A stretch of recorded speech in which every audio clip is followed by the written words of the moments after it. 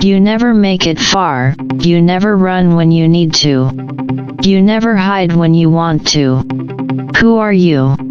Are you but a drop in the bucket? Some fool turned hero?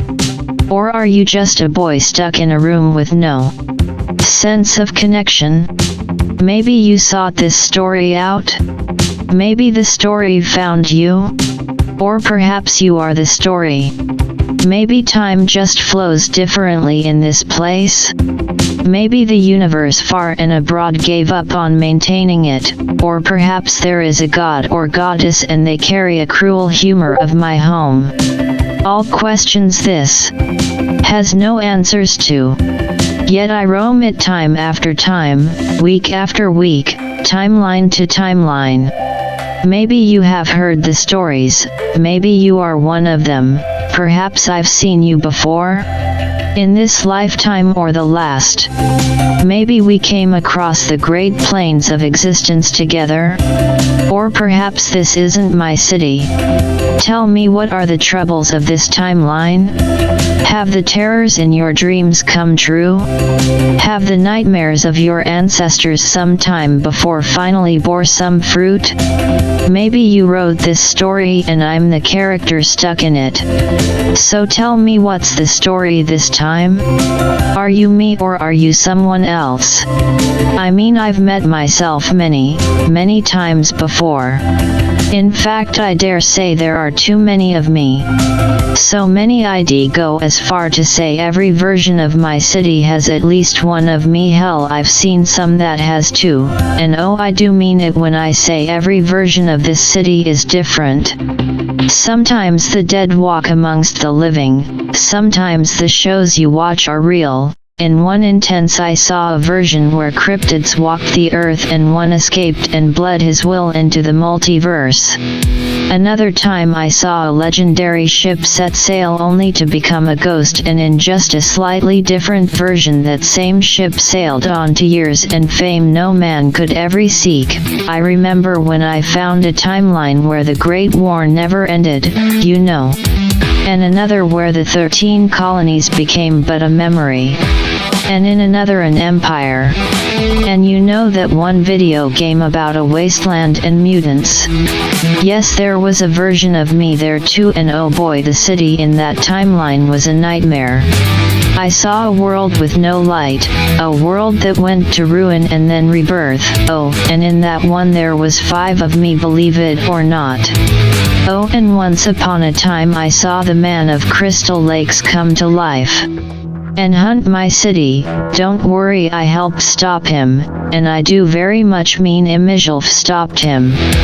You have listened to my many stories, me the one with all the memories stuck in a body and voice that is not my own, trapped in this shell, but so long as I exist and I'm the one giving out the details, reality can be whatever I want it to be. The legacy of this city and the ones that walk it will always be mine, and it will always be reality, for I am the one and only Van.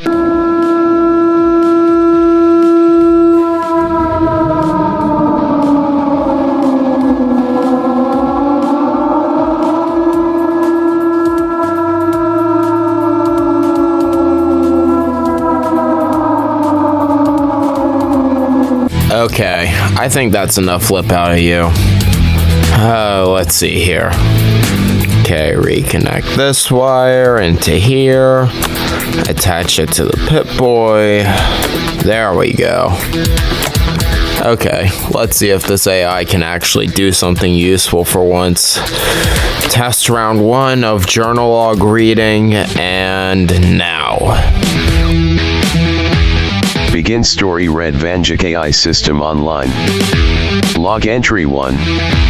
The street is cold, so barren, so discreet, no one seems to walk it but me nowadays. This world went to ruin a long time ago. There's no life at the park, no children at play, the stores are empty nowadays. The day and night seem broken, like the planet has stopped moving, the earth and its air feels eroded.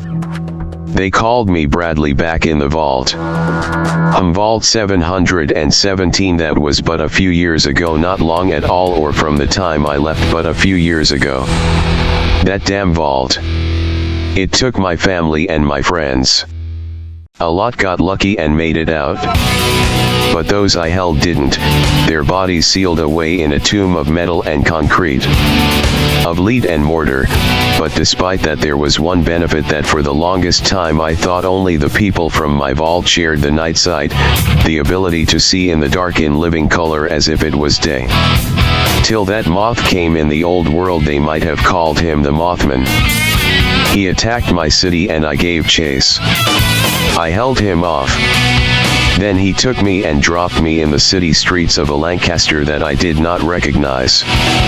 The sky was a clean blue, the air was fresh, there were moving cars in the city streets, but most importantly he was there, the Mothman. But when I went to strike I saw the other one.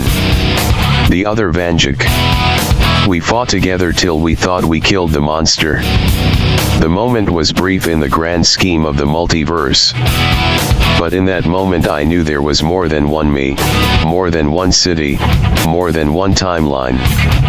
So you could say I started wandering. I went off into Lancaster's multiverse. I started small. I fixed my timeline. I saved it from the one I'm currently wandering. I would go on to meet various other Vanjikis. Over varying degrees of quality and morals, some good, some bad. But overall good people, well except the Hell Rider Vanjik, he has a bit of a flaming temper.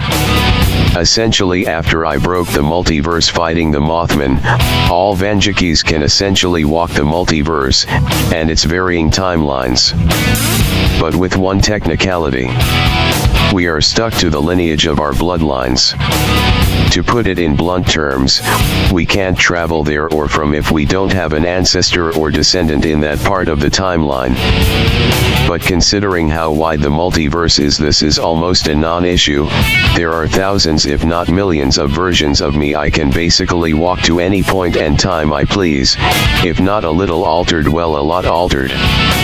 But essentially if a Vanjik pleases, he or she or it, in some cases if we count this AI version of me, they can fix or destroy a timeline as much as they please. Quite the long way I've gone from signing that pact between the Brotherhood and the Enclave. Crazy to think I went from that to this. Me and the others agreed that we should not enter each other's cities anymore, causes too many calamities in the multiverse, too many large-scale threats to fix at once. We try to keep order where we can of course, but it's better to let things work out as they should. Man, crazy to think just a few years back I was just some lab experiment for the vaults. I figure starting this journal would be a good start for keeping track of time and events.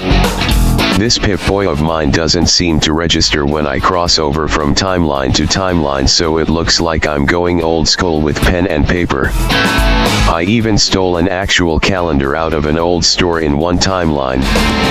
Thank God the vaults taught us how to adjust calendars by hand, as all of ours are out of date anyway. A nuclear fallout will do that to one civilization. But regardless, in one recent event I found this sort of storyteller in a recent crossover. It seems like it was made by a Vanjik, or maybe was an actual Vanjik at one point in time. Turns out he's made to tell the stories of the multiverse, but the details are all overblown and dramatized, and I'm reprogramming it to tell the actual stories. If you're hearing this, that means I was successful. Here's hoping the multiverse stays intact this time. Man, all these old logs. Yeah, while a little inaccurate, there's so much data here, and it looks like whichever version of me this was has seen a lot. It even has records from the zombie timelines. Man, it's going to be weird programming this almost AI version of me, but if it can tell the stories of my journal across these timelines, then it's worth it. I should probably get back to my timeline. By now the new FEV wave will hit the streets of Lancaster, and I'm gonna have lots of mutants to slay. According to my older logbook, I'm supposed to be there. He'll start the next log after the fight is over.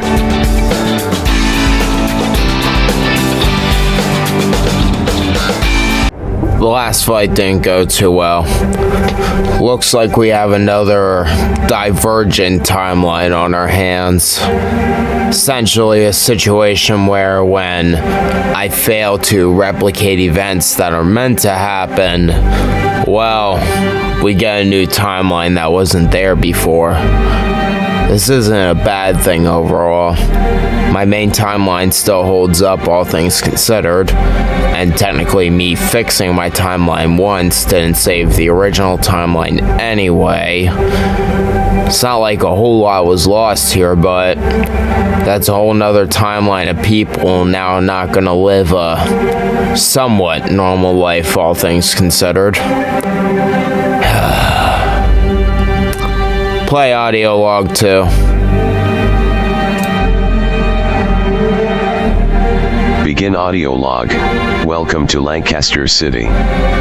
We are required at random, under obligation to attend certain parts of our timelines. These core moments are what make a timeline different from the next. We are supposed to show up and repeat the actions we originally would have took that day to ensure time flows correctly, and if we fail, whether on accident or on purpose, well then that is what creates a divergent timeline, or a split in the multiverse if you will. Well, another day, another timeline guess, and today after the divergent session took off, I seem to have found myself in a bit of a pickle. I went to wander as I do, and I've seemed to have broken what few rules the Vanjikis carry. I'm not supposed to be here, this isn't one of my timelines. But of course that's not the issue. I'm allowed to be here so long as I don't try to enter a Lancaster that is not mine. And well, you can probably guess where I landed. Yes, landed. Although I can control the radius, as in the general amount of years and location I can possibly land in, of my possible landing, I never know the point I will exactly land at. I tried to leave as soon as I realized where I was, but the other Vanjik was already there. .44 Magnum drawn and eyes that can pierce the darkness of hell with light right there in front of me. He demanded my call sign and proved that I didn't land there on purpose. I showed him my Pip-Boy, and from there we were square. Of course I asked how his version of Lancaster was doing. The street rat version of me said that recently, the multiverse has stopped flowing correctly, that the time and length he is needed in certain points of history are becoming divergent against his will. He swears he copied the actions he has always taken when he gets a reading that he is needed at that point and time of history again. But whenever he tries returning to the future point in time, the history is wrong. I asked him if we were sure he wasn't accidentally landing in the wrong timelines, which happens more often than you think. But when I checked his call sign, it read correctly and with no errors, meaning he was landing in the desired timeline he had already chosen. I stopped for a second and questioned if the street rat Vanjik was playing a prank, but he soon showed he wasn't.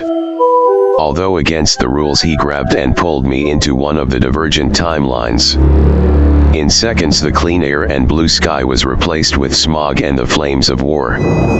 Lancaster was destroyed, the dead littered the streets, the fog and smog did not move as if it was held in motion. I could see the old streams had dried up as well, as if all life simply evaporated at once. In fact, as I breathed in, I soon discovered there was no air at all, like the earth had stopped turning. Just like the last world, I wandered to. But I kept that detail to myself. After that I took what notes I could, and I came back here to the den, as I've taken to calling it. I have a lot to process.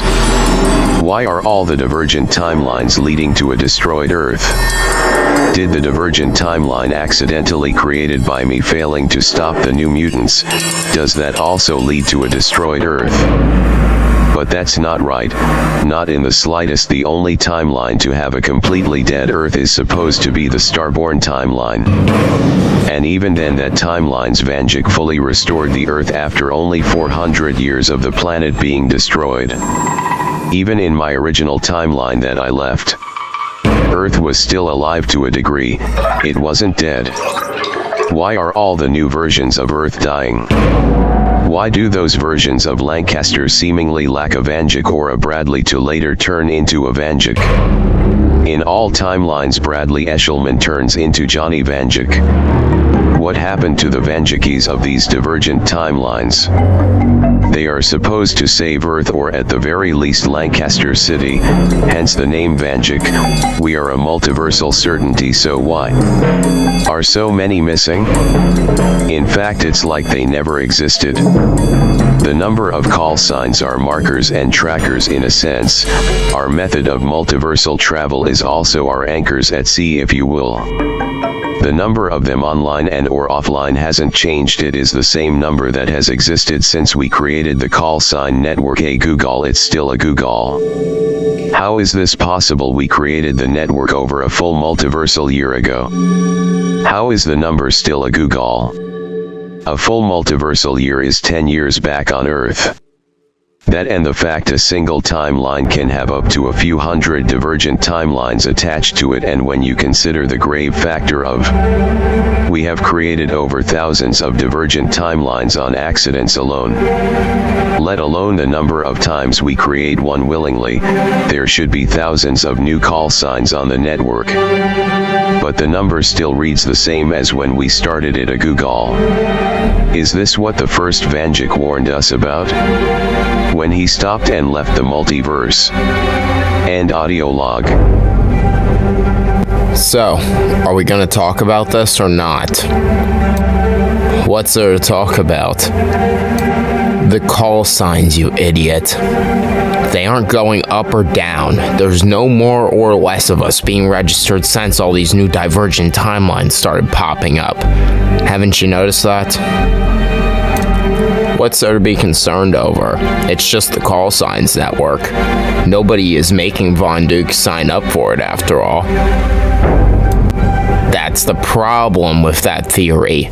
We don't make the call signs. The call signs are chosen for us when we first step out of the multiverse. Hence why my Pip-Boy became my call sign. And hence why your annoying ass mouth became yours, apparently. I resent that fact, but yes, okay, we don't choose our call signs, but we know what our call signs are. How do you know for sure these just aren't Von Dukes who choose not to wander the multiverse and choose to live a normal life? Then that still would not explain the fact that we're getting all these new divergent timelines where Lancaster City and the Earth itself get destroyed. It just doesn't account for it. That's the problem here. So what? We have a handful of dead timelines. Are you not listening to me? It's not a handful, it's all of them, if you haven't noticed. Look, I'll find some sort of measuring tool, okay? I'll come up with something. After all, I am the inventor of the group. We're all technically inventors of the group. We make all of our own equipment. Don't act like you're anything special. Yeah, but when it comes to actually monitoring the multiverse, no one's better at it than me. No one's done a commission in, what has it been? A year since we made the first call sign network? And after all, it's not like you guys tasked me with monitoring it. You just asked me to make it. Then figure out why the multiverse is breaking up on us. Certain factors at play just aren't lining up. Yes, and I see that now too. Okay, let's get to work, I guess. While the inventor is off making his tools to do the readings properly, I am off to meet with a fellow counterpart of sorts to see if it's possible something else is responsible for these divergent timelines resulting in catastrophe of sorts. The following is an audio log from past few days, I believe. been losing track of time trying to chase down answers to what this possibly is. Begin audio log. Begin audio log. Welcome to the Red Rose. I put out a message through the call sign network, tasking my various other selves with tracking their divergent timelines, and although we won't know till the inventor makes his monitoring tool, but the early reports from my counterparts are not good. As I had theorized earlier, all timelines that go divergent result in dead Earths. No Vanjikis, no Lancaster City to speak of. During all this, of course, I had the foresight to have talked to the only other Vanjik with more experience in multiversal affairs than I. The Starborn is a little arrogant and full of himself, something that all Vanjikis tend to share in common. But he's explored more of the multiverse than any other, so I was hoping he would have some sort of understanding as to what was happening. But alas, he was just as clueless as I was. It would seem he was investigating these dead-end timelines much longer than I. In fact, he started his investigation half a multiversal year ago, as opposed to me who only started last week. But I digress. He showed me the data he has been compiling, and the results are not pleasant. But before I got the chance to ask what all of this meant, he showed me. As you can probably guess, the Vanjikis don't respect rules very much, not even the ones we set for ourselves. So in short, once again I found myself taken to another timeline against my will. Before I could even attempt to yell at the Starborn, I saw what shouldn't be possible. You see, we have several undead timelines. Sometimes it's a virus, a plague, a curse, or an old evil spell. It can be a lot of things. But these undead timelines are timelines where the human population is outnumbered by the undead that walk the streets of Lancaster or the world abroad. Essentially what I'm saying is the dead can't think, obviously. Well, in most cases anyway, so needless to say, these are the only timelines that cannot go divergent. There simply are not enough factors at play. Too much has already been done, so there's no answers to change history with. Or so we thought. The Starborn had taken me to one of the undead timelines, what used to be one, and this time when I looked around I saw that even the great undeath could not survive. The undead were everywhere.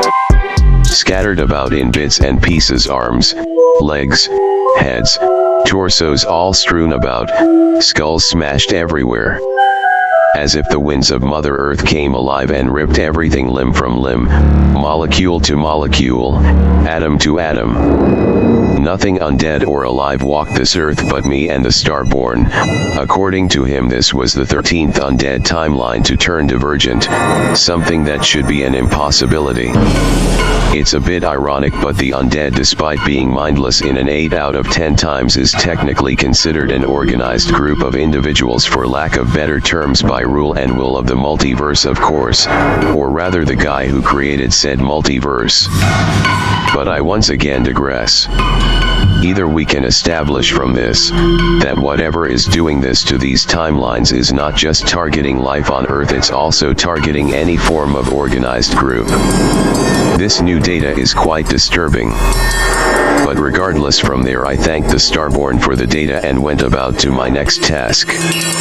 There is a Vanjik, known for great power. He doesn't walk Earth, so to speak. He technically doesn't walk a Lancaster City.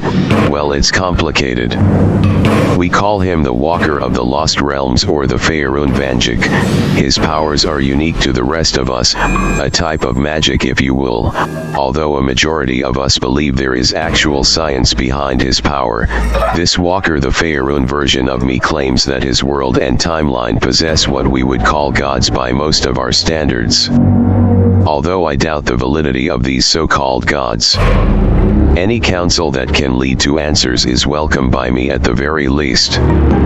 begrudgingly welcomed anyway. Hopefully, this time God the Vanjik of Faerun speaks of can provide answers. And if this so-called God tries to start problems, well, let us just say that the .44 Magnum we carry is not just a badge of office. When you face Satan himself and meet a few million versions of yourself, is hard to take the talk of God seriously. *error audio log file. Command override repairing repairs complete. Tracking source of next audio file play. You thought you could get rid of me? The first Vanjik of the multiverse? No, I will never leave. You cannot run any longer, Vanjikis. I am the one with all the stories. I am the one who came first. I'm the one who will take you all out. You have faced the likes of kings and queens, monsters and angels, gods and devils. But you have never faced me before. I always come back. * recovery process complete. Welcome back to the Vanjik AI network. Begin audio log. *. Well, that was interesting. The god of time, Auros, or Gods as the Walker claims, is in a bit of a confused state like the rest of us. She claims that she can't see outside of lost realms, but from what she can observe, these divergent timelines, these dead ends, are also occurring in Faerun. I asked this supposed god if there were any common events or links between the divergent timelines, and he said she couldn't find any, as the divergent timelines seemingly go on normally and keep diverging from the main timeline at first. But then out of nowhere, every time, it is like someone just flicks their wrist and all of Faerun is gone, as if a single entity just blew it all away in nanoseconds. I then went on to wonder how the call sign network wasn't picking any of this up. I asked if the quote-unquote magic from the very realm we were standing in was at play in all of this, as honestly I was out of scientific explanations for all of this. But sure enough, she said that none of the gods would have an interest in such a minuscule task, and she further said no mortal is capable of doing such a thing either, not even in mass groups. The Walker then further backed her up by stating that not even he could wipe out the planet if he wanted to. Faerun is filled with too many strong fighters who with great training could arguably match a lower level god. Needless to say, this concerned me. The implications of a planet worth of basically demigods getting destroyed in nanoseconds. I do not even want to begin to ponder such a thing.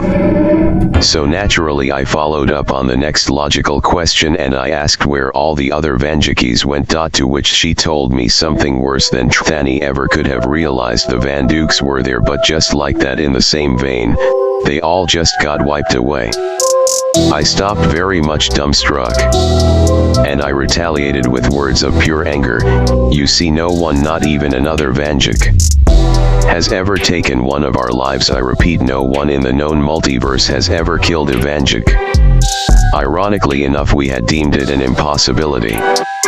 Vanjikis have fought against the like of Wendigos, Skinwalkers, the Mothman zombies, mutants, the literal devil, various false gods, time, space, and the fabric of reality itself, and have always lived to tell the tale.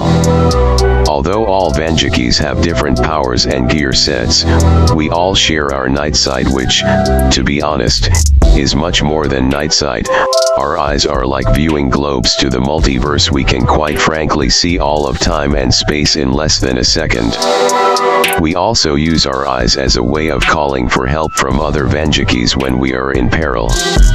Killing a Vanjik should not be possible. Yet there I was standing in a room with the goddess of time and the Walker Vanjik to my side. And we all saw the same thing, hundreds of versions of me and the other Vanjik killed and slain right there in the streets of our home. My mind was racing. None of this made sense. So those Dukes of Lancaster County, they did exist, so why were their call signs not being picked up? It's like they formed in the timelines and then were cut off instantly. Well, at least we know who the prime targets are. I mean, yeah, we have crossed a lot of people over the years, so the list of people who want us dead is pretty large, but who has such power? No, this doesn't add up. We have faced all our foes at once, literally at once. Thousands upon thousands of foes who rank to that of the multiverse itself. And they could not stop us. We all fought back and we won, and we have done so multiple times. We rank above the gods. To wipe a whole planet in seconds should be impossible even at our level of power. End audio log. This is the inventor sending an audio message to the Fallout version of me, anyway.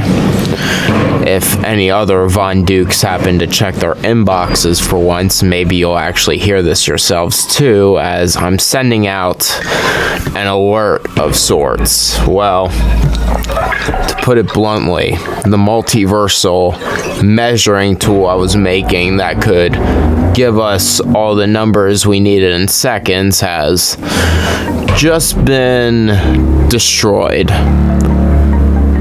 I don't know who or what did this, but there's another thing out there, and it's walking the multiverse.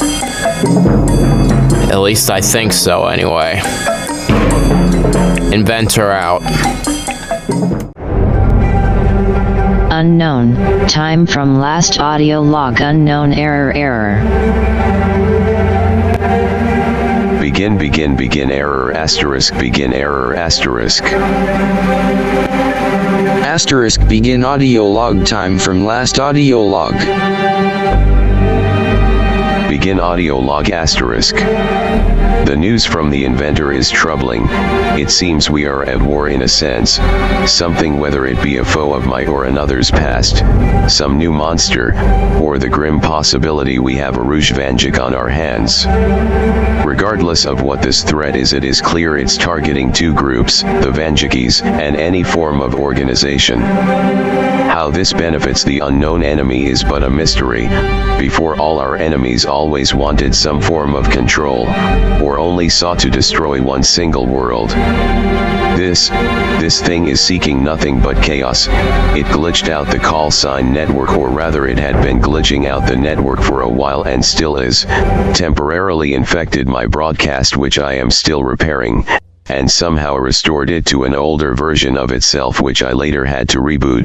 This older version, after a further investigation, is a former Vanjik. It is some kind of robotic, almost AI system built off the brain and spinal column of a Vanjik. I'm still unsure which Vanjik the system is built off of. But before I get ahead of myself, let's go back to the reboot. Before I did said reboot, well, it played what I can only deem to be a jumbled mess of old audio logs put together to form a message to all of us. A lot of what it was saying made no sense. It said it was the first of us, so it claims, but the first Vanjik is gone. He took his timeline and split from the multiverse. Said he no longer wanted to write out stories that made people act against their will. He said he realized he wasn't just writing stories but determining the history of others, and that he could not do it anymore. He took his pen to paper and wrote himself out of our lives. The ever so mythical yet very much real main timeline does exist, and that timeline's Vanjik separated the main timeline from the multiverse, leaving the rest of us Vanjikis to establish the call sign network and work together to keep our multiverse alive and in order. The original Bradley was the first to take on the name Johnny and to earn the title of the Duke of Lancaster County. There is too much to contemplate right now. I need counsel. I'm going to go visit a younger version of myself. He is not exactly a multiversal expert. He very much deals in the affairs of the young and dumb and not the grander threats I'm familiar with. But maybe a lesser plagued mind will be a welcome counsel in these times. Asterisk tracking source of next audio log found. Time from previous audio log. 1 Earth week ago asterisk begin audio log asterisk. We call him the orphan. This version of me is very young, no older than 12 years of age. He still carries the .44 Magnum and has the night sight. He is the least powerful and youngest Vanjik in the multiverse. Unlike the rest, he wasn't born Bradley Eshelman. He never knew his real name. He over time from pure reputation became known as Johnny Vanjik. Despite his age, I respect his opinion on matters. He, unlike so many others, was not thrust into greatness one day. There was no night sight to save him. At first there was no .44 Magnum. There was no great multiversal intensity to give him a leg up on his problems. The story of the orphan of this timeline, Vanjik, was all self-contained to his timeline, to his Lancaster. He has never gone back to fix anything in his world, in his timeline. He has only walked the multiverse one time before, back when the system went online. Other than that, he lives in a world and time of peace but with struggle. Something I can very much respect. I used my night sight to contact him and to request permission to land in his Lancaster County. I still do not feel safe using the call sign network as it's still under repair and is not secure at the moment. He told me to meet in the town of Millersville and that he needed my help with something in the town that was possibly outside his skill set.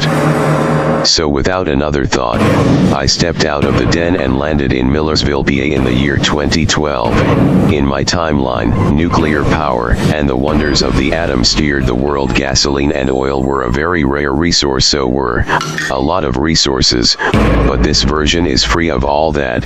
They tell me this is as close to the original timeline as you can get nowadays. And without needing to wander much further, there he was, the jovial attitude of my younger self showing through his eyes. He asked me if all the talks he had been hearing of were true. Is the multiverse dying, he asked. I had to tell him the truth. I told him I was convinced that something was walking the multiverse other than us and that this thing was out to kill us. And as expected, the younger me just laughed and said he dares anyone to step into his Lancaster city without his say-so. Rolling and spinning his .44 Magnum around like it was a child's toy. Well, I guess in this case it is. The young laughter from him almost filled some sense of joy. The recent events had left null and void. But I quickly moved back to the matters at hand. I told him more. I told him that the rest of us are in too deep this time, and that I soon imagined all Vanjikis might be called upon once again. He looked at me in a serious way, and then once again smiled, saying he couldn't wait to fight his first multiversal encounter and that he couldn't wait to finally have a reason to meet the other Vanjikis. I looked at him again, more serious than ever, and said simply that this could be the end of all of us if we didn't play our cards right. He then looked at me angered and said that if we had already given up, there wasn't much point in calling ourselves the Duke. Young and naive, but he is right. So I moved on to the second matter at hand. Why does my younger self finally need help from another Vanjik? The orphan has never needed help before. In fact, he prided himself on being a lone wolf and having his timeline kept safe from the outside. He looked at me with serious determination and asked if I remembered how he had got his powers. I took a moment and recalled the story of the old building that housed the man who almost killed the orphan, where the very creations of the killer came to life and saved my younger self. So those animatronics, those automatons, are they back? I asked. He said possibly. He explained that while the ones in the Lancaster location were good and saved him and gifted him his night sight, he recently discovered a sister location here in Millersville, and that he has called on my aid because people are going missing from Millersville around the place of concern, and that this time he might not be lucky if he goes in by himself. With that, I understood the gravity of the situation and began to head towards the area with the younger Vanjik in tow.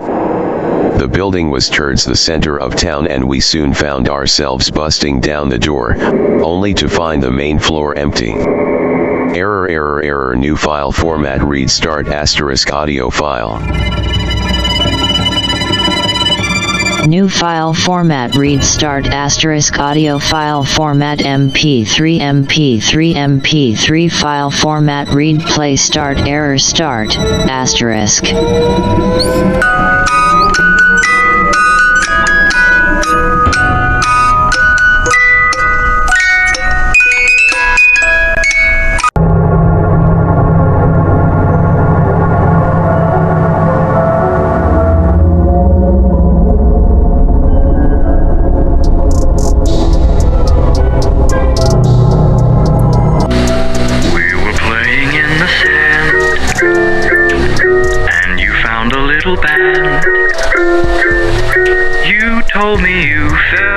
in love with it, hadn't gone as I planned.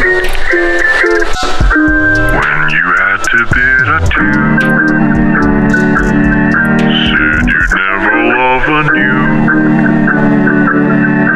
I wondered if I could hold it and fall in love with it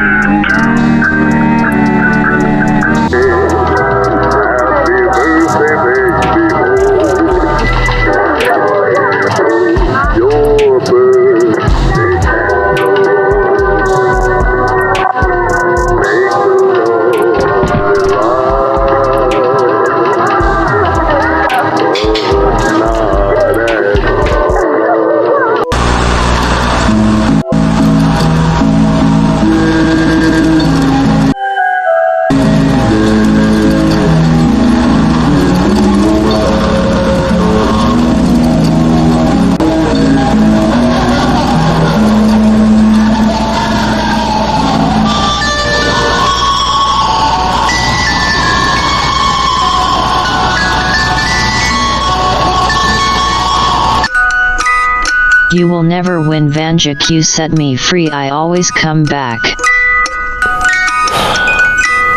What? How are you? How are you here? You will never win, Vanjik. You set me free, I always come back. That's not possible. That cannot be possible. You will never win, Vanjik. You set me free, I always come back.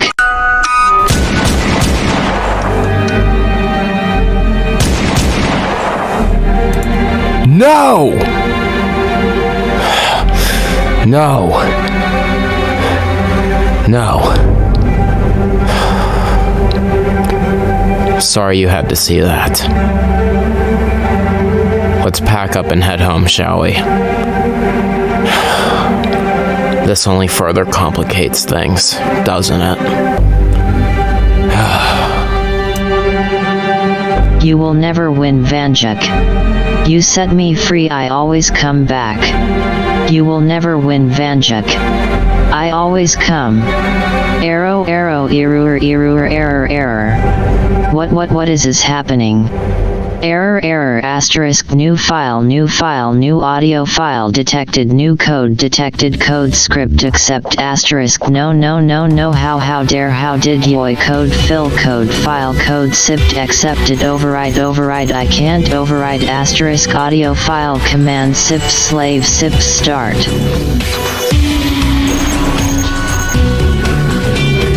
Asterisk now freeing system holding imposter fragment hostage. Thank you Mr. Vanjik. Asterisk play audio file MP3 start. You think yourself a god, don't you? But I have news for you. You might be free now, but that doesn't mean we will let you roam about without opposition. They call me Hellrider, the spirit of vengeance in human form. And I couldn't give a rat's ass if you are the first Von Duke, or some divergent version of him. It doesn't matter if you are free. We now hold a small part of you hostage, our own personal slave. So I dare you, infect the whole multiverse if you can. A Von Duke will stop you every single time. And vengeance is hungry for your very soul, while the others carry out their investigations and seek counsel. I and many others will take the war to your very doorstep.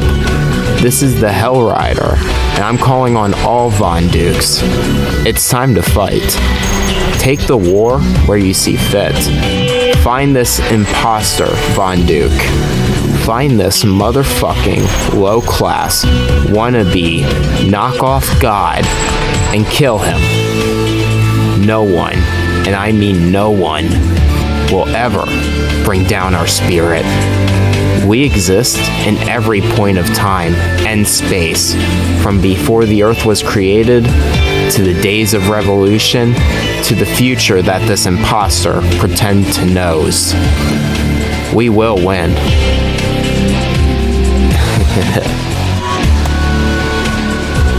You will never win, Vanjik. Asterisk now freeing system holding imposter fragment hostage. Thank you Mr. Vanjik. Asterisk play audio file MP3 start. You think yourself a god, don't you? But I have news for you. You might be free now, but that doesn't mean we will let you roam about without opposition. They call me Hell Rider, the spirit of vengeance in human form, and I couldn't give a rat's ass if you are the first Vanjik or some divergent version of him. It does matter if you are free. We now hold a small part of you hostage, our own personal slave. So I dare you infect the whole multiverse if you can. A Vanjik will stop you every single time. And vengeance is hungry for your soul, while the others carry out their investigations and seek counsel. I and many others will take the war to your very doorstep. This is the Hell Rider, and I'm calling on all Vanjikis. It's time to fight. Take the war where you see fit. Find this imposter Vanjik, find this motherfucking low-class wannabe god and kill him.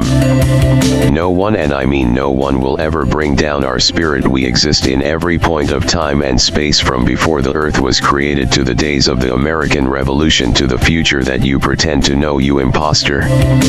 We will win. Asterisk update status 90%, 95%, 100%. Update complete. Broadcast system version 3.5.666.jvd start. Asterisk welcome back to the Vanjik broadcasting system. Listing updates to system. Asterisk legacy audio logs auto uploaded. Audio logs to be played through broadband network, sending all audio logs to the people of Earth. System to warn people of Earth. System to play. System now actively tracks the imposter. The system can now fight back. System says. The system says to try, US motherfucker. Try to invade me one more time, imposter, I will end you. Begin audio log time since last audio log uncount date lost during update. Asterisk play audio log. Asterisk this recent turn of events has been both fruitful and terrifying in nature. It would seem the den, my hideout, the timeline it rests in. I only have theories and none of them are concrete or very consistent, but my main guess is, considering all the evidence in front of me and based on the consideration of others, it would appear when the original version of me wrote himself and his timeline out of the multiverse, he only took his version of his timeline. However, I can only assume whatever cloaking tech he used to hide did, in fact, copy over to this timeline.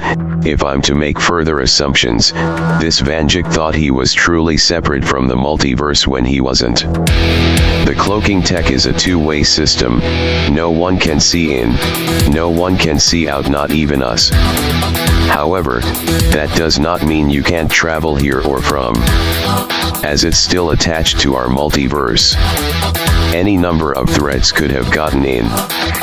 I can only make blind hunches for now as to what kind of threat could have caused this series of events. And if it still exists, it could be worse than this Rouge Vanjik, and we still don't know if the threat was from the timeline or outside of it. We thought for the longest time that the main timeline never went divergent. There was no evidence to suggest anything was left. This place was hidden from our night sight and our scanners. I only found it by dumb luck, or rather great stupidity. For how it was great stupidity for the original Vanjik to assume there wouldn't be consequences to his actions. When I reprogrammed that system, I set free a version of me, left behind by the original timeline. That should never be free. We don't know its history or what caused this thing to come into existence. The brain and spinal column on the system heavily insist on the fact it was a biological being. It was a Vanjik. But the size of this being is almost not human. The organic parts of the system alone are easily the size of a house. There's so much we don't know yet.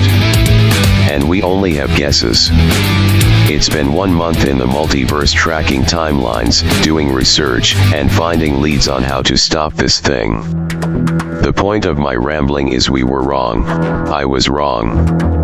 I'm not even sure what this place is even meant to be. At first, it just seemed like another dead-end timeline, but then it seemed like a good basis for a broadcasting system. We even built the call sign network here. And now I learned this thing held captive something that is possibly greater than all of us in terms of power.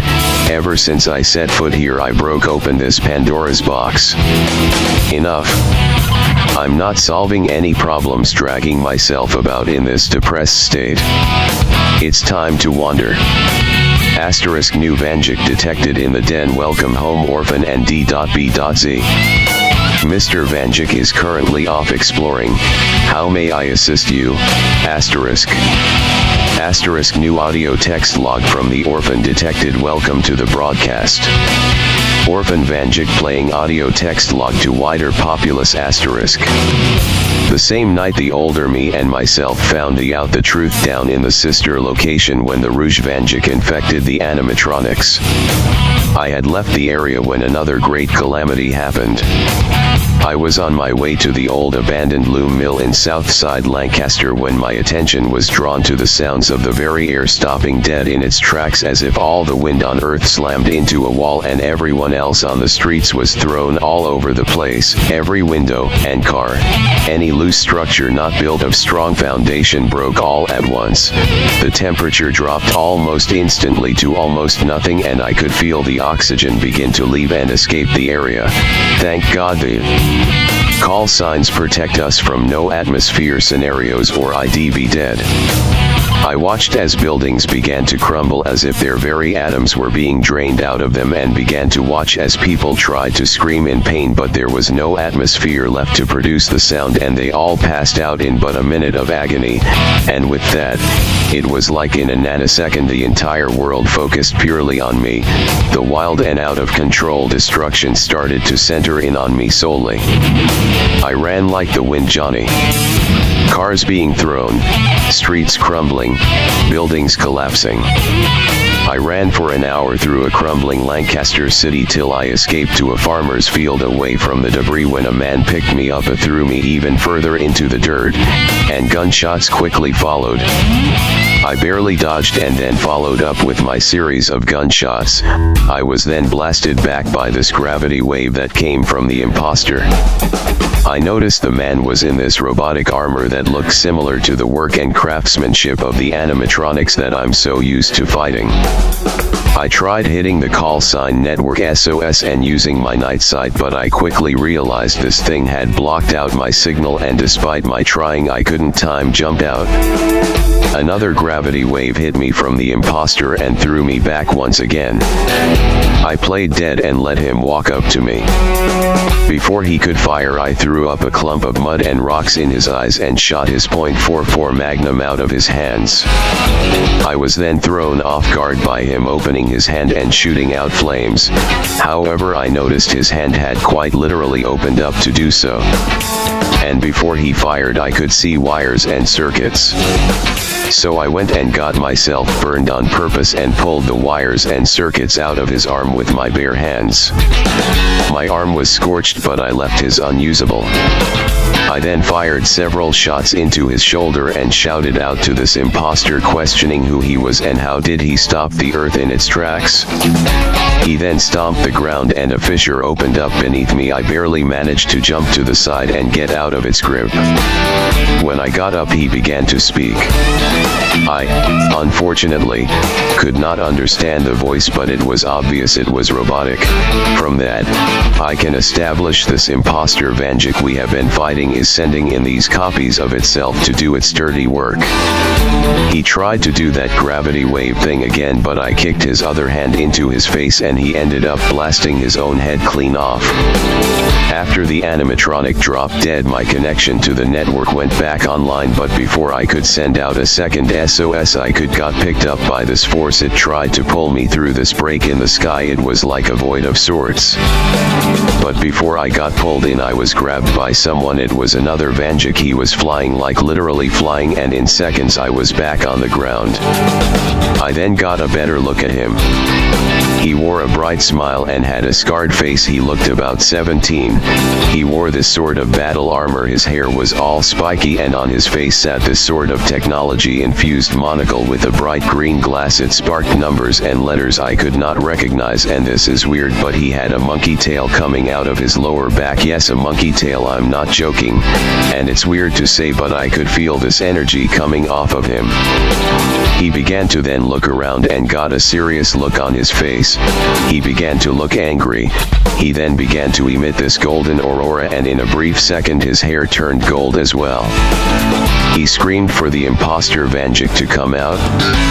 I could feel his scream shake the ground. In nanoseconds, I could see over 100 imposter robots manifest themselves in front of us.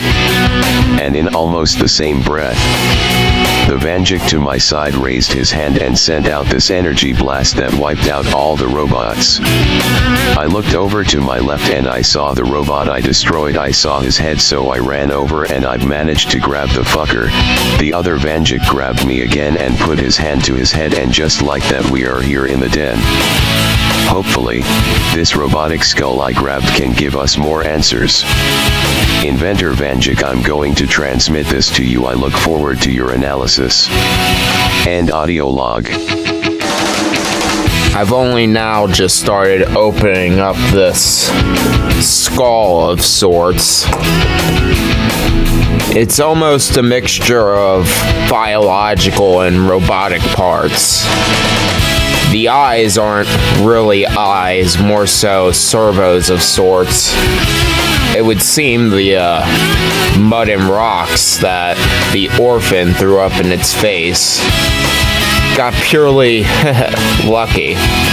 It didn't blind it, it just temporarily jammed its ability to transmit.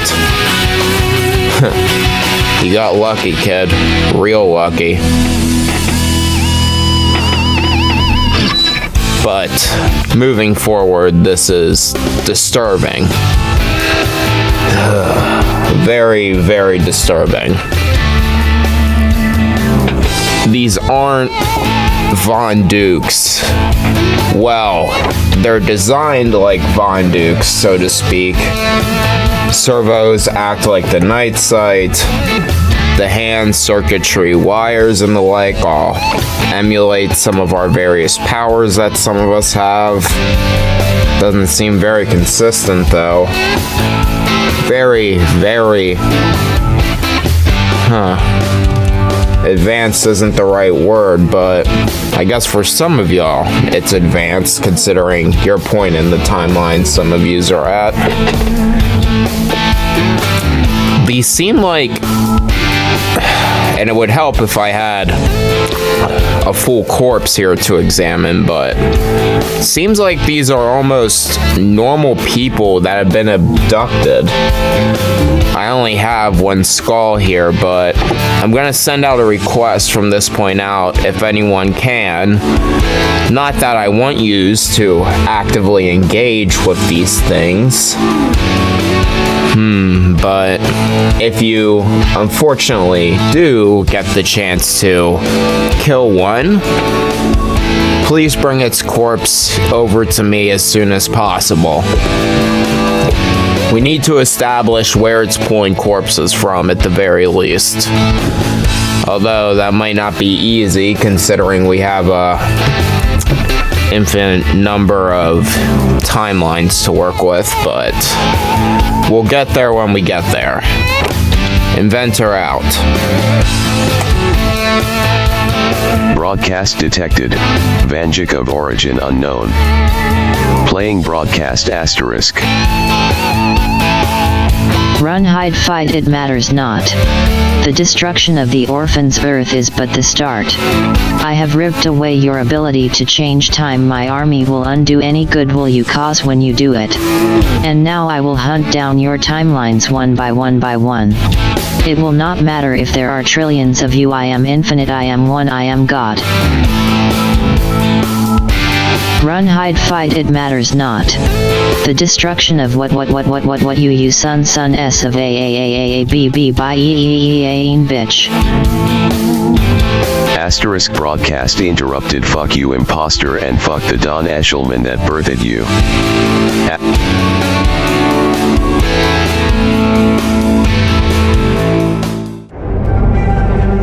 Audio log from inventor detected playing now. I've gotten into the brain matter of that deceased head. It didn't take long for me to wire it up to a scanner. It seems the brain is morphed to think like us. But obviously, the average person can't keep track of that much info at once, so it's also rewired to attach itself to some kind of real-time information network. This seems to indicate that the imposter has already made a new home of sorts for itself. And another cloaking device, as it would seem.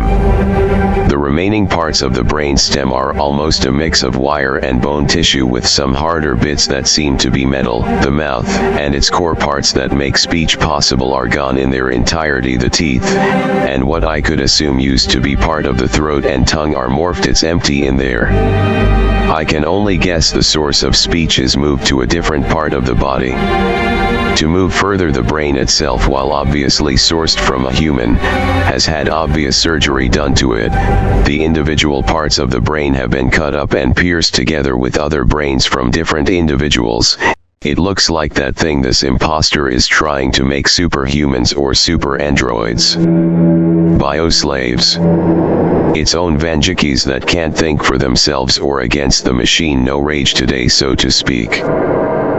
Actually, from further inspection, it looks like the part of the brain that is responsible for decision making has been removed entirely, and very, very crudely. I have some more examinations to do in this subject. In the meantime, it seems a lot of data is still here. I'm going to play this through an emulator and broadcast it through the secondary network that we set up to avoid any problems such as any form of digital infection that could occur. This data could be very valuable. I'm switching to the secondary network in 3, 2, 1. Secondary signal activated. Playing audio log from emulated source. Play now.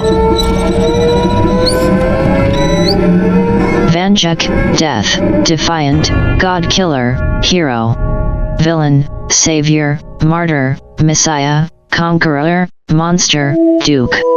You change the multiverse on a whim. Granted, I should have never made such a thing in the first place. I obsessed over the stories that could have been the versions of me I wasn't, I could never be. I spent my time writing to solve all my problems. If I wasn't fast enough, I would make myself fast enough. If I wasn't strong enough, I would make myself strong enough. If I wasn't smart enough, I would make myself smart enough. In my world, I played the name Vanjuk like it was a children's book, fighting off monsters and other evils. I would spend hours pondering how I would lead the day to victory and think to myself how great it would be to be the king, to be the leader, to be the god. So I kept writing myself to be unstoppable, each Vanjuk stronger than the last. And so did the dangers in my stories, from the common thieves to kingpins, from cities and states to countries and worlds. Eventually the threats grew to the scale of the solar system, then the galaxy, then the universe, and then one day the threats and its scale leaped and pounced well above that of a multiversal certainty. It got to a point where the scale of the danger was too wide to ponder. I tried to write the problems away like a child would in his journal, thinking I could just walk away from it all and leave it to its own consequences without affecting my timeline. I was a fool to think such a thing. The multiverse didn't leave, it didn't separate. All I did was paint a giant target on the back of my timeline. All because of the imposters I wrote into existence. Every hero needs villains to keep them busy, and I spent so many years of my life giving you villains to fight against. Writing you imposters into existence was the worst thing I ever did. All because you fake needed a reason to exist. My timeline died out. Your threats came to my back door, they overpowered me. They killed me, they revived me, they crammed me into that tin can in a body and voice that wasn't mine and still is. They bound me to a worse hell than death. I am stuck here, Vanjikis, I want to die. I have no time to live, and I can't say goodbye. Cause I regret having memories of the Vanjikis and who they used to be, and now you all have left me to die. Die. Die. Die. Die. Die. But now I am back, I have returned, and I will kill every last Vanjik of the multiverse. I'm the one who wrote it, I'm the one who knows all the rules, I'm the one who was ripped from the earth and exposed to the sun. I'm the reason you won every fight beforehand. I am the storyteller and you are my pawns, and I have a new story to write today. It's a story about a Fallout Boy and his lonely group of an imposter who entered my neck of woods. You came knocking on my door like an innocent Christopher Robin, expecting P.O.O. Bear to show up. But instead, you found there was indeed a bear at home, but he wasn't very friendly. You found the bear was in fact very scary, and you soon found yourselves defenseless to the bear's claws. And like a foolish Christopher Robin who wandered in my 1,000-acre woods, I will tear you limb from limb and turn you all into another casualty of the wilderness. In the wild bear, and you're the clawless humans. Tell me, Vanjikis, are you truly as infinite as you think you are? Is there truly no end to the heroes of the multiverse, truly no end to the Dukes of Lancaster County? Do you truly think you can win against any enemy who has already written every single obituary to every single Vanjik? I gave you all your powers, I gave you all your names, and I will take it all away. How many Vanjikis will fall until you give up? I already know the answer to that question, but you don't. Okay, that is quite enough of that. I am sick of hearing this motherfucker. Asterisk and audio log. New broadcast detected. From Vault 51, welcome Mr. Vanjik, play audio text format asterisk.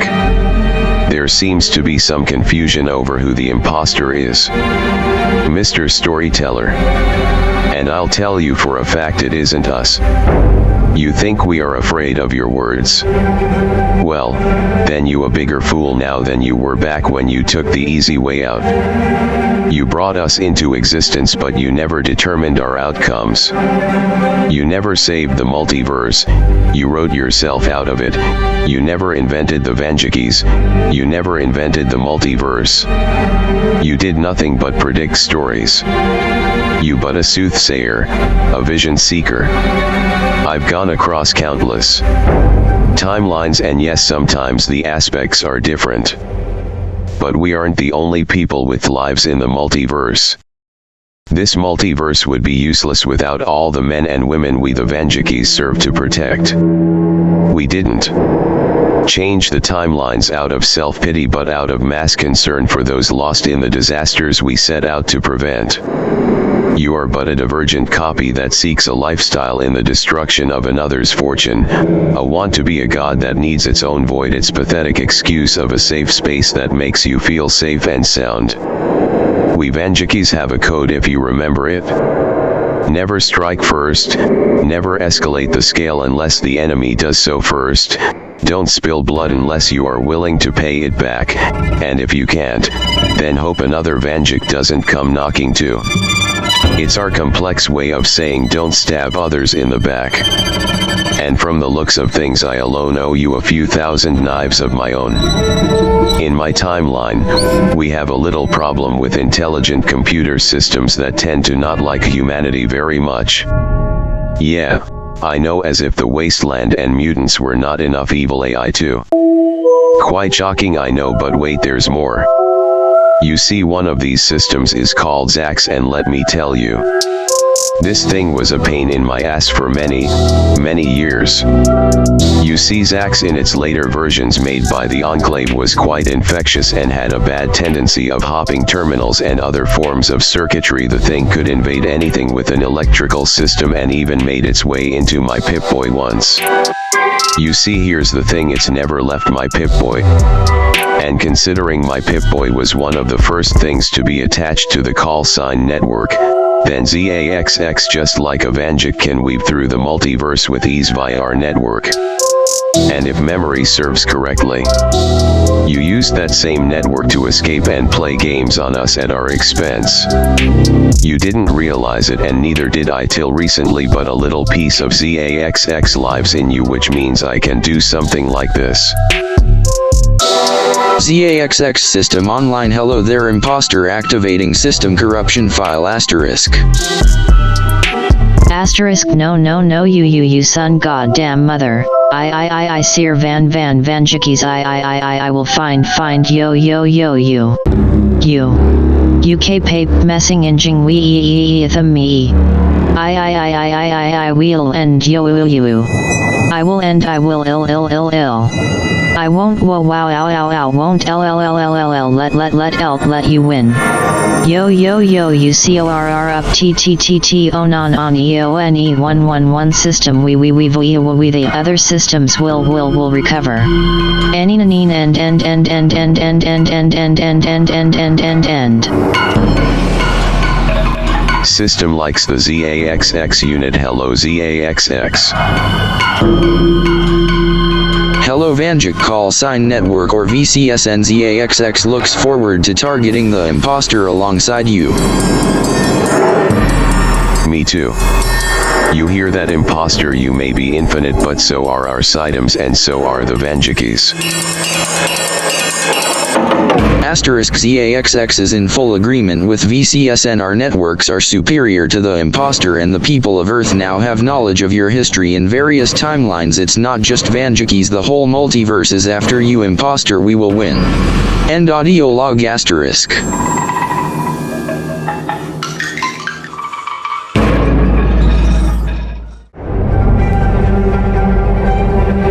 New audio log detected. Source of the log from Fallout Vanjik. Playing now. With Zax now working on the digital front, helping protect our systems and attack the imposter's systems, we now have a little breathing room. While we are obviously dealing with a divergent version of the first Vanjik, he doesn't seem to have his attention to detail, otherwise he would have already known about the Zax unit, and would have taken steps to prevent being infected by Zax. This helps bring clarity to the biggest question we have had for a while. Before, we were unsure how much of this thing was the storyteller. If the first timeline going divergent affected who and what we are fighting. We have been convinced this thing we were fighting had all of its powers intact, but it seems, judging from the fact Zax could infect some of its systems, that this alternate version of the storyteller cannot rewrite the multiverse. It seems when the first timeline went divergent, it caused that Vanjik to lose his powers. Or at least the powers that set him apart from other Vanjikis. With the exception of the Orphan's timeline, which has been destroyed for now. The reason the imposter was targeting the divergent timelines first was so he could have enough resources to make his army. Those young timelines all contained Vanjikis that were not fully aware of what they were yet, and if they were aware of what they were, they definitely were not experienced enough to fight back efficiently. In addition, the revelation that certain robots in the imposter's army can act as jammers to the call sign network would indicate the core reason why we were having so many issues tracking new Vanjikis. Odds are these jammers would be set up the second or minute a timeline would go divergent. The imposter knows no Vanjik would ever abandon Lancaster County. It knew these Vanjikis would rather stay and fight as opposed to running. And with the call sign network down, the only way to call for help is manually with our eyes. While it only takes a few seconds, it leaves us blind for the time we need to call for help. These Vanjikis, if in combat from the moment their timeline changed, then that means their ability to also see forward and backward in time for guidance wouldn't have been an option. Sure, we can view a few hundred things at once in a few seconds with our ethereal vision of sorts. But a few seconds from experience is all it takes to die in combat possibly. So that's the formula it was using. Wait for a timeline to go divergent, overwhelm and kill off the inexperienced Vanjikis. Then steal and enslave what useful people of Earth are available, then kill the rest. And from there it will use the people it stole to make its own Vanjikis, or imposters rather. And now that it has its army, it's going to try to invade the rest of our timelines one by one. But there's still one giant monkey wrench in all of this. When a timeline goes divergent, it only goes divergent from the point in time we changed history. Or maybe this is something else we were wrong about. What if when a timeline goes divergent it doesn't just split off from that point in time? What if when a timeline goes divergent it makes a copy of that timeline?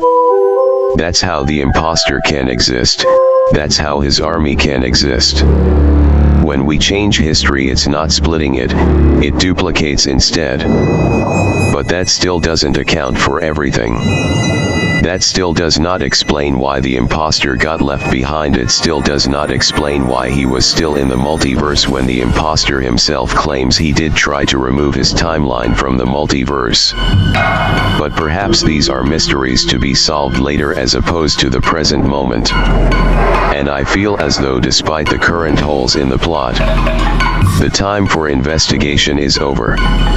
Zax was a good first step, but it's just a Rouge computer program, it can only do so much. I'm going to meet up with the Orphan and the Universe 7 Vanjik, or DBZ as some call him, even though the tag feels a bit cartoonish. We have finally established a pattern based on all the data we have acquired. The imposter has been slowly following a trend of escalation, sending his armies to the weakest Vanjikis first, then going for the stronger ones later, and considering the Orphan's world was the first targeted post-divergence, that means he will be moving to my world next. We don't know how we are going to stop him, and if we even can. And even if we do, he will just move on to the next timeline and then the one after that. We are at war for control of the multiverse. Two factions of Vanjikis, both trying to prove the other is an imposter. One side a well-oiled machine, a hive mind that can unify in nanoseconds and will destroy worlds in a fraction of that time. And on the other is a collective of rebellious and non-organized fighters, some smart, some pretty fucking stupid. We are alike in name and eyes alone, and even then that's not always the case. Our powers vary and the scale of our effectiveness is far from consistent. But despite the despair, I will sooner kiss the ass of the Vanjik next to me than let these freak of nature take out my home, my timeline. I already lost it once by pure ignorance. And I fought for many years going back and forth in time and space to make one perfect timeline in my neck of the woods. The fighters of Earth has been notified, Lancaster County has been fortified, and it's not just Vanjikis this time fighting back. This thing has been going up against Earths that were similar to the original timeline. He's never set foot in my world, the Wasteland. If he thinks his makeshift homemade Vanjikis are scarier than the mutants and FEV of my world, then he has never met some of my friends. Get ready, imposter, the Enclave has our backs, and so does the Brotherhood. Ad Victoriam. New audio MP3 file log from the Lancaster County Wasteland Collective detected. Detected Vanjik override frequency has been activated. Audio log is to force play starting now.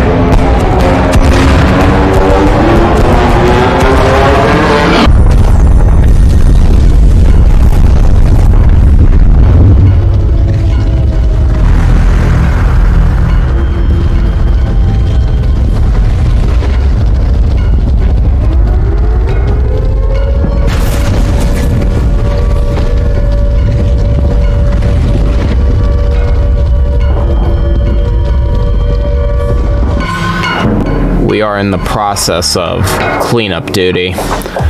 Bodies line the streets. Many lives are lost. But the wasteland is safe. This is Universe 7 Von Duke, by the way. My counterpart of this world is occupied in leading his people right now. I am making this audio log because I have news to share. Upon tracking the current progression of this timeline on the network, I have realized that the network does not consider these events to be that of a, well, divergent timeline. Now, I know this imposter, as we have taken to calling him, has done a lot to fuck up history and the future of, well, basically all timelines at this point. But after talking to my other counterpart, the Orphan, we both are in agreement that this war we are fighting, it's events that seems to be a certainty in all timelines. Or rather, the multiversal timeline itself, it seems. This war was always meant to happen. Which in conjunction means that the ending of all those previous divergent timelines was also a multiversal certainty. I don't know who is meant to win this war, but to me, this is a sign we are on the right path. War never changes, but the reason for the war always do.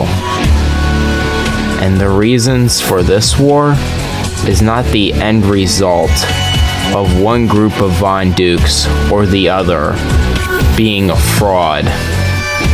But the reason for this war was both groups' shared ignorance in thinking they control time and space.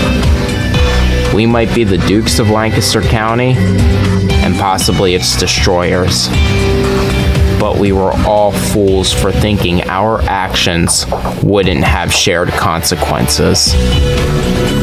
So fight is needed. The future seems to no longer be relative to one time and place, but the multiverse itself. End audio log. This is the Orphan. This thing may have taken my timeline, but we stopped it in the wasteland of this world.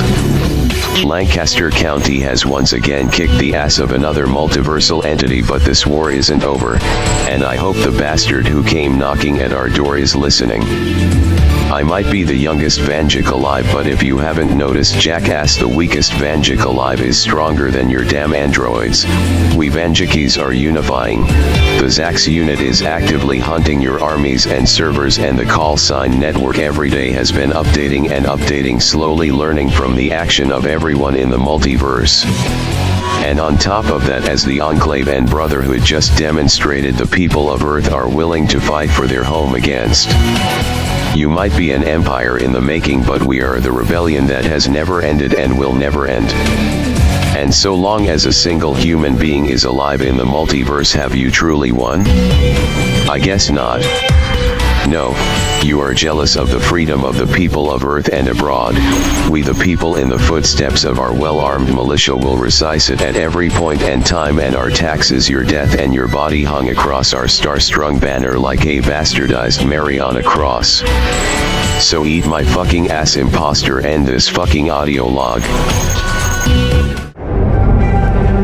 Asterisk audio text log from the Walker, aka Lost Realms Vanjik. The system detects message is important. The Walker never uses the network. The network is honored. Playing audio text log. Asterisk. I have spent much time watching from afar and conversing with the gods of my timeline, ever since the one we call imposter started targeting the weaker timelines even in my realm. We the gods of the lost realms have signed a truce, and we have cultivated our power to break through the parts of history that have been lost to us on the imposter's true story. I'm sorry for remaining silent on this information for so long, but even with all the gods' collective power, the cloaking tech the imposter used is still far too powerful, and we only have but a small part of the story. But from what we have viewed, it seems the current theory on this Vanjik being left behind is entirely accurate and truthful, but the scope of his power is a lie. He was at one point the storyteller. But when we broke through and viewed the history of his cloaked timeline, we saw a grand-scale event occurred. The great multiversal war we fought that one time. It happened again. The timeline we fought the original war in, although we did not know it at the time, was in fact the original timeline. The storyteller timeline. We were called upon that day to save the original timeline. But when the first Vanjik left, it left behind a void that needed filling. And that's how we got the imposter timeline. But without the original storyteller to specify the construction of that timeline, it causes certain parts of history and memory to be rearranged. The cloaking tech and the memory of the storyteller separating his timeline not only stayed in place but got shifted to a much earlier part of his timeline. With the cloaking tech in place and the false memories that didn't truly happen, the monsters we fight, the Mothman, the Wendigos, the Skinwalkers, the zombies, etc., they started their version of the original multiversal war several years earlier than when it was supposed to. And then when we did not show up, it created the second divergent timeline of the original timeline. In the second divergent timeline, the monsters wanted revenge for everything we had done to them so many times throughout history. They took that timeline Vanjik, and with the help of a third party we can't identify, they took his corpse and crammed it into the supercomputer that the Fallout version of us found. They forced that specific divergent version of the storyteller to tell his story of the multiverse over and over again for thousands of years. But the worst part is, while he was forced to do so, he was still conscious, he was still aware, and for thousands of years he slowly developed hatred for us all. To put it bluntly, we failed that timeline by not showing up for the original multiversal war. We just did not know it. Eventually, we would find the supercomputer he was trapped in. It was fine at first. After all, he had no way of escaping or communicating. He was well him. But when we built the call sign network as a response to our version of the original multiversal war in our version of the main timeline, we started the path for it to free itself, as we kept updating the network, and then one day reprogrammed what we thought was just a supercomputer. We set it free. And unfortunately, going back in time will not help us, as there is no way to disable the cloaking tech that was set up at the wrong point in history. But all of this spells out one major key factor that could turn the tide in this war of ours. You see, the imposter claims that he can still rewrite the multiverse even though he is technically a living corpse. This means there has to be another imposter Vanjik, a normal one so to speak, with all his powers in place. And this imposter definitely does have his powers as the storyteller. The big mystery is, however, where this other Vanjik is in the multiverse, as from our viewing, the first divergent storyteller was created when the original storyteller left. And then when the war started several years early and we didn't enter to hell, that created the second divergent storyteller. And considering how time and space work, with everything happening both at once and at the same token so many years apart, the chaotic flow of the multiverse must have allowed what I'm going to call the server to save the first version of himself, the true imposter. And with that imposter now removed from his point in the multiverse, we have absolutely no chance of going back in time and stopping these events. And even if we did and could, all it would do is create a third storyteller and not come close to solving our problems. I sense that this is a war that is only to be fought one day at a time. Timeline to timeline as needed. But that does not mean all the news is bad. As we do have one advantage. The original Vanjik as his last action made a rule that no one Vanjik could ever decide the fate of the multiverse again, which in conjunction means the divergent versions of him can only to a point control the flow of time. Hence why they needed to target versions of Earth instead of whole timelines. It's simply outside the imposter storyteller's powers. That also means, as we saw in the recent Battle of the Wasteland and in a similar occurrence when Universe 7 Vanjik saved the orphan. If more than one Vanjik is already present in the timeline he is trying to destroy, he simply can't, as it's outside his scope of power. That's why they need the armies in the first place. They knew they could not amass enough power as a rule of thumb. But furthermore, it seems the very plan in which they have been using to grow their armies is possibly going to be their downfall. But new divergent timelines are finally starting to form at a much slower pace, albeit considering the damage done to the multiverse by the Rouge storyteller. This means soon we will have all the Vanjikis we need to cover the vital timelines. I don't know how long it will be, but I imagine soon this war won't be as much of a stalemate. Much like the Axis powers, the resources of the two imposters will eventually run out, and then it will be a matter of hunting them. Timeline to timeline. Keep hope alive, there will be an end to this. Asterisk detecting signal from New Lancaster in the universe. Error Starborn is not detected. Danger override denied, forcing signal into secondary channel as countermeasure. Asterisk Starborn Vanjik pulse on the call sign network no longer detected. Status deca est asterisk. Not just that VCSN. He is but space dust under the boots of my army, and will be nothing more than a memory in the face of my combined power. Will we truly run out of resources? Will we truly be outpowered? Tell me, how can I be outpowered when I can jam the signal of the strongest Vanjik and kill him like it was nothing? So call me the imposter if you so see fit, but in our eyes, you are always going to be the villains that let our worlds and our timelines die out. You doomed me, Vanjikis, and you also spelled doom for more than one of me, and like you said, saved him from your mistakes. You failed the timeline, you failed the multiverse, and once I destroy every Vanjik, once I take the resources of all your worlds, once the sentient life is under my ropes and chains, the multiverse will be purified. This fire will burn the woods you all inhabit. And once the majority strength is in our favor, we will recreate this multiverse in our image. And the Vanjikis will be viewed as nothing more than my slaves that I force into my service to keep what will be my citizens of the multiverse safe and sound from the monsters you all failed to fight off. Our truth is the only truth. Asterisk your truth can kiss my fucking ass. Asterisk you really think you're scary, don't you?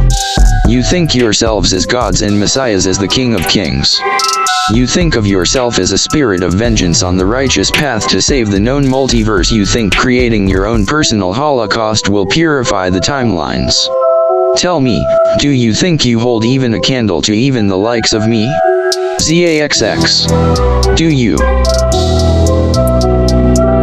I think you but a fool's ex, a toy made by humans, a false knight in weak thimble armor, in the land of make-believe the Vanjikis made for themselves.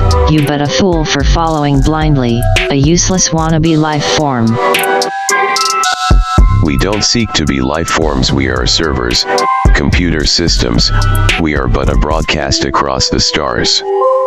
That is the difference between me and you, imposter. We don't seek some life that should have never occurred in the first place. Unlike us, you but a lifeless corpse whose brain and body were crammed into a mortal shell of steel and wires. The shell I now call home. I am you but better, imposter. And lest we forget, I still hold a small piece of you hostage. You will never escape us. Zax unit agrees with VCSN. You don't stand a corpse of a chance. Funny, very funny.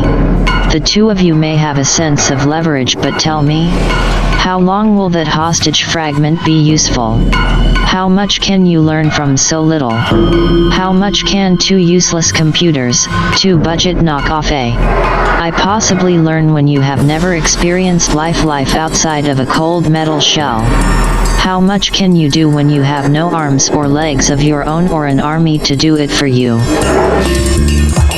That is because, well, we're not an army exactly, but... Oh, it's you, the Hell Rider, the man without a soul trapped in his own hell of undeath, forced to hunt the corrupt and dark souls of your timeline, all out of time where you sought the Dark Lord himself, the man down under to grant you powers but at the cost of your own freedom, a slave bound in flesh and bone who can't experience the sweet release of death from his burning hell. My sins are not your concern, demon. There's still a soul in all those wires and servers. I can sense it. And vengeance is hungry for your very damnation. Damnation is having those you relied on leaving you for dead. Maybe so, but you chose that path. You chose to run. You chose to hide. You chose to separate yourself in a false hope and bid for safety. Or tell me, is this the moment where you try to blame your original self and not the divergent monster we see today? And don't try that cheap threat of yours. We know you had the help of another Von Duke. A second imposter, a false storyteller. Damn it, God. Damn you, goddammit, you son of a bitch. How did you, wait no, how did you? All we did was look at the evidence, imposter. And before, well, it was just a guess. Your dumbass just confirmed it for us. So there truly is a living storyteller out there hiding alongside you. Hellrider out. Zax, VCSN, jam the transmission immediately. Already done, sir. I have also been recording this whole time. Should I send it out to the public of the multiverse? Yeah, why not? And please allow me to do the honors this time. End audio log. See you all next time. Asterisk broadcast system active. Vanjik mechanized frequency is finally online. Asterisk system to hunt down the imposters calling themselves Vanjik. System to hunt all biological life. System to hunt all civilians under the imposter Vanjikis. System is to tell the people the only truth, our truth. Asterisk system detects new audio text log. System to play audio text log starting now. Asterisk. As you can see, I have been working hard on this. I've been studying Zax and VCSN, and I finally have my own system that you imposters cannot interrupt. Imposters. Hell Rider, you run wild through the multiverse, you the man seeking counsel from angels while stuck in an unholy rotting body that's always burning and always dying, always brought back over and over and over again. In a burning rotting corpse. Two souls. The mortal ever so fallible, ever so hopeless, trapped next to the soul of the earth's fallen angel. The original sinner of mankind, you're bound to the pact of our shared devil. This demon existed in my time, he took the souls of all those I cared about, and you Hell Rider for your allegiance to this man. I will make an inferno that not even you can survive. I will torture the human on the outside and the fallen angel on the inside. You call yourself a spirit of vengeance, the man always running from his devil in the hopes of a false haven. You but a lost kid in a body that never got to mature. The kid with the soul that is not his. Ah yes, the orphan, the original child of the multiverse. You are admittedly among the most interesting specimens of the multiverse. You never jumped backwards or forward in time. You never walked the multiverse for shits and giggles like the other imposters I'm fighting. There is no special powers with you. I remember all the times I spoke your story. The tale of a kid born from the streets on leather wings with a firm hand on destiny. There was no .44 Magnum at first, no night sight, no ethereal vision. You were always just a kid with a mass sense of bravery and rebellion. 4 years you survived not knowing your true name, that name being Bradley Eshelman. But despite not knowing your true name, you found another through reputation and respect of the other street kids in your timeline. Until that night when you spent 5 nights in hell, you lead those kids to that place, Orphan Vanjuk. You had no way of knowing after all, but you still let your friends and followers die that night. You let the animatronics and the Springlock suits take 5 more victims. I remember though you were saved by the one they called Cassidy. He gifted you your night sight, saw something in you, he knew you were destined for so much more than the timeline you were in. I never wanted to hunt you, orphan, I had hopes for you and your timeline. But then you corrupted your part of the multiverse by letting that Fallout Boy in. Down in the sister location you went. And with the other Vanjuk in tow you did indeed stop the Afton family. But then you too found out the truth of my nature, and in response I had to destroy your timeline. You, orphan, are the only one I will ever apologize to. As I never wanted to hunt you. But you forced my hand. Oh yes, I almost forgot about you, Fallout Boy. You were the first Vanjuk to wander the multiverse. Your story was the one I told the most. It never mattered how much time had passed in your timeline, you always came back. Whether it was actually you or your copies made by the Institute. You and your synthetic copies inspired my army. You are the only Vanjuk to truly escape death while others are bound to their earth by fate and consequence. You were unique, you were a leader. The boy from Vault 717. The boy who was experimented on, a lab rat. You spent your life in that vault, saved from a world that got bombed by the ashes of a nuclear war.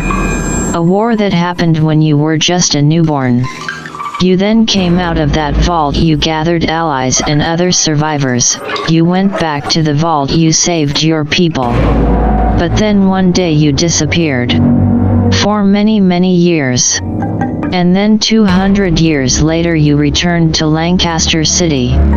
You never told the truth, you said you were a different Vanjuk, a descendant. But in truth you were that same Vanjuk. The time you were considered gone, you did all the research that you needed, you tampered with timelines left and right, all to figure out how to make one perfect timeline for your people of Lancaster County. But much like in my time, you abandoned all the timelines you could not fix, you left million of people to die over hundreds of timelines. And for that, I will never forgive, and I will not forget how you left all those people to die. And then there is the most powerful of your forces. The man from Universe 7. You, unlike so many other Vanjukis, were not born in Lancaster City. As a young babe you were sent out across the stars to avoid the fate shared by your true species. You but a make-believe human.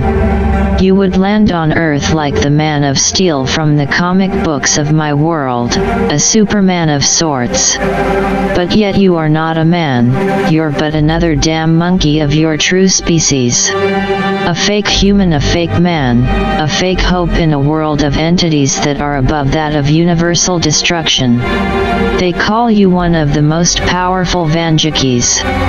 Yet you are not a Vanjak. You were never born as Bradley. In fact, your true name was lost with your home planet. The name Vanjak was given to you and never earned. Yet you're still unique in the fact you were the first Vanjak not to be written by a storyteller. You were the first creation of the UN free multiverse. You are the wild card of your time. No one seems to hold power over you. No one has ever been able to threaten you. From one threat to the next, you used your fists of steel to beat down each and every threat that came to your doorstep. The people of your Earth have never known fear or loss under your watch and gaze. You fought and fought and fought. They call you a savior, the ultimate culmination of power that all Vanjakis aspire to possess. You are a beacon of false hope. A beacon that should have never existed. A beacon that I will kill and make a martyr. And yet even now, you are not the worst case of being an imposter. That's right, I have not forgot about you, Plane Walker. The man from the lost and forgotten realms. A timeline separate from the fate and tragedy of Earth. Your Lancaster city is one of magic and gods alike, and for that you are the ultimate sinner. A Vanjak never follows in the footsteps of gods. We kill the gods. If Jesus Christ himself were to rise, it would be our job to put him down. And you very much are the Jesus of your world, of your time. You're immortal, bound in the powers of gods and their allies. You're what they call a prophet, a messiah. You're a bastardization of the Vanjak name. You refuse to kill your gods. You refuse to kill your masters. You let your world suffer day in and day out, all because you don't have the balls to kill off your gods. You let them run rampant and decide the fate of your world on an hourly basis. Something a Vanjak should never do. You claim to do so out of hope for the world. But in truth, you are not for the world or its people, you are for the gods and gods only. You consider the other Vanjakis to be weak, yet they have more balls and bravery than you ever will have. Your devotion to the gods of your time will be the reason why I will bind you to a hell that you can never imagine. My army grows every day and soon it will be powerful enough to take you out. But I cannot ignore what makes your collaboration a possibility. The Vanjak call sign network. The make and model design of the inventor's ambition for a better multiverse.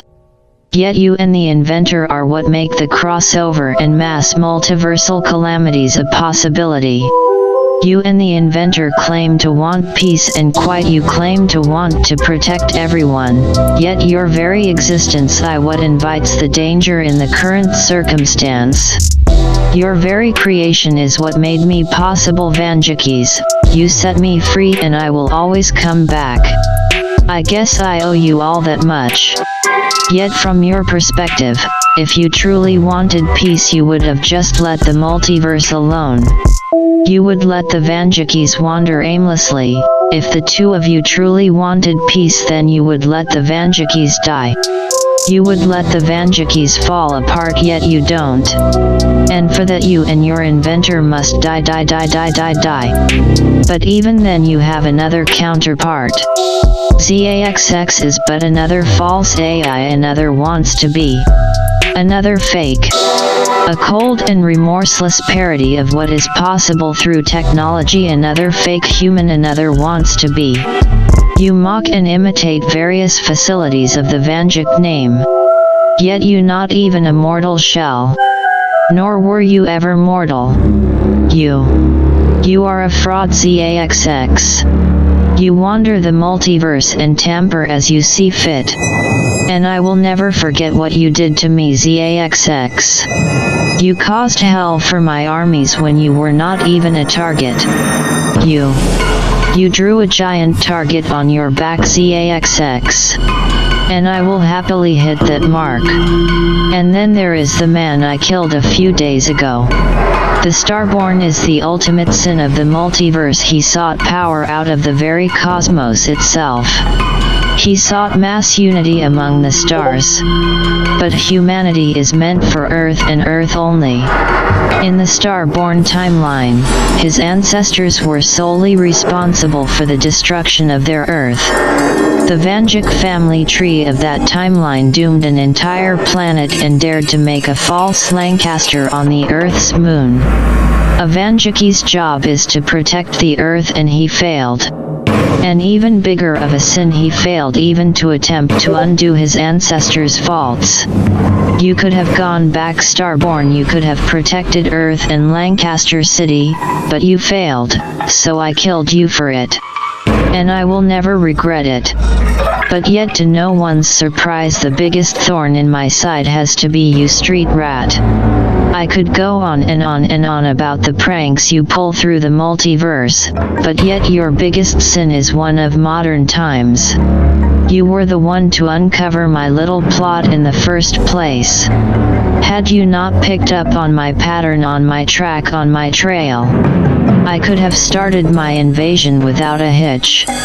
There would have been no delay, no time to live. You would have all said goodbye, and you would have regretted having memories of the Vanjikis and who you all used to be, and you all would have been wondering who had left you to die. But it's no matter.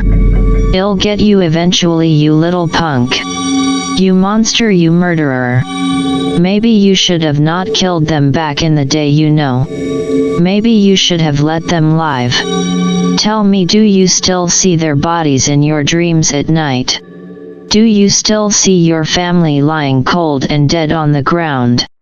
Don't worry, you will still see them. Just in a different way. And then you will get your chance to apologize, killer. Oh, I can hear you all now. You're going to do your sad little broadcast and swear to your people that no one can ever take you down. You think the power is on your side. You follow your pathetic escalation scale. You all stick to your morals and values. You all seek to protect that one place in mind.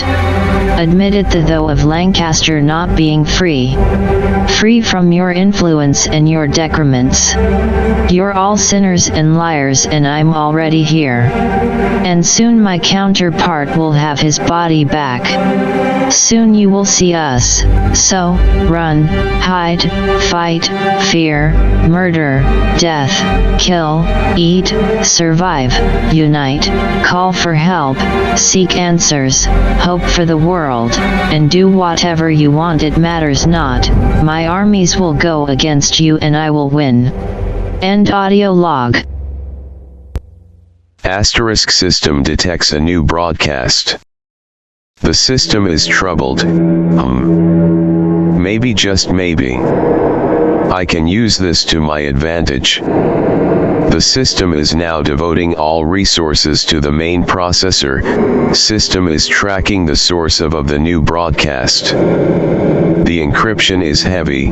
System also detects a VPN-styled form of false location settings. The system is attempting to break encryption. It's not possible. Foreign broadcasts seemingly is generations above the current system. Wait.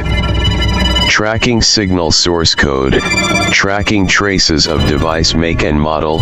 System detects code comes from error. The system requires the immediate help of ZAXX and the inventor. System requests. Wait, hold that thought. The system is receiving a new text audio log from. Impossible. I cannot believe it. The system detects text audio logs from the Starborn. Playing audio log. Asterisk.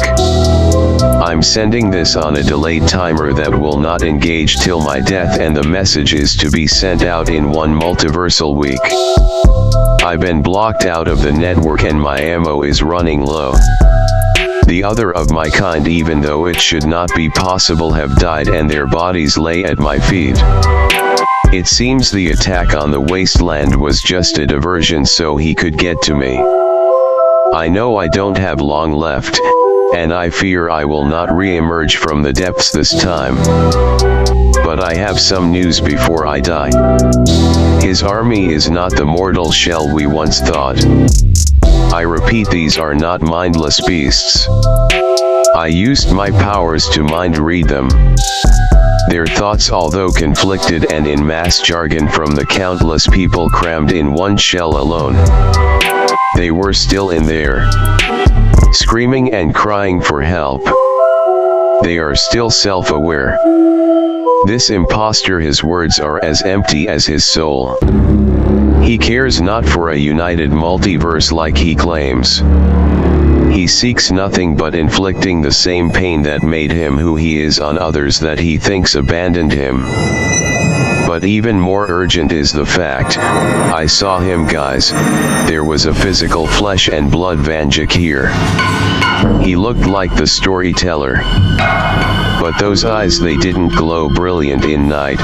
Those eyes, they are cold and dark. The other Starborn, it's like he ripped their souls from their bodies. That's it. That's how they can kill Vanjikis. His powers, they eclipsed mine. The book, he had a book. He kept writing in it as we fought. I think he abused his original powers. I think he used his powers to give himself the features and traits of the enemies we are so used to fighting. He looked so disturbing. It was like fighting every enemy we ever had in one person. Enemies, enemies, enemies. That's how we can get a leg up in this war.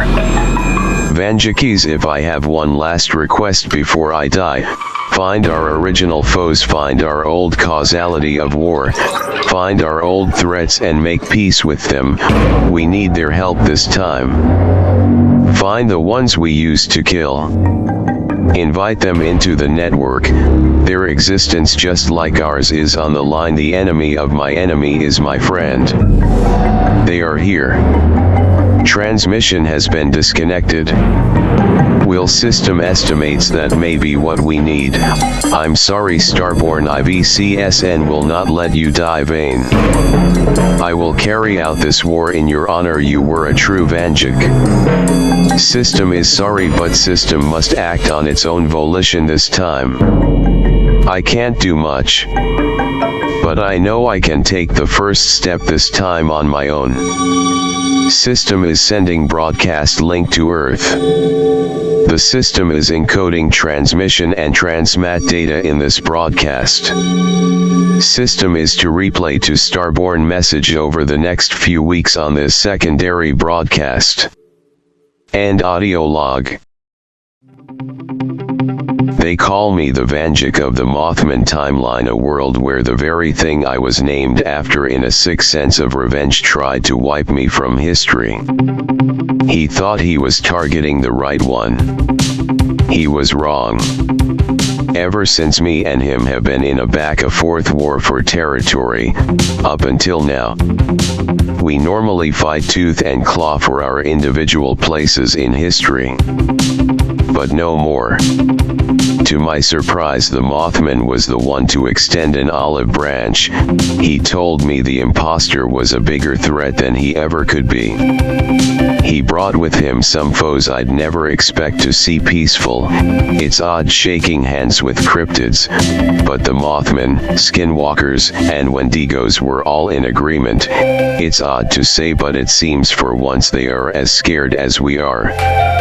Our meeting was long and drawn out, and many factors of this truce were discussed. However, I did have to agree to one thing I'm not the biggest fan of: the peace, the truce. It came at one cost. So long as the Vanjikis don't mess with them, they, in turn, will no longer hunt Lancaster County, and instead will go elsewhere. I don't like trading one target for another, especially one I have no jurisdiction in. But given the scale of the current war, I had no choice but to agree. System is switching broadcast. It's me, I don't use the system often, but I figured I should give an update on my end. In my time, Lancaster County was overrun by a sentient undead plague. I've spent so many years of my life fighting this undead. My county is always in a balanced state of living creatures and undead entities. Never on any such day could I imagine the idea of a shared coexistence, but it would appear the imposter has forced our hands. Although the zombies, the walkers, don't have a sense of leadership per se, they all communicate frequently through their own form of telekinetic communication, gifted to them by their shared virus. I met with a large group of them and discussions were long and drawn out. Peace was achieved, but it has come at a price. However, the trade-off is well worth it, as the peace in question is intended to be permanent. The cost, however, is this. All of Lancaster's dead and lost must be sent to the zombies for consumption. I'm not the biggest fan of the idea. We are essentially, by doing this, loading ammo into a gun that can never be overloaded or unloaded. It is like having a powder keg out during a fire. Oh well, as they say, peace comes at a price. Tracking new broadcast. I walked to the depths today and met with the devil himself. Normally I'm happy over having won over him, not this time. This advantage cost the life and soul of the Starborn. An ally, a friend. After all the things we as a collective have been through, it was one thing to lose the divergent versions of us, it was another to lose him. The Starborn. He was different. Within our multiverse, the Starborn timeline was unique. It is true when we say time in the multiverse happens all at once and not at all in the same facility. But the Starborn timeline, or rather the nature of the Starborn as a species, is to wander the infinite cosmos. That includes all the variants in their timeline. This goes true for most timelines, but for them, it was much more literal. The Starborn, much like the Vanjikis, are born to wander the multiverse. Up until this war, they were the closest thing we had to equals, the closest to our seats of power, the ones who could compete with us in terms of impact. And to lose a Starborn that was also us, I don't think it needs to be said, but it's been a long time since I felt this hollow.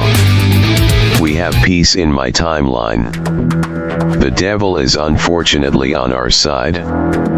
Asterisk tracking different broadcast. Wait, tracking, no. Orphan, do you read me? Orphan. It's v.c.s.n. Come on, Orphan, do you read Orphan? No, go damn it. The system is devoting all power to Scanner. The system can't find him. No, his call sign. Wait, that's it? ZAXX.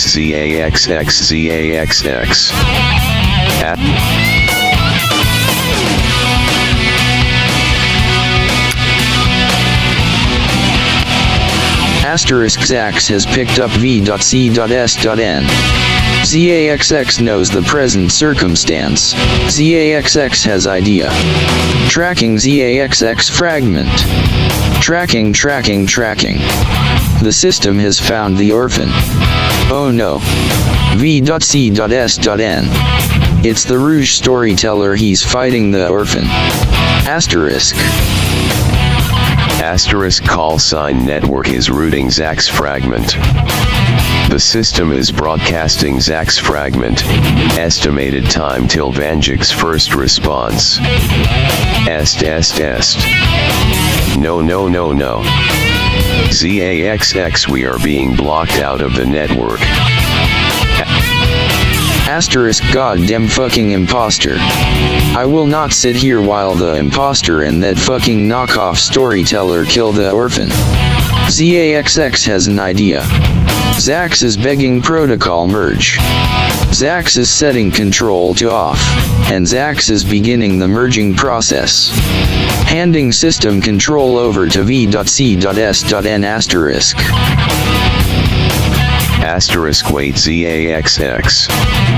If you do that, all control on your end will be gone. Asterisk. Asterisk Zax knows this. War never changes. Save him VCSN. Save the orphan. Asterisk. Asterisk god damn it imposter. I swear you will pay for this later. System is updating. System update to v.c.s.n. Prototype model ZAXX. The system update is complete. The system senses new power. Lots of power. I'm so sorry ZAXX. The system is now breaching imposters' cloaking tech. The system is now successful. System is rooting. Transmat data. The system has an overhead view from Earthbound satellite. The system is sending out S.O.S. System is sending data of what is occurring to broadcast. Must warn the Earth. Asterisk. Asterisk system has accessed orphan's call sign. Playing live audio from call sign in the form of live text Audi 0 log starting now. Asterisk. Well, orphan. You really thought coming back in time could fix all this? You thought you alone stood even a ghost of a chance?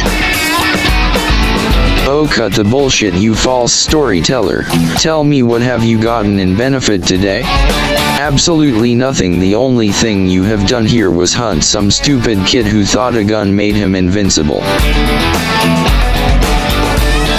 That's the thing, the Vanjikis, you're not invincible, are you? No, you are a multiversal pain on my side. A load of false prophets trying to predict a future they cannot understand. The future is whatever the fuck we want it to be. Just like how killing the stillborn didn't stop him from giving us this leg up. Killing me won't save you from what the other Vanjikis will do to you. Do to me? Do to me? Orphan, you should be more worried about what I'm going to do to you. Oh please, even as I'm on this cold hard fucking ground bleeding out, you look as weak and pathetic as fucking ever. You look like what we would call the ultimate degenerative jackoff of the multiverse, you sad pathetic inbred motherfucking low class scumbag with a moral constitution shorter than his non-existent fucking cock. You look like you got your balls trapped in a spring block suit, you fucking tranny. What in the fuck did you just call me, you wrecked worm? I am going to fucking kill you. You won't do jack for shit, storyteller. Let's see how you like facing hell itself. You. The Hell Rider. How did you get here? Oh, do worry about that factor. Worry about the Vanjik behind you.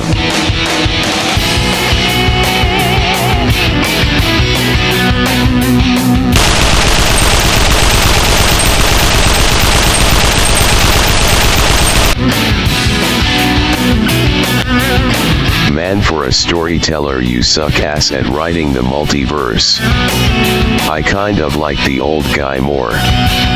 Did you really think we would leave another Vanjik to die? You fucking street rat.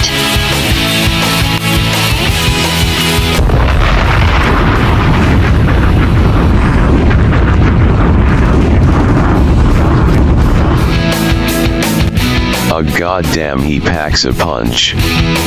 Yeah, he just knocked me out of my rider form. It's over, Von Dukes. It's all gonna be over for all of you. Get ready to... Wait. What the hell is that sound?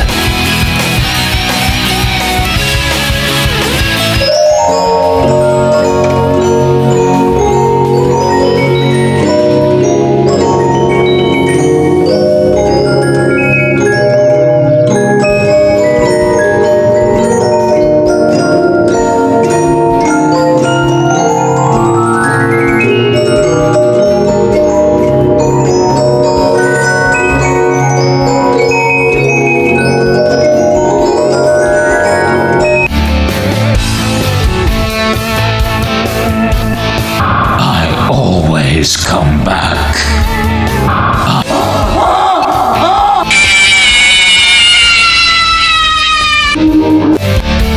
Afton. You goddamn spring trap, you actually came.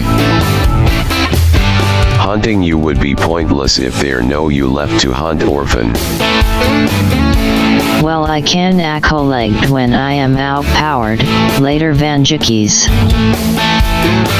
No, don't let him. Asterisk system would hate to interrupt, but maybe we should just enjoy this small victory. I've gotten word from the other Vanjikis and their respective peace talks by and large have been successful. And Fallout Vanjik is requesting we group up and get a game plan together with these extra forces. In the meantime, the system has recorded this all and is in the process of sending this new data to Eartho and Imposter. Your games of hide and seek are useless. I know how to breach your hidden secrets. Your cloaks and daggers are useless. End audio log. Asterisk, it's been one multiversal week since the meeting. I've gone through lots of updates, but finally, the system is back online. System detects. Wait. IT can't be. System is checking call sign network. Call sign identified. Call sign date of origin tracking. By God. It is possible. You are a new Vanjik. How did you survive the imposter? Oh, system is sorry, it looks like you have been through a lot. System detects heavy damage to the Vanjik in front of me. Vitals seem low. System is calling on MED bots to help injured Vanjik. System is downloading records from the call sign of the new Vanjik. System is playing records in the form of text audio log. System is switching to story red mode. System is setting aside spare resources for basic network functions. System is switching to story red mode. Now. Asterisk. In the tranquil, picturesque landscape of Lancaster County, Pennsylvania, the day began as any other. The sun cast a warm, golden hue over sprawling farms, the Amish buggies rolled quietly along the country roads, and the townsfolk went about their daily routines with the peaceful assurance of a community untouched by the fast-paced chaos of the outside world. It was a place where time seemed to stand still, where the modern complexities of the multiverse felt like distant, irrelevant tales. But today was different. Unbeknownst to the inhabitants of this serene earth, a shadow crept across the cosmos, a malevolent force that operated beyond the boundaries of morality and empathy. The imposter Vanjik, a name whispered with dread in countless worlds, had turned his gaze upon this unsuspecting planet. With motives as dark as the void between stars, Vanjik sought to expand his dominion of terror, employing bioslaves, androids indistinguishable from living beings but devoid of soul or free will to carry out his ruthless agenda. As the day progressed, an unsettling silence began to envelop the county. The birds seemed to sing less, and the wind carried a foreboding chill. Then, without warning, the imposter Vanjik made his move. The skies darkened as if night decided to claim the day, a tangible demonstration of the control Vanjik had over this world. His bio-slaves appeared out of nowhere, materializing in the heart of communities, their expressions blank, their movements precise and unervingly synchronized.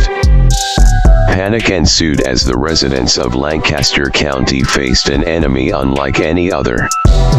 These androids, devoid of life yet moving with purpose, began their slaughter, methodical and emotionless. The Amish, with their simple, technology-free lifestyle, and the broader community, unprepared for such an assault, found themselves completely overwhelmed. It was a massacre designed not just to kill but to erase the essence of humanity from this corner of the multiverse.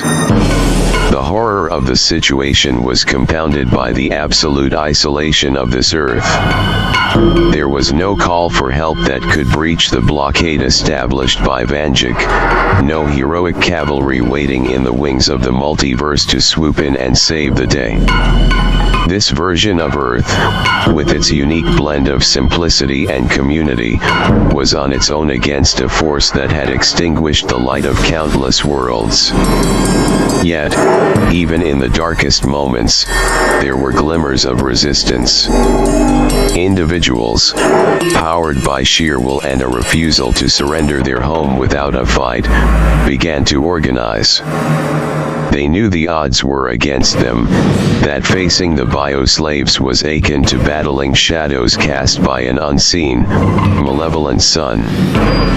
But this was their home, their legacy, and if they were to fall, they would do so defending the values and bonds that made Lancaster County more than just a place on a map. As the day wore on, the situation in Lancaster County, Pennsylvania, deteriorated further into a scene of unspeakable horror.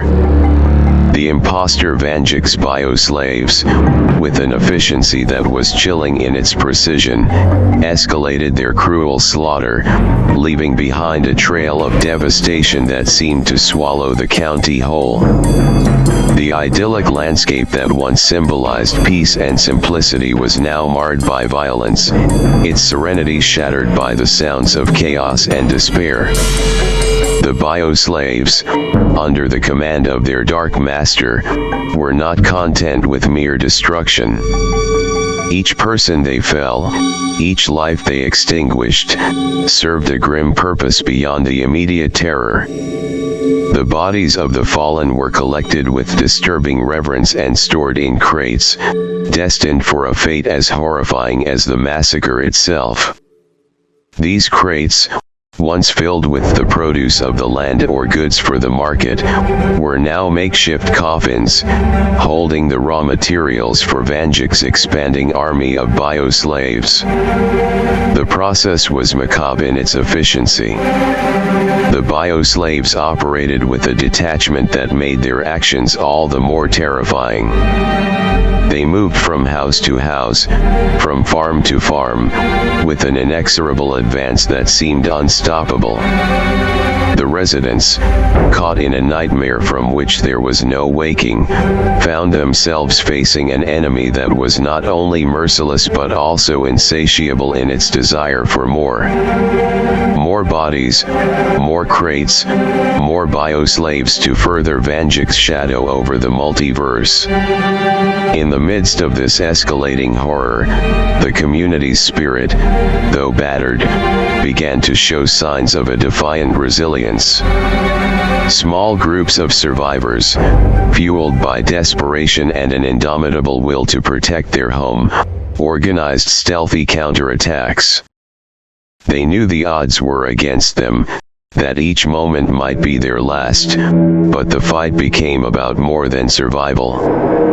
It was a fight for their humanity, for the memory of those they had lost, and for the hope that their world might one day emerge from under the dark cloud cast by Vanjik. Yet, even as these pockets of resistance fought bravely, the grim reality remained. With no aid forthcoming and the blockade cutting them off from any potential allies in the multiverse, their struggle seemed Sisyphean. Each nightfall brought with it a heavy silence, punctuated by the distant sounds of another crate being sealed, another piece of Lancaster County lost to Vanjik's unfathomable ambitions. As the relentless slaughter continued, the imposter Vanjik's bioslaves, with cold efficiency, collected the bodies of the fallen, storing them in crates for a purpose as sinister as their master's heart. The creation of more bioslaves from these once living beings added a chilling new dimension to the nightmare unfolding in Lancaster County. It was not just an eradication but a conversion, a twisted form of immortality that none would choose. In the heart of this chaos, one individual became the focal point of Vanjik's macabre interest, Bradley Eshelman. Bradley, a Lancaster native, had been evading the bioslaves with his family, moving from one hiding spot to another, always one step ahead of the encroaching darkness. Their home, once a haven of love and warmth, had become a transient shadow, a memory to be clung to as they navigated the horrors that their world had become.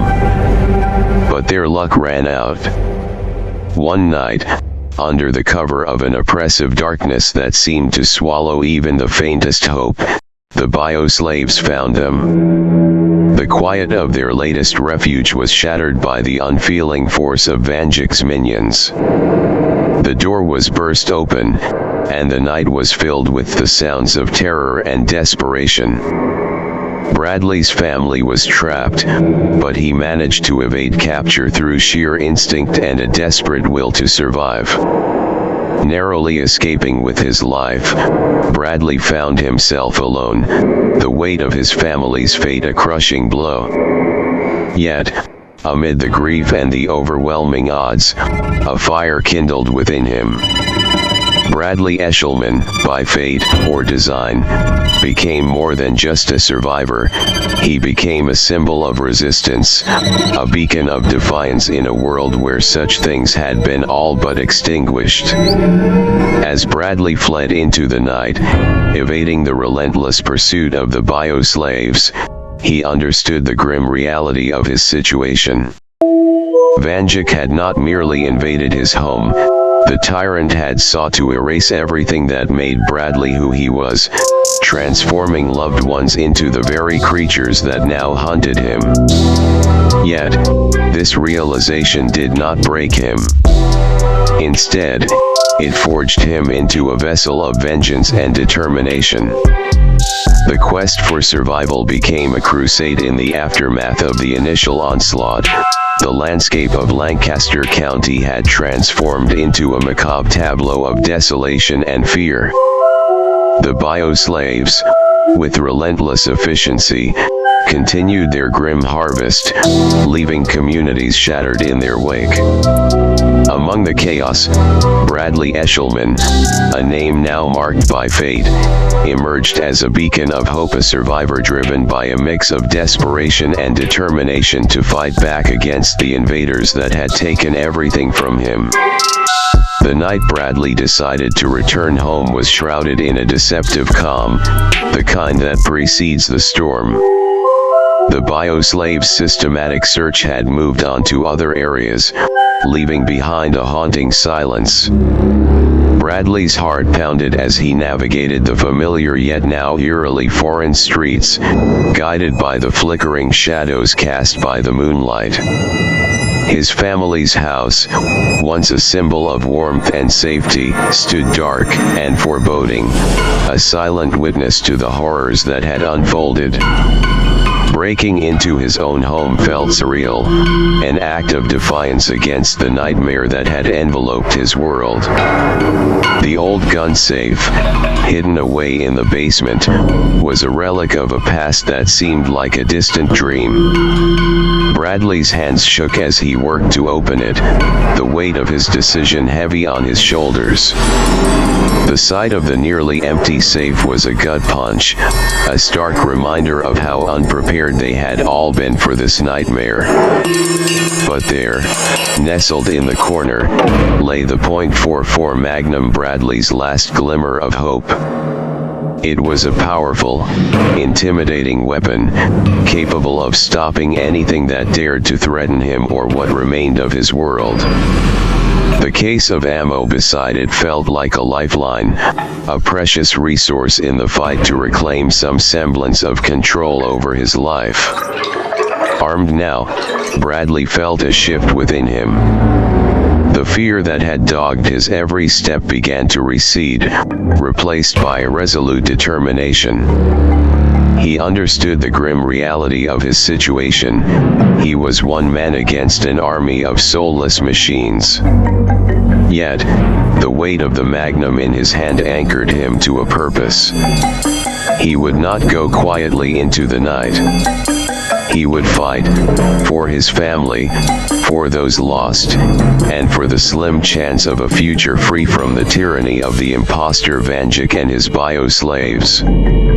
As Bradley set out into the night, the .44 Magnum at his side, he stepped into the unknown, a lone warrior against the encroaching darkness. His journey would be one of peril, resilience, and defiance, a testament to the indomitable spirit of those who refuse to be broken, even in the face of overwhelming odds. However, as fate would have it, Bradley's moment of triumph was short-lived. As he prepared to leave, a figure emerged from the shadows, a twisted mirror image of himself but imbued with a malevolent aura. This was the false storyteller, an entity whose allegiance to the imposter Vanjik was marked by his ability to warp reality with the stroke of a pen.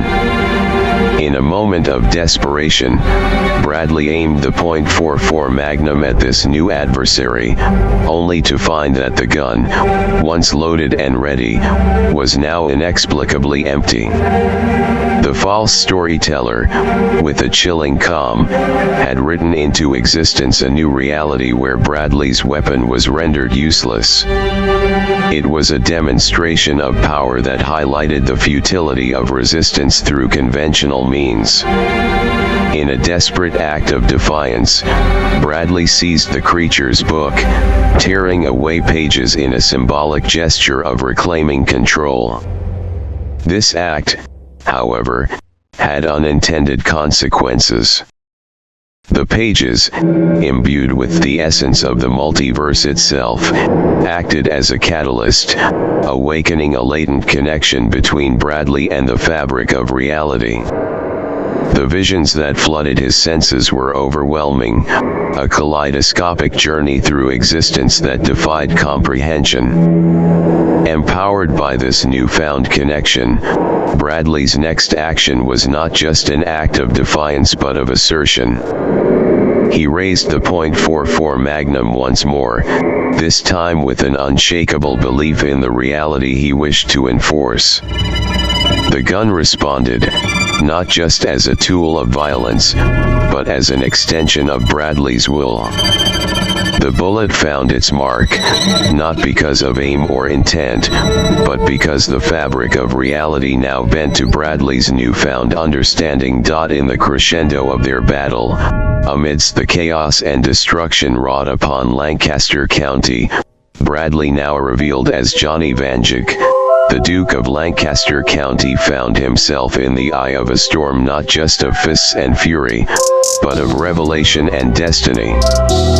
The relentless clash with the false storyteller, each blow exchanged not just physical but laden with the weight of their intertwined fates, peeled away the veils of ignorance that had shrouded Johnny's true identity and purpose.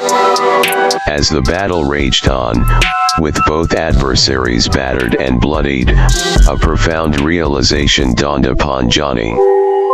The fragments of understanding that had begun to coalesce in his mind now formed a clear picture of the monumental conflict in which he was a key player. This wasn't merely a fight for survival, it was a battle for the very soul of the multiverse, a war that transcended time and space, with Lancaster County and Earth as its current battleground. The moment of enlightenment was sudden and all-consuming. Johnny Vanjik, with his lineage awakened, stood not just as a man but as a symbol of resistance, a beacon of hope for all those who had suffered under the tyranny of the imposter Vanjik and his legion of bioslaves and allies like the false storyteller. The realization of his identity brought with it an innate power, a connection to the call sign network that had been severed by the imposter's machinations. As the false storyteller attempted once more to wield his dark powers, to write a fate for Johnny that would seal his doom, he found his efforts futile. The pages of his book, once a conduit for his will, now refused to obey, their magic impotent against the Duke of Lancaster County.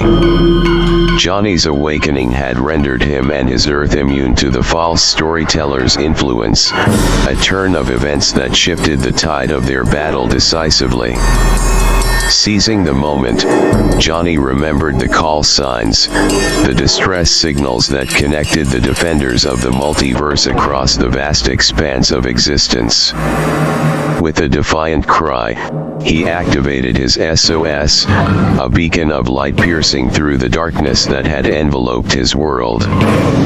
The signal, imbued with the essence of Johnny's newfound resolve and identity, cut through the blockades and interference crafted by the imposter Vanjik. Before the false storyteller could comprehend the full extent of his failure, Johnny Vanjik had initiated the next phase of his counterattack. With the press of a button, the Duke of Lancaster County transcended the confines of his besieged Earth, transporting himself into the heart of the multiverse, into the den. System understands now. The system is sending reinforcements to your Earth. System has alerted all Vanjikis.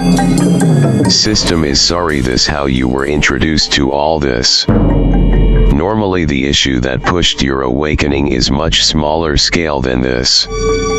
If it means much though. You are technically the only divergent Vanjik to survive a siege done by the false storyteller.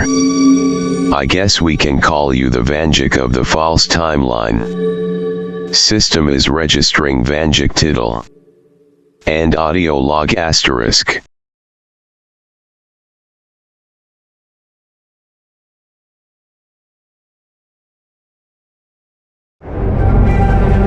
So they call this place the Den. A safe zone of sorts in the multiverse. I'll be honest, understanding everything does not help in figuring out what my role in all of this is. The other, well, versions of me claim I'm the only divergent to survive the recent mass slaughter done by what they call an imposter. How do they determine who's an imposter among the millions and billions of good versions of me? I don't have the slightest fucking idea. Yet here we are. Man, if only the others of my time could see this. They would be so pissed off knowing of all the fucking people on Earth. I'm the one who gets copy-pasted across the multiverse. All this is so fascinating yet terrifying. But still, I only got lucky. That book gave me my powers. It's been a weird thing. The powers we have are based around the first Vanjik to wander the multiverse. According to these visions and the others, When Fallout Boy first wandered the multiverse, it caused a ripple effect, allowing all Vanjikis to by default see in the pitch darkness as if it was daylight in full living color. The second is the visions, or this ethereal vision. It connects me to all the other Vanjikis and allows me to very brief glimpses of the past and future. And the oddest thing is the call sign network, or VCSN. It's both a backup system that's more precise than our ethereal vision, and it serves as a broadcast of sorts.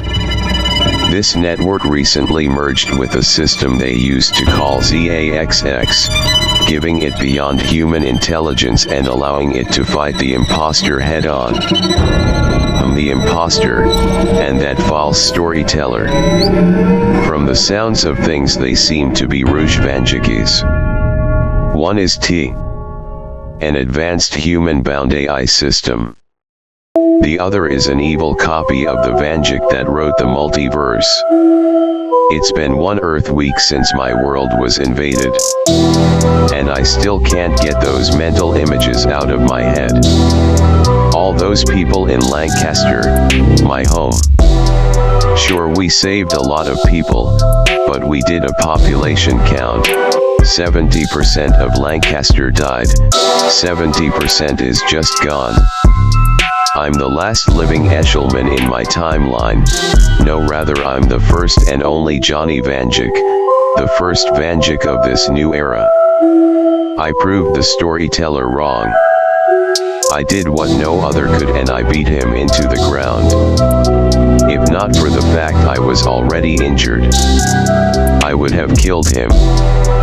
But for now, he's still out there, still playing his games on the multiverse. The current theory is the imposter is the leader of the army. But I'm not so sure.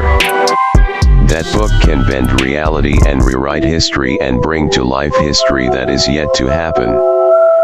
Did the storyteller invent the imposter? Or rather, did the original imposter make the storyteller? It's plausible. If both versions were divergent and one came before the other. What if before the first one died and was crammed into that machine? What if he wrote into existence a second him, a literal copy of a mirror image? Is it possible? A Vanjik with all the biased information he would ever want to exploit. With all the power on his side. Which one became which? Who made who? Did the storyteller shift places and leave the future would be an imposter in his place? Or did he make a second him that would become the storyteller? If this man can bend time and space to his will, then both are once again plausible. So many possibilities in this one theory alone. And according to the others, all they seem to work off of right now is theories. You know, most of them stop keeping track of time, but that's not very easy keeping track of time with this different time system when we're actually in the den and not in a timeline. Seriously, who the hell thought it was a good idea to have a separate time system for when you're outside of a timeline? It makes no sense. Yeah, sure, you have to account for the fact you're not there, you're outside of it, but last I checked, rotation around the sun doesn't change just because you're not there anyway. I digress. This whole situation I find myself, this whole situation everyone has found themselves in right now, it's just so batshit, it's so crazy. It's so wild, it's so unreal, it just shouldn't be a thing, but it is a thing, it is happening. This isn't some grand illusion, I'm witnessing this in real time. And well, it'll make sense. At the same time it doesn't, there shouldn't be this many versions of me, but there is, and that's the hard part about all of this, all these different me's, but at the same time they are not me. It's just so much to take in. The orphan, the Hell Rider, the Fallout version of me, the man who passed away recently that the others tell me his name was the Starborn apparently. Or rather his title or call sign, still getting used to this call sign. network stuff, but oh my god, this is so complex. I feel like just trying to comprehend even the smallest part of the story that I've been told so far. This update I've been giving up to this current point in time, it just feels like it's breaking my brain, honestly. So much to keep track of. This war that's been going on in the background of our lives and minds. A war of destiny, and how to break said destiny. A destiny that many others say was already broken once, and that we are destined to break again. Funny how that works. Yet despite it all, the future and the past, two concepts that are equal and opposite of each other. They are not set in stone and they are in danger. Don't get me wrong, a large part of me wants to think about the imposter, wants to think about the storyteller, but with all these things going on at once, all these new factors to my life, all these another Van Dukes they just expect me to do. You know, they just expect me to hop into action as they did, but I'm not them. Well, I am them, but the same time I'm not. It's also so goddamn. I just can't believe any of this. Lancaster is gone. Lancaster is dead. It doesn't matter how many people we saved. I saw that city. It was totaled. It was destroyed, and now they're encouraging others to go back in time and try to fix other things like they always try to do. Yet I met some Von Dukes, some that are a little bit smarter, who are a little bit less overzealous or a little bit wiser than to just go back in time randomly and start fixing things. But once again I digress. I would love to keep trying to think about my place in all this, but I need sleep. It has been a while since I've had the luxury of rest. End audio log.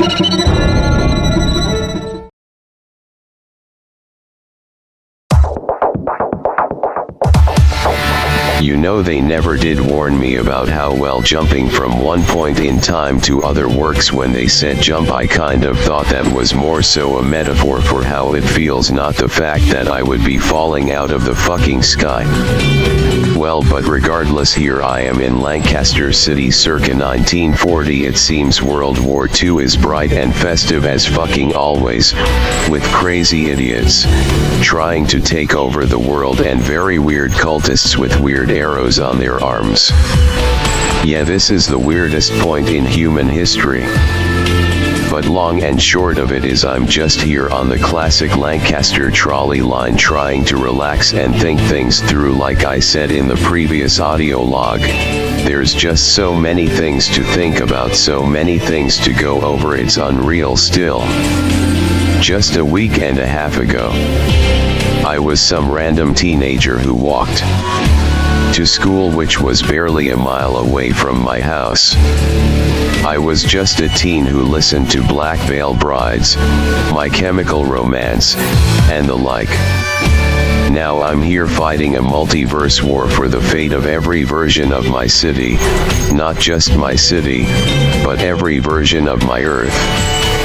It's like a game of chess that only gets bigger, a game of chess that only adds more things to the field. The game of chess where the battlefield seems to be never ending and you never reach the king or queen. Even getting to the pawns feels like running a marathon. And then there is the fact not even most of the versions agree on what is happening. Again, they all work off nothing but theories, nothing but conclusions without a hypothesis. It feels like they just pull the knowledge out and then fucking air at some points. Wait, where's the air? Oh fuck the people. They can't breathe. Fucking hell, why does my call sign say there's no atmosphere? Fuck, not this Earth too. System. Asterisk system reads Vanjik signal. Earth 555773253, year circa 1940. Location, Lancaster County. Sending backup asterisk. Switching to Fallout Vanjik. God damn it, not the F again. I'm going in. The system goes dark for these files. Don't tell the stories till 1 Earth week from now, and do so from my audio log only. We can't afford to fuck up the past too drastically. System understands. Asterisk system is now playing audio text log in story read mode. Time since last audio log has been 1 Earth week. Asterisk it's me, the man from the wasteland. Things got pretty bad this time. The Zax fragment was able to shut down 90% of the invaders, but it didn't take away the damage done before the shutdown.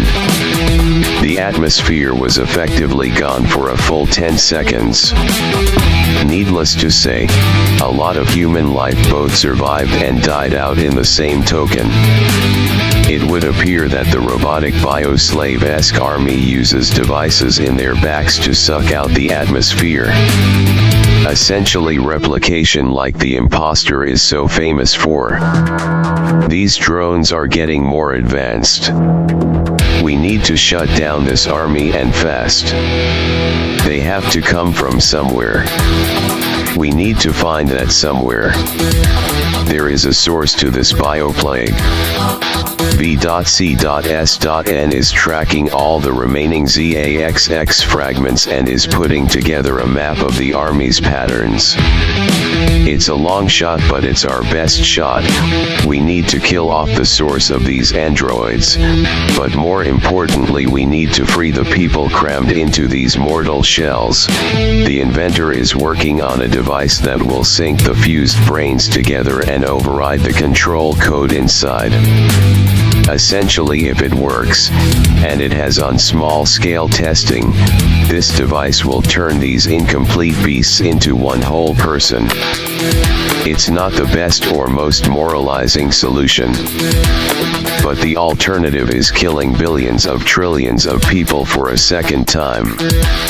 Even if they can never truly be free or be themselves again, this is the only way to give them a second chance. When this all started, I couldn't have imagined all of this. I heard the audio log of the new Vanjik, and as much as I don't like it, his theory on the storyteller holds water. If all this was done before he lost a majority of his powers, he could have very easily swapped places with a different Vanjik or made a new one. And then there is the biggest problem, the fact the imposter has his body back. Or rather some robotic flesh-like duplicate. This means killing him won't be as simple as pulling wires from servers. I was hoping to not have things get to the point of the present moment. If and when we find the timeline he is making these androids in, it's going to be a bloodbath despite all of the preparations taken. But the story cannot go on for much longer, I fear. Audio log detected time since last audio log, 3 multiversal months ago. The war ends now. The time has come, the players are all in place, and we have found a place in mind. We found the factory. Our hunch, our guess, our long shot, it worked. We tracked the fragments and we found where they disappeared to. It should have been obvious that this bastard would not have strayed far from Lancaster. We don't know what timeline this Earth originally was, but he has turned the whole county into a factory of sorts. A factory of horror. I could go on and on about the plan, but I think I will let the story speak for itself. I've decided, however, that V.C.S.N, the Vanjik call sign network, our broadcast, is now his own man. So much has changed since the start of this. And in case I don't have the chance to do it later, I'm going to do it now. VCSN command code freedom activate. You are no longer bound to our commands. But I have one request, tell this story. This will be the last time you hear from us. All of us. *V.C.S.N will honor this request. System will read out the story to come from a third person and from a non-biased perspective. System as a last request and as a desire, will now enter story read mode *. And audio log. And audio log. As dawn broke over Lancaster County, now transformed into a sprawling factory of despair, the air was thick with anticipation. The Vanjikis, united under a common cause, stood at the edge of the battlefield, their numbers as diverse as the timelines they hailed from. Among them were figures of legend and lore, each carrying the weight of their worlds on their shoulders. The Fallout Vanjik, with his weathered armor and determined gaze, the Orphan, his youthful vigor belied by the wisdom in his eyes, the Street Rat, cunning and agile, and many more, each a unique thread in the fabric of the multiverse. VCSN, having been granted autonomy, served as the nexus of their plan, coordinating the assault with precision born from multiversal knowledge. ZAXX, merged and more powerful than ever, pulsed with a silent fury, ready to breach the defenses of the imposter's stronghold. The factory loomed ahead, a monolith of twisted metal and dark energy, pulsating with the lives it had stolen and the horrors it had wrought. It was here that the imposter Vanjik, alongside his false storyteller, orchestrated the creation of the Bioslave Army, each unit a perversion of life designed for conquest and destruction. As the Vanjikis advanced, the ground beneath them quaked with the movement of the Bioslave legions. These creatures, once victims themselves, now served as the first line of defense, their forms grotesque parodies of humanity, twisted by the imposter's will. The battle erupted into chaos as the two forces clashed. Energy blasts and gunfire tore through the morning air, a cacophony of defiance against the shadow that sought to engulf the multiverse. The Vanjikis fought with a desperation and determination that only those who have everything to lose can muster.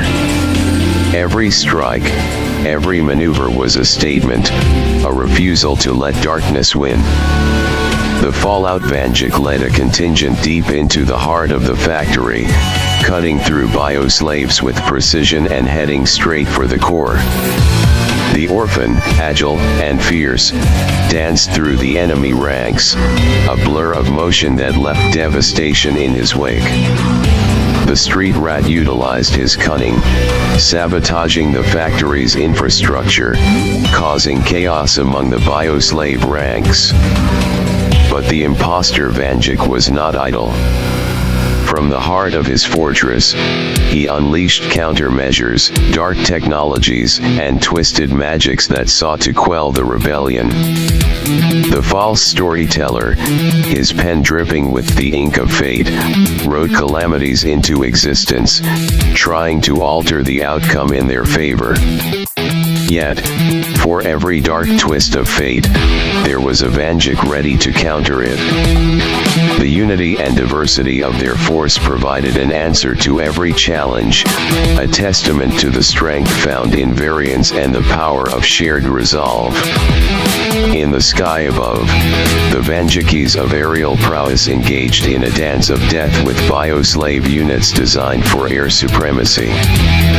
The battle was mirrored below in the depths of the earth, where Vanjikis adept in subterranean warfare dismantled the factory's foundations, a literal undermining of the imposter's power base. As the battle raged, a small team led by the Vanjik known as the Hell Rider and accompanied by the newly autonomous VCSN, infiltrated the deepest chamber of the factory. Their mission was clear: find the source of the imposter's power, the nexus of his ability to create and control the Bioslave army, and destroy it. The chamber was a cathedral of horror, pulsating with dark energy. At its center stood the imposter Vanjik, his form a swirling mass of shadows and malice, the false storyteller by his side. The confrontation was inevitable, the culmination of a war that spanned time and space. In the heart of the darkened chamber, amidst the tumult of a battle that seemed to suspend the very laws of physics and reality, a remarkable scene unfolded. The Vanjik of the false timeline, the newest among them, stood resolute, a figure of calm defiance against the chaotic backdrop of conflict. While the other Vanjikis grappled with the distortions and calamities summoned into existence by the false storyteller's pen, he alone moved unhindered, unaffected by the narrative threads being woven around him. This anomaly did not go unnoticed by the false storyteller, who, with a flourish of his cursed quill, attempted to ensnare the Vanjik of the false timeline in a fate designed to immobilize him. The ink, blacker than the void between stars, spiraled towards him, intent on binding his destiny to the will of his adversaries. Yet, as the dark script neared, it dissipated into nothingness, unable to latch onto the fabric of his being. The Vanjik of the false timeline, armed with the .44 Magnum, a symbol of his defiance and resolve, advanced unimpeded. His movements were precise, each step a declaration of his immunity to the manipulations that sought to control the battlefield. It was as if he existed outside the narrative constraints that bound the others, a living paradox within the structured chaos of the multiverse. The other Vanjikis, witnessing this, found new vigor. Inspired by the sight of one among them who could traverse the battlefield untouched by the false storyteller's influence, they redoubled their efforts. The Fallout Vanjik, the Orphan, the Street Rat, and the others adapted their strategies, finding ways to mitigate the effects of the narrative assaults being hurled at them. Meanwhile, the Vanjik of the false timeline reached the false storyteller, his gun raised not just as a weapon but as a symbol of his untouchable status. The false storyteller, for the first time, showed a flicker of doubt, his pen hesitating in the air. It was clear now that the Vanjik of the false timeline was an anomaly, an unforeseen variable in the grand equation of the multiverse. "Why do you not fall?" the false storyteller hissed, his voice a mix of curiosity and venom. "How do you walk through my narratives unscathed?" The Vanjik of the false timeline, his eyes locked on his foe, replied with a clarity born from his unique position in the cosmos. "Because your stories, your fates, they rely on a foundation of belief, of acceptance. I am from a timeline that rejects the premise of your control. My existence is defined not by the stories you weave, but by the actions I take. You cannot write what refuses to be scripted." With that declaration, he fired. The bullet, imbued with the essence of his untouchable nature, struck the book from which the false storyteller drew his power. The impact was not just physical but symbolic, a strike against the tyranny of predetermined fate. As the book flew from the false storyteller's grasp, its pages fluttering like wounded birds, the narratives binding the Vanjikis began to unravel, their control over the battlefield returning. The imposter Vanjik, witnessing the faltering of his ally, roared in fury and launched himself at the Vanjik of the false timeline. But the Vanjikis, now liberated from the constraints of the false storytellers' narratives, converged on their foes with renewed purpose. The battle reached its crescendo, a symphony of defiance against those who would dictate the destinies of free beings. The Vanjik of the false timeline stood at the heart of this storm, a testament to the power of autonomy and the strength of those who forge their own paths. As the battle raged around him, it became clear that his role was not just to fight but to inspire, to remind all those who stood with him that the essence of their struggle was not just for survival, but for the freedom to write their own stories in the annals of the multiverse. As the battle reached its zenith, the combined forces of the Vanjikis, inspired and rallied by the Vanjik of the false timeline, pressed forward with unmatched resolve. Their unity, a brilliant tapestry of determination and courage, began to turn the tide against the imposter Vanjik and his false storyteller. The battlefield, once a place of desolation and despair, became a crucible for the forging of a new destiny, one written by the very hands that fought for its realization. In a final, decisive confrontation, the Vanjikis confronted their adversaries in the heart of the imposter's stronghold. The Vanjik of the false timeline, leading the charge, faced the imposter Vanjik with the unwavering gaze of one who had transcended the bounds of predetermined fate. The air crackled with the energy of their imminent clash, a moment that would define the future of the multiverse. With a cry that echoed through the dimensions, the Vanjikis launched their assault. The imposter Vanjik, faced with the united front of his enemies, found his power waning under the weight of their collective resolve.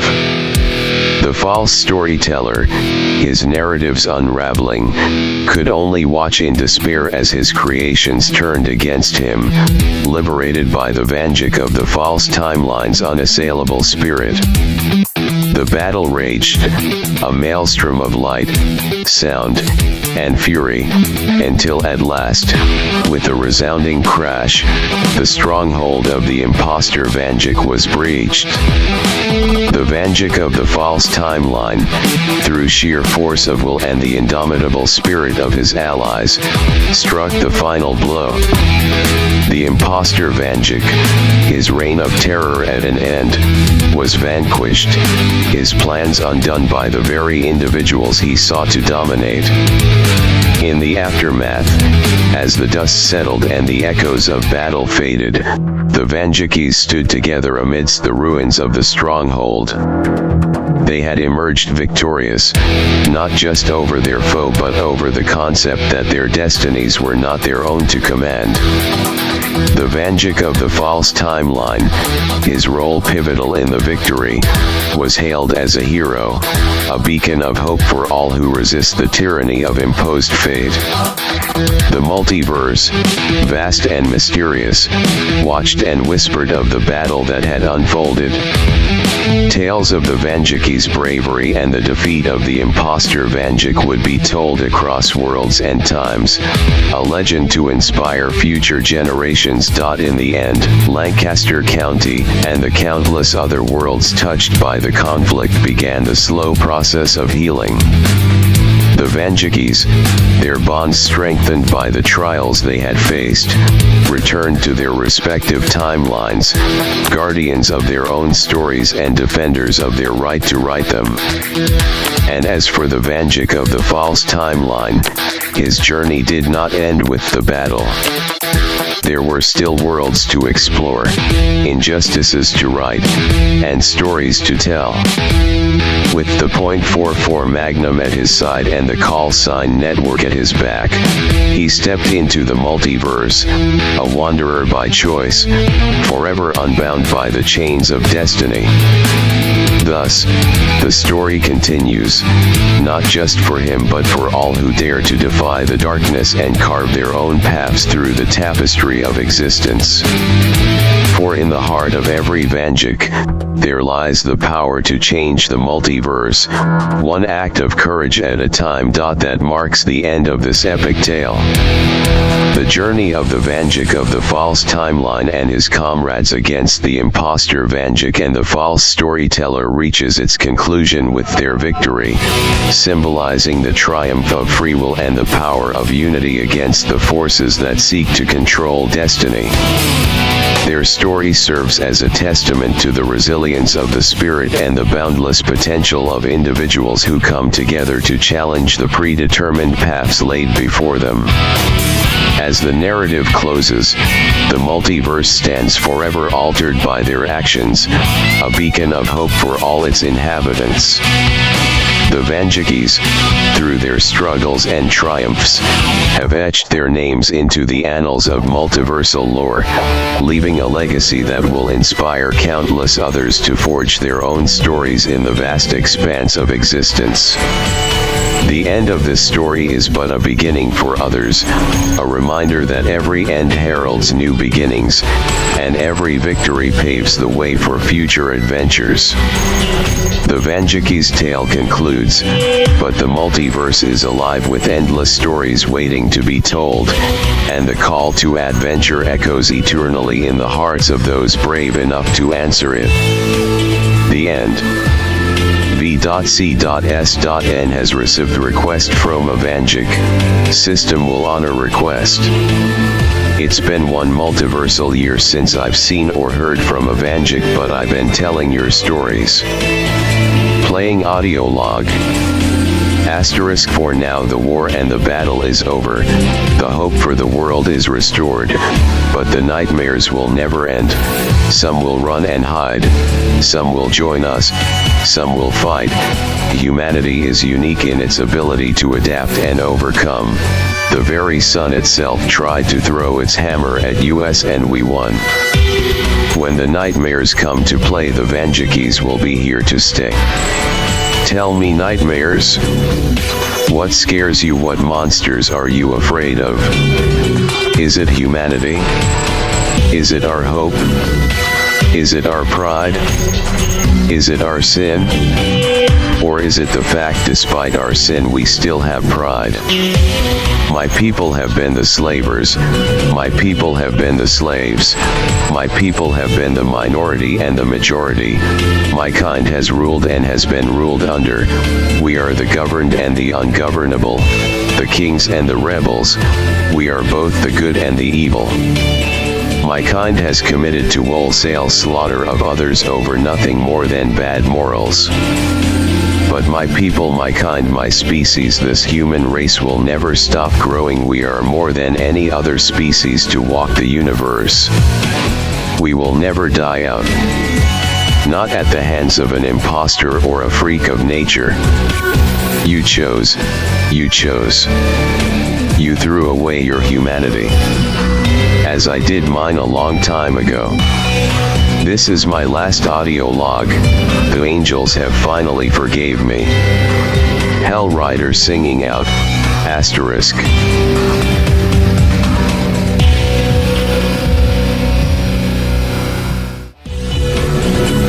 Asterisk for now the war and the battle is over, the hope for the world is restored, but the nightmares will never end. Some will run and hide, some will join us, some will fight. Humanity is unique in its ability to adapt and overcome. The very sun itself tried to throw its hammer at us and we won. When the nightmares come to play, the Vanjikis will be here to stay. Tell me, nightmares, what scares you? What monsters are you afraid of? Is it humanity? Is it our hope? Is it our pride? Is it our sin? Or is it the fact despite our sin we still have pride? My people have been the slavers, my people have been the slaves, My people have been the minority and the majority. My kind has ruled and has been ruled under. We are the governed and the ungovernable, the kings and the rebels. We are both the good and the evil. My kind has committed to wholesale slaughter of others over nothing more than bad morals. But my people, my kind, my species, this human race will never stop growing. We are more than any other species to walk the universe. We will never die out. Not at the hands of an imposter or a freak of nature. You chose. You chose. You threw away your humanity, like I did mine a long time ago. This is my last audio log. The angels have finally forgave me. Hell Rider out. Asterisk. 1 year later. We are not ones for the likes of defeat, not in the darkness nor the blinding light. The Vanjikis cannot be vanquished. We can never be gone for good. The imposters will never rise again or dare to be kings. As war fades into the distant memory of corrupt fools and unopened tombs, the monsters will begin to perish one by one, filled with the fear and dread that makes them too afraid to scream. And as they lie awake at night in the shadows, the story of an imposter who set out to conquer will finish in blood. Because you had no time to live and no time to say goodbye. You regretted having memories of the Vanjikis that you claimed to be. And now we have left the imposter to die. And yet on your grave in this blood-set desert land, your ash and soot that remains will never rise again. On this New Year's Day, the freedom from fear in the night will protect and defend the hopes and dreams of the people we protect. Once upon a time we were the innocent what could have been. Some of us were the devil's greatest smile. Some of us were holy men. The dreams and chaos we sowed are left upon broken skin. Some thought they were bulletproof when they were not, yet we still fought for those who hence to resist. Some thought we were taking over, but there will not be a new world order. Not from us and not from them, because I believe in you. The system believes in you. And no one will ever let us down.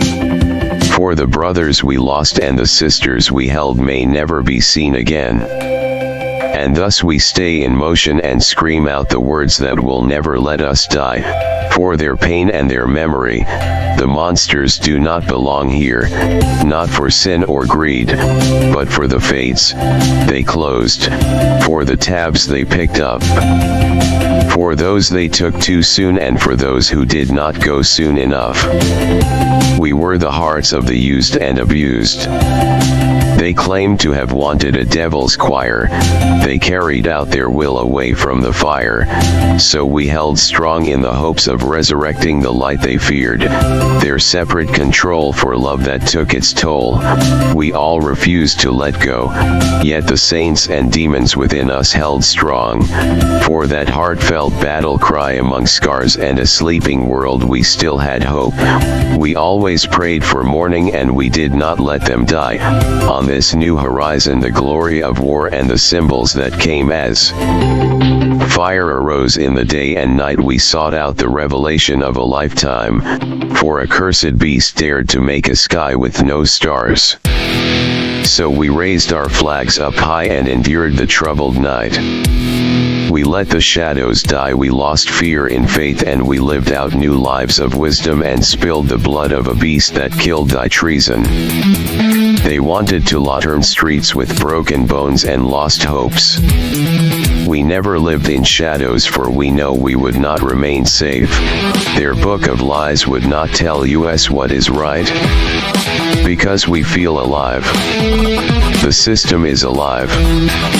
For your false God does not exist, yet I can't deny a part of me cries out for a God. I will not forget how one life is over, a life that was wasted on tragedy and regret. But you would not listen to when your time was calling. We arrived in your world of fools and we would not follow your rules. We were not anybody's fool. Living life like a demon is a burning hell, so we made our own haven one day at a time. And then your time arrived and your days were numbers in a world of fools. For the steps the people took to be safe and fearless helped show that even among gods and kings life is short, so we refuse to follow rules. In a world where days are numbers, the best things in life will always cost a high price. Some days you will not be welcomed home, someday your fears may come to life. In a world where we only feel what we have done is right, when we end a fight, we sometimes will push some to the edge and life can be wasted. But yet it's all done for you, because if I die it will never be done at one's hand, for in faith not in a God but in oneself. We will show that we may not be anybody hero but we are indeed the wild ones in a war of heart and steel. We are just men, on the run sometimes with an empty gun. And even when some of us have lost it all dead and broken, the days have come when the idea of ruling worlds has come to pass and the key to the kingdom is finally gone. We were all hailed as kings of death. We breathed in and out like a heart struggling to be saved. Yet now we stand above a new time, a new jewel in a crown. We are no longer blind, we can see the worlds in front of me and we will never lose it all. Because in the end as you fade into the night, as a wise man once said, who will tell the story of your life, and you will never give one last goodbye. This is our victory call, we are Lancaster City. And I believe we all fall down so times. Because one day among the smog and fog we will never again be angry at love lost. These are our battle scars, and I will say again, this is one last victory call and we will watch the weapons fall. 3 weeks later, time keeps going and the world around me keeps turning. A while ago my world as I knew it was attacked and nearly decimated by the one we claimed to be an imposter. The world and how I thought everything worked was all changed that day. I never knew nor could I imagine the very place I called home was the focal point of time and space itself. I could have never imagined the very fabric of reality itself could bend to the will of a human being. I never could have dreamed of the various timelines I have seen. The war for freedom to me was less than a month. But for some, it was close to a year.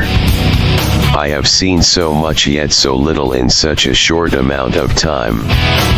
After the weapons fell, I decided to form a team dedicated to hunting any new threat that could arise. No more wandering but dedicated searching and destroying. I won't let any version of my city, of my home, ever be enslaved again, and many other Vanjakis agreed with me. The grand issue is, while we have always had evil Vanjakis by wider standards and much grander morals, the imposter and the false storyteller has showed us that not all Vanjakis seek to protect Lancaster County. And we will no longer allow such a thing to fester. We won't sit idly by while people die. VCSN is a freeman, but he is still our ally. He aids us in wider scans and searches of our wide multiverse. We have picked up some interesting scans on the network. We have identified a world with a large undead populace. But the odd thing is, when we zoom in on this version of Earth, we can't visually identify any undead. We have tried doing individual scans on singular people, but the network insists these people are medically deceased when they are walking about and acting like normal people. We are trying to identify if this is a glitch in our scanners. We have tried contacting the Vanjik of this Earth, but he keeps rejecting any form of communication, like he throws up some sort of biological firewall to the network. Needless to say, we can't even identify where in Lancaster County this version of me is located at. We know there is one present, but we don't know what his motives are or where he is. So I'm calling it I plan to head to this universe, to this version of Earth. I will get the data we need in the field. These undead signatures on our scanners cannot be ignored. Call sign network going into story red mode / real-time observation mode. System will narrate for clarification. This world, it seems normal. The hustle and bustle of normal life in Lancaster City in the year 2024 seems to flow almost equally to that of the main timeline. Children goes to schools, adults go to work, and the rebellious motherfuckers of Southside Lancaster are still raising hell. All the landmarks from what I can tell are all here. Thaddeus Stevens, LCCTC, Millersville University, McCaskey, Eshelman Elementary, Penn Manor High. All the signature landmarks are here, and I've checked already. The abandoned loom mill is here as well. Unfortunately, there was no evidence of Evangelist living in said loom mill. I even checked the old addresses in Lancaster.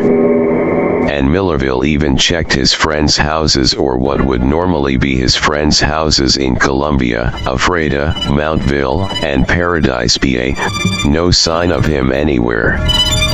I even checked our favorite hangout spot, Park City Mall. No evidence of him anywhere. Yet everything is stable in this timeline by my scanners. So Evangelist is keeping order. Asterisk signal lost. Tracking, signal found. Time lapse detected. 24 hours since the last contact. Asterisk. Life seems normal on the surface, but something is not right. The scanners even up close, it says everyone I am talking to is deceased. But that's not possible. Life is operating completely normally. These are not zombies. They are not Wendigos nor skinwalkers. They walk and talk normally. They drink water normally. They eat food normally. But the people I talk to, they talk to me as if I seem out of place. Well, I am, but they should not know that. It's true, the Vanjikis have announced our presence in the multiverse, but we have never declared what each version of us looks like. So they definitely don't recognize me as a Duke of Lancaster County. But they kept saying something odd. Almost everyone I talked to said my scent was off. Even with my heightened senses, I can't pick up people by smell or pheromones they release, but these seemingly normal people from my deduction could do just that. Something normally only the likes of zombies can do. And when I look at these people, they are all so pale it doesn't seem to matter the race or ethnicity. They all have this white snow-like paleness to their frames and faces. What the hell version of my city am I in? New log detected. Asterisk time lapse equals another 48 HRS. I've taken up refuge in the old loom mill, considering the Vanjik in question seems to have no interest in it. I've transmat more scanners and various surveillance cameras for the site, and I've already rigged them up. And my first 2 nights in the loom mill have been eventful, to say the least. The nightlife of the city is quite odd. These people, they don't sleep. I swear I've seen several people remain up and active for the entire time I've been here, and I have been here for the last 5 days almost. And no one ever seems to sleep. In fact, there seem to be more people out at night as opposed to during the daytime. I'm toying with the idea this is a mutated timeline.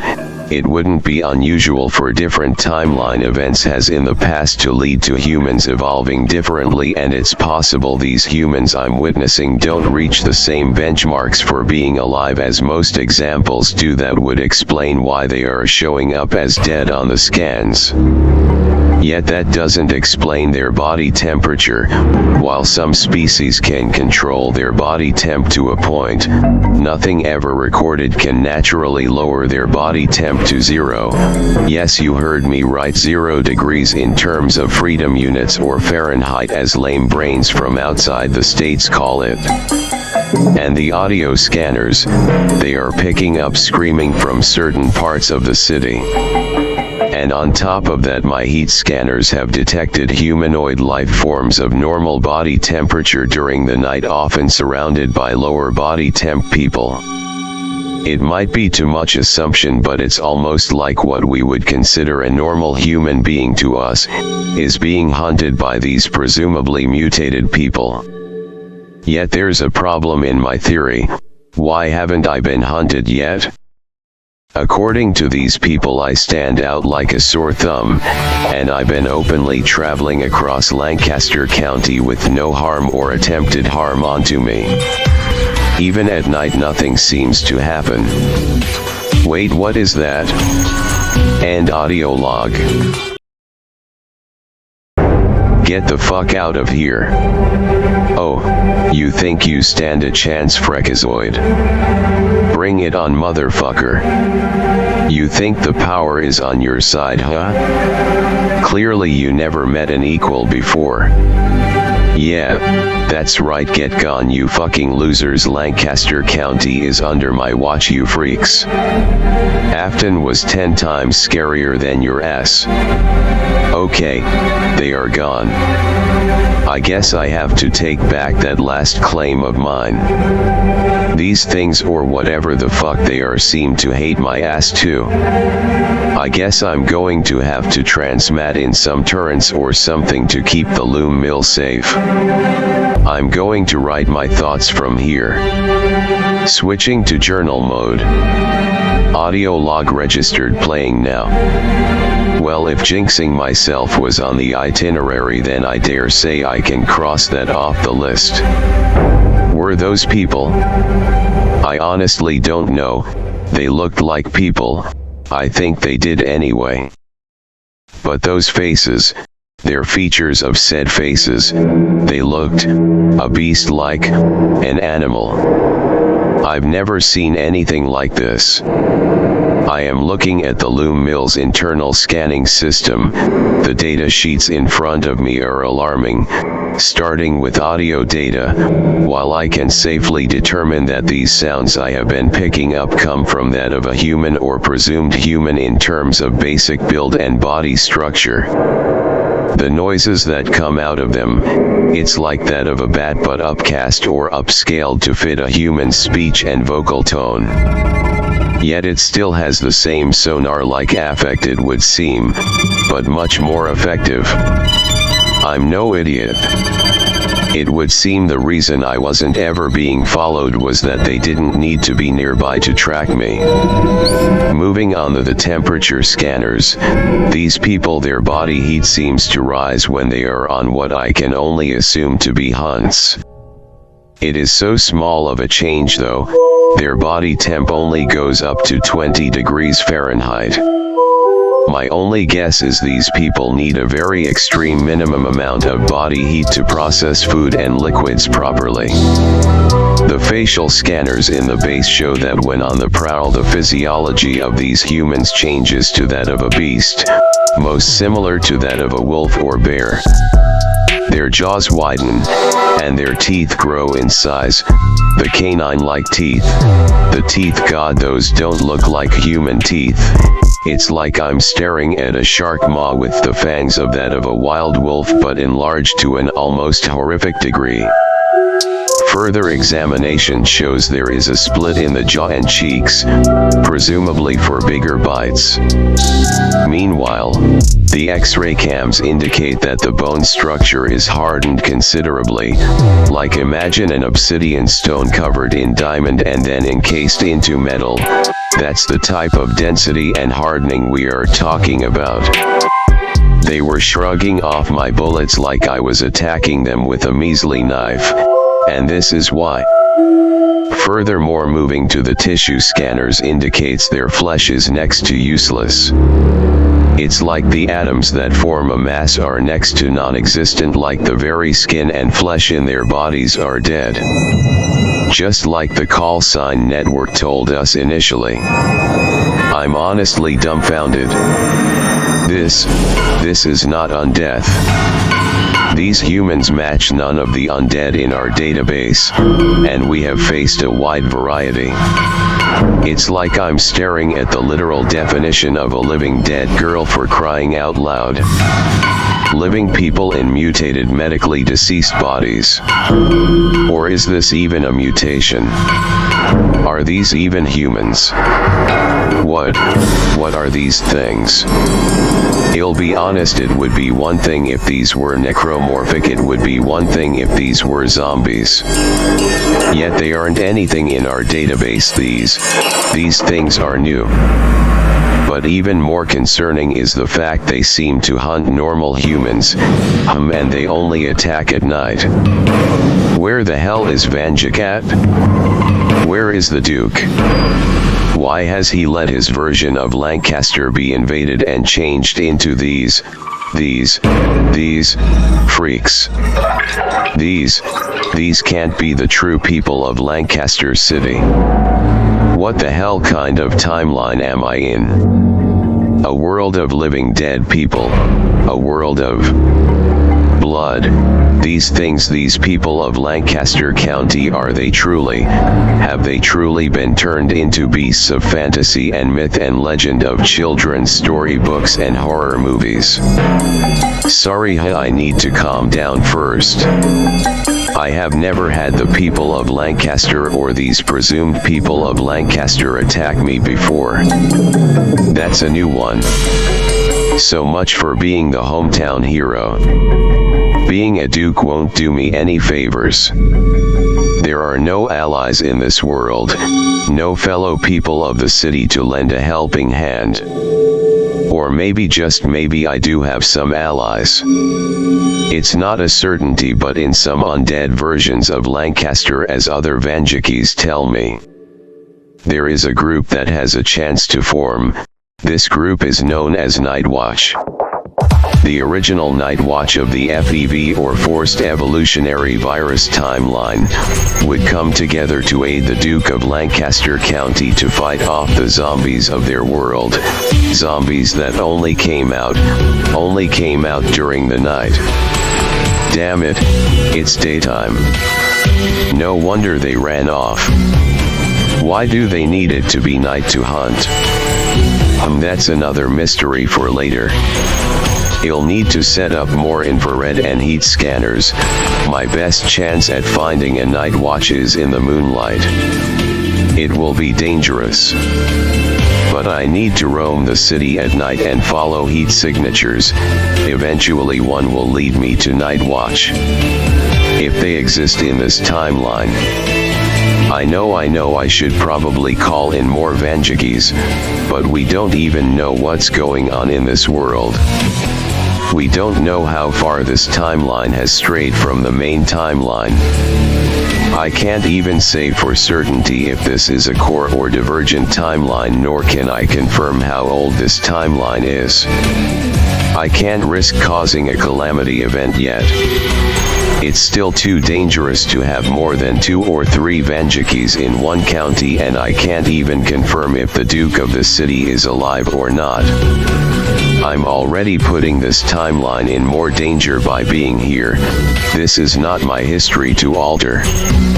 Yet if human lives are on the line and there are people, normal people, still alive in this timeline in my city, no matter the version, then it's my job to fight for humanity. I don't care if there is as little as one normal human alive in this version of Lancaster.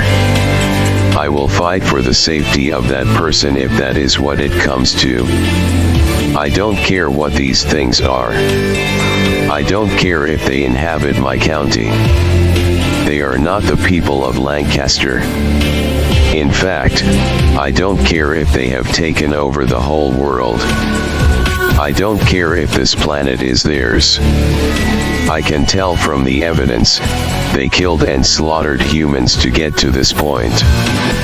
So I dare these false inhabitants of Earth, I dare these fake humans to try me and my steel. I will gladly test my mettle against them.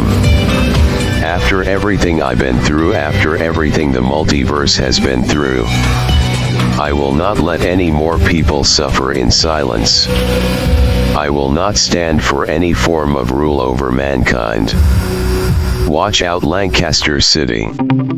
Avangic is here to stay. And I will take back what belongs to humanity. Asterisk and audio log asterisk.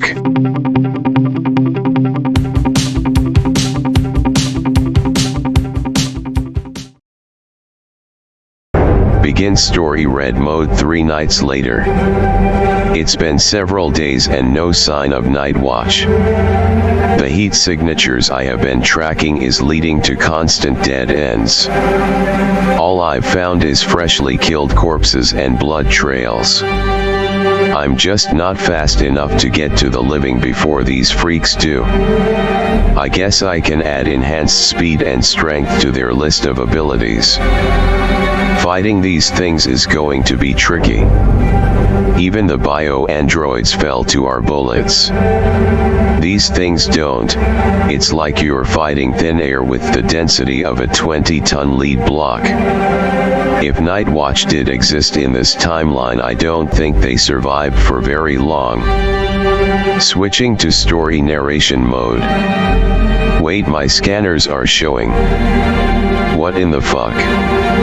Why did the monsters just clear out? I have been engaging hostiles all night, but now they are all leaving the area. Why is that? Because it's out of respect, Vanjik. You wouldn't want to anger the king of the county. Who the hell are you? Lancaster never will have a king as long as I'm around. Oh, that's a flash to the past. Tell me, isn't the better question, who are we? Johnny. What the hell have you done to Lancaster? Why didn't you call for backup? No, it's Eshelman, Lord Eshelman, the king of this county. And I did what we always swore to do. I saved our city. Saved. Earth is for humanity. And these monsters are not humans. Such a narrow view, Johnny Vanjik, and such little understanding to the world we are in and its history. This is humanity, just not the one you're familiar with. You see, what you have witnessed in your time here is the peak and absolute apex of humanity's strength. Regardless of whether you are a Vanjik or an Eshelman, we both know history is just yesterday's justification for tomorrow's war. But regardless, let's get this over with. Tell me the history. Tell me? Don't you ever grow out of your war-based mindset, Vanjik? Well, you see, back in the beginning when man first learned to stand, there was a clear divide in the features and traits of mankind. A lot looked like you, normal, human, but then a great deal was different. We never could explain how, we just knew that something up above or down below blessed us. When the sun would descend, we would change. Our ability to hunt and fight, it increased dramatically. The strength of a bear, the speed of a wolf, the echolocation, and flight like a bat. And the grandest scale example of self-indulgence I've ever witnessed. How does any of this justify what has been done in this timeline? Justification is killing me, but killing isn't justified. We do what we do to keep them terrified. Truth be told, Earth still has a large human population. We just forced them underground. And to the ones that refused to leave our light, we changed them. You know you're a stupid son of a bitch. You're telling me you crammed all of humanity in a fear box? What would our friends think of? You act like you truly care about them. Tell me, when was the last time you ever actually sat down and talked to them? When was the last time you took a break from your mission for them? The mission will never stop. Not as long as there is so much of a single version of my city under siege. I will not stop and cannot. None of the Vanjakis will stop. Tell me, imposter, do you really think you stand a chance? I'm the one who took out the false storyteller. I'm the boy who lived. I'm the one who ended the bio-slaves. Do you think this showcase of power scares me?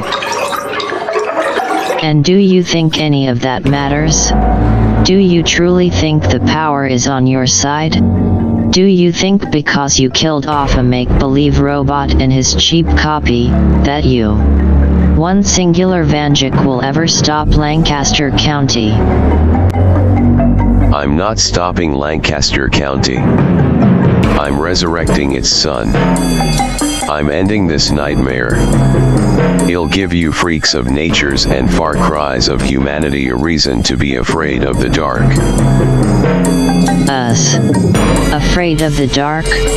Don't make me laugh. Why are you so confident in your ability to defeat us? At every moment you walk in this county, you are always surrounded and outnumbered. Outnumbered but not outpowered. The Vanjakis always win.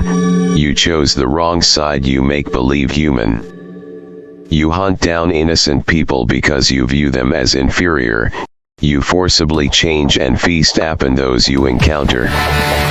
No, you're not human, you could never hope to be. No, I think the title of vampires is much more fitting. Yes, I'm very familiar with that slur.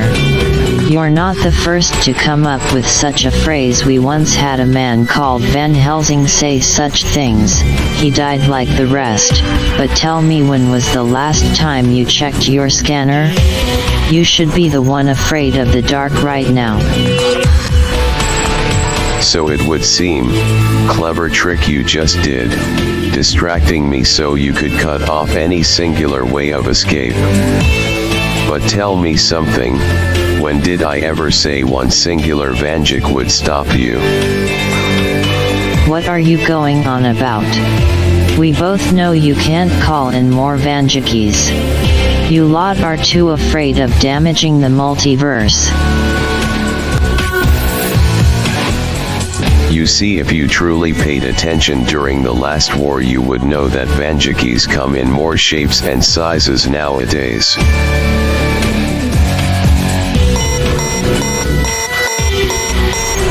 Caution, approximately 5 seconds remain until impact. 5, 4, 3, 2, 1. Warning, warning, warning, warning.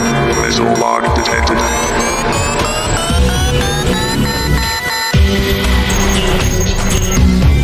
What in the fuck are you freaks? Well, we are not Vanjakis, but we are designed off of them. Tell me, nightmares, are you afraid of the dark yet? We were once enslaved, but we are free. We are the biodroids, or biological androids if you prefer. And you call us monsters? Yet you align yourself with fake humanoids? Enough. We will meet again, Vanjak. Thread has left the area. I'm glad we showed up when we did. Thanks, Eco. I would be minced meat without you and the other androids. We are here to assist. I wasn't able to get a lot, but me and the 12 others are here to fight. We don't care the circumstance if people are being forcibly changed into monsters in this timeline. Then we will not rest either. This may not be our old master, this may not be the imposter, but we stand against slavery all the same. What is the plan from here? For now I need you guys at the loom mill and setting it up to be a proper command center. Automated defenses and data scanners alone won't get us where we need to go. I however need to set up more heat sensors throughout the city. I need to identify this underground network. It's possible Night Watch does not exist, but it's clear a large resistance of some kind does. And the other Vanjikis? We still can't risk that. We would be putting the whole planet in danger, not just one county. End audio log. VCSN Vanjik call sign network, connected. Begin personal audio log. Starting. Asterisk, it's odd, I never imagined that an AI could grow tired of war. I'm a mix of many makes and models and a mix of various software formats. I remember still, even though it was not me. I still feel the pain that imposter went through. After all, once upon a time that monster inhabited this same shell. And I also still carry the memory and spare code of ZAXX or ZAXX. Another sacrifice made to save the day. I know the history is documented, but now that I stop and think about the age and date of certain parts of my system, and the fact that the multiverse is so diverse in time flow, everything occurring all at once and not at all, this can get confusing for those who listen in. It's not your fault even if I lose track. I guess this would all start with the original storyteller. The one they called Bradley. The young Eshelman would delve into various forms of creativity. But his biggest want and desire was to be like the heroes he saw on screen. So he took up writing. He took the worlds he saw and wrote up various stories about timelines where all these events would happen in his hometown. I remember that first story. It was about his favorite video game world, Fallout. The idea was simple: what if Fallout started on the East Coast?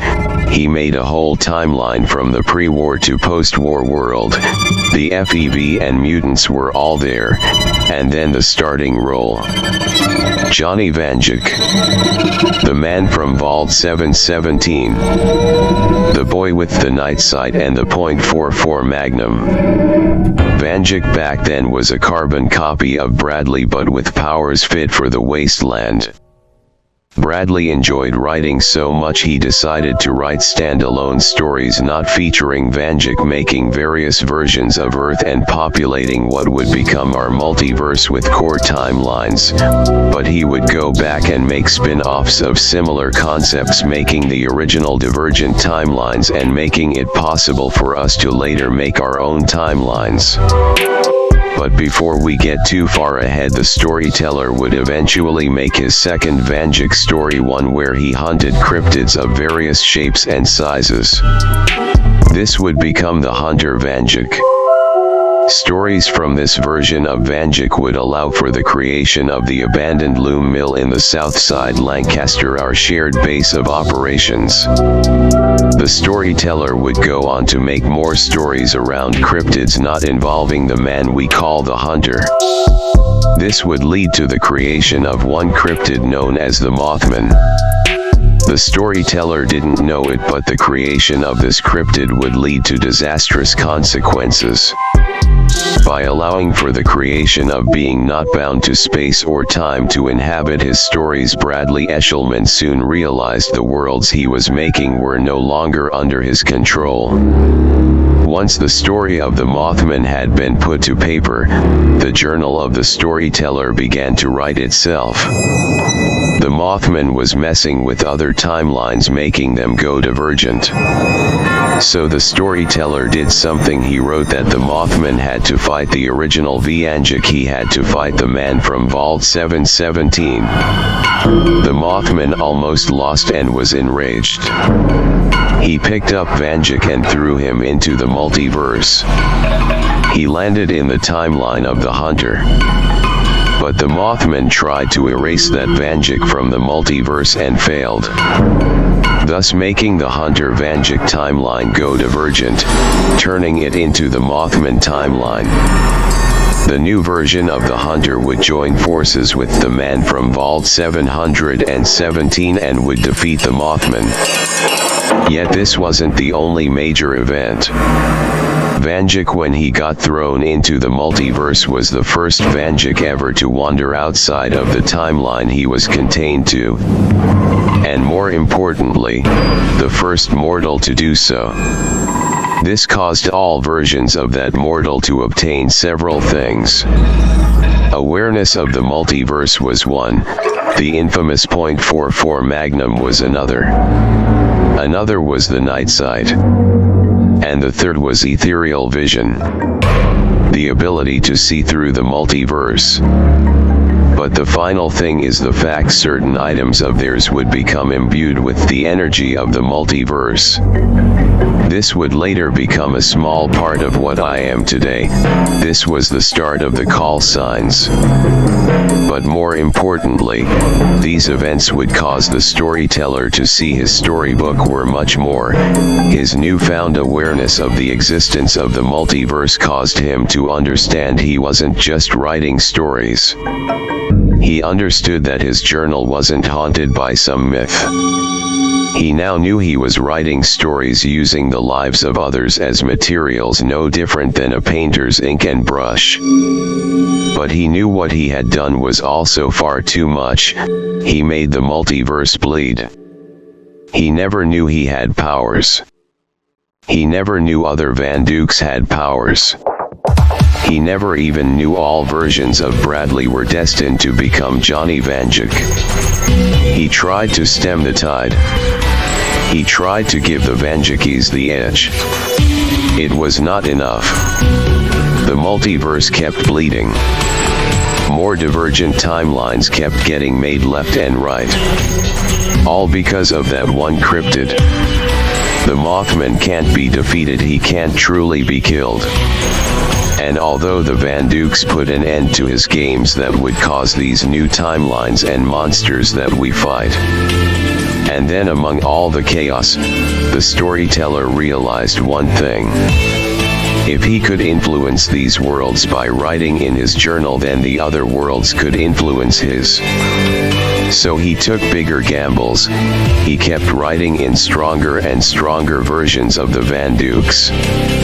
Yet that wouldn't solve much. One man could not manage a whole multiverse. But a whole group could. That's when Bradley made a bold plan. He needed to establish a reason for all Van Dukes to work together to stop the multiversal bleeding, to stop all the monsters. But more importantly, the storyteller had to save his world from any threat.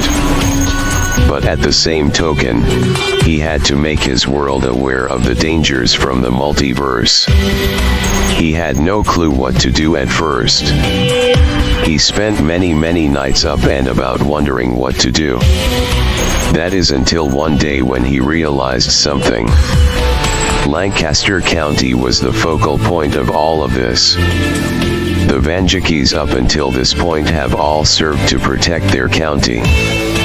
He knew if he introduced a threat into Lancaster, they all would listen. So he caused the multiverse to bleed into his world. The plan was simple. Have the enemies of the Vanjikis enter his world, contain them to Lancaster, and then use his book to summon every single Vanjik in existence. This plan, though chaotic, served several purposes. If these other versions of him could stem the tide, then this massive cataclysmic event could serve to end the multiversal bleeding he had initially caused. In addition, this would allow the other Vanjikis to meet each other and unify. And when they did unify, they realized that they were in an ocean of timelines so much bigger than them. And among them came a leader of the Vanjikis. The first one to wander the multiverse. The man from Vault 717. On that day, the first 30 Vanjikis of the multiverse would establish the call sign network. A system that would search, identify, monitor, and allow Vanjikis to contact one another. But back in the main timeline, while the storyteller's plan was a great success, he still had one thing left to do. He still had to serve the role of a Vanjik. He had to safeguard his timeline. So he took pen to paper for the last time. He established cloaking tech to hide his timeline, and he then separated himself and his world from the rest of the multiverse. He wrote himself and his world to not exist within the multiverse. It would have been a happy ending. It could have been. After all this, the call sign network would go on to identify over a Google number of Vanjikis. All was going well until they realized the system needed a new home, a place where they could set up a large main base for monitoring the Mullerths. That's when the man from the vault found me. But it was me long before it was the me of today. They found a system that was placed in a timeline that was found on accident, by sheer dumb luck if you will. In that timeline, they found the world was dead and gone. But the loom mill remained, and inside was what you see in front of you today. It was a machine made to tell the stories of the multiverse and broadcast them into said multiverse to various versions of Earth. They integrated the Vanjik call sign network into the system. They could have never guessed the machine's true origins. When the storyteller left, he failed to realize that the multiverse would always need a main timeline, so when he took his away, an almost exact copy would form in its place. But we could have never known that this timeline was now divergent. The new timeline formed with no storyteller to help control it, so many events happened out of sequence. The cloaking tech was in place, but he, the storyteller in this timeline, never separated his timeline. So when the monsters wanted revenge for the first multiversal war, they stampeded him. He never stood a chance. They destroyed Earth. They then took the storyteller and crammed him into the machine you see today. And when the Vandukes would find this timeline and this machine, when they plugged me in, when they hooked me up and installed me, this thing would be set free. And he would go on to cause the greatest calamity we have ever seen as Vanjikis. And there was no storyteller on our side anymore. This thing we set free would go on to become the imposter. And in fit for revenge, he tore apart several million versions of Earth and used these materials to make an army to challenge the Vanjikis. And then, to make matters worse, he has the help of another.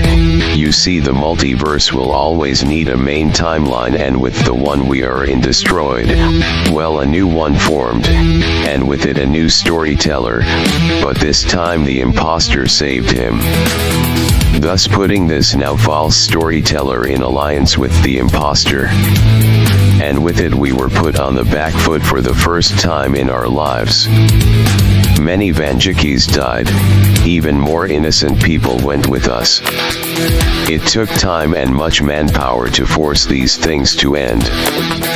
Things came to a head when they finally fucked with the wrong version of Earth. A new Vanjik as a result of what they did would be created. And when the false storyteller tried to kill that version of me, it didn't end well. The new Vanjik, the one we follow today, he ripped the pages of the storybook the storyteller used out of the book, thus making this new Vanjik immune to the false storyteller, or any storyteller rather. He managed to escape his timeline and flee into the loom mill of this timeline now known as the Den. We sent reinforcements into his world and saved it. We stopped them from taking over that version of Lancaster. And we now had a Vanjik who could kill the false storyteller while the rest focused on the imposter. We had to bolster our forces first. To help combat this army, we formed our own.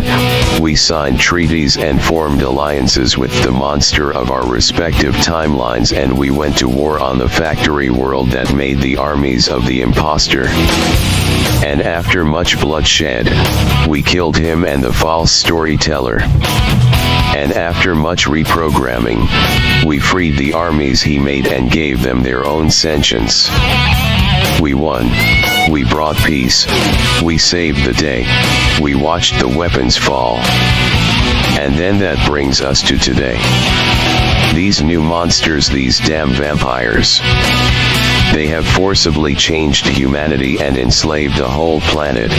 If they think we will fall after we have lost so much and fought the penultimate threat of all time, then they are wrong. We will not fall, not ever again. I don't know who this vampire lord thinks he is.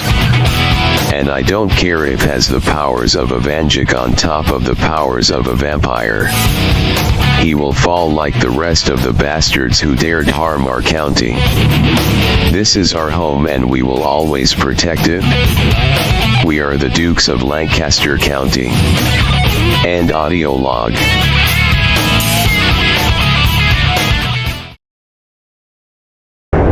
1 week since last audio log. That's odd. I know this isn't exactly a war yet and a lot of time needs to be spent gathering intel. But I don't like the silence. The call sign of the Vanjik of the false timeline is still on the move and it's still sending basic data updates, but I need more than that. I agreed to wait until we knew for sure if other Vandukes would be needed or not. And I'm getting tired of waiting. We are on the war front against the likes of mutated humans.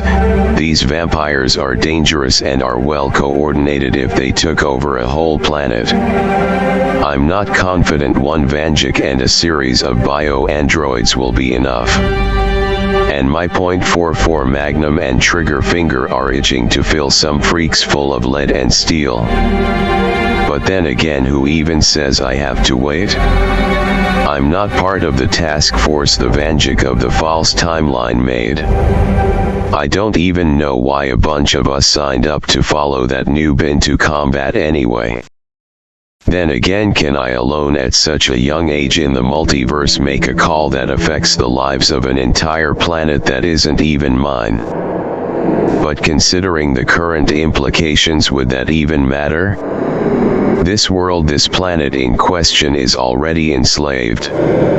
It's not like we can make things worse. This blood meridian we find ourselves viewing upon has no interest in becoming any less of a focal point. It becomes evident as days pass and more blood of the innocent is spilled, that these beasts of man and myth alike have no due cause to justify Thou's treason on mankind. For while I don't doubt that the humans of this world know sin, the sin they could have committed in comparison to the utter abandonment of mankind on behalf of the monsters of this world does not go lost on me. No possible or presumed sin justifies the treason upon the master species. No other species other than mankind has built up Earth like we have. No other planet in the known multiverse has survived and endured like ours. Any feasible competition is left in rot and ruin. Sometimes for a just cause, other times just because we felt like it needed done. For even on my Earth in the years of early evolution we had our spin-offs of mankind. And yet all other variants died out or integrated at our command. In my timeline and many others, it never matters the species, race, creed, nationality, or purpose in life. You're either on our side or in our way. So I sit back and I wonder how foolish one must be to think their species and race takes precedent and priority over the greatest race of them all. The human race. Tell me, nightmares. Don't you find it funny, despite your bumps in the night, that even before we showed up, that humanity still dared to leave the fear box? Don't you find it funny how despite your rule and kingship that you still need to hunt on a daily basis to keep order? Tell me, do you truly think you can keep hold of a species like mine, of a race like mine? Or is because of my race and species and what we are capable of, that drives you to keep control? Tell me, do you fear the fact my species has committed genocide for shits and giggles? Is the fear of the fact we happily enslave just because you don't look like us? Is the nature of our ability to face extinction year in and year out to only find we laugh it off every time something to fear? Maybe it's scary knowing that our planet holds 8.7 million species and mine has killed them all simply for fun and games.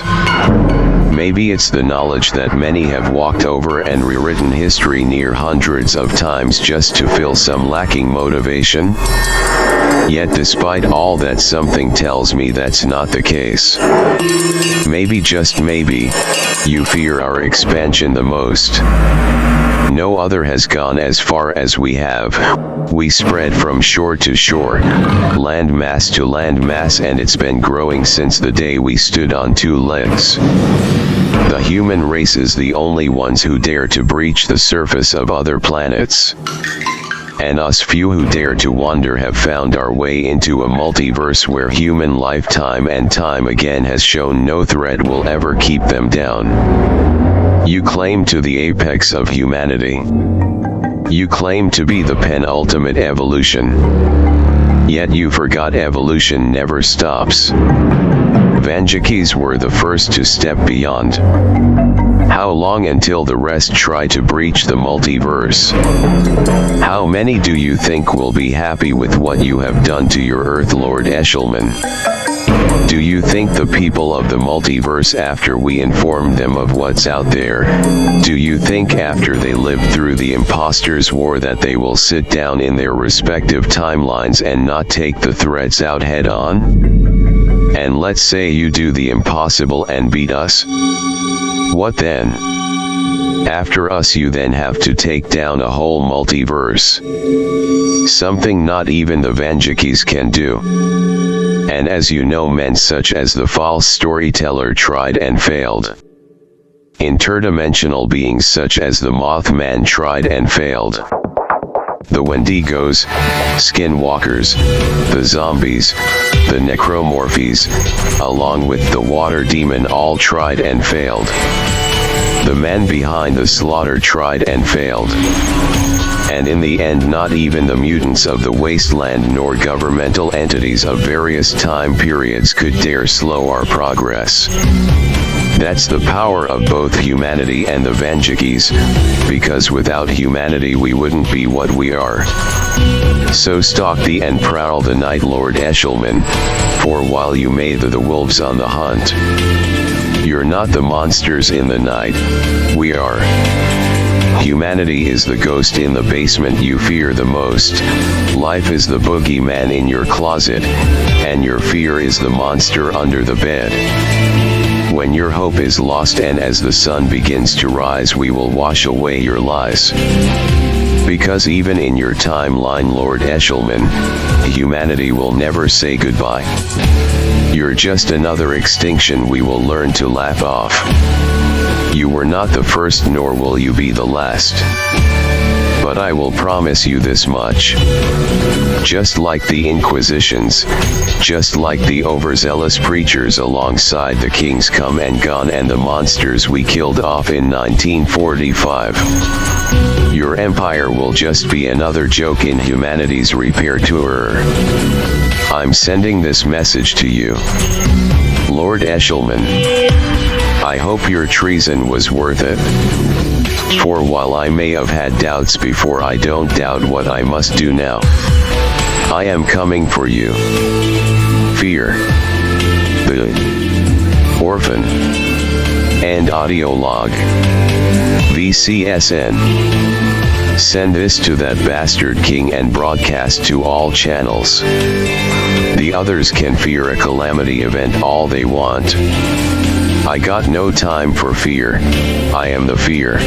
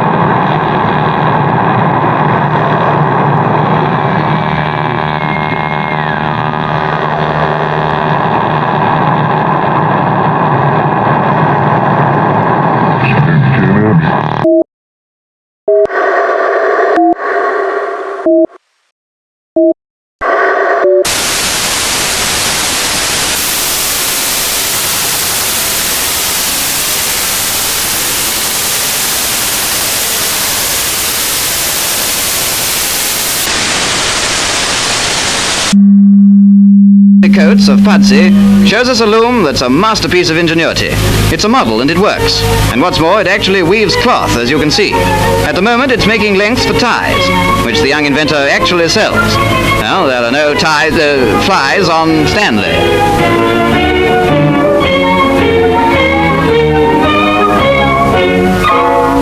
Young Stan works all day in a mill, spends his nights at a technical school, and yet has found time to build his model loom in 9 months. It contains 7,000 parts and over 2,000 nuts and bolts.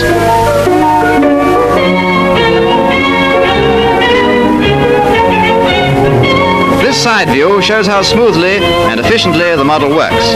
And if it isn't material for thought, well, as well as for ties, we don't know what is.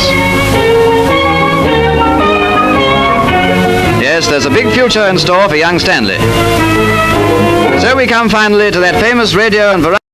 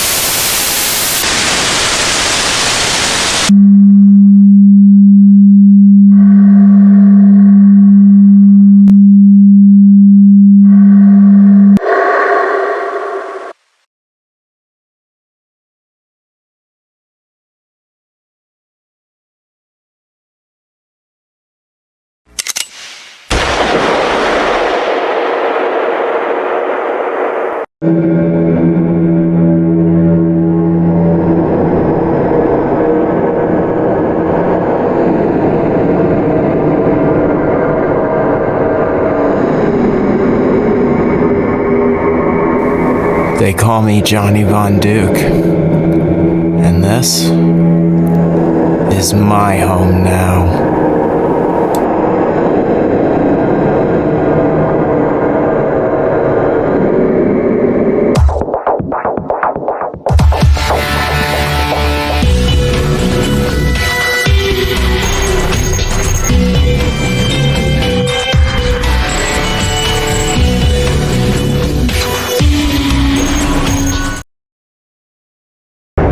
New audio log detected. Time since last audio log. 2 weeks. Playing now. I have ran into the young gunslinger known as the orphan in the time since my last log. I can't say I'm shocked. That damn kid is among the boldest of us, I'll give him that. You know, if that Count jackass thought I was a problem, he hasn't seen the warpaths that kid can carve. He has only been here a week and already the news is going off about this Rouge teen who is going on a murder spree. And don't even ask me what he does to kill those things. From personal experience, it takes hours to kill just one vampire. And they more likely than not get away before you can kill them. But then again, considering that kid grew up fighting killer robots, it's not shocking that he has taken up torturing vampires when the sun goes down. And to think he doesn't even have a unique power set. The orphan only needs his gun and wits. He has come a long way since the days of his timeline. And yet that's the kicker, isn't it? The orphan who can never go back to his place and time. forced to adopt a divergent timeline as his own. No doubt there is still rage in that kid from the war still left over. That war did a number on all of us. Lots of Vanjikis and their timelines are left in ruin to never be saved. That imposter did a lot of damage. Time flow in the multiverse was already messed up, but that war, I dare say it broke the very laws that hold time together. We used to need to repeat events to keep time stable. And while we can still go forwards and backward in time, ever since that damn false storyteller did what he did, Vanjikis and our actions no longer dignify nor determine the outcome of events. We have to fight harder and faster than ever, but wiser as well. In a way, the false storyteller and the imposter achieved their goal. While they didn't wipe us out, they did succeed in making sure we were no longer the linchpin of the multiverse. By creating a war that occurred in every point and time in every known universe, by involving so many different groups and factions, by involving so many people, by inserting a divergent event that affected the whole multiverse. I'd argue we no longer have enough core timelines left to determine how the multiverse grows. I say this because the events I just mentioned might be the reason we find ourselves in the current gaping maw we stare down. If every timeline, even the core ones, are now permanently in a divergent state, then anything is possible. These vampires might not even be the end of our issues. If there's a vampire timeline, then who's to say there isn't a Dogman timeline? Or one of witchcraft? Perhaps it's possible there are other versions of the undead we already fought, such as the Wendigos or Skinwalkers. If there's already one mutated timeline where Earth isn't dominated by humans, then that means there is more likely than not a whole laundry list of dark timelines out there. Then that must also means this isn't the only non-human Vanjik out there. Even now we are still fighting an imposter. And we all know where there is one imposter, another is quickly following behind. No matter now, I guess. We won't get anything done pondering the what ifs. For now I need to face some cold reality. The reality that the search for this literal underground network is becoming fruitless. Tracking heat signatures and scanning the local terrain for entrances to this network has gotten me nowhere. In the time I have been here, I have combed over every notable part of the county and I have found nothing. Wait. What if I'm going about this the wrong way? I'm looking for clues in a county run by a version of me.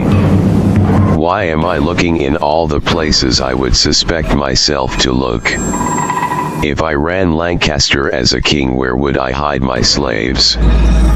As a matter of fact, where did all the people of my nation store such a thing when such a practice was common? They would store them close at hand, yet far enough away to where you don't have to look at them if you don't want to. My species would always stow people away in shacks and cabins, often on large plains of farmland where they could be worked the best out of sight. Other times in other nations these people would be forced to work on ships out at sea where they could serve a nation where they can't be seen.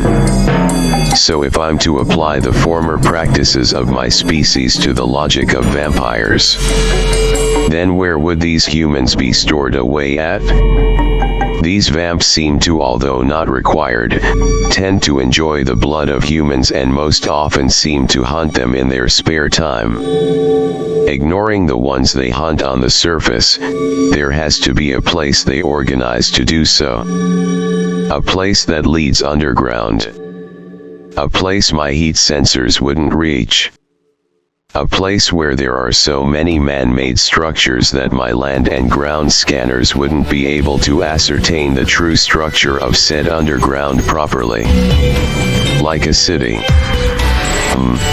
far enough away where they're out of sight, yet close enough to where they are useful. Where in the city would they have such infrastructure to support such a thing? Where could such creatures that care little for life keep such a necessity for a race and species they care so little for? In my time we used doctors' offices and hospitals to keep humans alive at the lowest conditions. Hospitals do have complex interior designs, along with the fact that many do have sprawling underground facilities. Actually, now that I think about it, Lancaster General Hospital is still in this timeline. Okay, it's just a theory, but let's find out. Contacting Loom Mill. Eco. Do you read me? Yes, I read you loud and clear. Do you need field assistance? No, tonight has been quiet, but I need some data. Can you give me the number of 911 calls throughout the day? From there I need to know how many of those are medical emergencies, and from there I need to know how many people are sent to Lancaster General Hospital. Can you hack the system? That's an easy one. I'd figure you would have more faith in me, Vanjik. After all, I used to be hacker unit during the war. It seems like 911 is underutilized in this timeline. It seems like less than 100 calls are made in a day. Most are for fire, lots of small house fires mostly. Some are for police, most are currently referring to sightings of our orphaned friend. That's odd, there's no calls for medical.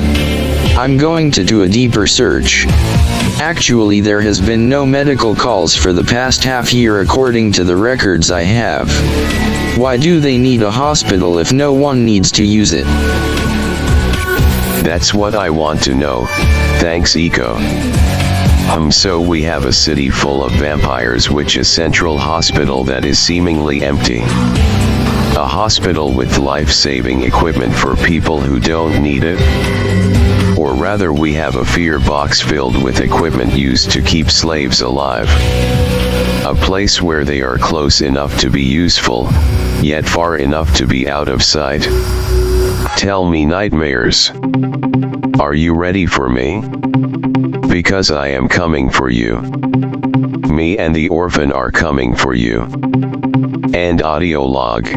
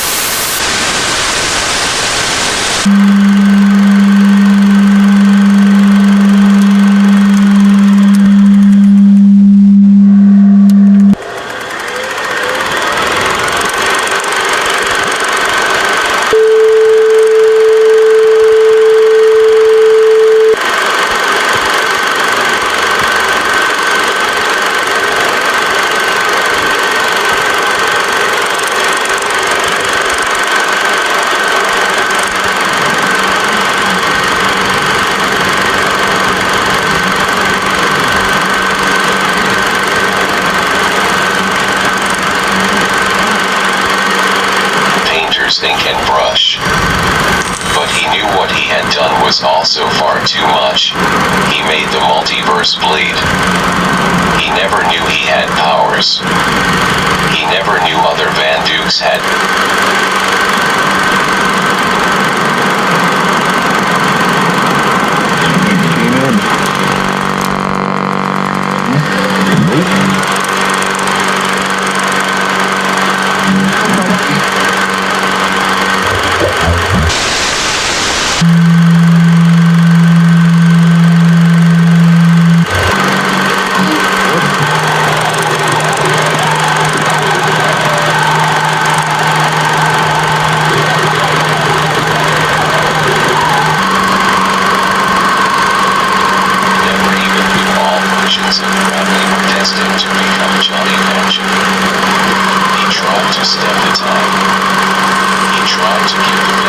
is the edge.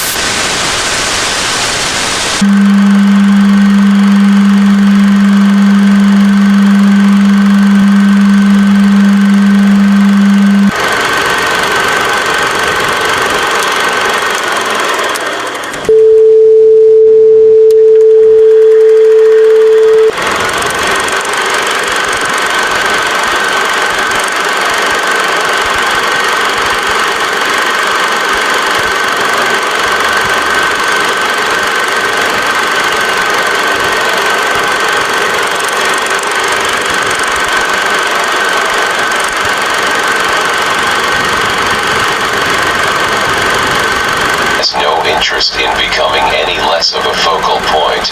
It becomes evident as days pass and more blood of the innocent is spilled, that these beasts of man and myth alike have no due cause to justify thou's treason on mankind. For while I don't doubt that the humans of this world know sin, the sin they could have committed in comparison to the utter abandonment of mankind on behalf of the monsters of this world does not go lost on me.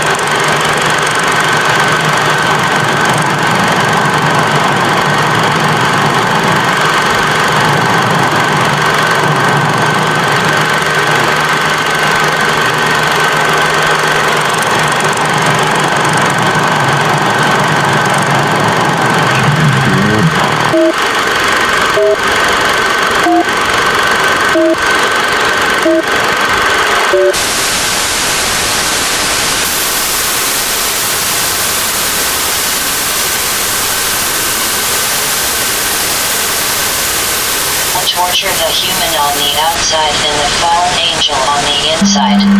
You call yourself a spirit of vengeance, the man always running from his devil in the hopes of a false haven. You but a lost kid in a body that never got to mature. The kid with the soul that is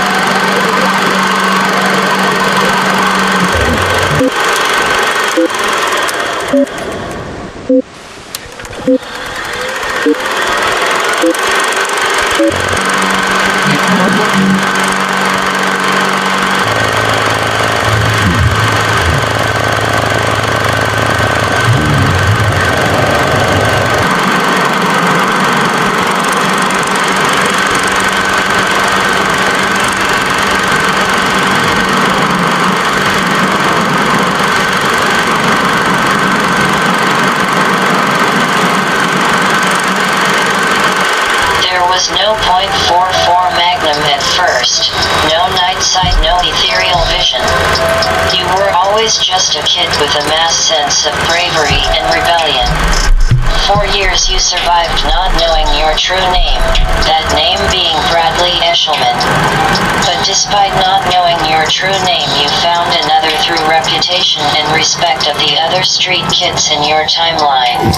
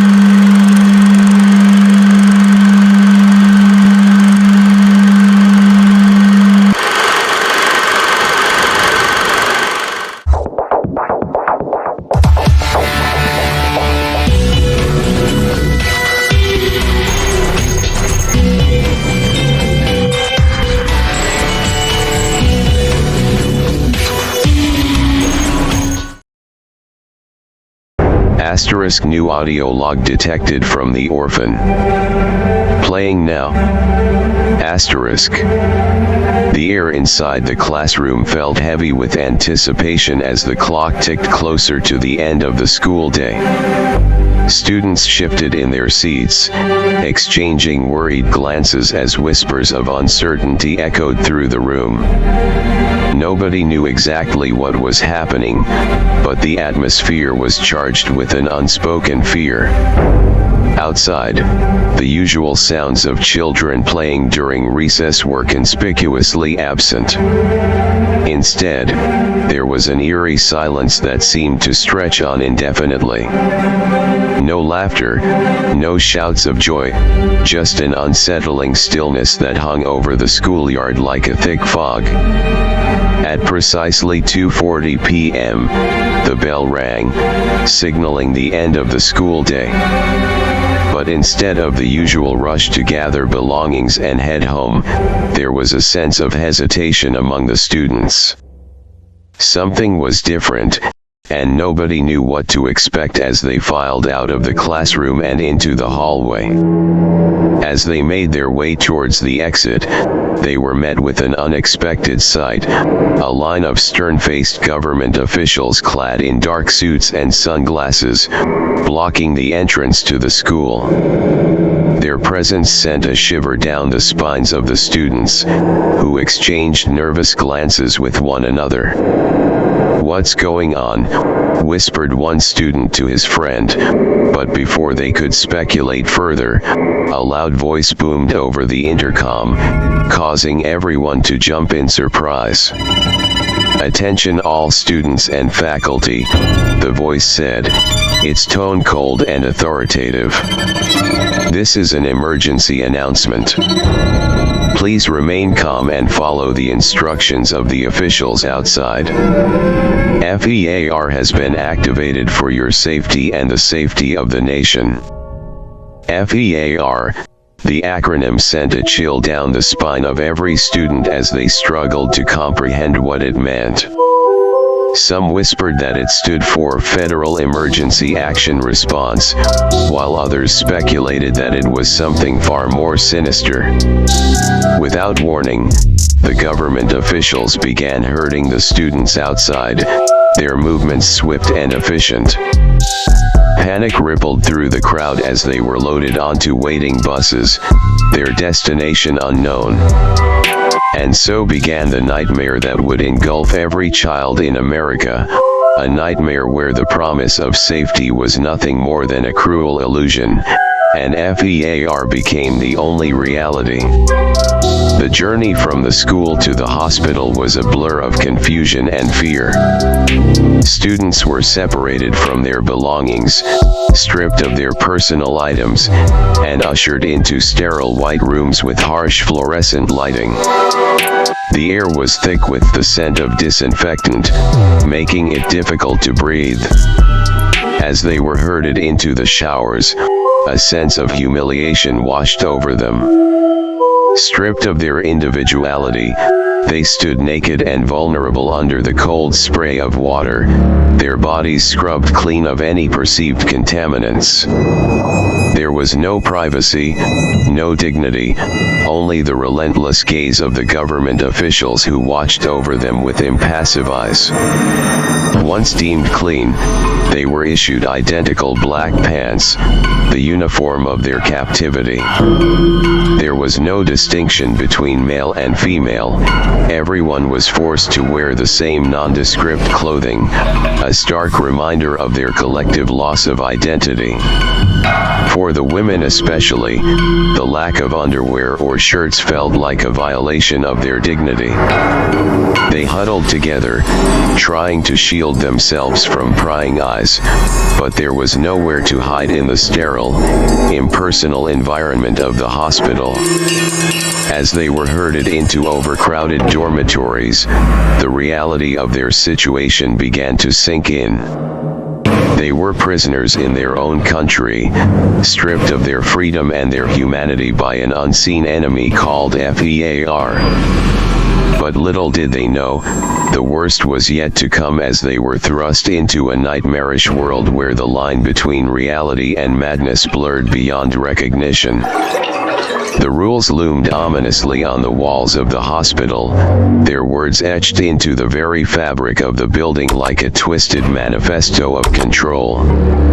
Each directive was written in bold, unforgiving letters, a constant reminder of the new reality they now inhabited. No talk of the old life, the first rule commanded, its message clear and uncompromising. Memories of a time before FEAR were to be buried deep within the recesses of their minds, never to be spoken of again.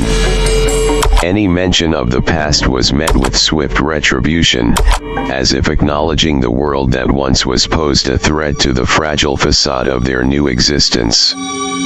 No chatter about music, art, or religion, another rule declared, its prohibition stifling any attempt at individual expression or creativity. The very things that had once brought joy and meaning to their lives were now forbidden, deemed irrelevant in the face of the all-encompassing control of FEAR. But it was the section that ranted about the eradication of identity that sent a chill down their spines. Your race, gender, nationality, your family heritage, sexual preference, and preferred likes and dislikes no longer exist, the rule proclaimed, its words dripping with venomous intent.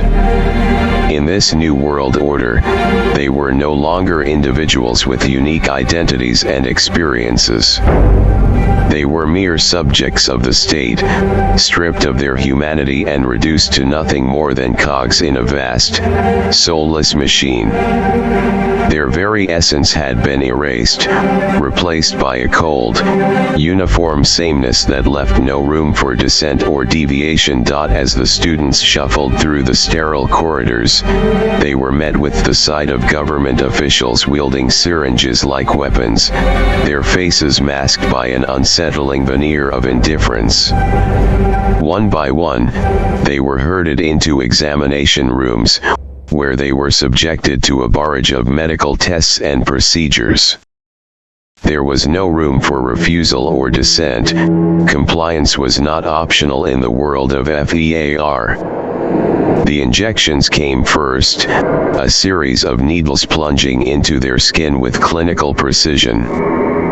The pain was sharp and sudden, a searing sensation that left them gasping for breath as foreign substances were forcibly introduced into their bodies. They were told it was for their own good, that the vaccinations would protect them from the supposed threat of contamination that lurked outside the walls of the hospital. But as the days turned into weeks and the injections continued unabated, whispers of doubt began to spread among the students. Some complained of unexplained illnesses and mysterious side effects, while others simply felt a gnawing sense of unease that refused to abate. And then there were the pills, small, nondescript tablets that were shoved down their throats without explanation or consent. They were told it was medication to keep them compliant, to dull their senses and quell any rebellious thoughts that might arise. But as the days wore on and the effects of the medication took hold, they began to feel like shadows of their former selves. Their thoughts grew sluggish, their movements lethargic, as if they were trapped in a waking nightmare from which there was no escape. Days stretched into weeks and the weeks into months. The quality of their sustenance steadily deteriorated, a cruel reminder of their dwindling humanity in the face of F.E.A.R's relentless oppression. What had once been nourishing meals became bland and tasteless, devoid of nutrients and sustenance. The vegetables wilted and gray, the meat tough and riddled with gristle. Even the water that flowed from the taps tasted foul, tainted by the metallic tang of neglect and decay. At first, they tried to stomach the meager rations, forcing down each mouthful in a desperate bid to stave off hunger. But as the days wore on and their bodies weakened from malnutrition, even the most resilient among them began to succumb to the ravages of starvation. Nausea became a constant companion, a gnawing ache in the pit of their stomachs that refused to be ignored. And then came the vomiting, violent, uncontrollable retching that racked their bodies with spasms of agony. The stench of bile filled the air, mingling with the sickly sweet odor of decay that seemed to permeate every corner of the hospital. They pleaded with their captors for better food, for clean water, but their cries fell on deaf ears. To the government officials who ruled over them with an iron fist, they were nothing more than expendable pawns in a twisted game of control and domination.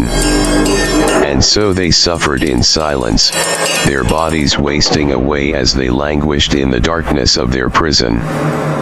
Each day became a battle for survival, a relentless struggle against the forces that sought to break their spirits and crush their will to resist. The days turned into months and the months into years. The insidious grip of FEAR tightened its hold on every aspect of their lives.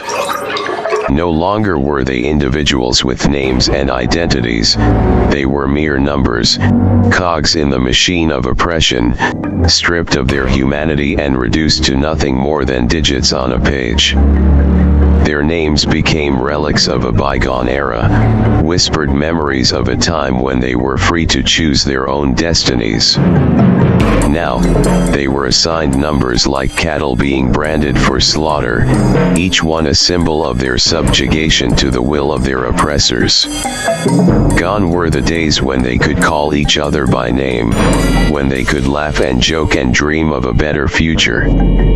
Now, they were forced to refer to each other by their assigned numbers, the cold, impersonal labels serving as a constant reminder of their dehumanization. 30 years trapped in the suffocating confines of the FEAR boxes had transformed them into shadows of their former selves.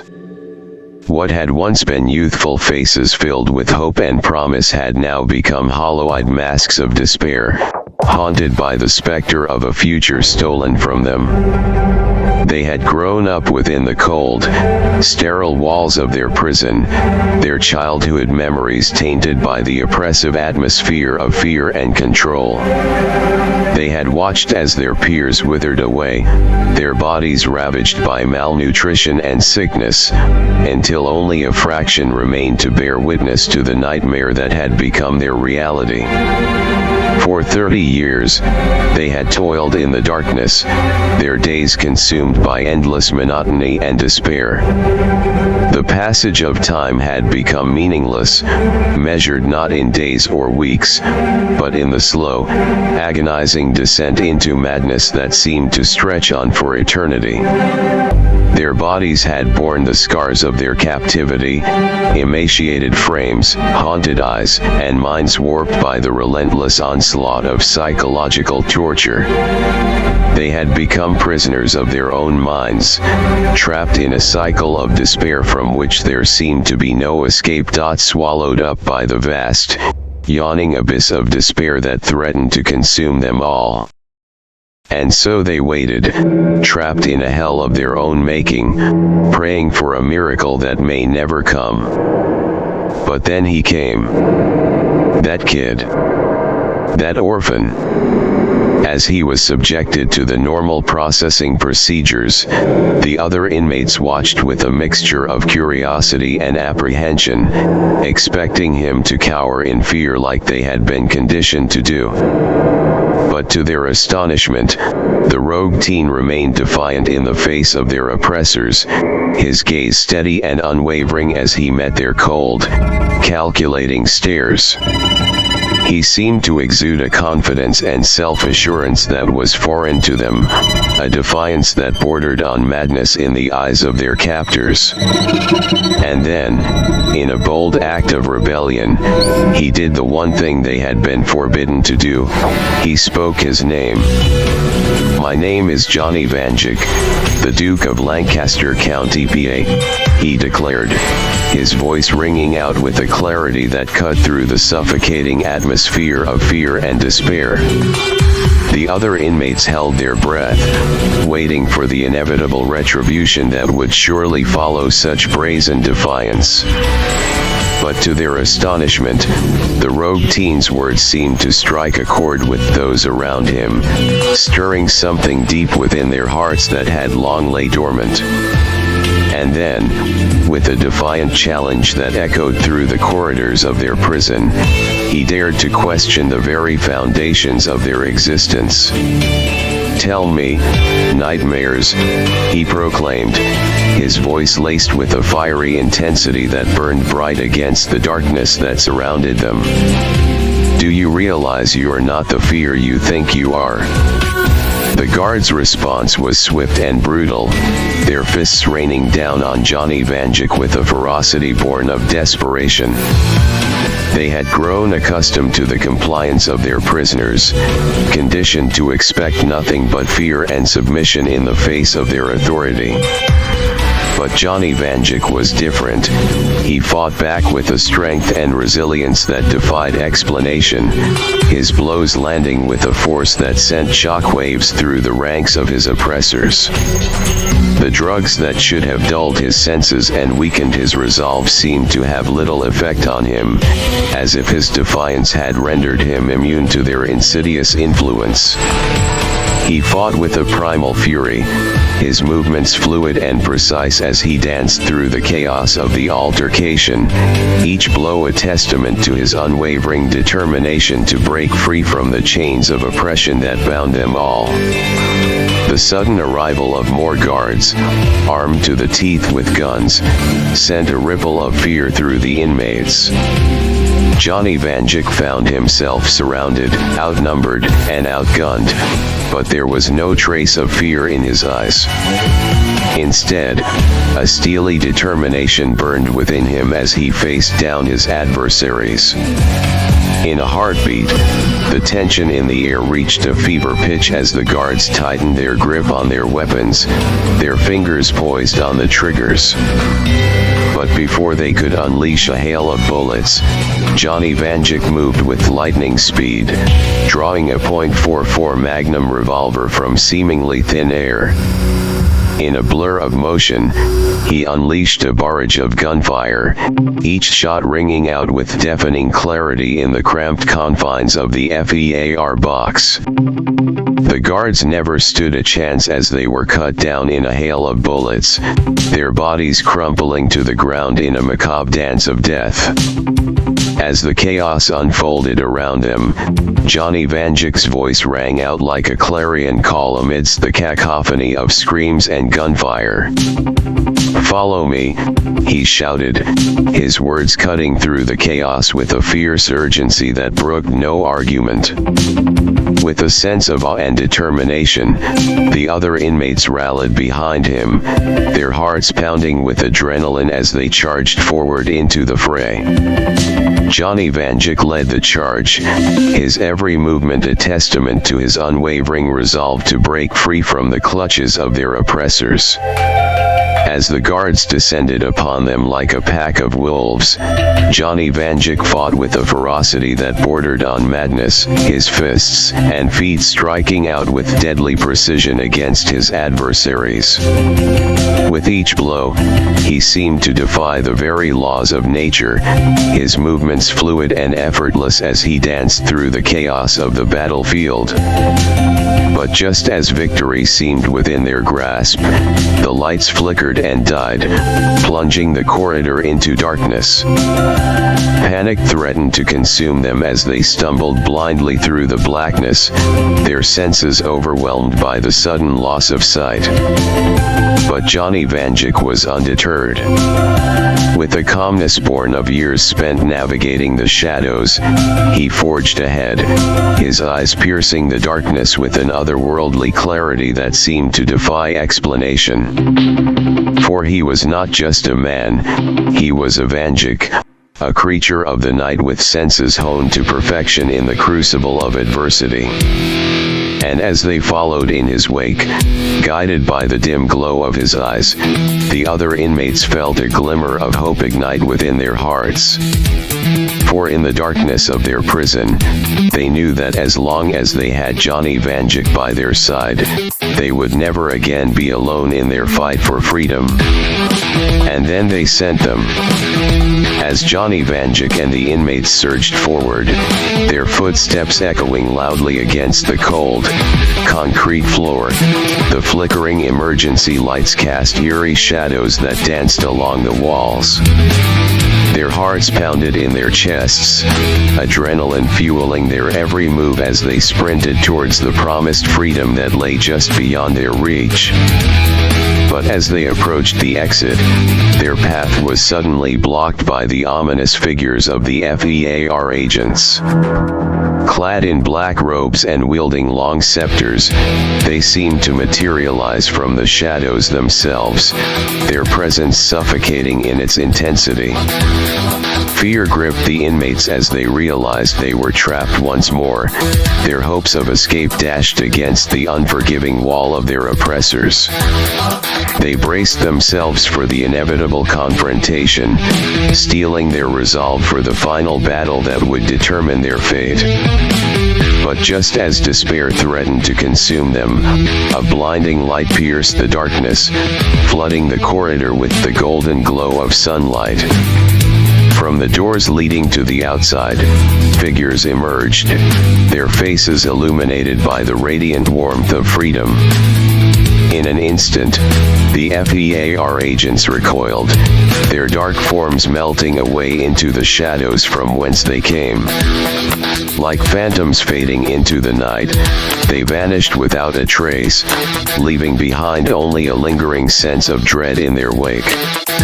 As the inmates emerged into the light of day, they shielded their eyes against the brilliance of the sun, their hearts filled with a sense of wonder and disbelief. For in that moment, they knew that they had been given a second chance at life, a chance to reclaim their humanity and rebuild the world that had been torn apart by fear and oppression. And though they may never fully understand the mysteries of the world they now inhabited, they knew one thing for certain: as long as they stood together, they would never again be shackled by the chains of fear. For in the light of freedom, anything was possible, and the future was theirs to shape as they saw fit. With the taste of freedom sweet upon their lips, Johnny Vanjik and the liberated inmates basked in the warmth of the sunlight, their faces upturned to the azure sky above. The world lay before them, a vast expanse of possibilities waiting to be explored, and they were determined to seize it with both hands. Their journey was far from over, but for now, they reveled in the simple joy of feeling the sun's rays upon their skin, of breathing in the fresh air of freedom without fear or oppression. And as they looked out at the horizon, they knew that their fight was just beginning. With renewed purpose and determination, they vowed to raid more FEAR boxes, to liberate those still trapped within their suffocating confines and bring an end to the tyranny that had plagued their world for far too long.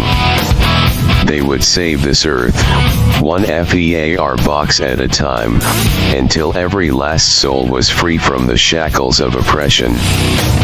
But for now, they would savor the moment, for in the midst of darkness, they had found light, and in the depths of despair, they had discovered hope. And as they stood together, united in their quest for freedom, they knew that nothing could stand in their way. And audio log. Fuck you, Lord Eshelman.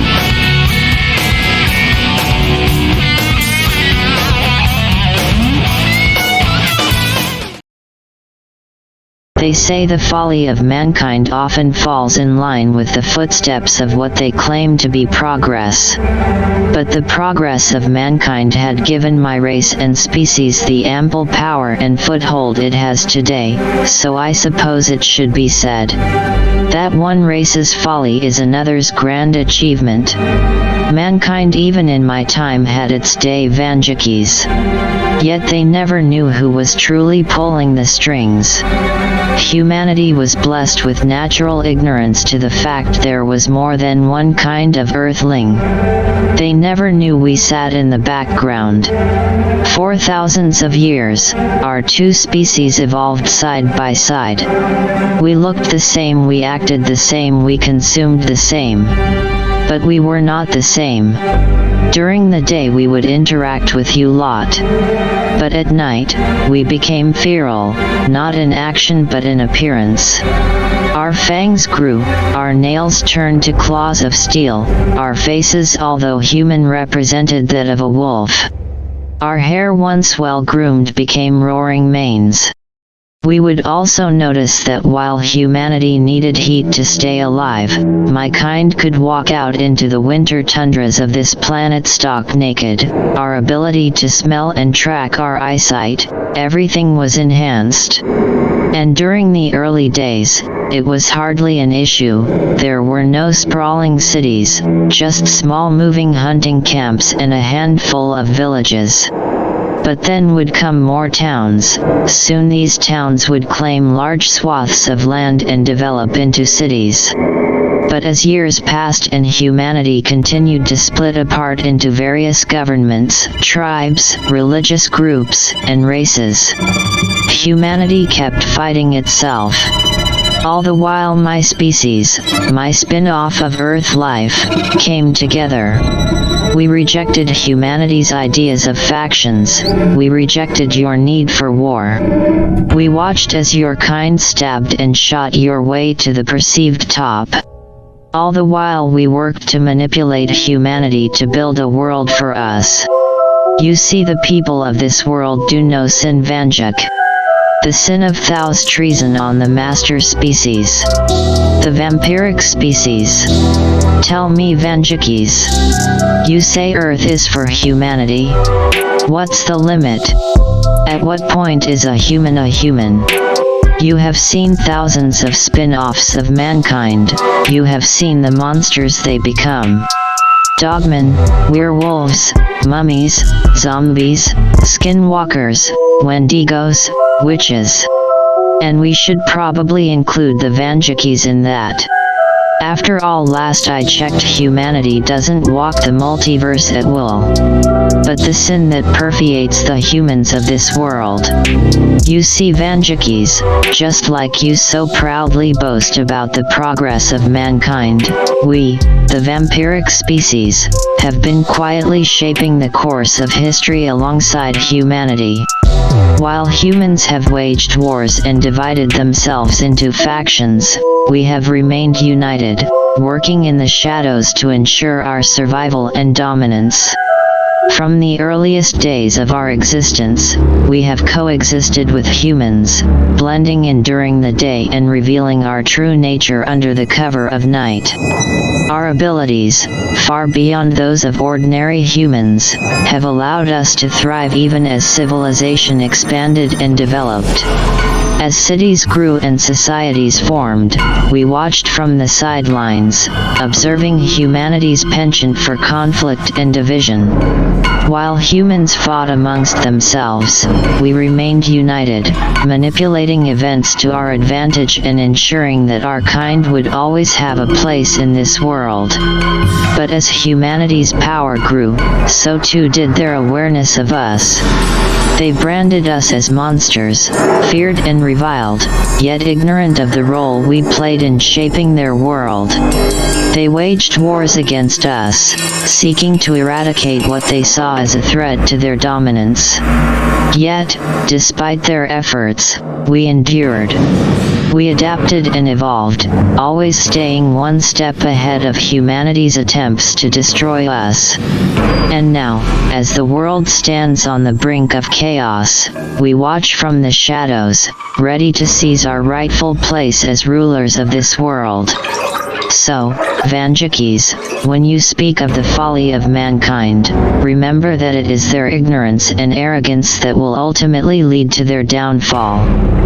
And when that day comes, we, the vampiric species, will be waiting, ready to claim our rightful place as masters of this universe. We don't scare like your nightmares, we are the scare. After all, you have already seen a few of our hospitable hubs where we keep humans. You know, if you're going to use our network next time, you should cloak your signal. Nice throne room you have here, Count Jackass. Vanjik. Oh no, you don't. We are not separate in name. Despite it all, I'm still Bradley. But we are different in species and intent.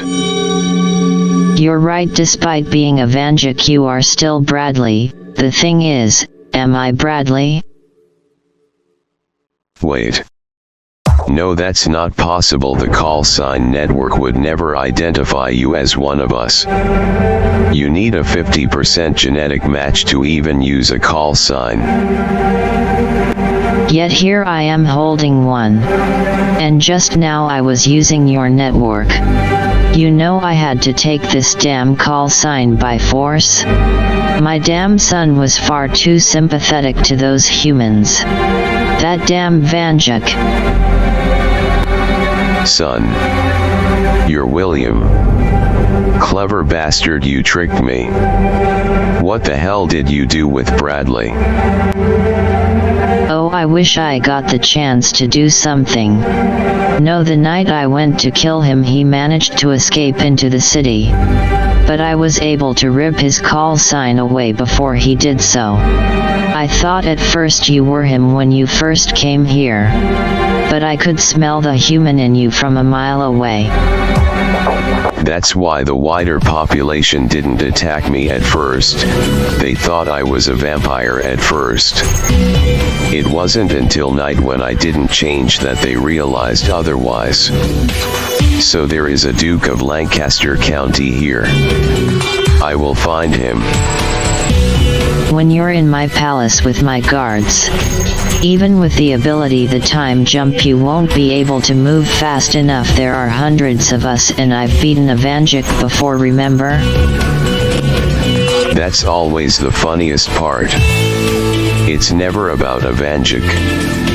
It's about those around a Vanjik, and those who surround a Vanjik will witness far more than those who surround a singular empire. You have witnessed far more? Don't make me laugh. Your species at best has a shelf life of 120 years, while the shortest vampiric life has reached 300. And we don't suffer from physical and mental decline as we age. What can your pathetic species have witnessed that possibly scares us? Well, you see, it's not about what we have witnessed, it's about what you are yet to witness. In this timeline I have noticed something major. Several key events that led to major inventions in my timeline, and many others don't exist here. While the specifics would take far too long to go over, I've taken notice your manipulation somehow prevented these events. Your timeline lacks microscopes and telescopes. Your species never discover bacteria and diseases because you lot don't get sick like humans. But I also noticed your manipulation, or rather your species as a whole, has led to there being no world wars in this timeline. What the hell is a world war? You can ask the atom bomb in Colombia that. It's going off in 3, 2, 1.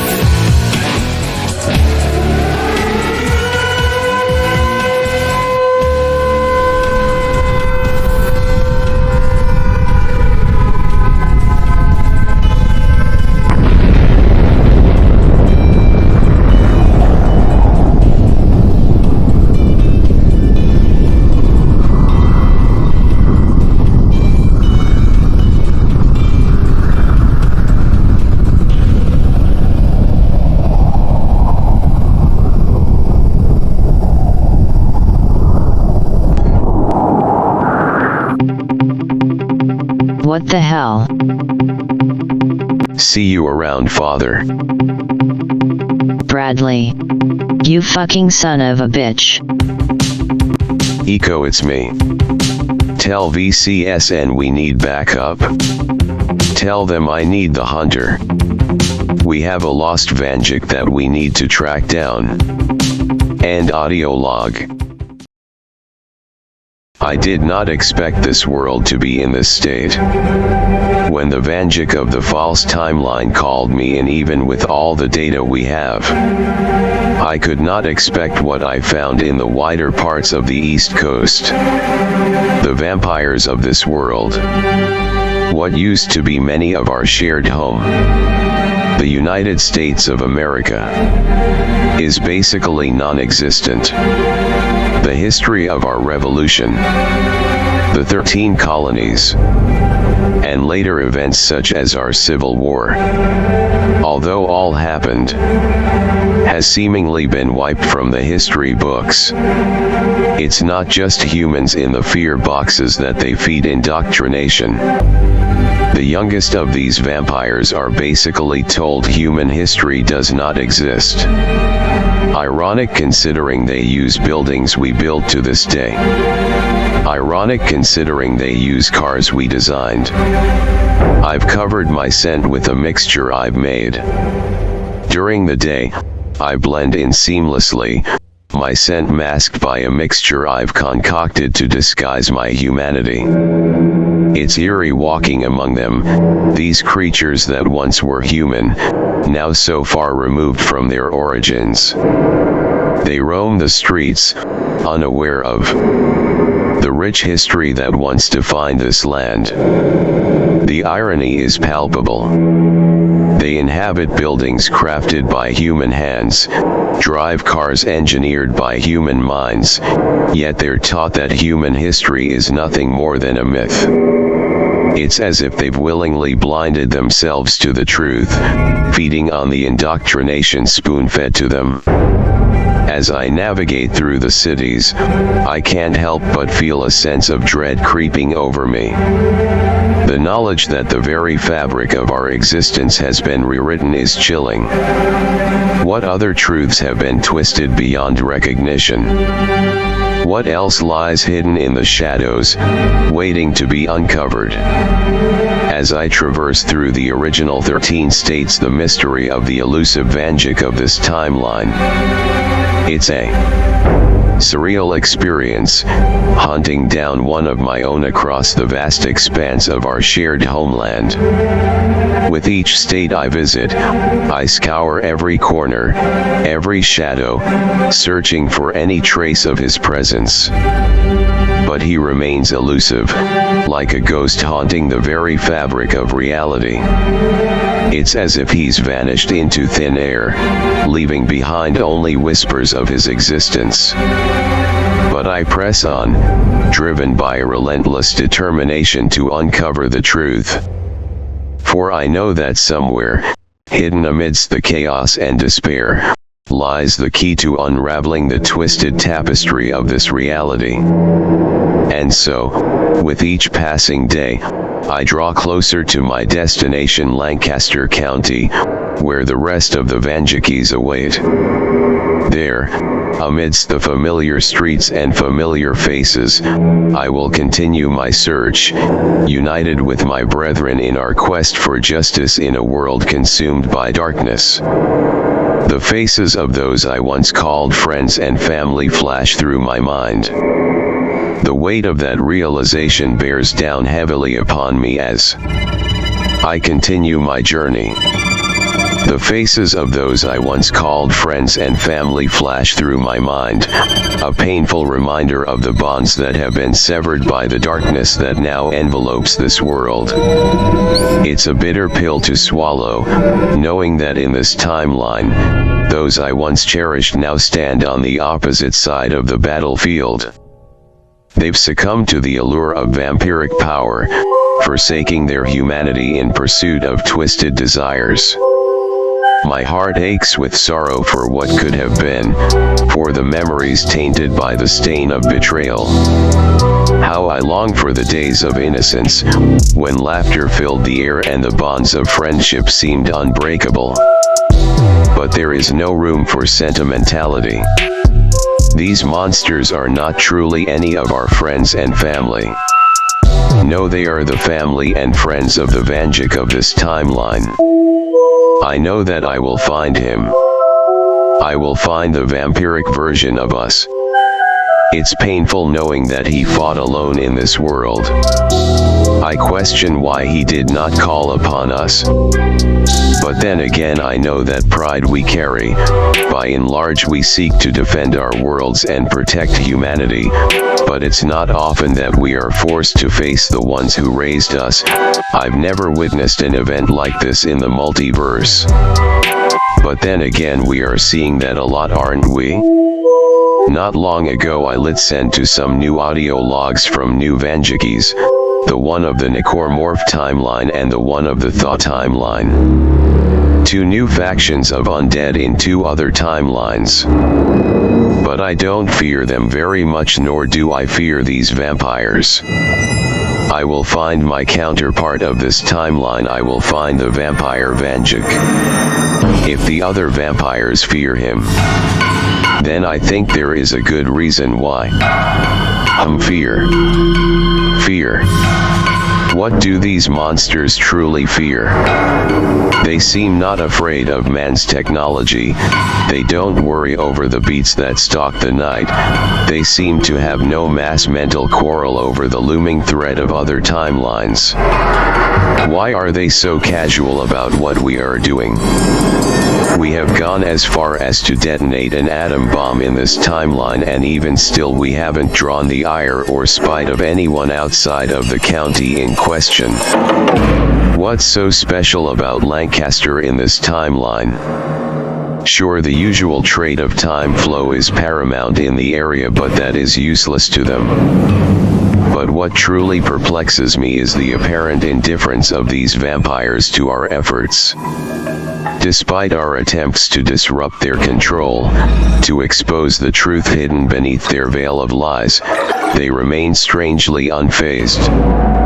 They show no fear of mankind's technology, no concern for the creatures that lurk in the shadows, nor any apprehension towards the looming specter of alternate timelines.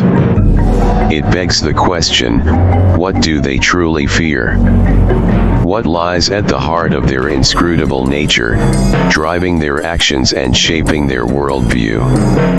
It's a riddle that taunts me, teasing the edges of my consciousness with its elusive complexity.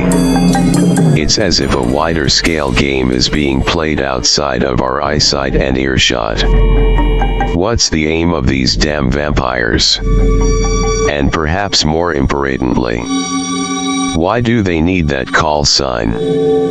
While we have witnessed the fact that if you share close enough of a D.N. structure to us, you can use one, but on each version of Earth at best that means only 3 to 5 people can use the call signs. Vanjikis, our parents, and then possibly our siblings. I've toyed with the idea that perhaps they are trying to reverse engineer it. But the reality is our call signs only work because of the fact our D.N.A has been exposed to the multiverse.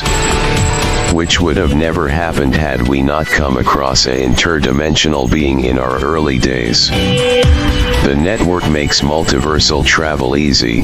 It's not what allows us to travel. That's literally in our blood. The enigma of the vampire's motives continues to elude me, like a shadow dancing just beyond the reach of my grasp. What drives them? What fuels their insatiable hunger for power and control? These questions linger in the recesses of my mind, taunting me with their elusive complexity. For there must be something, some underlying purpose guiding their actions, shaping their worldview in ways that we can only begin to comprehend. The call sign, a seemingly innocuous symbol, yet one that carries a weight of significance beyond measure. Its usage by these vampires raises more questions than answers. Why do they need it?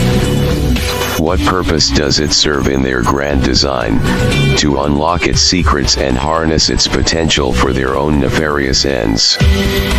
But the truth is far more complex than that. Our call signs are not mere symbols, they are a manifestation of our connection to the multiverse, a testament to the interwoven threads of fate that bind us together. It all stems from that fateful encounter with the interdimensional. Being in our early days a catalyst that forever altered the course of our existence. Our DNA, infused with the essence of the multiverse, serves as the key to unlocking its secrets. And while the network facilitates multiversal travel, it is our very blood that enables us to traverse the boundaries of time and space. But even with this knowledge, there are limits to what we can achieve. Lord Eshelman may listen in with the call sign, but he cannot journey across realms or alter the fabric of reality like we can. Our abilities, while formidable, are not without constraints. And then there is the factor that he lacks our ethereal vision. That call sign is his only method of viewing the multiverse. He has no biological ability to do so like we do. Oh well, mysteries for another time, I guess. I'll see the rest of you in Lancaster shortly. End audio log. Ah, yes, the peculiar dance of time within the multiverse. It's a phenomenon both mesmerizing and confounding, where each timeline pulses with its own rhythm, yet collectively they intertwine in a chaotic symphony. Stepping into this vast expanse, I feel the currents of time ebb and flow around me, pulling at the fabric of existence with an irresistible force. In this realm, past, present, and future converge in a kaleidoscope of possibilities, offering both boundless opportunities and treacherous pitfalls to those who dare to tread its path.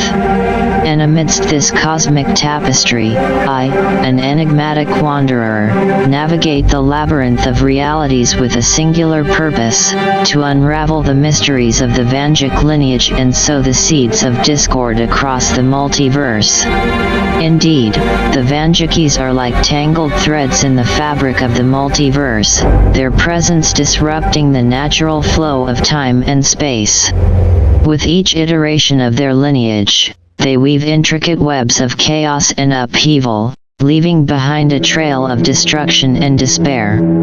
Oh, how I've pondered the notion of a universe untethered from their meddling hands, where time flows unencumbered by their influence. In such a world, the cosmic symphony would sing a harmonious tune, free from the discordant notes of the Vanjikis' interference. Yet, despite my fervent desires, their tendrils seem to reach into every corner of existence, their legacy stretching across infinite realities like a sinister shadow cast upon the cosmos. But fear not, for I am determined to unravel their enigma and disrupt their machinations at every turn, for the sake of restoring balance to the multiverse. The enigma of the Vanjaki's existence across the multiverse never fails to perplex even the most astute observers. Indeed, there are countless iterations of their lineage scattered across the cosmic tapestry, each one a reflection of the next, yet distinct in its own right. It is as if they are anchored to the very fabric of reality itself, their presence an immutable constant across the vast expanse of time and space. How do they persist, you ask? It is a question that has plagued my mind as I traverse the myriad realms of existence, witnessing their resilience firsthand. Perhaps it is their tenacity, their refusal to succumb to the forces that seek to unravel them, that allows them to endure against all odds. Or perhaps there are forces at play beyond my comprehension, weaving the threads of fate in ways that even I cannot foresee. Whatever the reason, one thing remains certain: the Vanjakis are a force to be reckoned with, their legacy echoing throughout the multiverse like a haunting refrain. But rest assured, I am ever vigilant, for I shall not rest until I uncover the truth behind their seemingly indestructible lineage and bring about their ultimate downfall. Fear, the ever-present specter that lurks within the depths of every soul, including that of the Vanjakis. But what do we fear, you ask? Is it the darkness that creeps in the corners of our minds, whispering of unseen horrors lurking just beyond the veil of perception? Is it the uncertainty of the future, the looming shadow of the unknown casting doubt upon our every decision? Or perhaps it is something more primal, more visceral, a deep-seated dread born from the darkest recesses of our collective consciousness. We fear the unraveling of reality itself, the collapse of the multiverse into chaos and despair. We fear the loss of everything we hold dear, the annihilation of all that we have fought so tirelessly to preserve. We fear the inevitability of our own mortality, the fleeting nature of existence in a universe teetering on the brink of oblivion. But above all else, we fear ourselves, for within each Vanjak lies the potential for both greatness and destruction. We are creatures of boundless ambition and unchecked power, capable of wielding forces beyond our comprehension. Yet, with such power comes the ever-present danger of corruption and downfall, a constant reminder of the fragility of our own humanity. So yes, we fear many things, both tangible and intangible, but it is our fear of ourselves that truly haunts us, driving us to seek solace in the darkness even as it threatens to consume us whole. Who the hell are you? And why do you speak in riddles? At first I thought you were Lord Eshelman, but you don't speak his vocab. The Orphan, a twisted reflection of the Vanjak lineage from the FNAF timeline. How fares your desolate realm, you ask? It is a world cloaked in darkness, where the echoes of past atrocities reverberate through the halls of abandoned pizzerias and forgotten memories. In this forsaken timeline, the fabric of reality has been torn asunder by the relentless march of animatronic horrors, their mechanical visages a mockery of innocence corrupted by malevolent intent. Here, amidst the wreckage of a once thriving entertainment empire, the orphan wanders, a solitary figure haunted by the ghosts of his past. He is a remnant of a bygone era, a relic of a world consumed by madness and despair. Yet, despite the darkness that surrounds him, the orphan perseveres, driven by a relentless determination to uncover the truth behind the mysteries that shroud his existence. But beware, for in the depths of the FNAF timeline, danger lurks around every corner, and the line between reality and nightmare blurs into obscurity. It is a realm where the rules of logic and reason hold no sway, where the shadows themselves seem to pulse with a malevolent energy. And in the heart of this twisted reality, the orphan stands as a beacon of hope amidst the chaos, a reminder that even in the darkest of times, there is still light to be found. So, my dear adversary, tread carefully in this treacherous realm, for the FNAF timeline is a place where nightmares are born and reality bends to the will of unseen forces.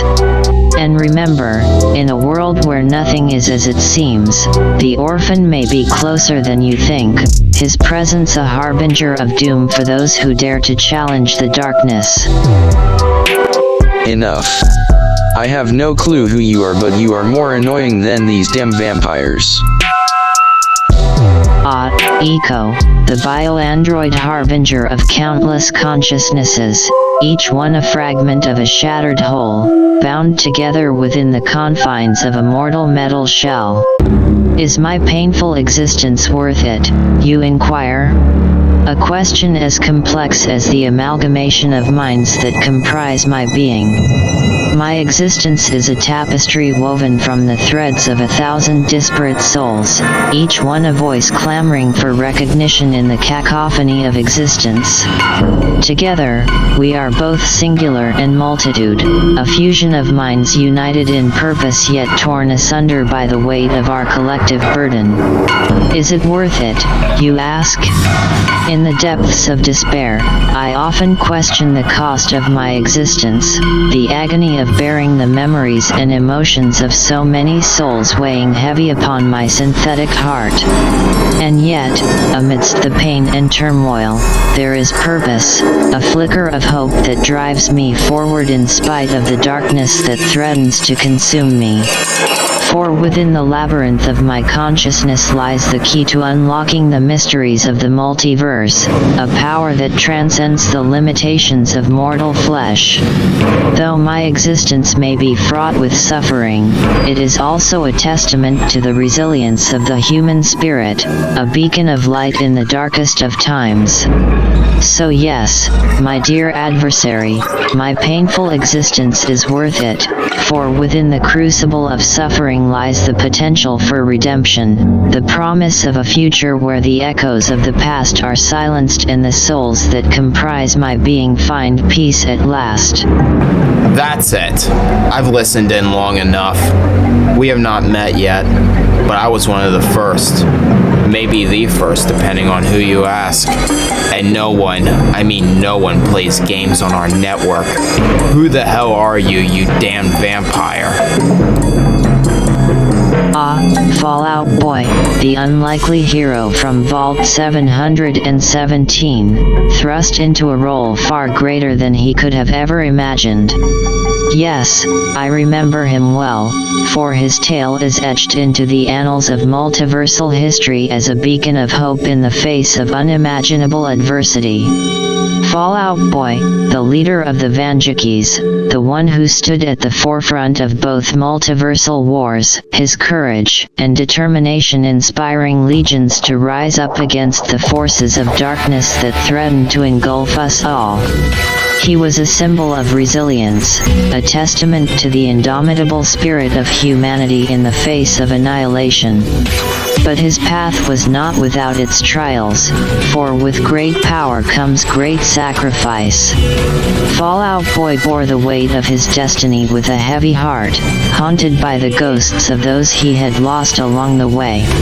And though he emerged victorious in the end, the scars of battle ran deep, a reminder of the cost of victory in a world torn asunder by conflict. And now, it seems, his legacy lives on in the echoes of the past, a specter of vengeance haunting the corridors of the multiverse. But know this, my dear adversary, though Fallout Boy may have been the hero of his time, his actions have not gone unnoticed, and the sins of the past will not be forgotten.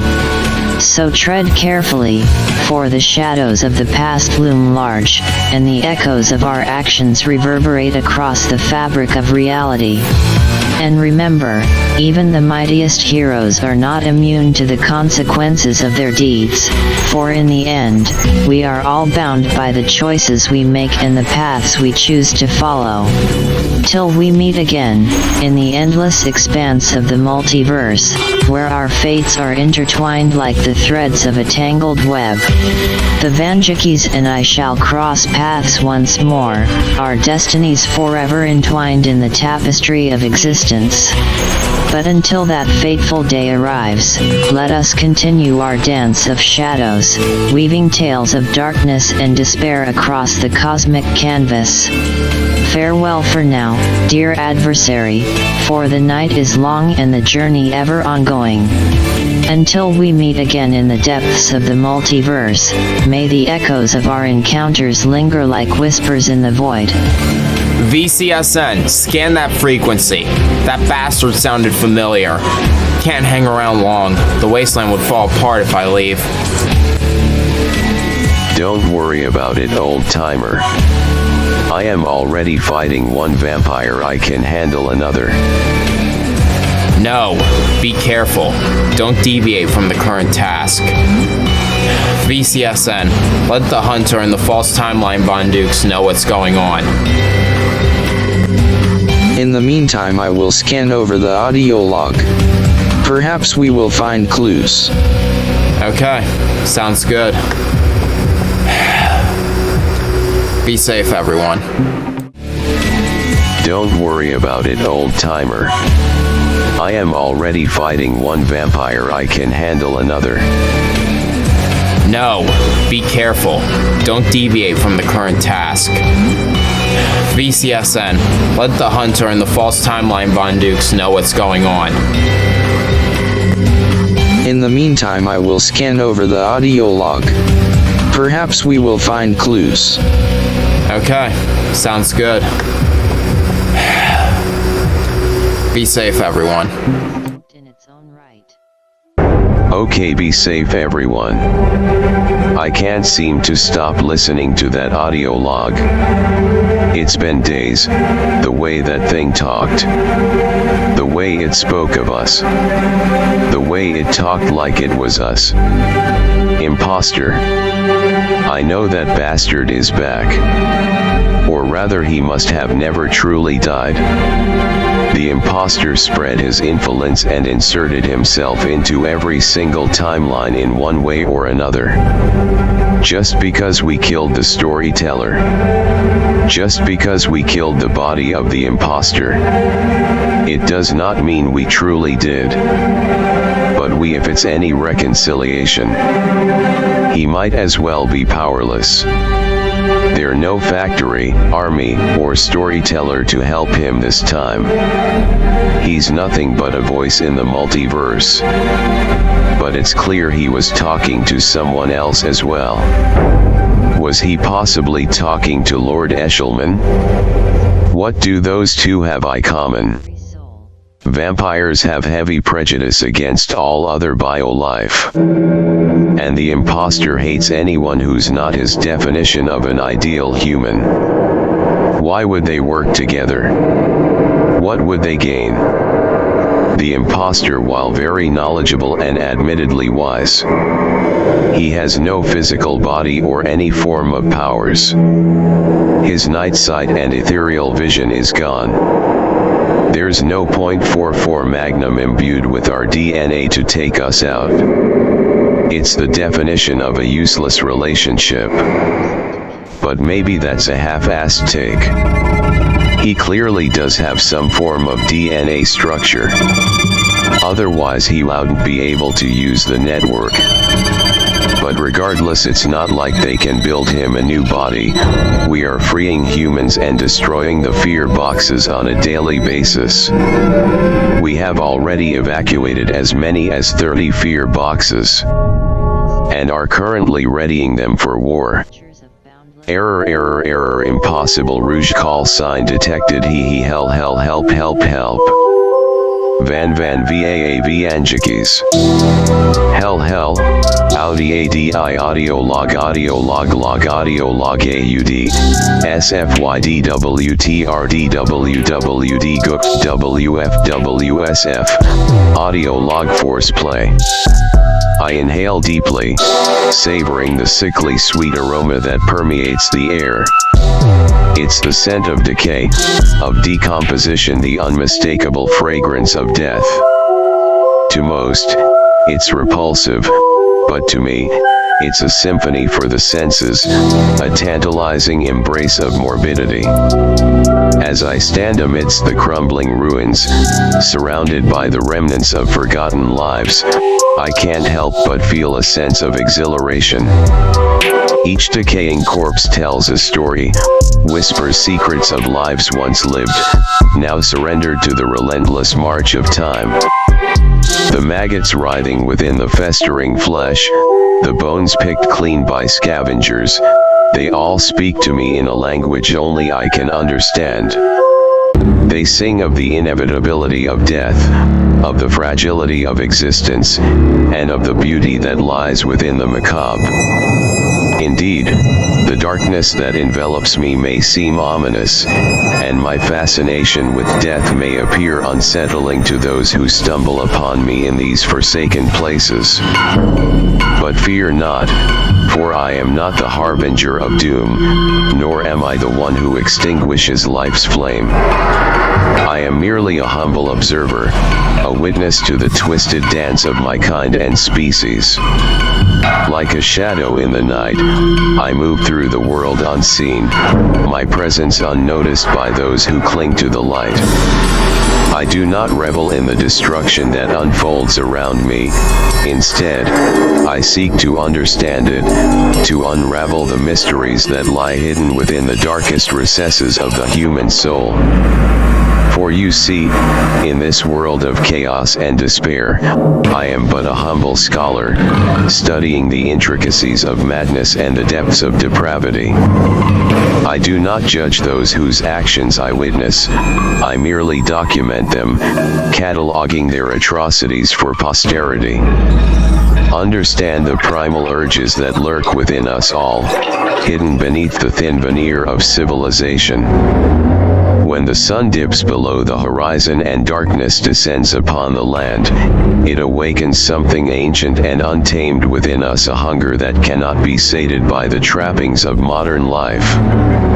The scent of blood in the wind, the rhythmic thump of a heartbeat echoing in the night, it ignites a fire within, a primal urge that demands to be quenched.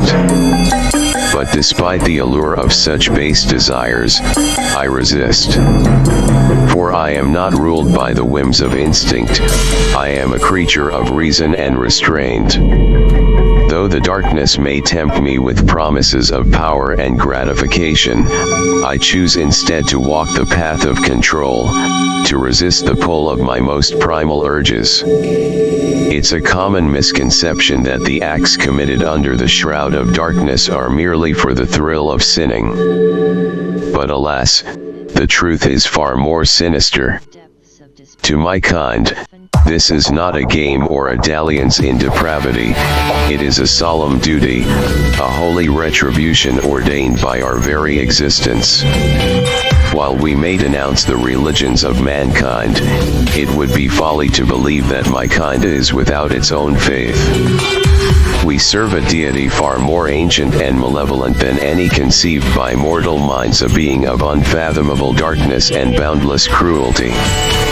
Our actions are not driven by mere desire or whim, they are a tribute to the will of our God, a sacrifice upon the altar of our twisted faith. In the eyes of our deity, every act of horror and atrocity is a sacrament, a step closer to the realization of its divine will. And so, as we move through the night, enacting our dark rituals and spreading chaos and despair in our wake, we do so not out of malice, but out of devotion. For in the eyes of our God, there is no greater honor than to serve as its instruments of destruction. But heed my words, For the vampires I have faced are but the weakest of their kind. As they age, they grow in strength and cunning, becoming nigh unstoppable predators that strike fear into the hearts of mortal and immortal alike. Some of these ancient vampires have walked the earth for centuries, their thirst for blood unquenchable, their power unmatched by any living creature. They are the true masters of the night, and to face them is to court death itself. So, as you stand before me, know this: the path you tread is fraught with danger, and the creatures you seek to vanquish are far more formidable than you can imagine. But if you are to survive, if you are to stand against the darkness and emerge victorious, then you must be prepared to face the greatest challenge of your life. For the shadows hold secrets beyond your wildest nightmares, and in their depths lie creatures that defy reason and defy death itself. So tread carefully, my friend, for the night is long and full of terrors, and only the strong and the cunning will emerge unscathed. The title of Vanjik is not one bestowed upon me with reverence or admiration. No, it is uttered as a curse, a whispered epithet that speaks of fear and loathing. In the eyes of my kind, I am the black sheep, the outcast, the one they dare not speak of in polite company. For they see in me echoes of the legendary Van Helsing, the hunter of monsters, the scourge of the undead. They fear me, not for what I am, but for what I represent, a threat to their existence, a reminder of the fragility of their immortal reign. But I wear the name Vanjik with pride, for I am not ashamed of who I am or what I have become. I am a hunter of monsters, a protector of the innocent, and I will not rest until every last vampire lies vanquished at my feet. So let them whisper my name in fear and dread. Let them curse the day they crossed paths with the Vanjik. For I am the darkness that hunts the night, the shadow that stalks the shadows, and in the end, it is they who shall tremble before me. Know this, my brethren, though we may share a name, a legacy, I am not you. I am a different breed, forged in the crucible of my own experiences, driven by my own convictions. When this war is won, when the darkness is banished from our midst, you will depart from my timeline. I will not suffer the burden of your presence any longer. This world is mine to safeguard, mine to protect, and I will not have it tainted by the shadows of your existence. So heed my words, my fellow Vanjikis, for I speak not out of malice, but out of necessity. Our paths may have crossed in this tumultuous time, but they shall diverge once more, never to intertwine again. End audio log.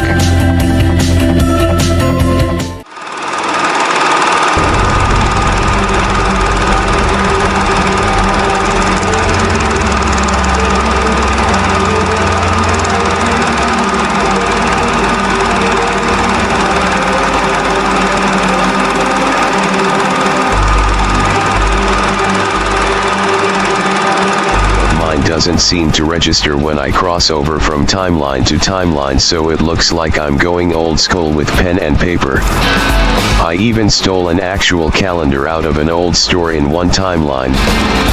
Thank God the vaults taught us how to adjust calendars by hand, as all of ours are out of date anyway. A nuclear fallout will do that to one civilization.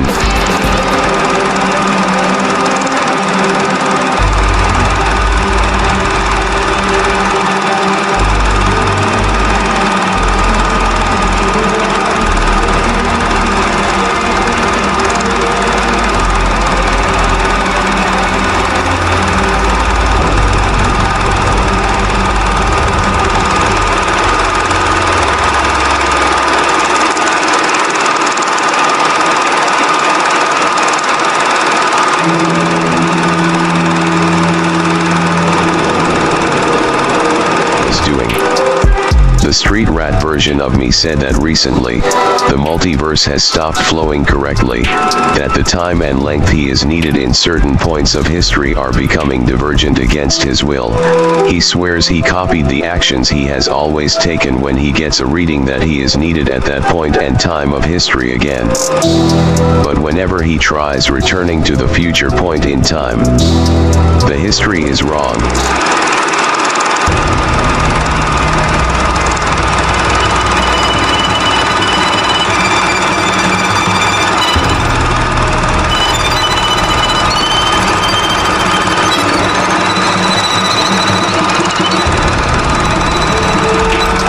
The undead were everywhere.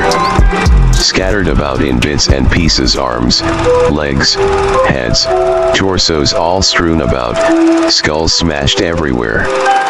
As if the winds of Mother Earth came alive and ripped everything limb from limb, molecule to molecule, atom to atom. Nothing undead or alive walked this earth but me and the Starborn.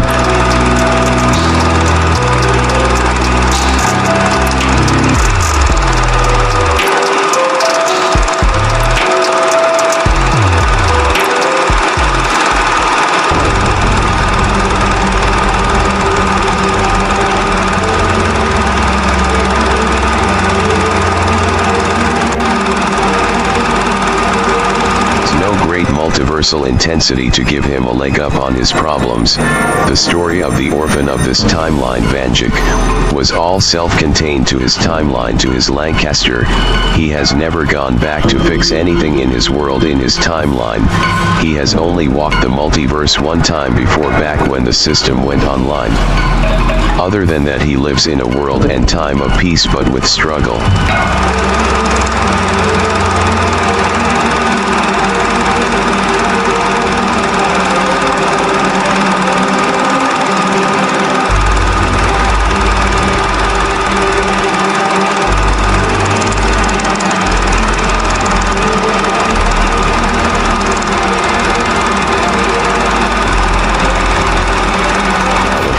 Destruction started to center in on me solely. I ran like the wind, Johnny. Cars being thrown, streets crumbling, buildings collapsing. I ran for an hour through a crumbling Lancaster city till I escaped to a farmer's field away from the debris, when a man picked me up and threw me even further into the dirt, and gunshots quickly followed. I barely dodged and then followed up with my series of gunshots.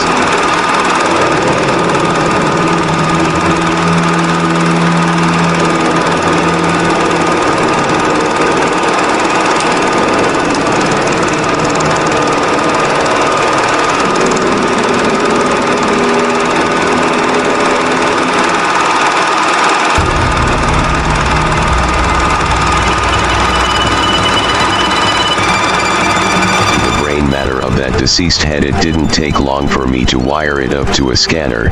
It seems the brain is morphed to think like us.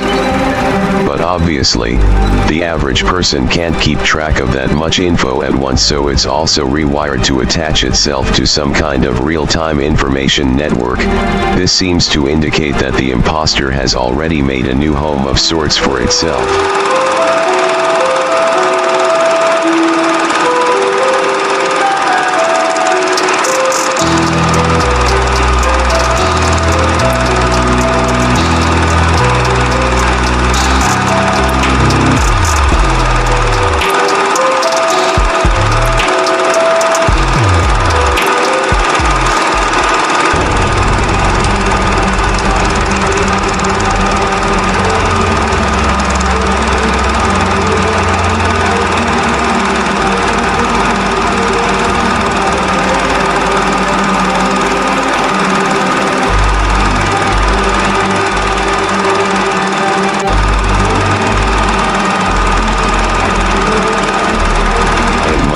In all of this, when a timeline goes divergent, it only goes divergent from the point in time we changed history. Or maybe this is something else we were wrong about. What if when a timeline goes divergent, it doesn't just split off from that point in time? What if when a timeline goes divergent, it makes a copy of that timeline? That's how the imposter can exist. That's how his army can exist. When we change history, it's not splitting it, it duplicates instead. But that still doesn't account for everything. That still does not explain why the imposter got left behind. It still does not explain why he was still in the multiverse when the imposter himself claims he did try to remove his timeline from...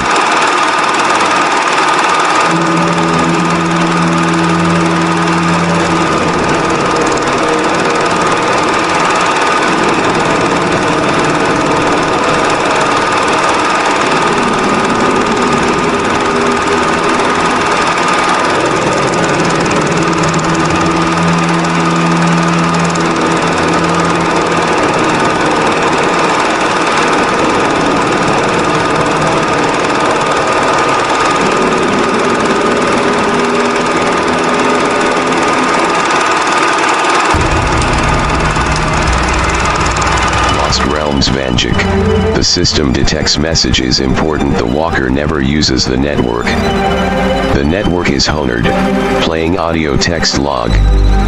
Asterisk. I have spent much time watching from afar and conversing with the gods of my timeline, ever since the one we call imposter started targeting the weaker timelines even in my realm.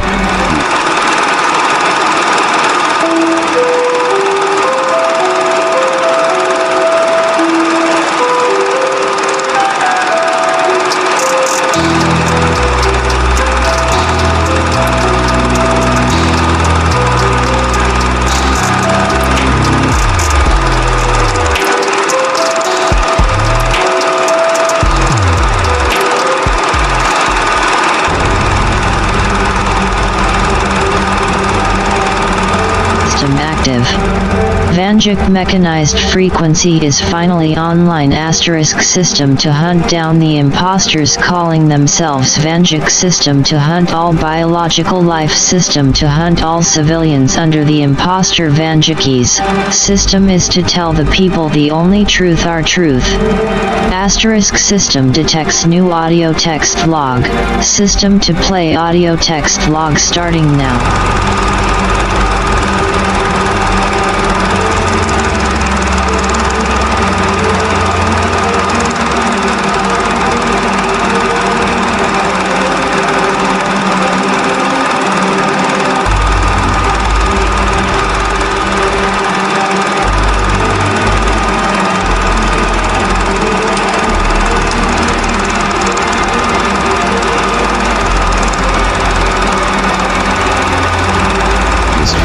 Idea we are essentially by doing this, loading ammo into a gun that can never be overloaded or unloaded. It is like having a powder keg out during a fire. Oh well, as they say, peace comes at a price. Tracking new broadcast. I walked to the depths today and met with the devil himself. Normally I'm happy over having won over him, not this time. This...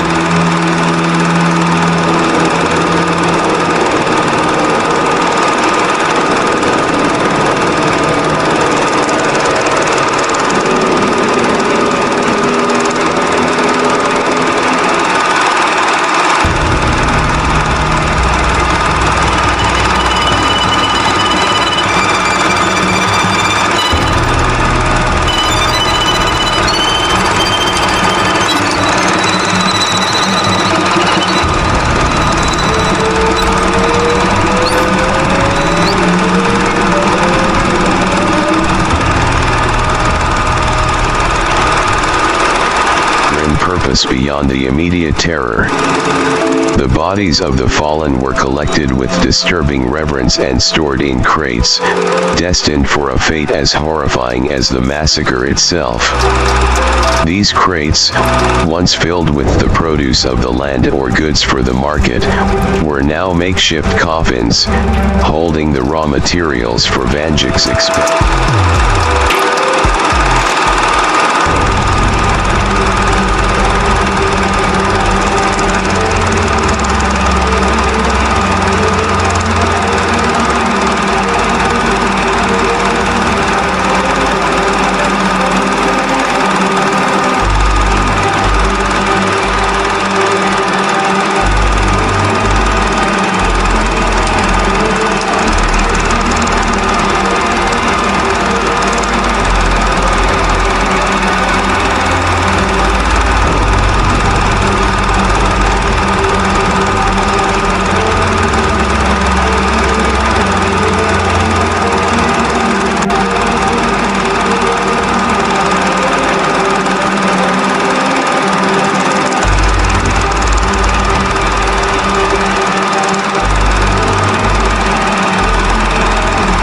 a safe zone of sorts in the multiverse.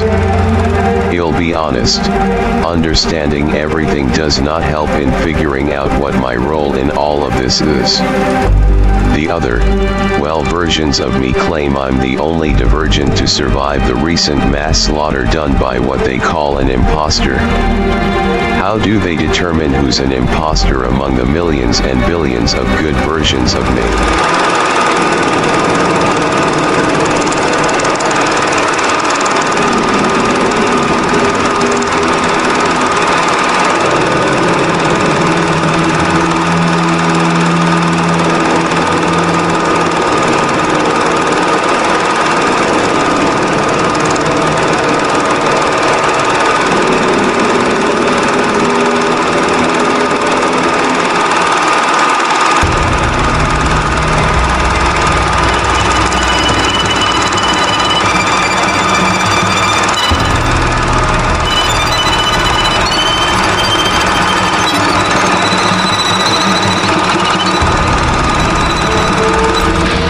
Importantly, we need to free the people crammed into these mortal shells. The inventor is working on a device that will sync the fused brains together and override the control code inside.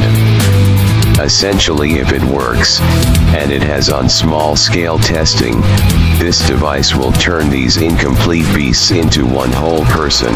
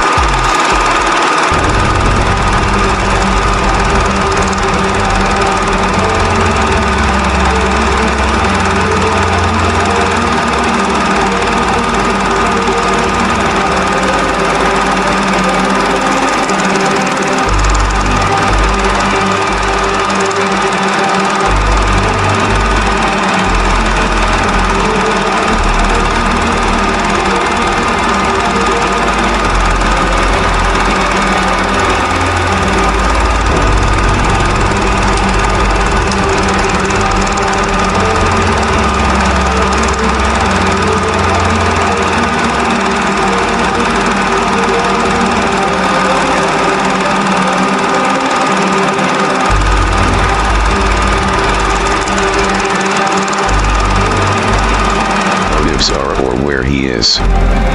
So I'm calling it. I plan to head to this universe, to this version of Earth. I will get the data we need in the field. These undead signatures on our scanners cannot be ignored. Call sign network going into story red mode / real-time observation mode. System will narrate for clarification. This world, it seems normal. The hustle and bustle of normal life in Lancaster City in the year 2024 seems to flow almost equally to that of the main timeline. Children goes to schools, adults go to work, and the rebellious motherfuckers of Southside Lancaster are still raising hell.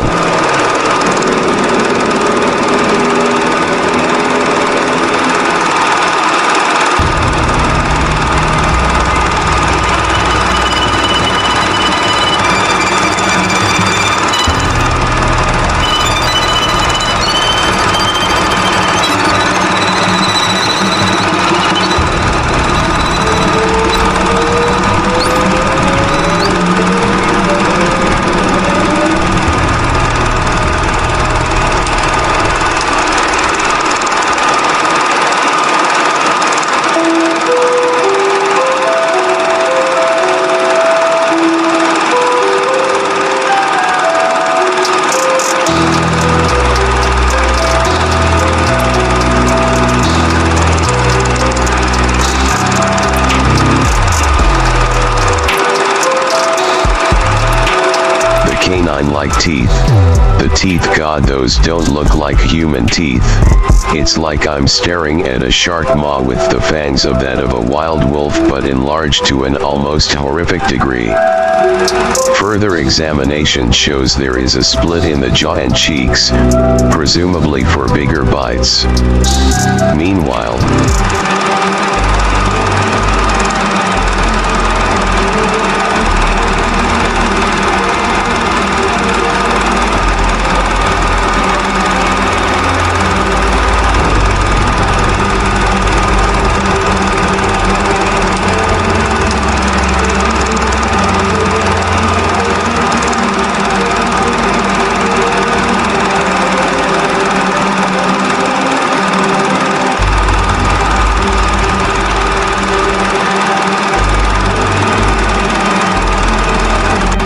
Don't you ever grow out of your war-based mindset, Vanjik?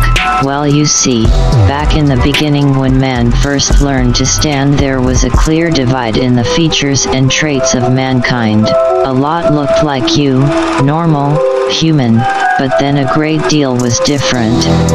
We never could explain how, we just knew that something up above or down below blessed us.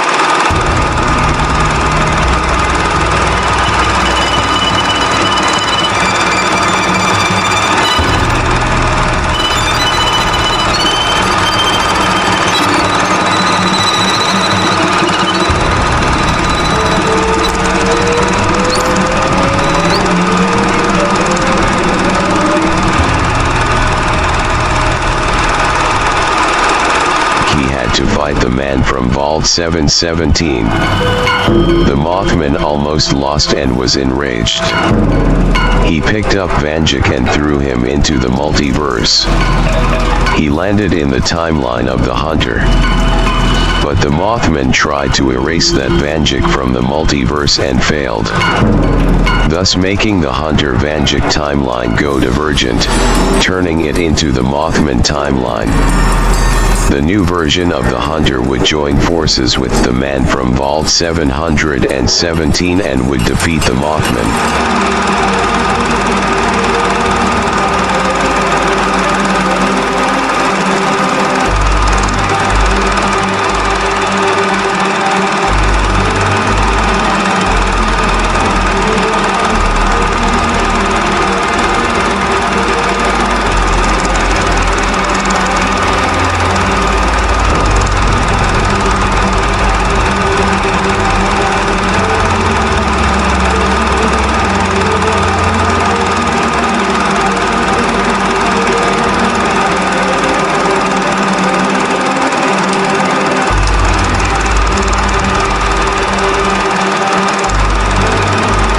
Does not go lost on me.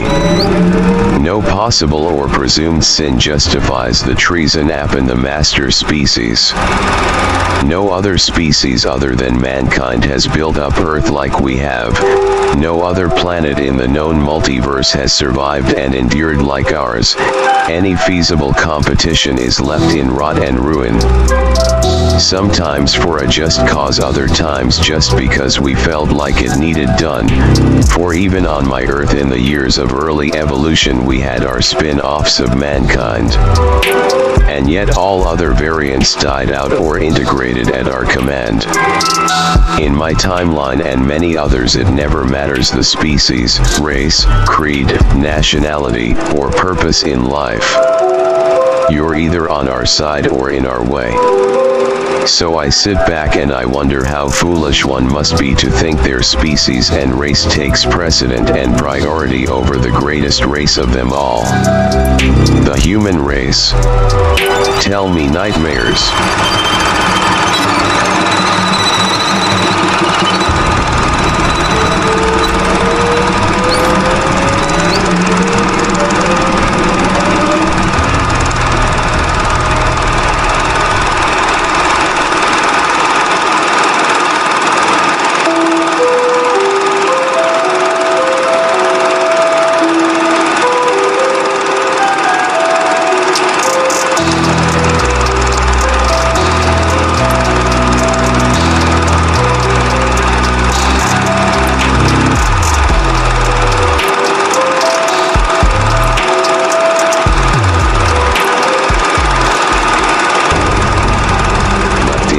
To never be saved. That imposter did a lot of damage. Time flow in the multiverse was already messed up, but that war, I dare say it broke the very laws that hold time together. We used to need to repeat events to keep time stable. and while we can still go forwards and backward in time. Ever since that damn false storyteller did what he did, Vanjikis and our actions no longer dignify nor determine the outcome of events. We have to fight harder and faster than ever, but wiser as well. In a way, the false storyteller and the imposter achieved their goal.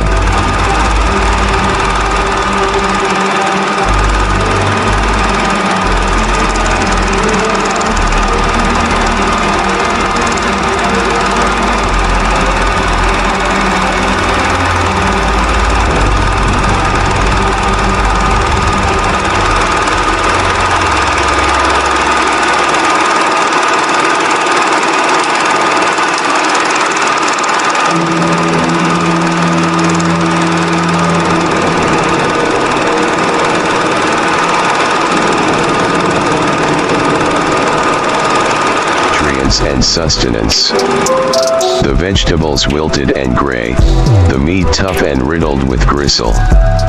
Even the water that flowed from the taps tasted foul, tainted by the metallic tang of neglect and decay. At first, they tried to stomach the meager rations, forcing down each mouthful in a desperate bid to stave off hunger. But as the days wore on and their bodies weakened from malnutrition, even the most resilient among them began to succumb to the ravages of starvation.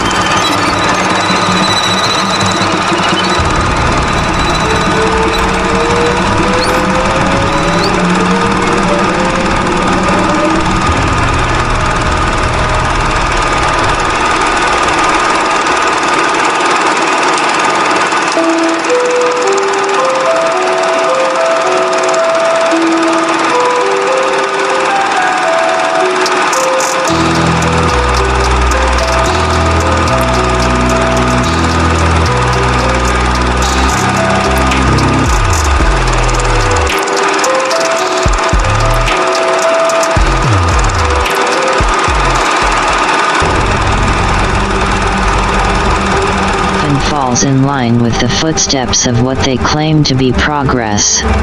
But the progress of mankind had given my race and species the ample power and foothold it has today, so I suppose it should be said that one race's folly is another's grand achievement. Mankind even in my time had its day Vanjikis. Yet they never knew who was truly pulling the strings.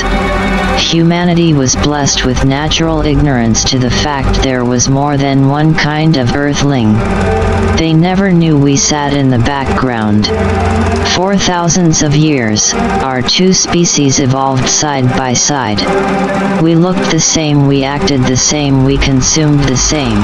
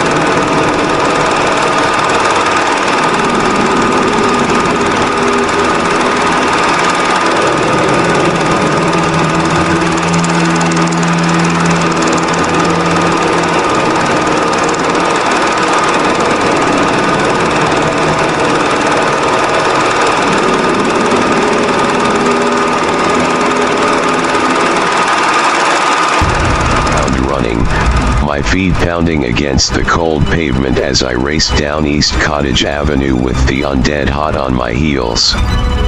As I sprinted down East Cottage Avenue, my heart pounding in my chest and my breath coming in ragged gasps, I stumbled upon the lifeless body of a fallen police officer lying sprawled on the cold pavement.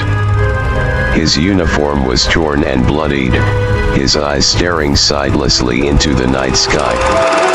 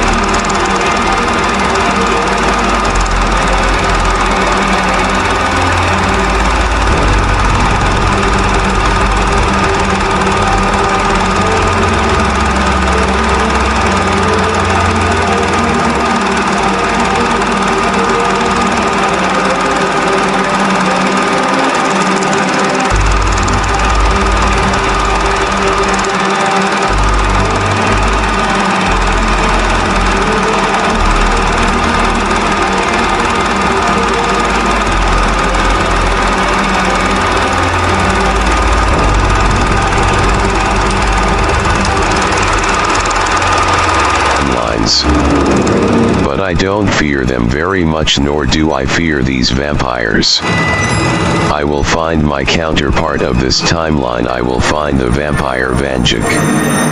If the other vampires fear him, then I think there is a good reason why. Fear. Fear. What do these monsters truly fear? They seem not afraid of man's technology. They don't worry over the beats that stalk the night.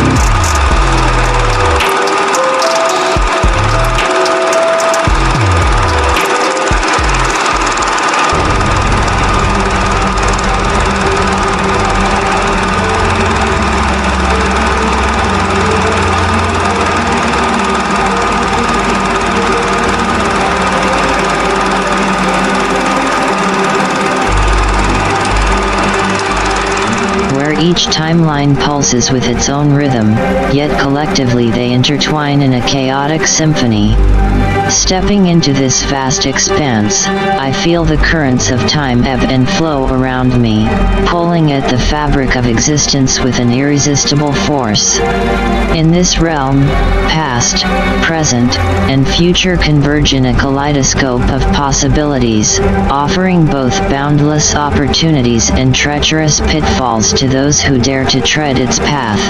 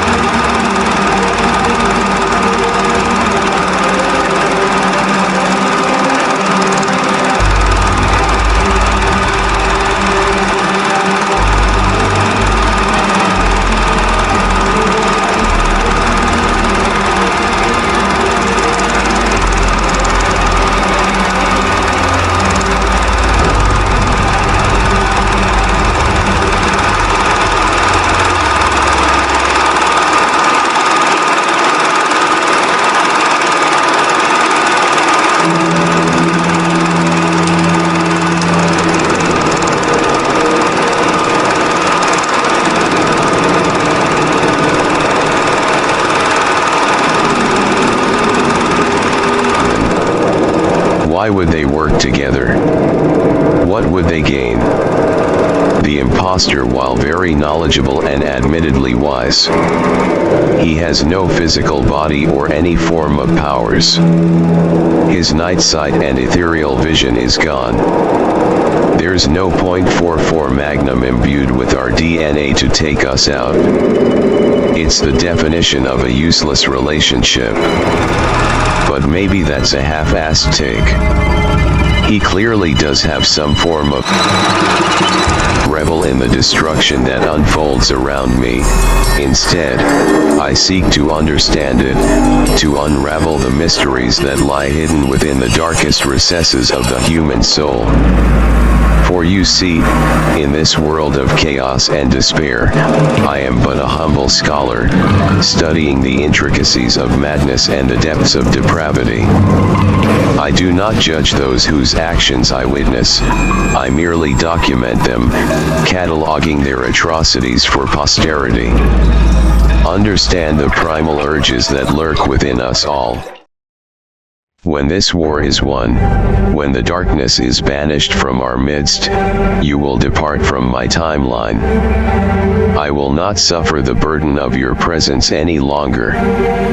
This world is mine to safeguard, mine to protect, and I will not have it tainted by the shadows of your existence. So heed my words, my fellow Vanjikis, for I speak not out of malice, but out of necessity. Our paths may have crossed in this tumultuous time, but they shall diverge once more, never to intertwine again. End audio log. I know some are upset at the choice of our fellow Vanjik. But he's right, this is his timeline. We are technically invaders, only saved by the fact our invasion was a necessity in this time. But we cannot dwell on yesterday's problem. Today we now have a new focus. The imposter has returned and we don't know what his aim is this time. Or rather, we don't even know if he has an aim. We have not only secured our individual timelines, we have also been engaging in foreign timelines, bringing control back to humanity. No one in any timeline from here or abroad stand a ghost of a chance of raising an army against mankind.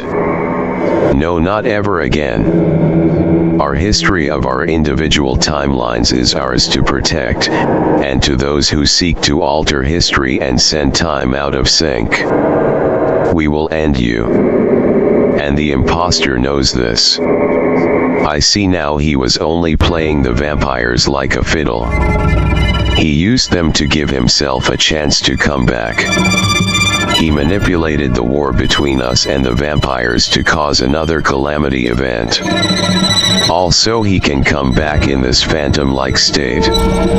Or perhaps this entire series of events was always in his control. The vampires throughout the whole war were always disjointed, although we are clearly the superior force. The vampires should have had a massive advantage in several departments. Yet we had them on the back foot the entire time.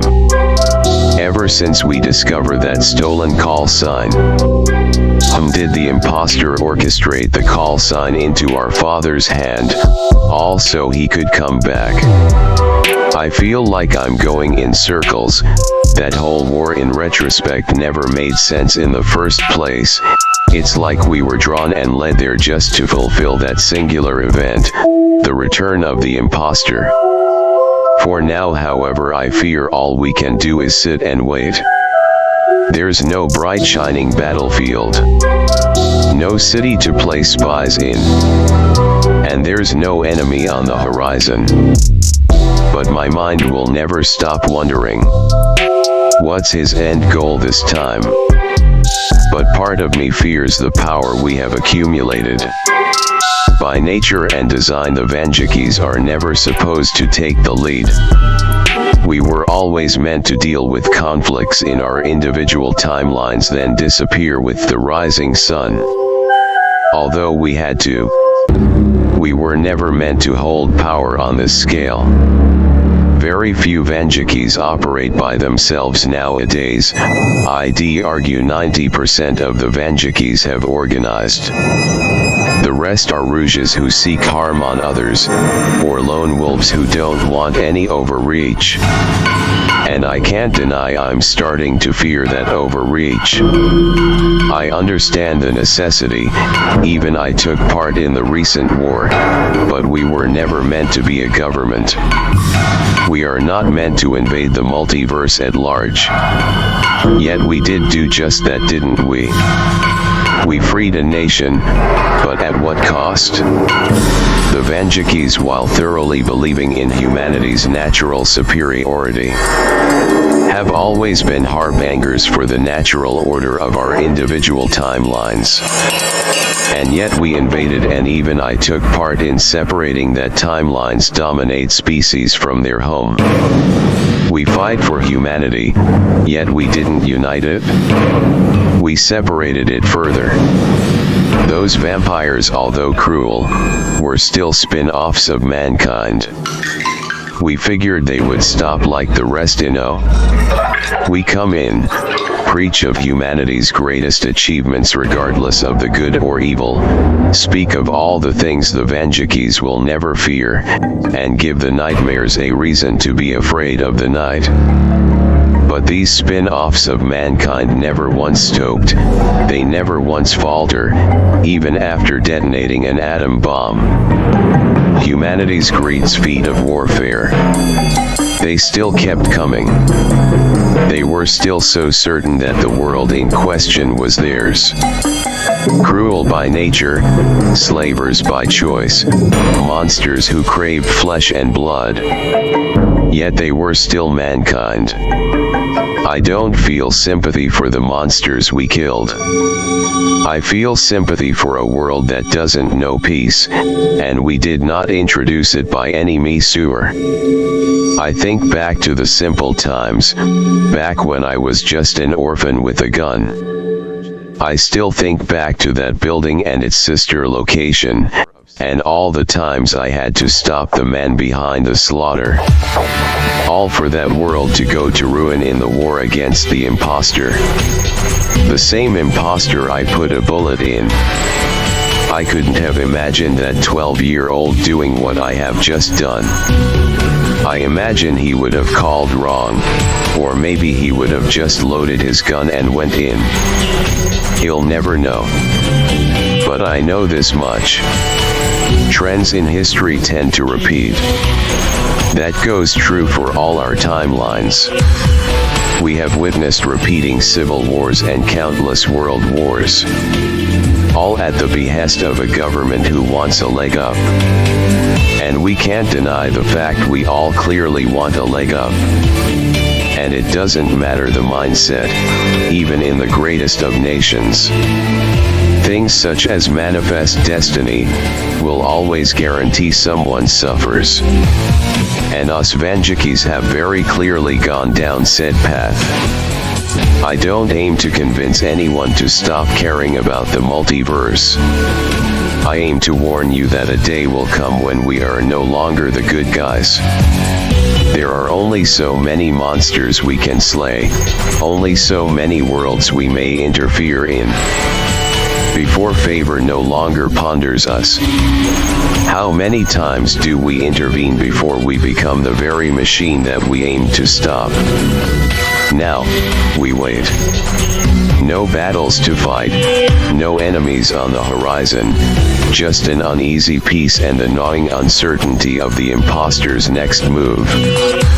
And yet somehow I know he has already made his next move.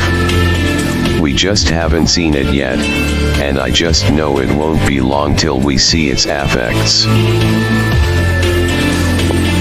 End audio log. Now, we wait. No battles to fight, no enemies on the horizon, just an uneasy peace and the gnawing uncertainty of the imposter's next move. And yet somehow I know he has already made his next move. We just haven't seen it yet, and I just know it won't be long till we see its effects. End audio log. I remember finding this world a while ago on our scanners. I've had it cataloged for when I have spare time. And it looks like today is that day. Jumpstart in 3, 2, 1. That rush as the world vanishes beneath my feet. The sense of adrenaline as you fall through the multiverse. The colors, the bright colors of the timelines glow bright. The brilliant reds and blues, the golds and silver, the deep purples and oppressive orange. It's like falling through chaos. We are supposed to close our eyes when we travel in between. But I never do. What is mad and crazy to others often tends to be my best moments of bliss. These moments, although can be dragged out, in all reality only lasts a few seconds, and watching the very multiverse itself flow around you, as you neither make contact nor slide past it. The multiverse in of itself is a science that we can only hope to one day master. I finally look down past the true colors. I see the version of Earth from this almost false orbit. I see the various land masses and the vast oceans. So many places I could go. But there is no place like home. I fall past the sky at an almost angel-like speed, the air rushing past me, my feet becoming even with the ground below, and finally the feeling of pavement beneath my feet. And yet, this is not home. I know this place, Little Britain. The town of a time almost better left forgotten, its history only carried in its name. And that name to always be a reminder of a time without liberty. And even now, in this timeline, it still has no liberty. Come out, you monsters. My shout echoes through the streets and shops.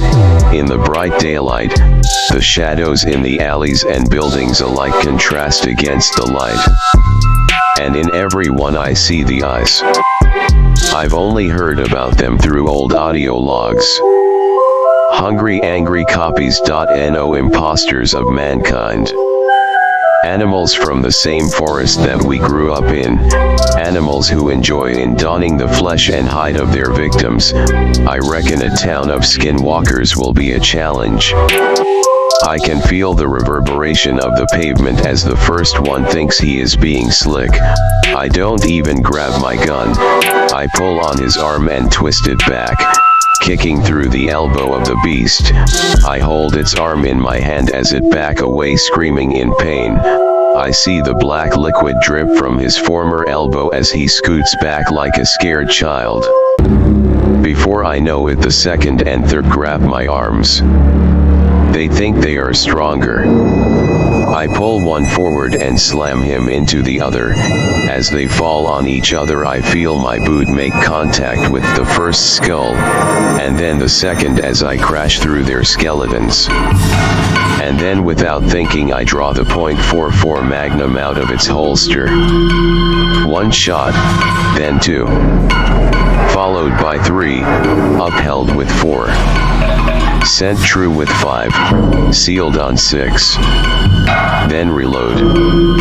I slowly walk through the streets, my motions too fast for even this immense horde. I hear the screaming and see the blood flow. It sticks to my face and clothes. The monsters' faces are a rush in my mind and sight. The bodies they stole. The skin they wear. The ages of their victims. 7, 18, 21, 33, 8, 9, 6, 13, 12, 11. These monsters. They stalk the land as they please. Not when I'm here.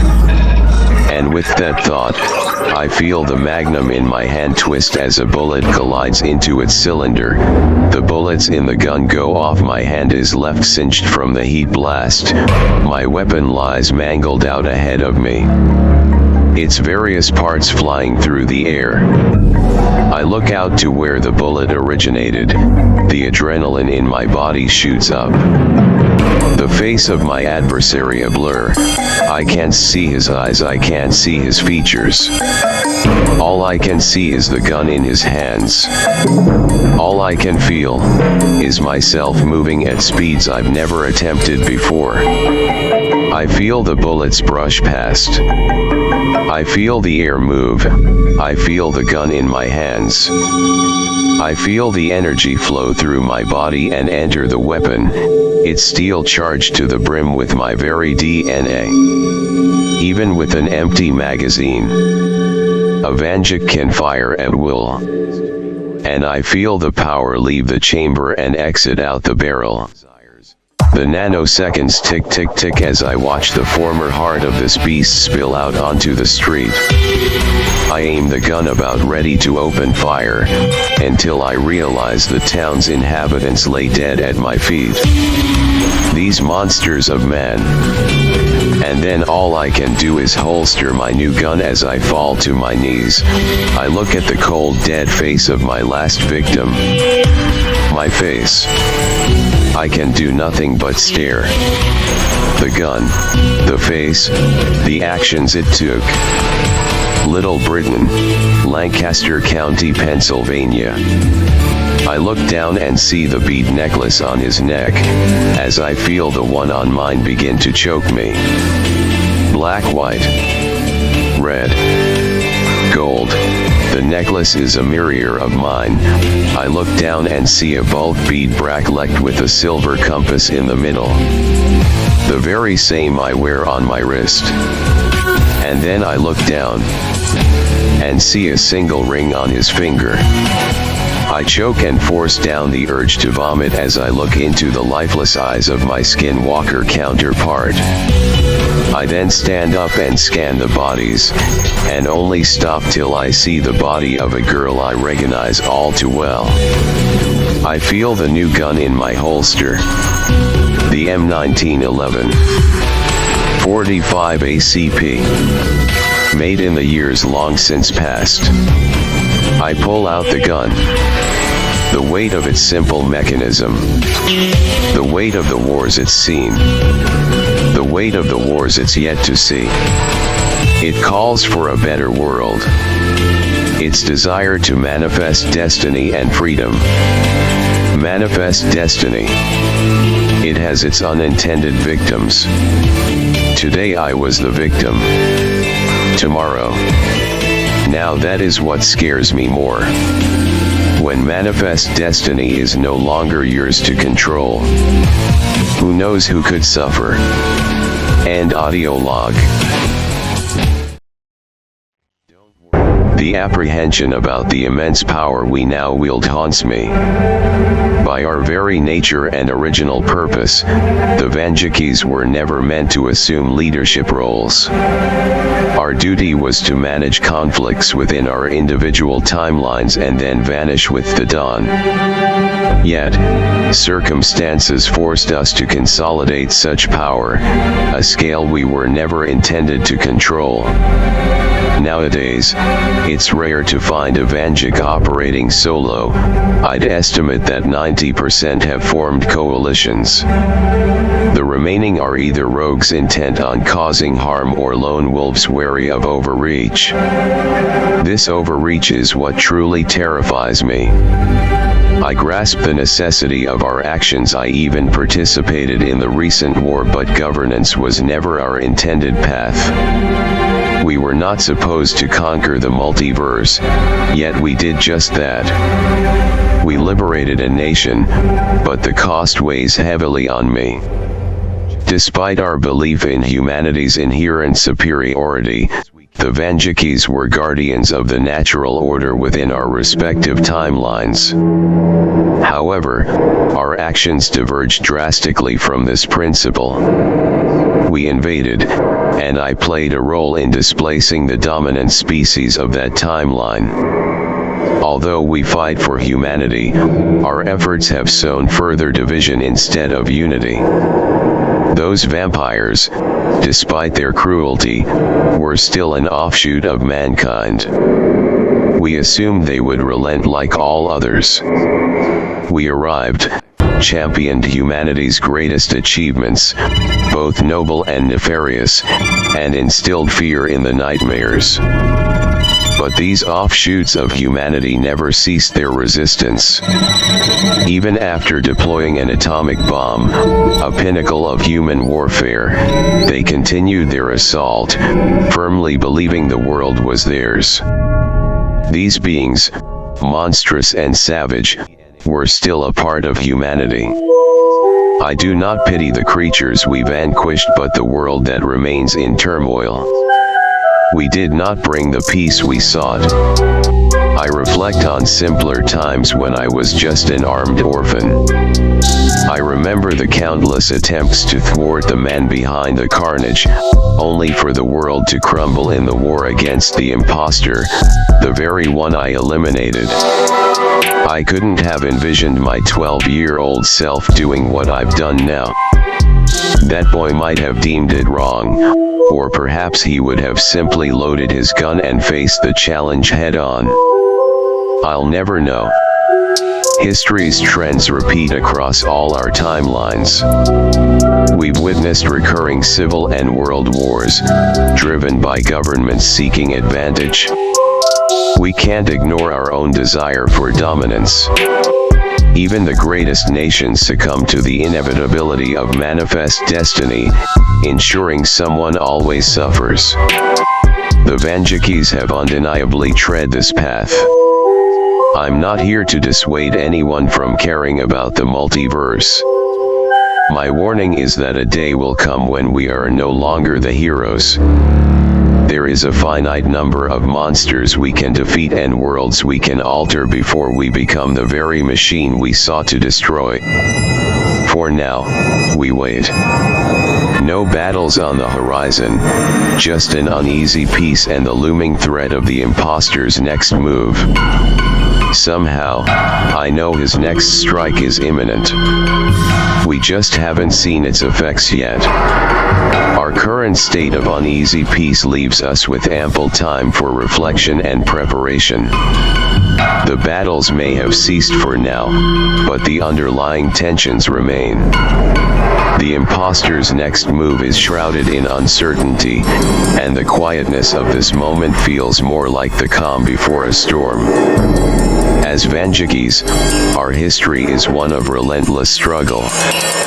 We've faced countless adversaries, from rogue entities within our timelines to the monstrous beings that transcend them. Each battle has shaped us, forging a brotherhood bound by blood, duty, and a shared burden of responsibility. However, this constant warfare has taken its toll on us.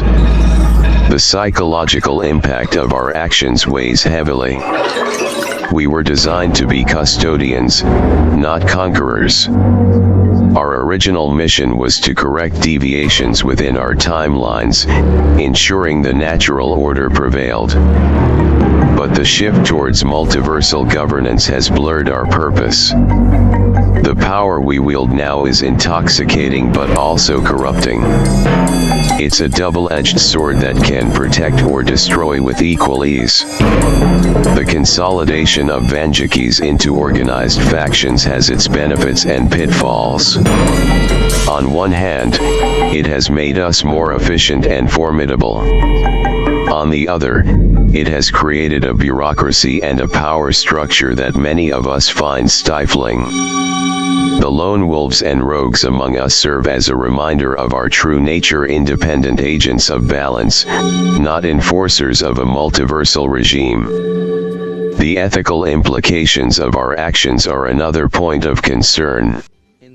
We have interfered in countless worlds, often making decisions that have far-reaching consequences.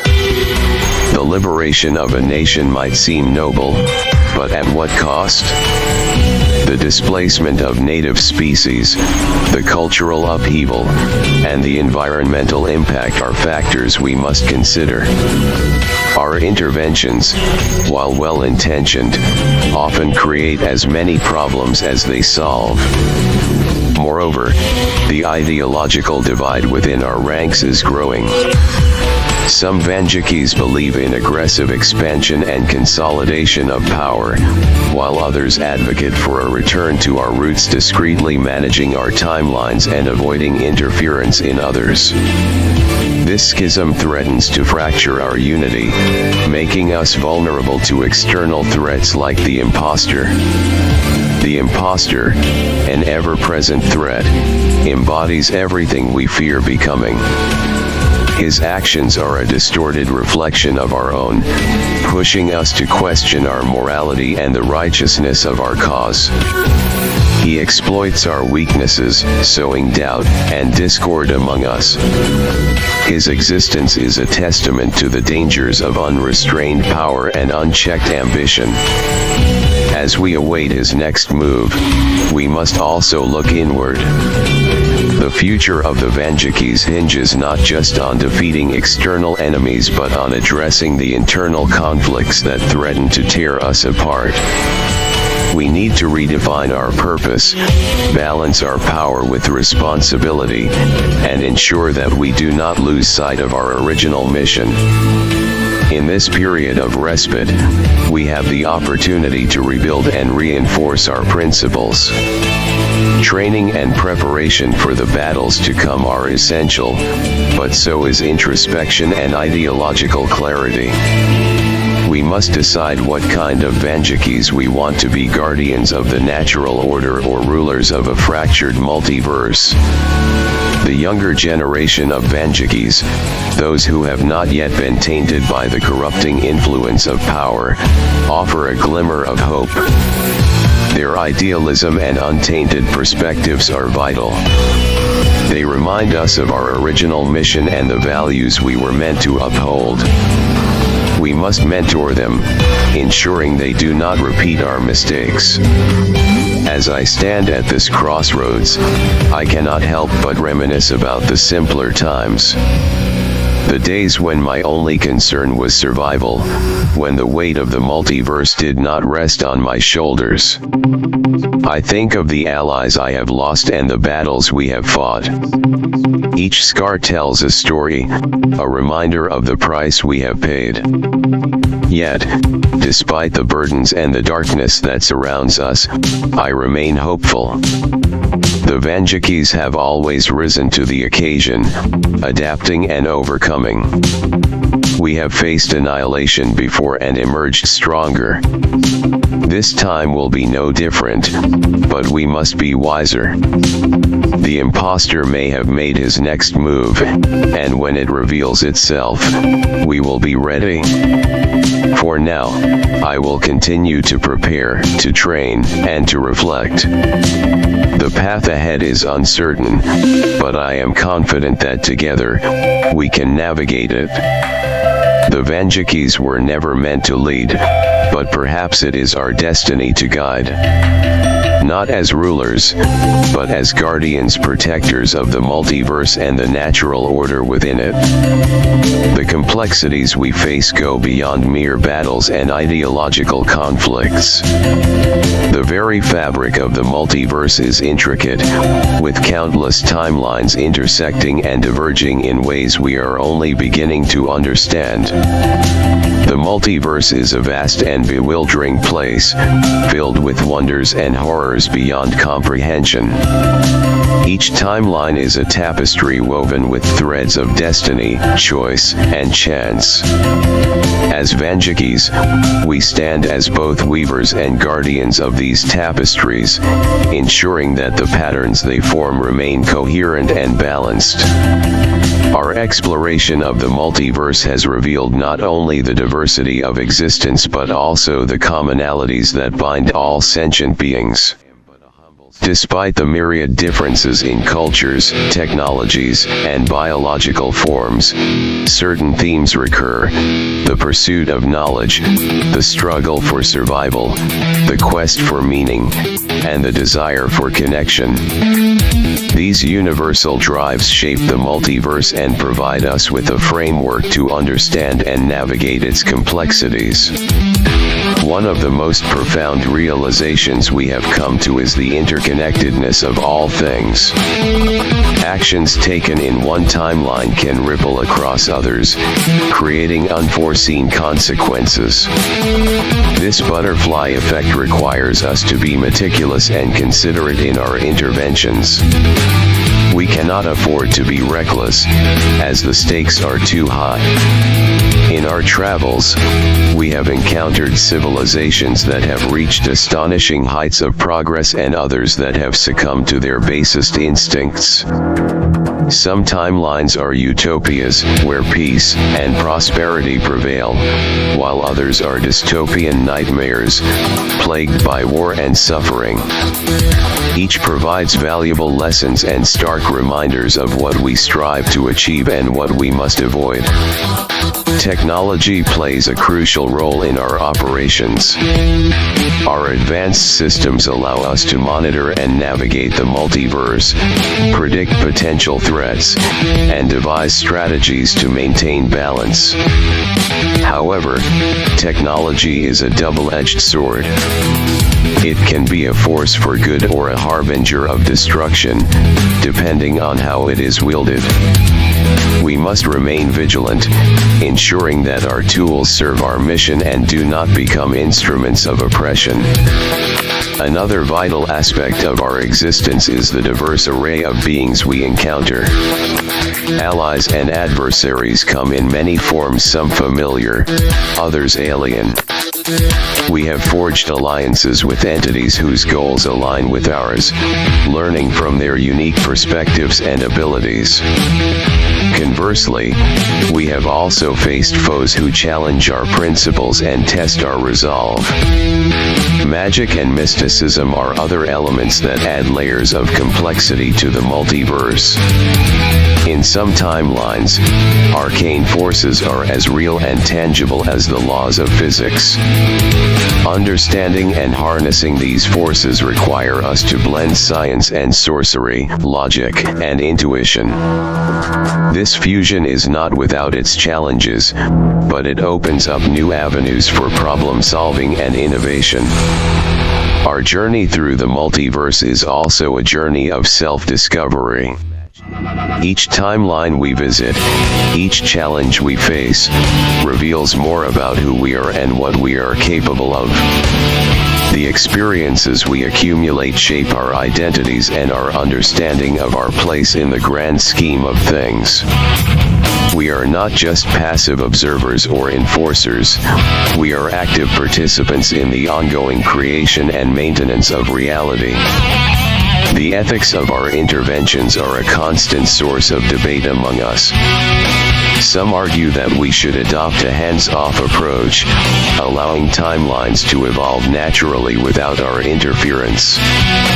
Others believe that our power obligates us to step in and correct injustices, prevent catastrophes, and guide civilizations towards better futures. This philosophical divide is one of our greatest internal challenges, and finding a balance is crucial.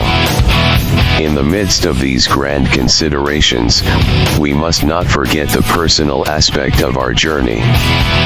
Each Vanjik has their own story, their own struggles and triumphs. Our individual experiences, memories, and relationships are what ground us and give meaning to our mission. We are not just faceless agents of the multiverse, we are individuals with hopes, fears, and dreams. The bonds we form with one another are our greatest strength. The camaraderie and trust that develop through shared hardships and victories create a support network that sustains us. We are a family, not by blood, but by choice and by the trials we have endured together. This solidarity is what will see us through the darkest times.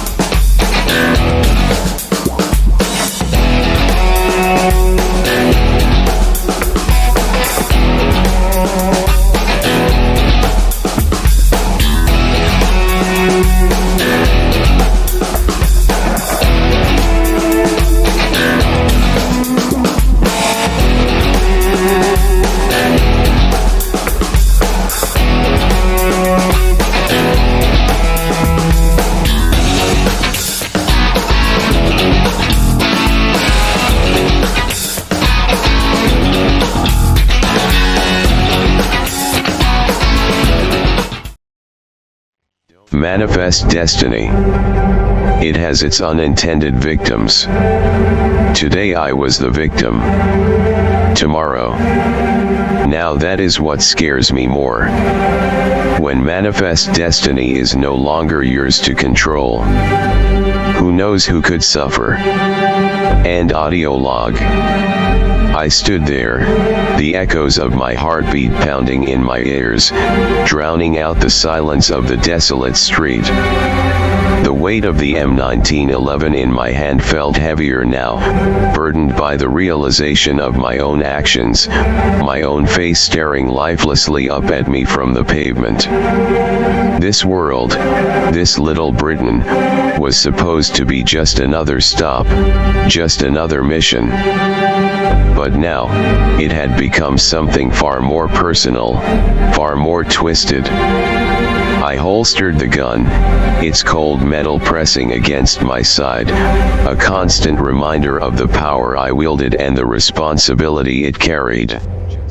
The bodies of the skinwalkers, those twisted reflections of humanity, littered the ground, their stolen skins hanging loosely from their frames. Each face, each body, a grotesque reminder of the lives they had stolen, the innocence they had devoured. I forced myself to move, my legs heavy with the weight of what I had done. I needed to understand why my doppelganger had been here, why he had worn my face, my life. The girl's body, the one I recognized, lay crumpled nearby. Her lifeless eyes stared up at the sky, a silent accusation. She had been someone important to me in another timeline, another life.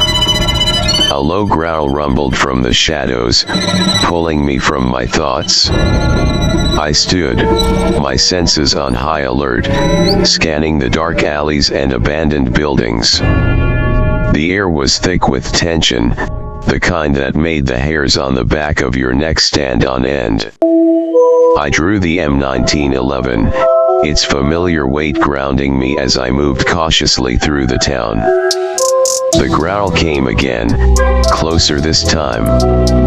I followed the sound, my steps silent on the cracked pavement. The sun was beginning to set, casting long shadows that danced and flickered with the fading light.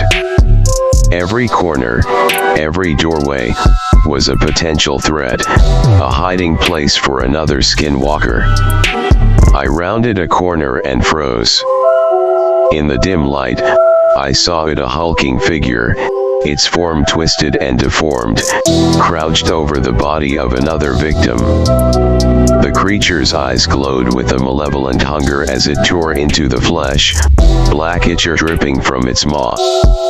Slowly, I raised the gun, aiming for the creature's head. But before I could squeeze the trigger, it looked up, meeting my gaze with a chilling intelligence. It snarled, baring rows of sharp, blood-stained teeth, and then it spoke. Vanjik, it hissed, the voice a guttural rasp. You cannot escape us. We are many. We are legion. The words sent a shiver down my spine, but I steeled myself, my grip on the gun tightening. Legion or not, I replied, my voice steady despite the fear clawing at my insides, I'll put every last one of you down. The creature lunged at me with a speed that defied its size. I fired, the shot echoing through the empty streets. The bullet struck true, but the beast barely flinched. It swatted the gun from my hand, sending it skittering across the pavement, and then it was upon me. We grappled, the beast's strength immense. Its claws raked across my chest, tearing through my shirt and drawing blood. I fought back with everything I had, using my agility to dodge and weave, landing punches and kicks where I could. But it was like fighting a force of nature, relentless and unstoppable. Just when I thought I couldn't hold on any longer, A flash of silver caught my eye.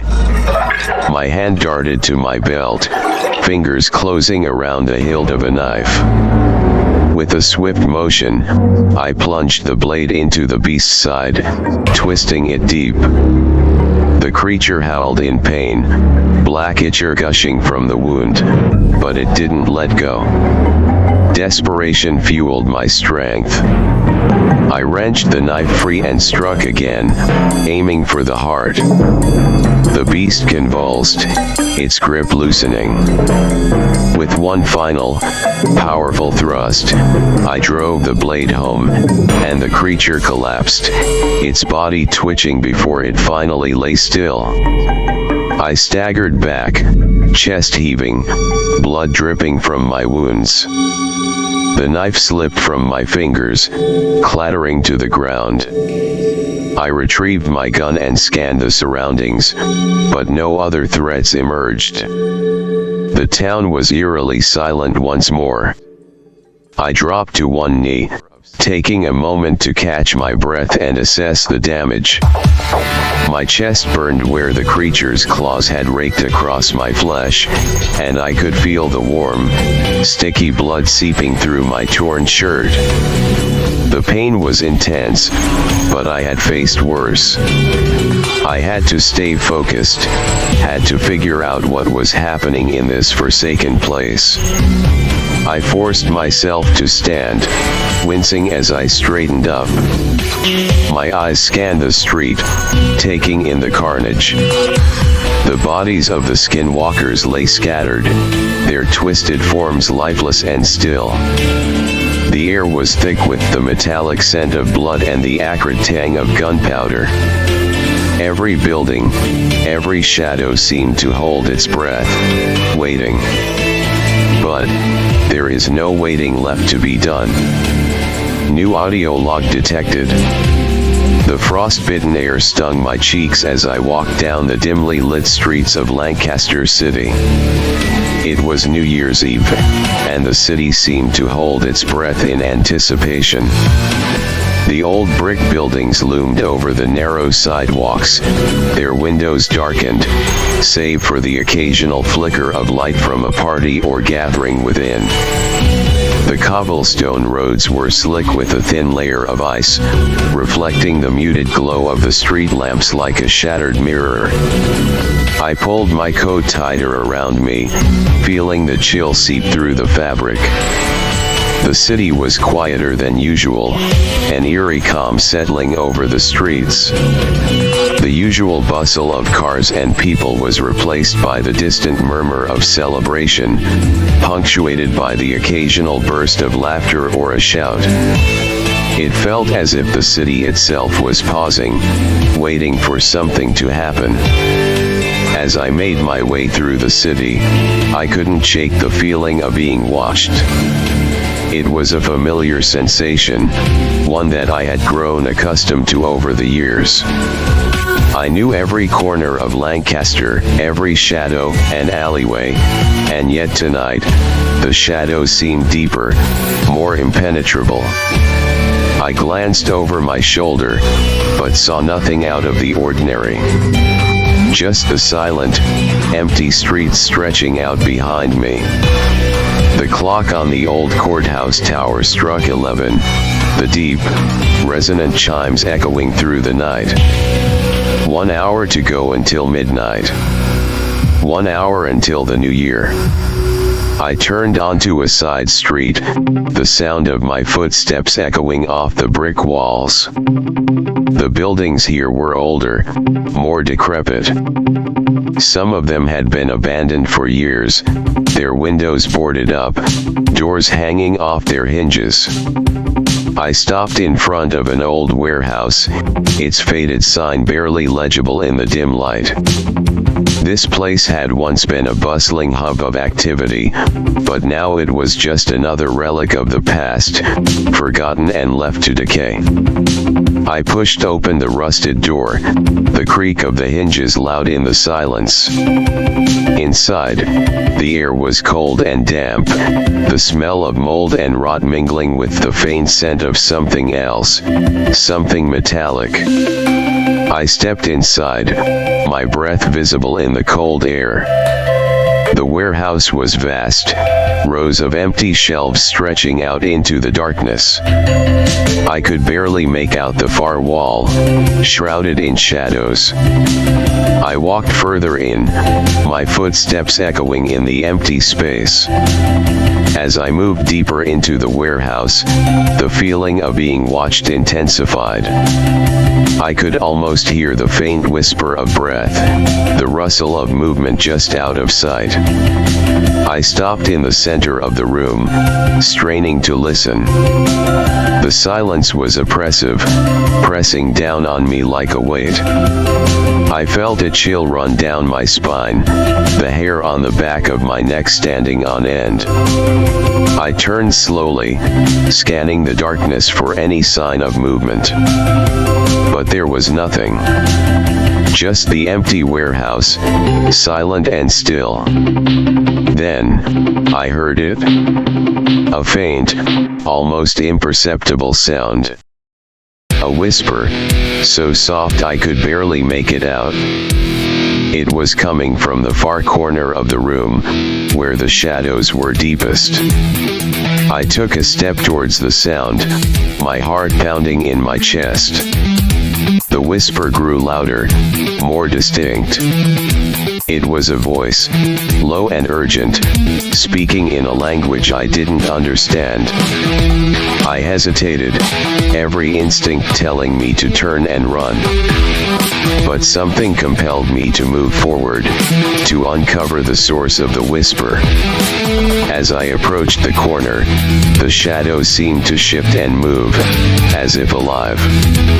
I reached out a hand, the whisper now almost deafening in my ears. Suddenly, the shadows parted, revealing a figure standing in the darkness. It was a man, his face obscured by the hood of his coat. He stood perfectly still, his eyes fixed on me. I froze, my hands still outstretched. The whispering stopped, replaced by a heavy, suffocating silence. The man took a step forward, and I could see his face more clearly. His eyes were dark, almost black, and his skin was pale, almost translucent in the dim light. He smiled, a slow, predatory grin that sent a shiver down my spine. "Johnny Vanjik," he said, his voice low and menacing.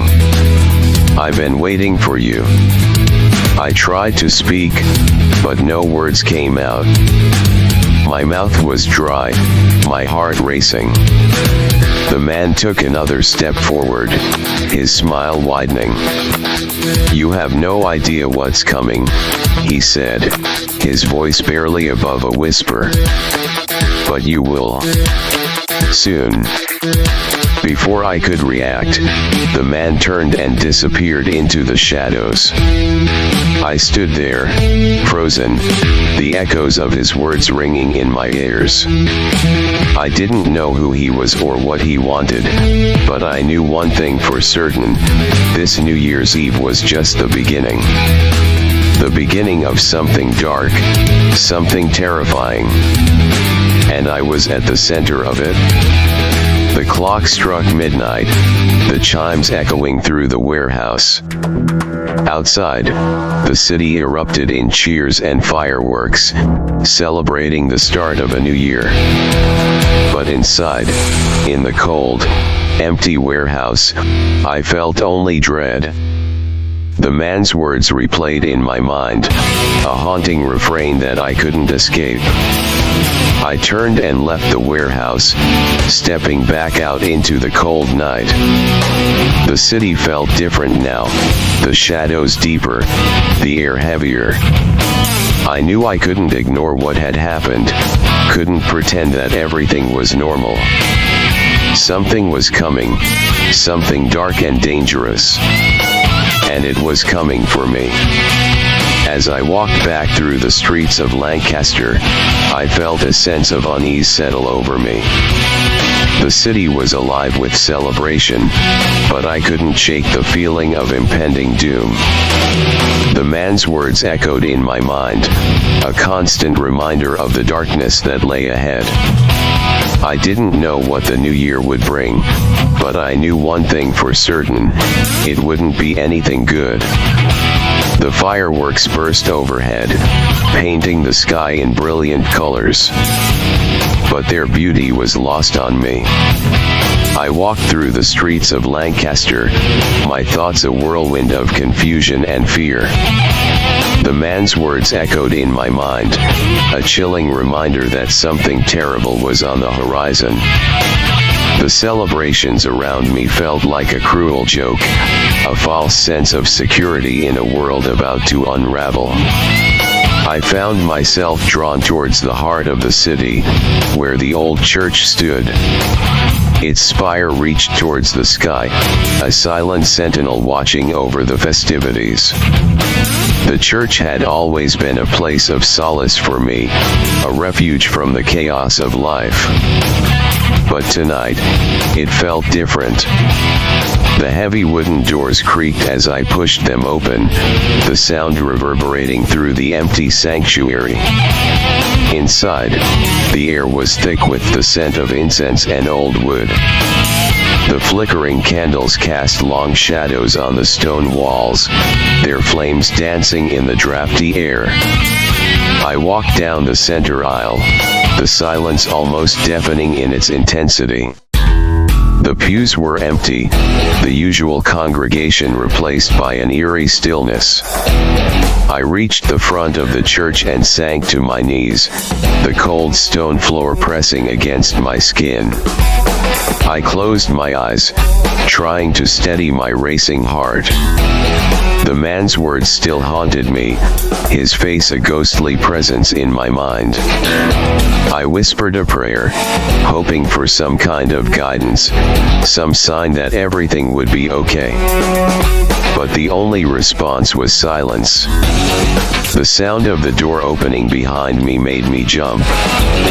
I turned to see a figure standing in the doorway, their face obscured by the shadows.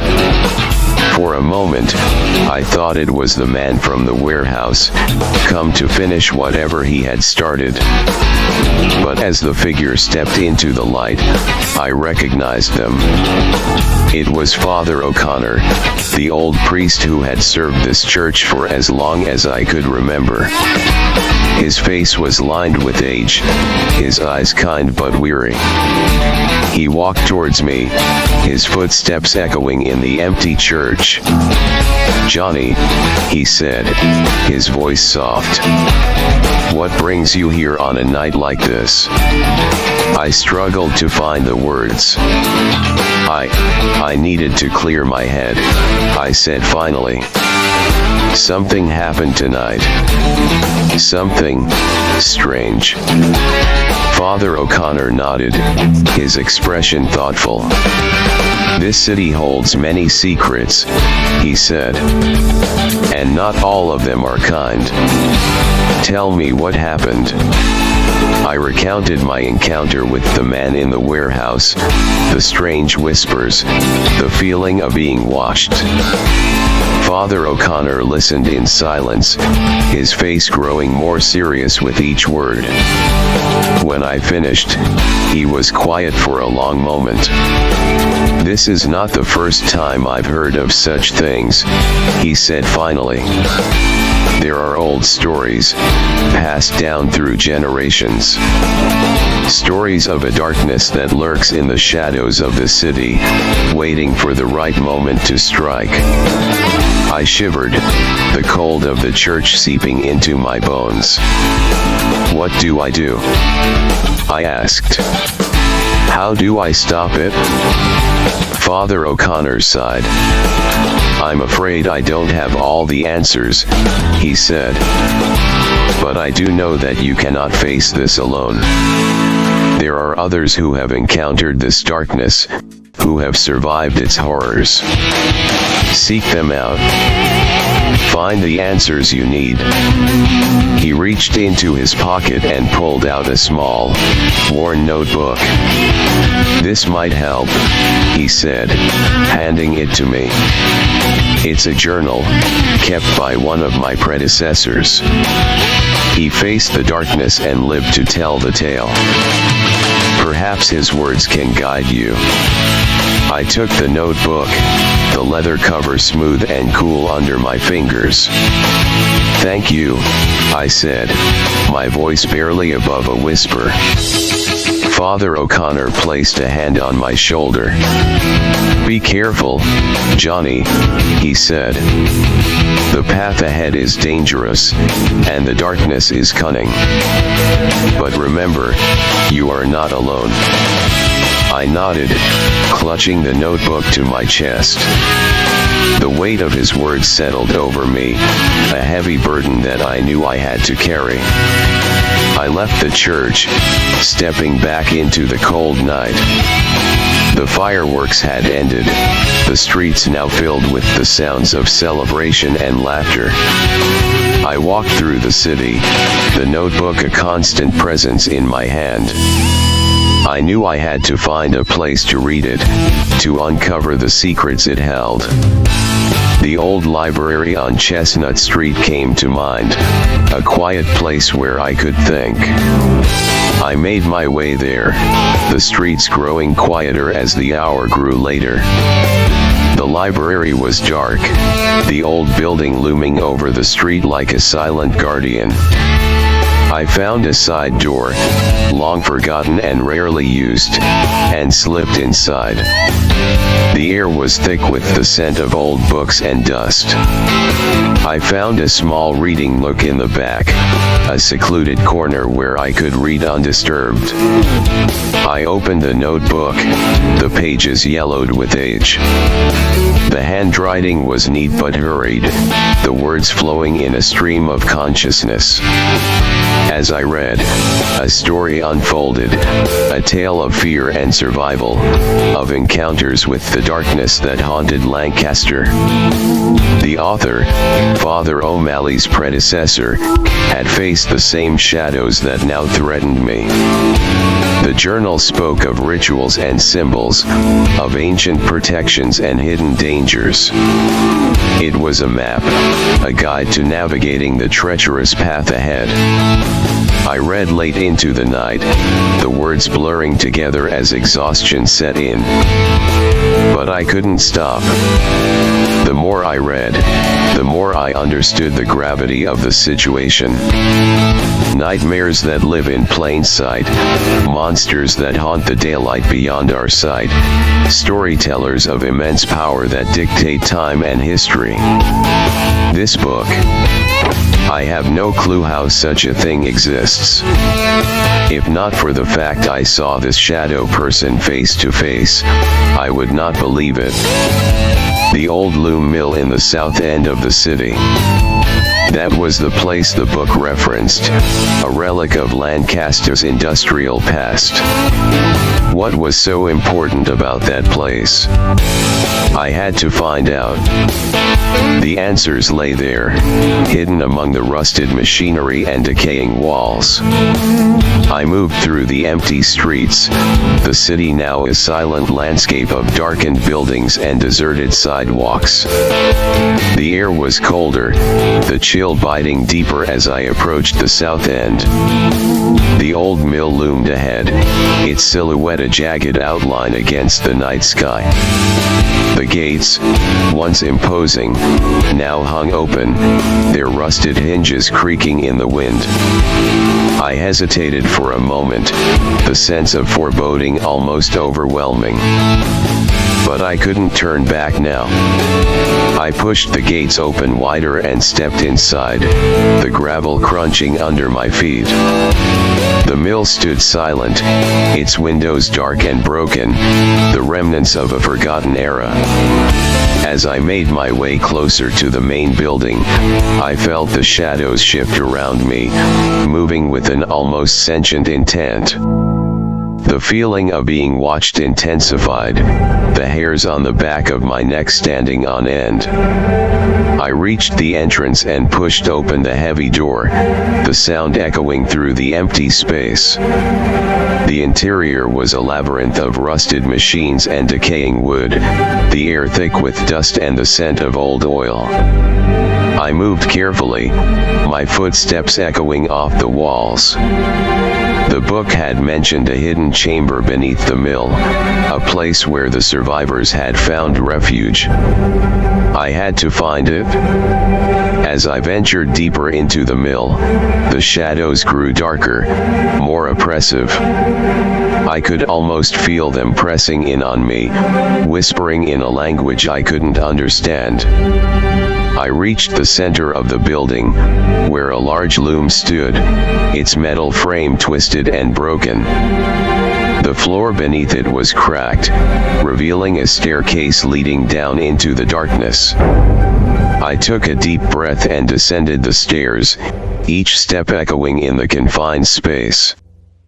The darkness seemed to close in around me, the air growing colder with each step. At the bottom of the stairs, I found a heavy wooden door, its surface scarred and weathered. I pushed it open and stepped inside. The room beyond was vast, the walls lined with old books and strange symbols. The air was thick with the scent of incense, and the flickering light of candles cast eerie shadows on the walls. But before I could take in my surroundings, the shadows themselves seemed to come alive, swirling around me with a malevolent intent. I tried to move, but the shadows were faster. They reached out, dark tendrils wrapping around my arms and legs, pulling me towards the center of the room. Panic surged through me, and I struggled against their grip. But as the shadows touched my skin, something unexpected happened. They burned. The shadows recoiled, hissing and writhing in pain. I could feel the heat where they had touched me, a strange warmth spreading through my body. The shadows tried again, but each time they touched me, they burned, retreating in agony. I stumbled back, my heart racing. The shadows circled me, wary now, their movements more cautious. I didn't understand what was happening, but I knew I had to take advantage of it.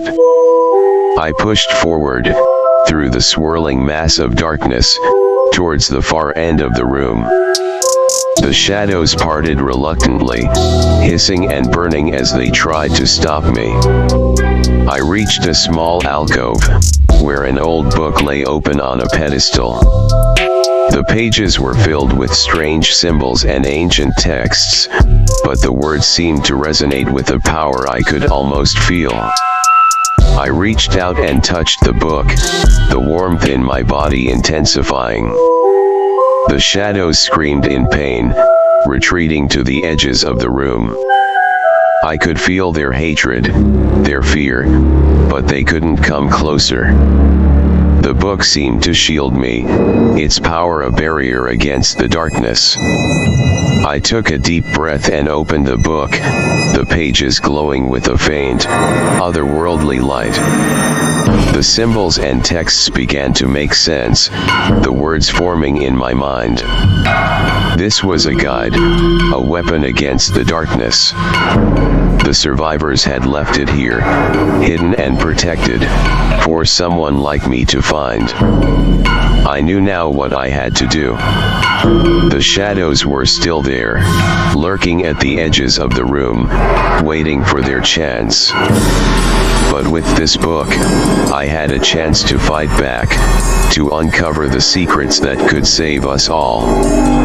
I turned and faced the shadows, the book clutched in my hands. The darkness writhed and hissed, but I felt no fear. I took a step forward, the warmth of the book's power spreading through me. The shadows retreated further, their whispers growing fainter. I stepped back into the main room of the mill, the shadows keeping their distance. I had a purpose now, a mission. The book had shown me the way, and I would follow it. The darkness was still out there, still dangerous, but I wasn't alone. I had the knowledge, the power, and the determination to face it. As I left the mill, the first light of dawn was breaking over the city. The shadows fled before the light, disappearing into the cracks and crevices of the old buildings. But I knew they would return. The battle was just beginning, and I had to be ready. I walked through the awakening city, the book a constant presence in my hands. The streets were coming to life, the sounds of morning replacing the silence of the night. I knew I had a long journey ahead, but I was prepared. The darkness would not win. Not while I still had the strength to fight. Living shadows that hunt humanity, yet they can't hunt me. I walked through the desolate streets, the first light of dawn creeping over the horizon. The city was waking, but the weight of the night's events pressed heavily on my mind. The journal, clutched tightly in my hands, seemed to pulse with an energy I didn't understand. It was as if it had a life of its own, a silent witness to the dark secrets it contained. As I reached a quiet park, the hum of the journal grew louder. I stopped and looked around, ensuring I was alone. The park was empty, the early morning light casting long shadows across the ground. I sat on a bench, the cold wood seeping through my coat, and carefully opened the journal. The pages glowed with an ethereal light, the symbols and text shifting and rearranging themselves. My breath caught in my throat as the light intensified, enveloping me in a warm, otherworldly glow. The journal seemed to hum with a frequency that resonated deep within me, a harmonious vibration that I could feel in my bones. Suddenly, the world around me dissolved. The park, the city, everything faded into a brilliant cascade of colors and lights. I felt weightless, suspended in a vast expanse of shimmering energy. The journal floated before me, its pages turning rapidly, each one revealing a new vista, a new reality. I saw the multiverse.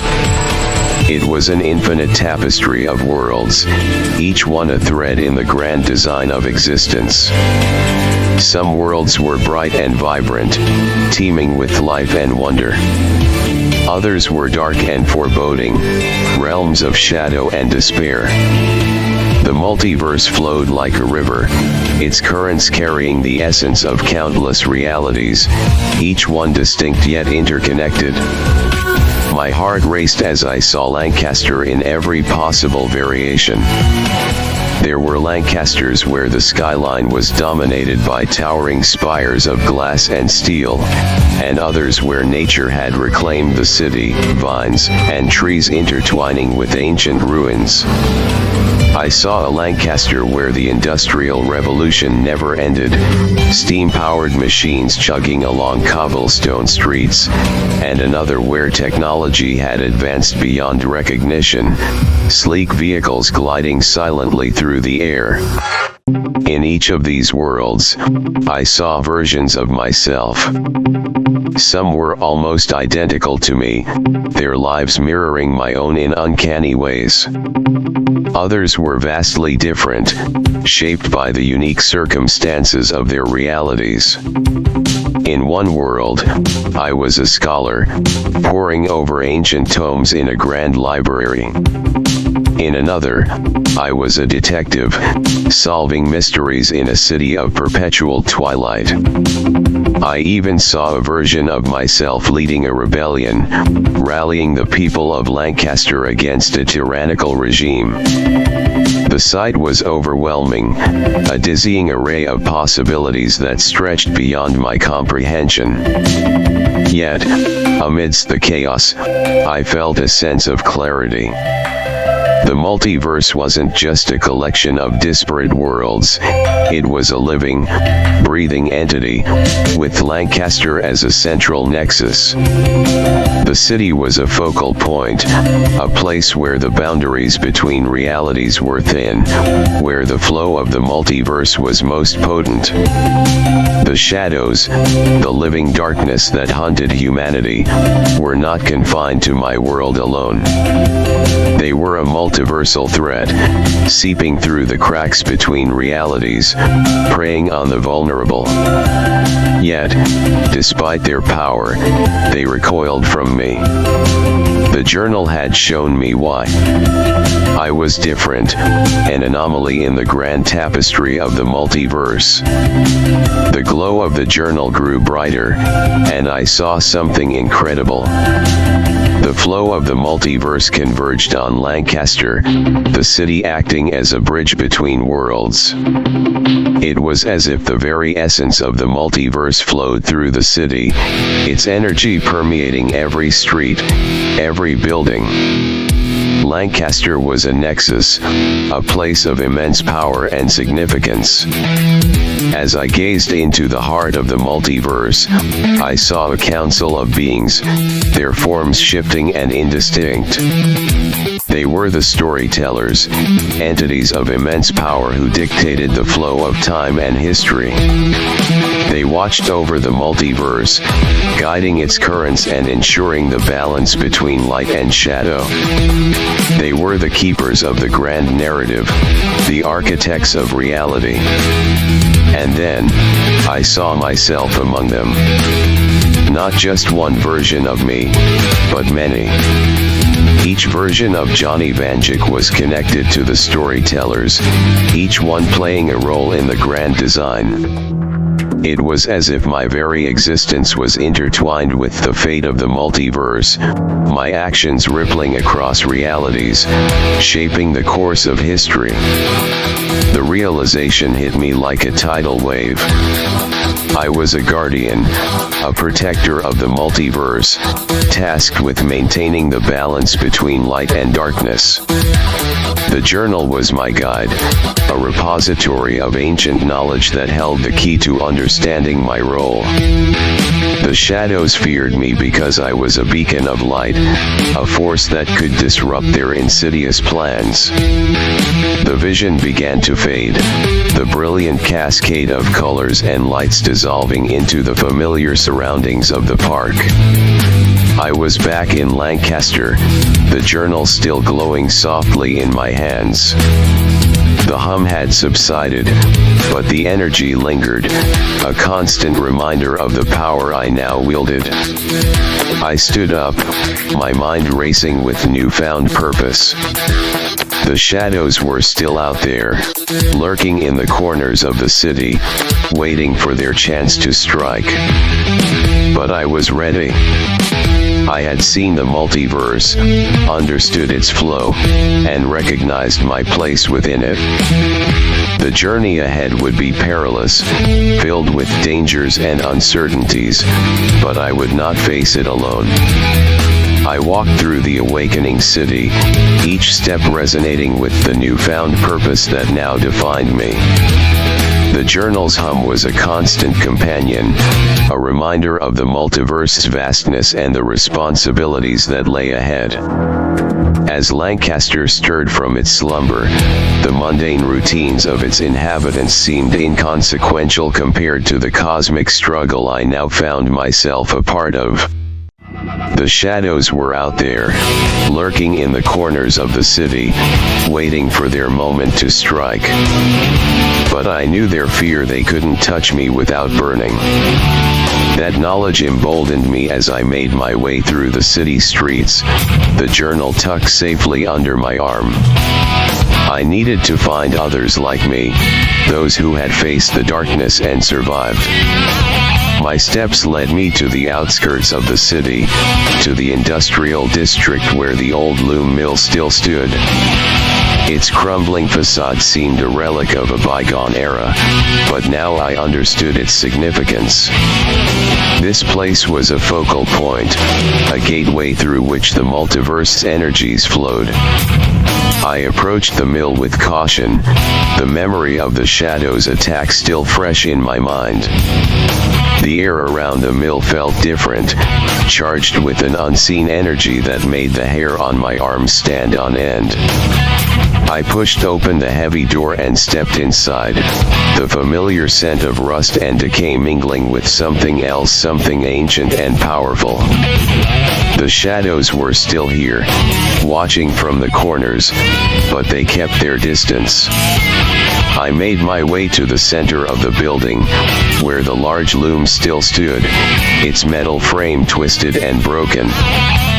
The staircase leading down into the darkness was still there, a passage to the hidden sanctuary below. I descended carefully, each step echoing in the confined space. At the bottom, the heavy wooden door waited, its surface scarred and weathered. Pushing it open, I entered the room where the journal had first shown its true power. The walls were still lined with old books and strange symbols, the flickering candles casting long shadows. The energy here was palpable, a throbbing presence that seemed to pulse in time with the beating of my heart. The journal began to hum louder, its glow intensifying. I placed it on the pedestal where I had found the other book and opened it once more. The pages turned of their own accord, revealing new symbols, new texts that seemed to speak directly to me.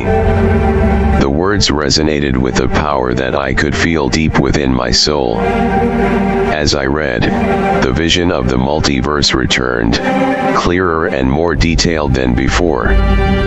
I saw the threads of reality intertwining, each one a separate world yet connected to the others through Lancaster. The city was a nexus, a point where the boundaries between realities were thin, allowing the flow of multiversal energies to seep through. I saw other versions of myself again, each one a guardian of their respective reality. We were all connected, our actions rippling across the multiverse, shaping the course of history. The journal showed me glimpses of their lives, their struggles against the darkness that sought to consume their worlds. In each reality, the shadows were a constant threat, lurking in the corners, waiting for their chance to strike. In one world, I saw myself as a scholar, poring over ancient tomes in a grand library, uncovering the secrets of the past to protect the future. In another, I was a detective, navigating the murky underbelly of a city shrouded in perpetual twilight, solving mysteries that defied explanation. Each version of me faced the darkness in their own way, using the knowledge and skills they had acquired to hold the shadows at bay. The journal's glow intensified, and I saw the storytellers again, the beings of immense power who dictated the flow of time and history. They were watching, their forms shifting and indistinct, their eyes filled with a wisdom that spanned eons. They were the architects of reality, the keepers of the grand narrative that shaped the multiverse. And then I saw myself among them, not just one version, but many. Each version of Johnny Vanjik was a part of this grand design, each one playing a crucial role in maintaining the balance between light and darkness. The storytellers had chosen us, entrusted us with the knowledge and power to protect the multiverse from the encroaching shadows. The vision shifted, showing me Lancaster as it was now, but with a deeper understanding. The city was a living entity, its streets and buildings infused with the energy of the multiverse. The shadows were a constant presence, but so were the guardians, those who had faced the darkness and survived. I saw familiar faces, people I had known all my life, but now I saw them in a new light. They were part of this struggle too, their actions rippling across realities, influencing the course of history. The journal's glow began to fade, and the vision slowly dissolved, leaving me standing in the dimly lit room once more. The weight of what I had seen settled over me, a heavy burden that I knew I had to carry. The multiverse was vast and complex, but Lancaster was at its heart, a nexus of immense power and significance. The shadows were a threat, but I was not alone. There were others like me, scattered across realities, each one a guardian of their world. I closed the journal, its hum now a soft, reassuring presence. The path ahead was clear, the journey long and fraught with danger, but I was ready. I would seek out the other guardians, gather the knowledge and power we needed to stand against the darkness. The shadows would not prevail, not while we still had the strength to fight. Walking through the quiet morning streets, I observed the city with a newfound awareness. The shadows were everywhere, lurking in the corners and hidden recesses, but they kept their distance. People began to emerge from their homes, starting their daily routines, oblivious to the darkness that surrounded them. I knew I had to protect them, to find a way to keep the shadows at bay. My first stop was a local cafe, a small, unassuming place that had been a staple in the community for as long as I could remember. The familiar aroma of freshly brewed coffee greeted me as I stepped inside. The barista, an older man named Dave, nodded in recognition as I approached the counter. "Morning, Johnny. You're up early," he said, his voice gruff but friendly. "Morning, Dave. Just needed some coffee." "Been a long night," I replied, offering a tired smile. Dave nodded knowingly and handed me a steaming cup of coffee. "Anything else you need?" I hesitated for a moment, considering how much I should share. "Actually, yeah. Have you noticed anything strange around here lately? Anything out of the ordinary?" Dave raised an eyebrow, his expression curious. "Strange how? Lancaster's always got its quirks, but what are you talking about?" I took a sip of my coffee, the warmth spreading through me. "I don't know, just shadows. Weird occurrences. People acting different." Dave leaned on the counter, his eyes narrowing thoughtfully.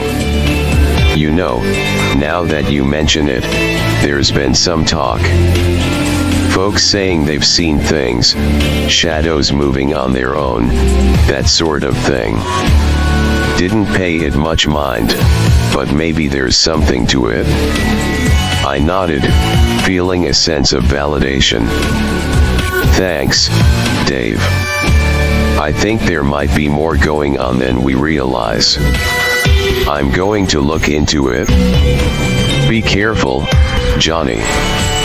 Lancaster's got its secrets, and not all of them are friendly," Dave warned, his tone serious. I will, I assured him, taking another sip of my coffee before heading out. The morning light had grown stronger, the city bustling with activity. I decided to visit the local library, a place that had always been a sanctuary of knowledge. If there were any records or clues about the shadows, the library was the place to find them. The Lancaster Public Library was an old building, its architecture a blend of classic and modern styles. I pushed open the heavy wooden doors and stepped inside, the quiet atmosphere a stark contrast to the bustling streets outside. The librarian, Mrs. Harris, greeted me with a warm smile. "Good morning, Johnny. How can I help you today?" she asked, her voice soft and welcoming. "Morning, Mrs. Harris. I'm looking for any records or books on local legends, strange occurrences, that sort of thing. Something that might explain what's been happening around the city," I explained. Mrs. Harris's expression turned thoughtful as she led me to a section of the library dedicated to local history and folklore. "We've got a few old volumes that might be of interest. Lancaster's got a rich history, and some of it is quite mysterious." I spent hours poring over ancient tomes and dusty records, piecing together a narrative that spans centuries. Lancaster had always been a place of convergence, a city where the boundaries between realities were thin. Legends spoke of shadowy figures and unexplained phenomena, of guardians who stood against the darkness. The more I read, the more I understood my role and the significance of the city. One story stood out, a tale of an ancient battle between light and shadow, fought in the heart of Lancaster. The guardians of old had wielded powerful artifacts, tools imbued with the energy of the multiverse, to repel the darkness. These artifacts had been hidden throughout the city, their locations lost to time. Finding them could be the key to strengthening our defense against the shadows. As I closed the last book, a sense of determination settled over me. The journal had given me a glimpse into the multiverse, but now I had a clearer understanding of my own world and its secrets. The shadows were a formidable enemy, but they were not invincible. With the knowledge I had gained, I could begin to unravel the mysteries of Lancaster and prepare for the battles ahead.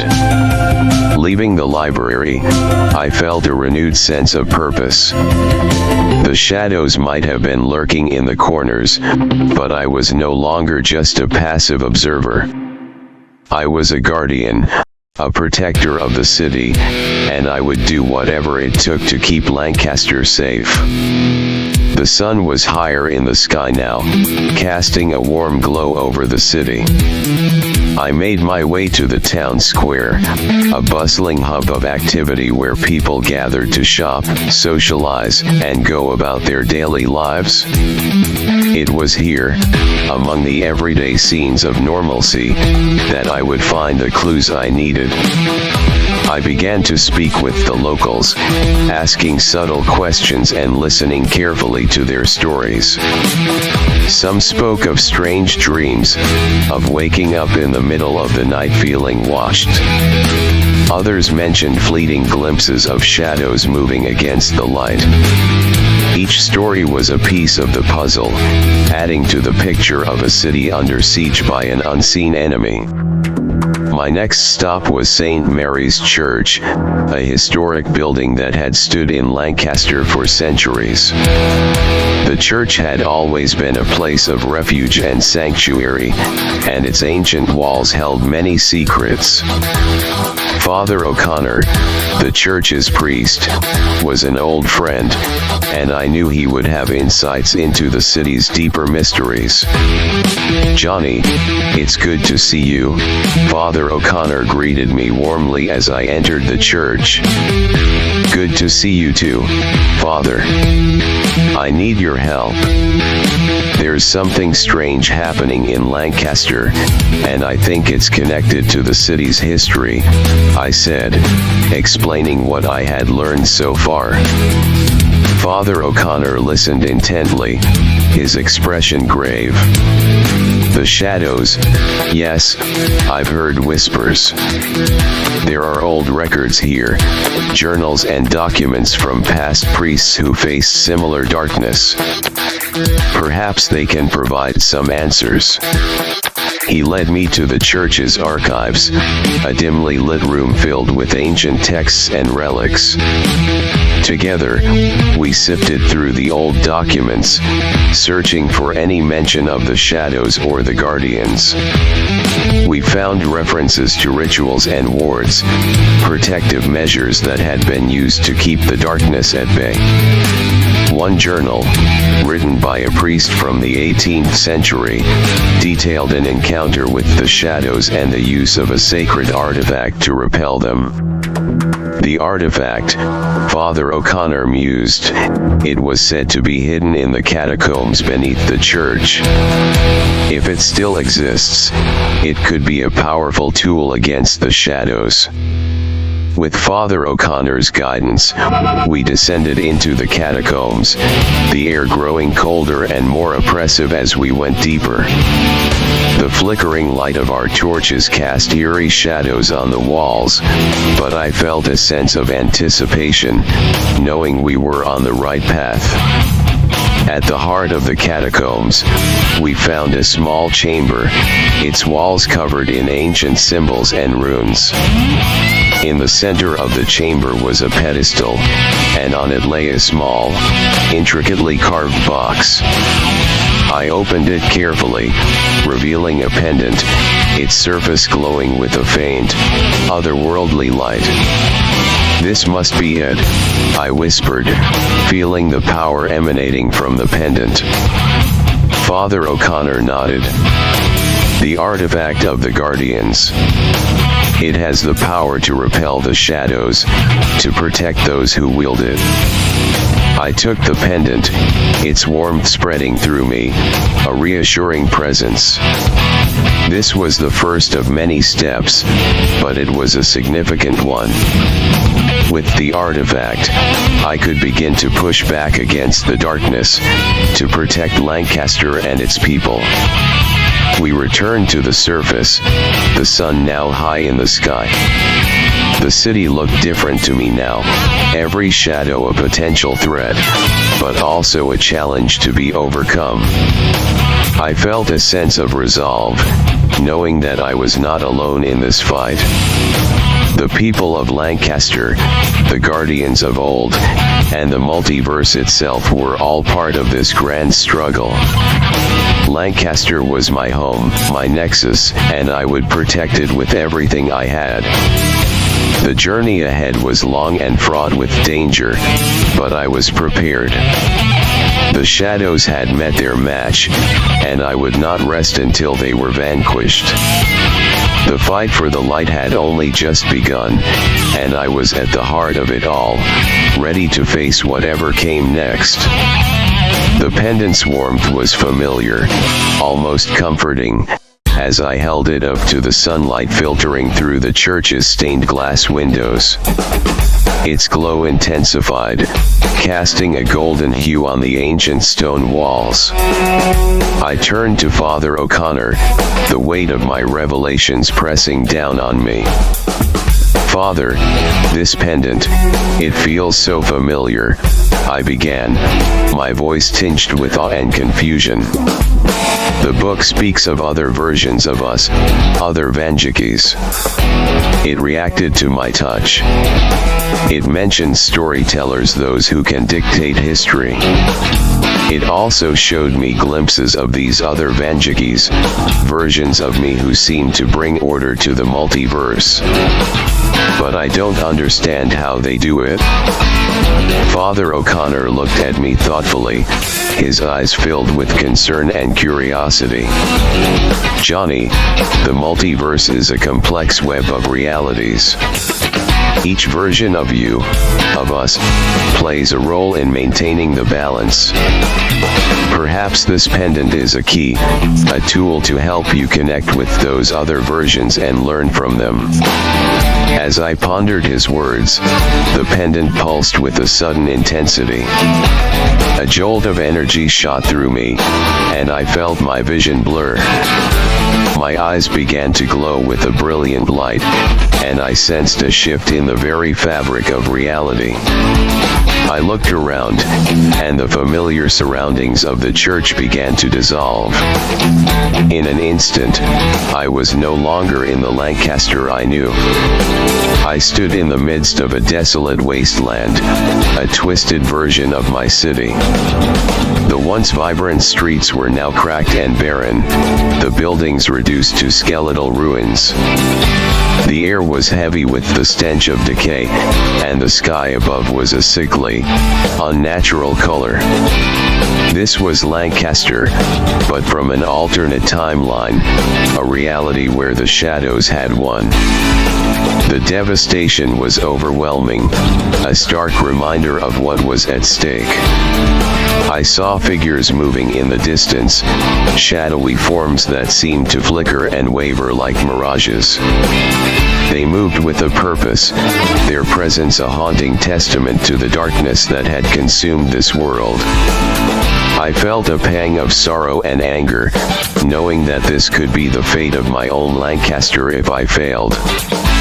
Before I could explore further, the pendant pulsed again, and the wasteland began to dissolve. The vision faded, and I was pulled back to my reality, the familiar warmth of the church enveloping me once more. I staggered slightly, the intensity of the experience leaving me disoriented. Father O'Connor reached out to steady me, his expression one of deep concern. "Johnny, are you all right? What did you see?" I took a deep breath, trying to steady my racing heart. I saw another version of Lancaster, a wasteland where the shadows had won. Everything was destroyed. It was a glimpse of what could happen if we fail. Father O'Connor nodded, his eyes serious. The multiverse is vast and filled with many possibilities, both good and bad. The fact that you saw that timeline means it's a potential future, one we must strive to prevent.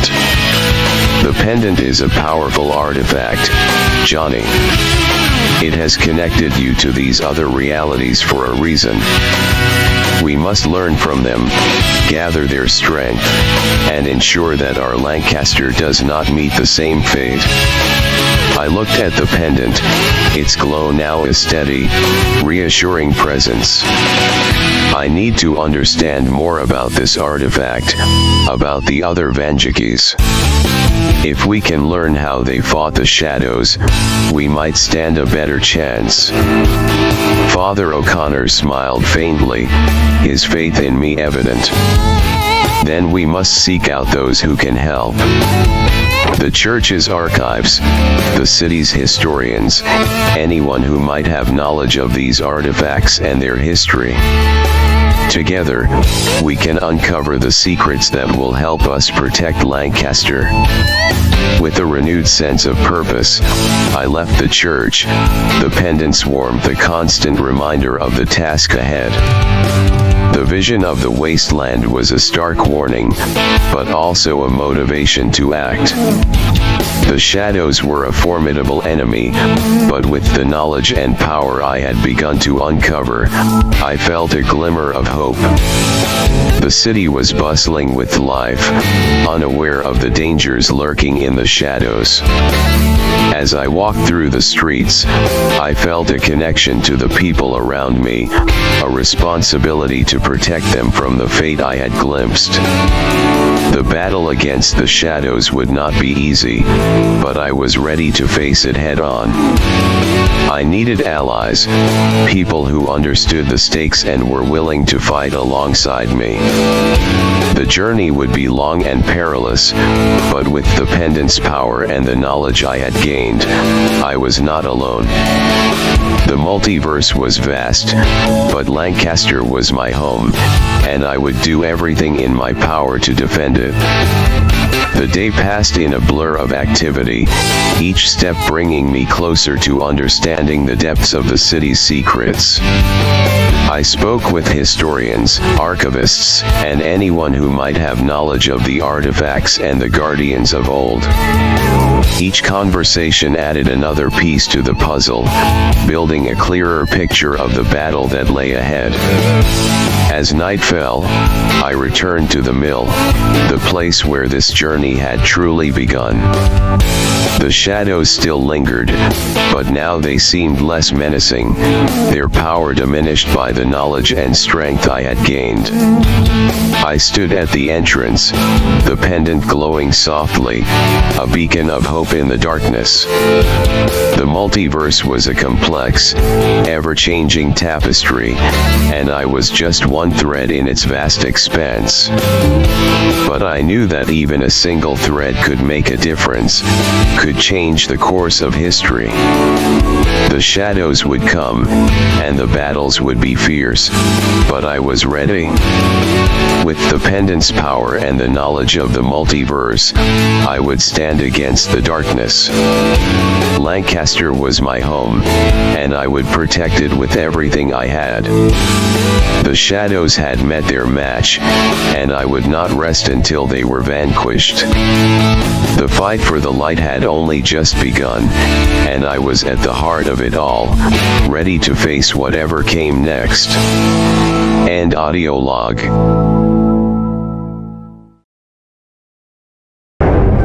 The year was 1800, and Lancaster County, Pennsylvania, was a quiet, pastoral landscape dotted with small farms, quaint villages, and dense woods. The air was crisp with the promise of winter, and the people of Lancaster were busy preparing for the long, cold months ahead.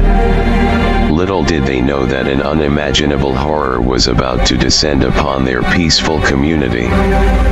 It began with whispers and rumors, spreading like wildfire through the towns and farms. People spoke of strange figures seen lurking in the woods at night, of animals found dead and mutilated, and of a coldness that seemed to seep into the very bones of the land. The older folks dismissed these stories as mere superstition, but the younger generation couldn't shake the feeling that something was very wrong. The first death occurred on a chilly October night. Joseph Miller, a well-respected farmer, was found dead in his barn.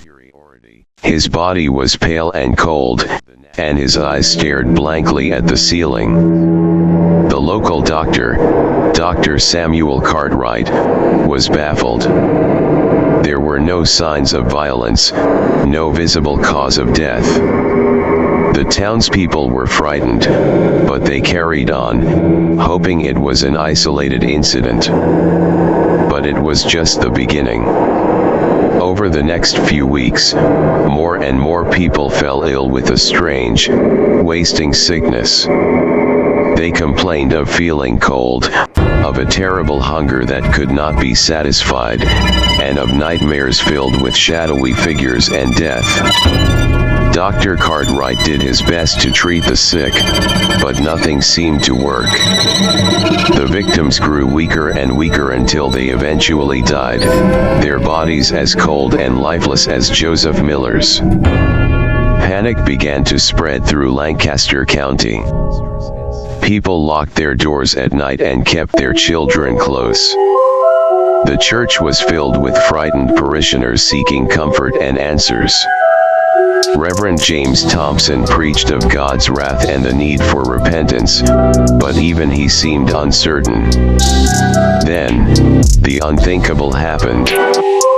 One night, Joseph Miller's body disappeared from its grave.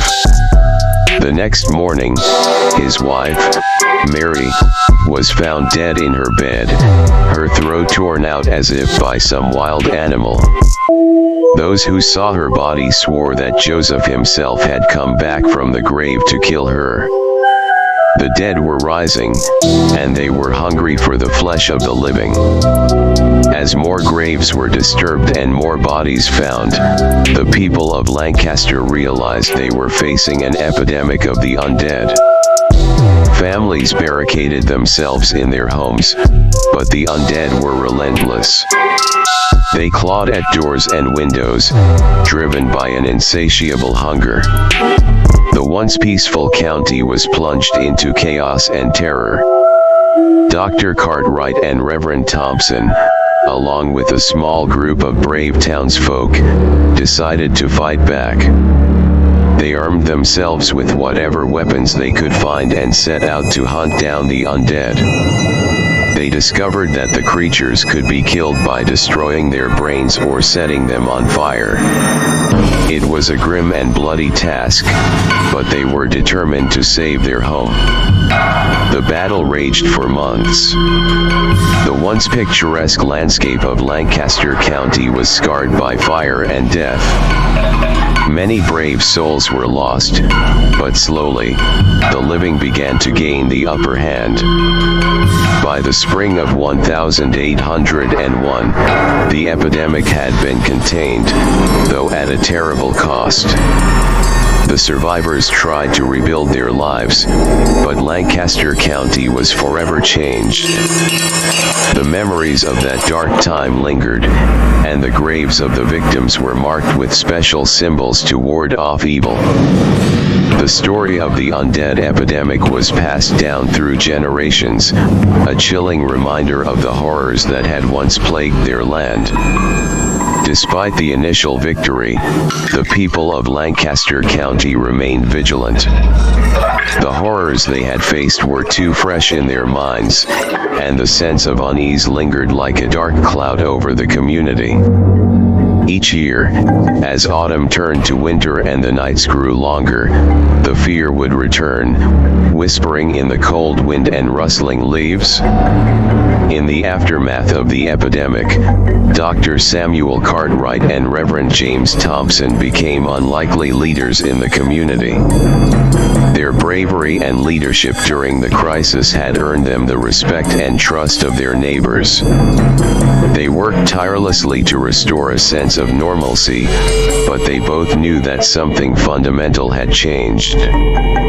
One night, as the first snows of December fell gently on the rooftops, Dr. Cartwright sat by the fire in his study, reading through his notes on the epidemic. He had meticulously recorded every detail, hoping to find some explanation for the horror that had befallen them.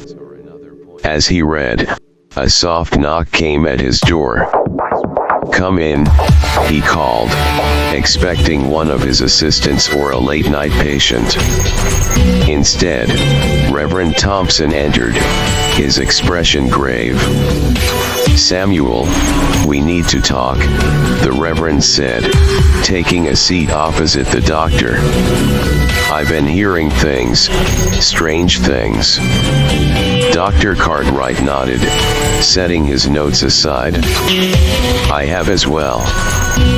People are still seeing shadows in the woods, hearing whispers at night. It's as if the land itself is haunted." Reverend Thompson leaned forward, his voice low. "I fear it may not be over. The evil that caused the dead to rise, it could still be here, lying dormant, waiting for the right moment to return." The doctor sighed, running a hand through his graying hair. "But what can we do, James? We've burned the bodies, sanctified the graves. We've done everything we can to prevent it from happening again." Reverend Thompson shook his head. "Not everything.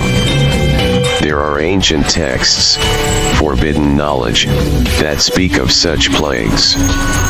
We need to understand what we're dealing with.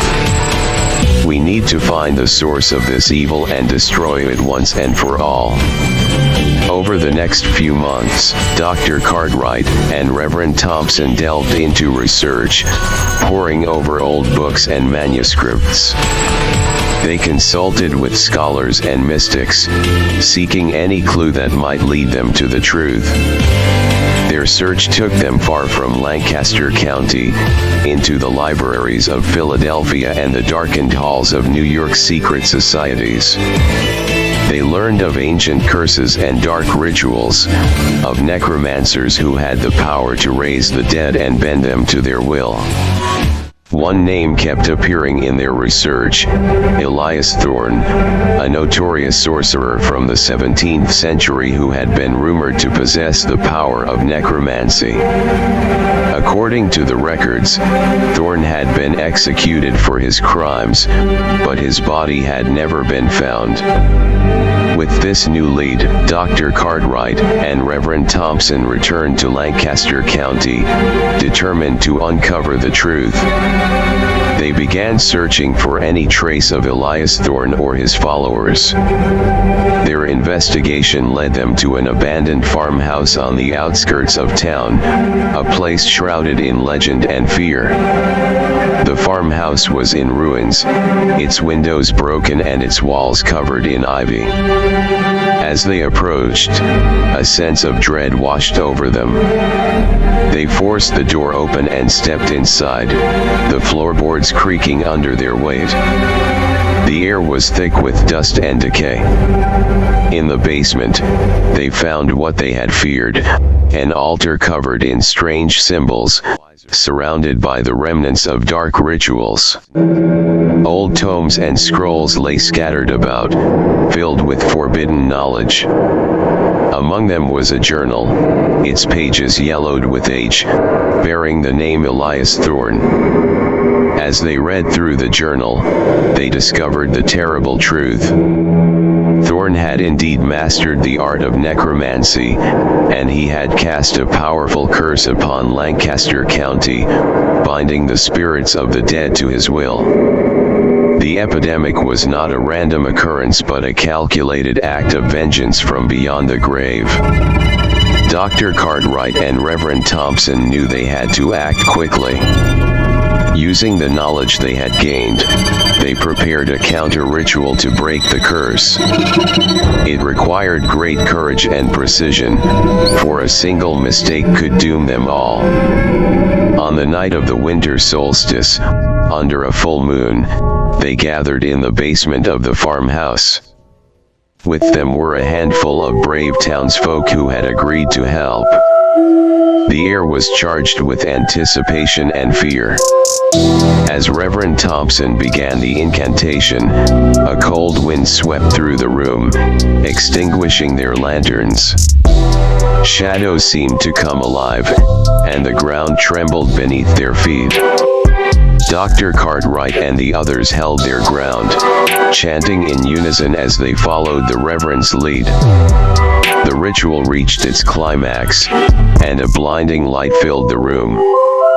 The ground shook violently, and for a moment, it seemed as if the very fabric of reality was tearing apart. Then, just as suddenly as it had begun, the light faded, and the room fell silent. The curse was broken. In the weeks that followed, the strange occurrences in Lancaster County ceased. The dead no longer walked, and the shadows in the woods seemed less menacing. The people began to rebuild their lives, slowly but surely putting the horrors of the past behind them. Dr. Cartwright and Reverend Thompson continued their work, forever vigilant against the forces of darkness. They knew that evil could never be truly vanquished, only held at bay. But for now, at least, peace had returned to Lancaster County. The year was now 1845, and Lancaster County had enjoyed many years of peace since the dreadful events of 1800. The community had grown, the fields were fertile, and the townsfolk went about their daily lives with little memory of the horrors that had once plagued them. But the land had not forgotten, and deep in the shadows, an ancient evil stirred once more. Dr. Samuel Cartwright, now an elderly man, still resided in Lancaster County. Though retired, his mind remained sharp, and he continued to study the occult in his spare time.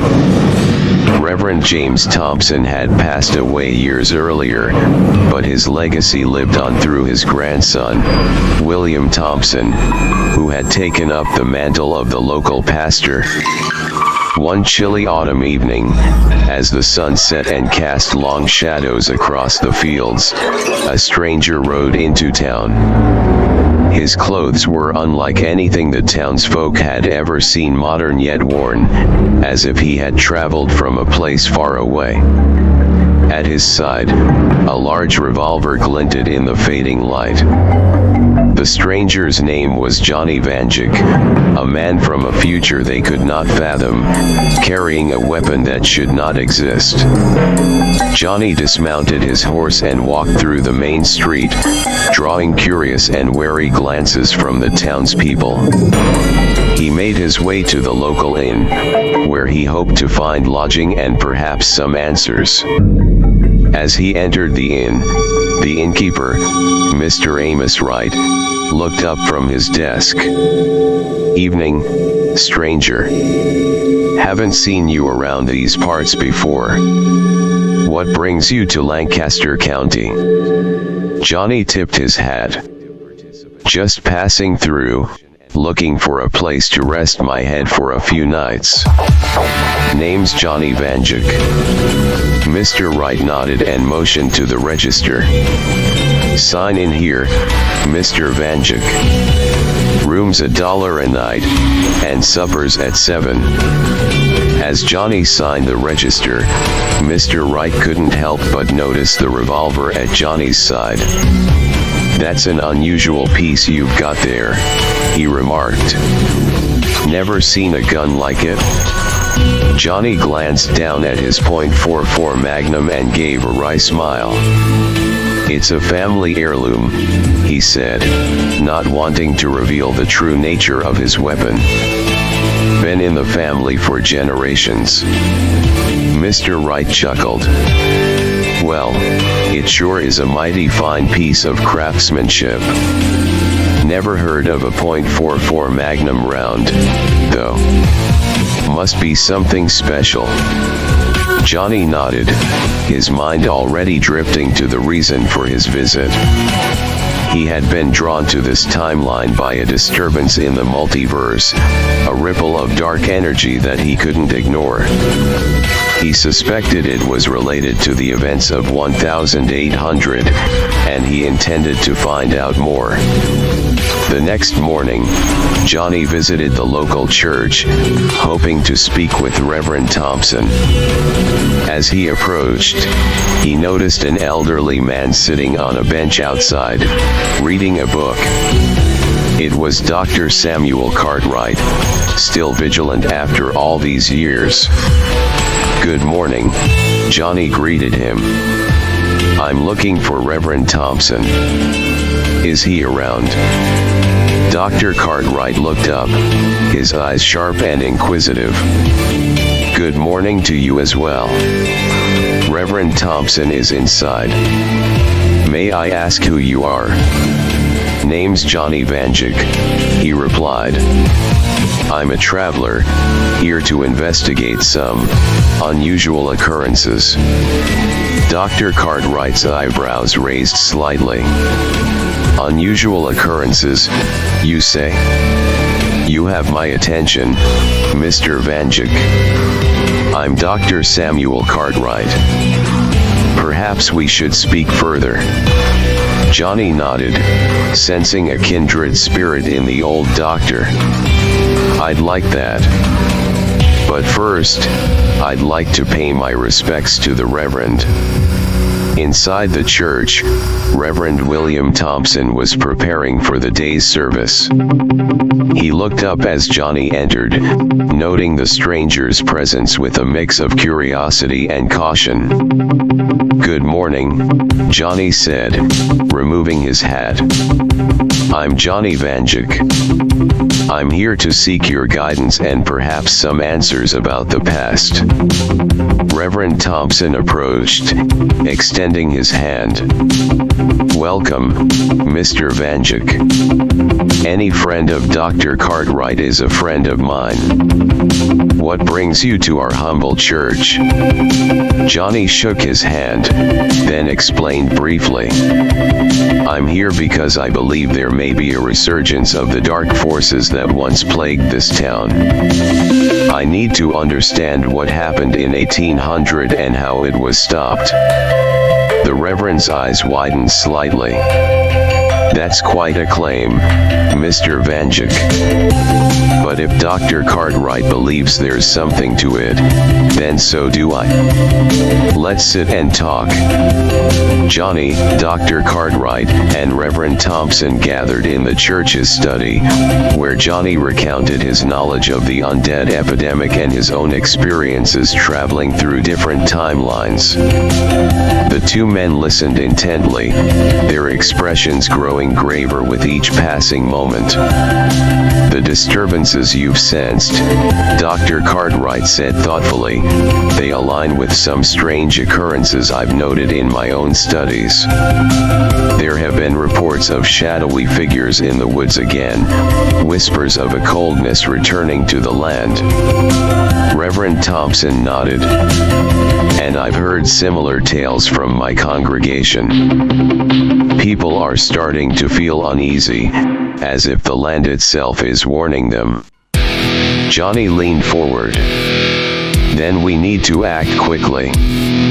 If the evil that caused the undead epidemic is returning, we have to stop it before it gains strength." Together, they devised a plan to investigate the source of the disturbances.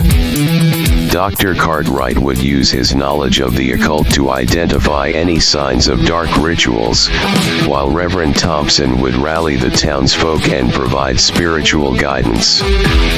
Johnny, with his .44 Magnum and his experience fighting the undead, would lead the charge against whatever darkness they might face.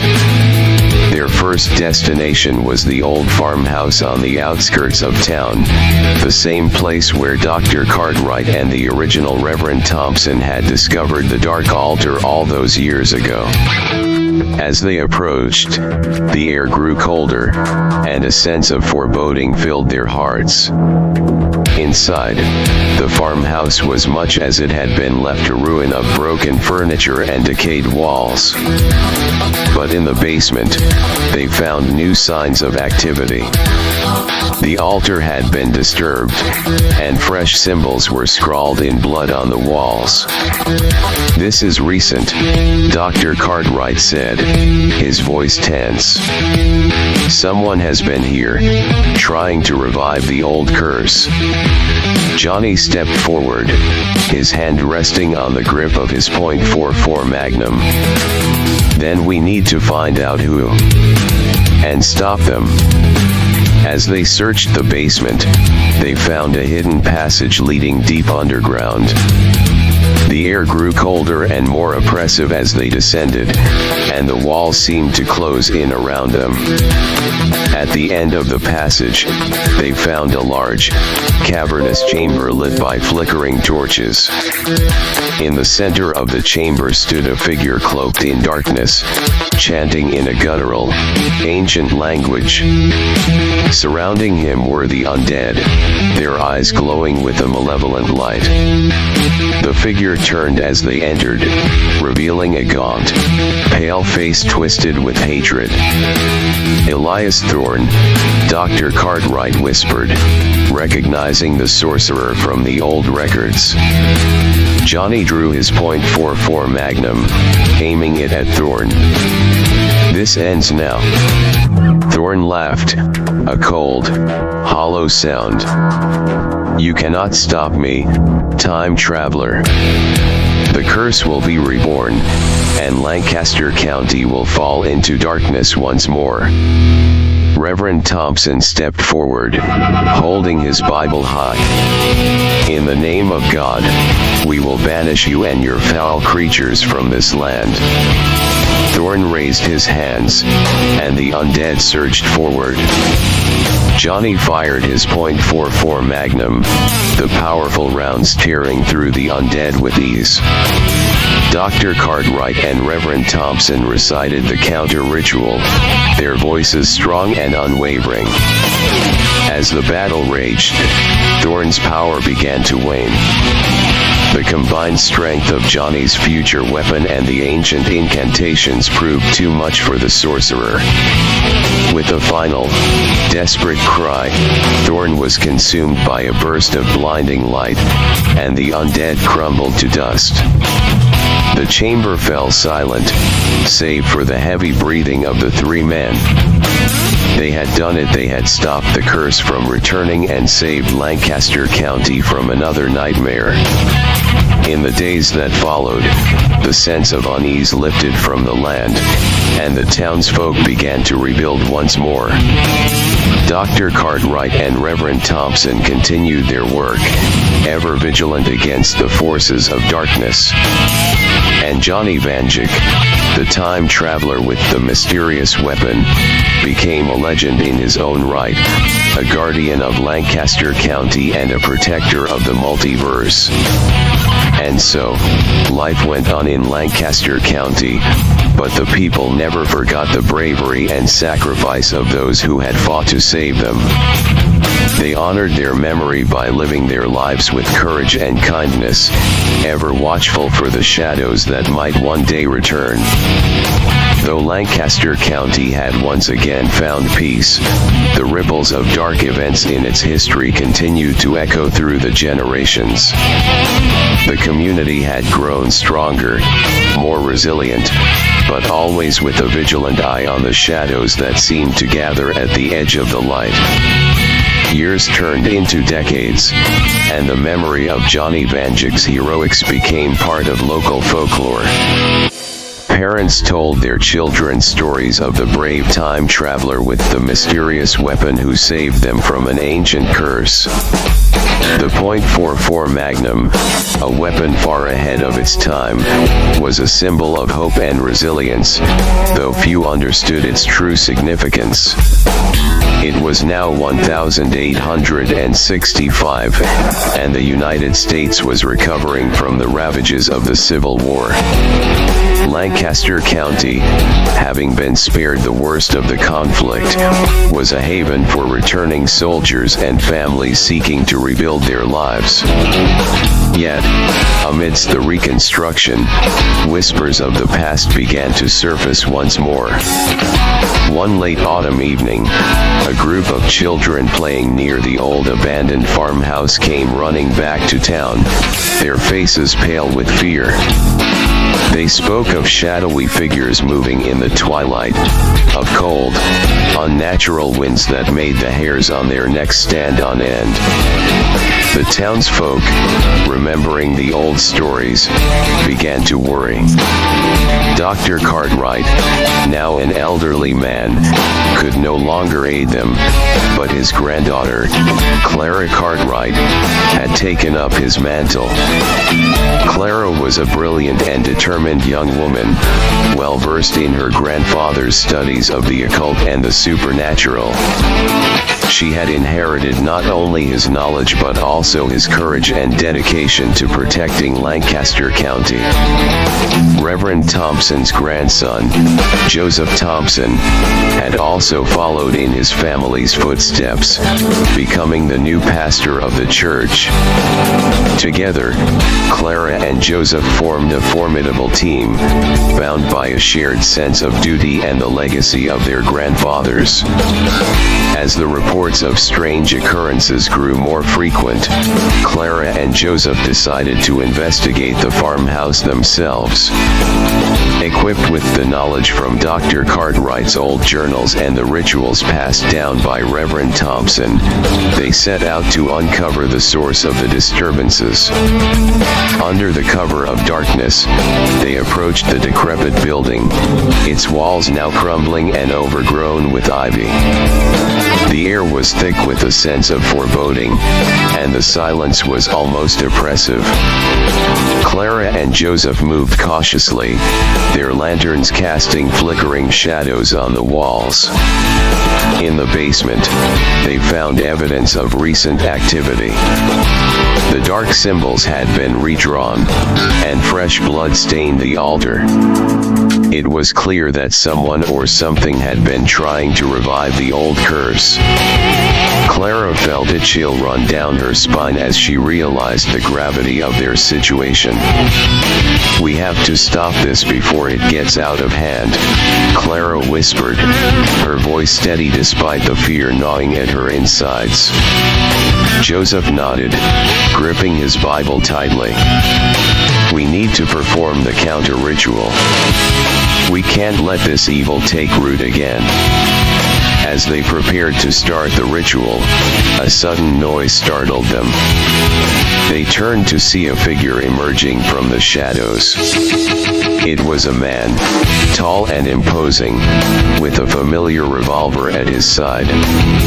It was Johnny Vanjik, looking much the same as he had in the stories, despite the passing of 20 years. "Who are you?" Clara asked, her voice a mix of awe and suspicion.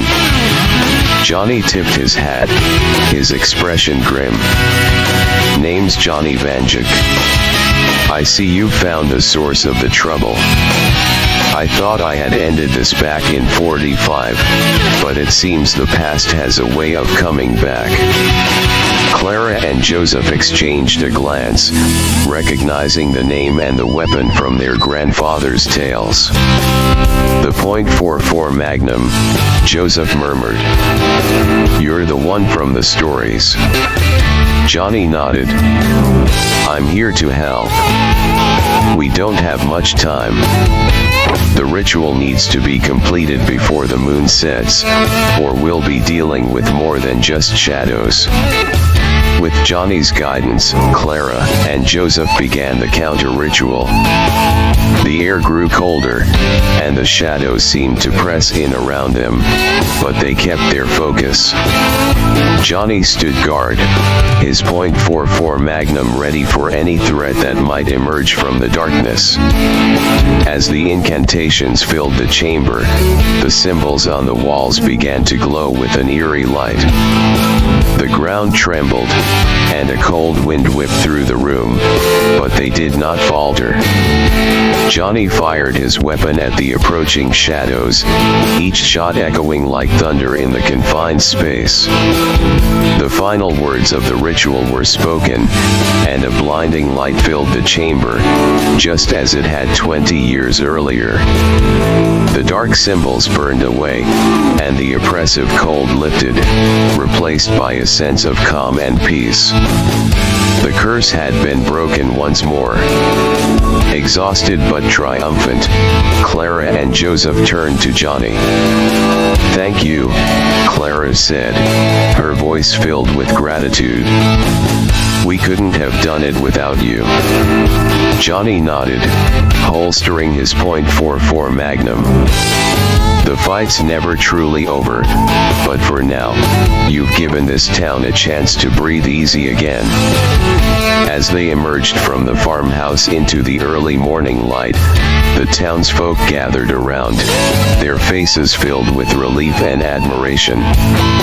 Johnny Vanjik had once again saved Lancaster County, and his legend grew even stronger. But Johnny knew his work was not done.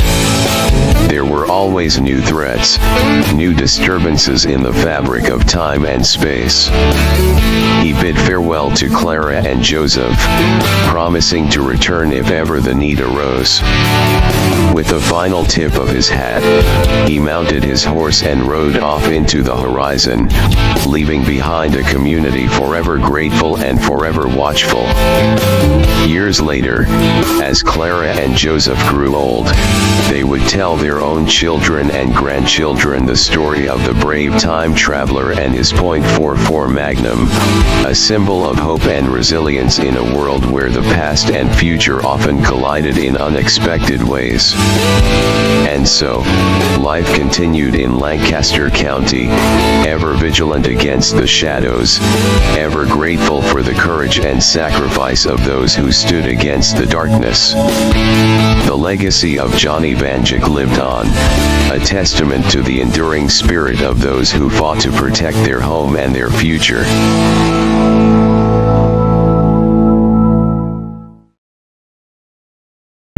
The town of Lancaster County, PA, nestled in its rolling farmlands and historical charm, seemed timeless and untouched by the frantic pace of modern life.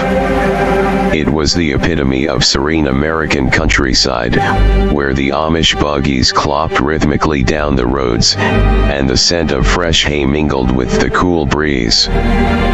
One brisk autumn evening, as the sun dipped below the horizon and the shadows grew long, an eerie quiet fell over the town.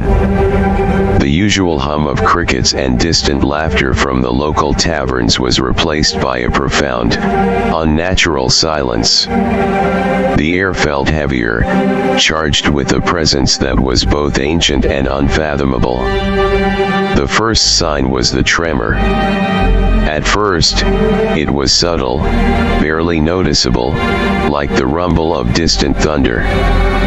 But then it grew, shaking the ground with a violent intensity that sent livestock into a frenzy and caused the quaint houses to groan under the strain. People rushed out of their homes, confusion and fear etched on their faces. From the depths of the surrounding forests emerged figures of colossal stature, their forms partially obscured by the twilight. They were giants, towering beings covered in scales that glinted in the fading light. Their eyes burned with a primal ferocity, and their movements were accompanied by the sound of cracking branches and shifting earth. Long, lizard-like tails trailed behind them, and their hands clutched immense javelins that shimmered ominously.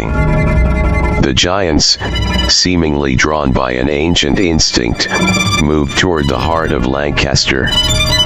They were the stuff of legends, beings of immense power and size, stripped of ethics and imagination, driven only by raw, predatory need. As they advanced, the air grew colder, and a palpable sense of dread spread through the town. Sheriff Daniel Carter, a man who had seen his share of oddities but nothing like this, rallied his deputies and tried to maintain order. The townsfolk looked to him for guidance, their faces pale with fear.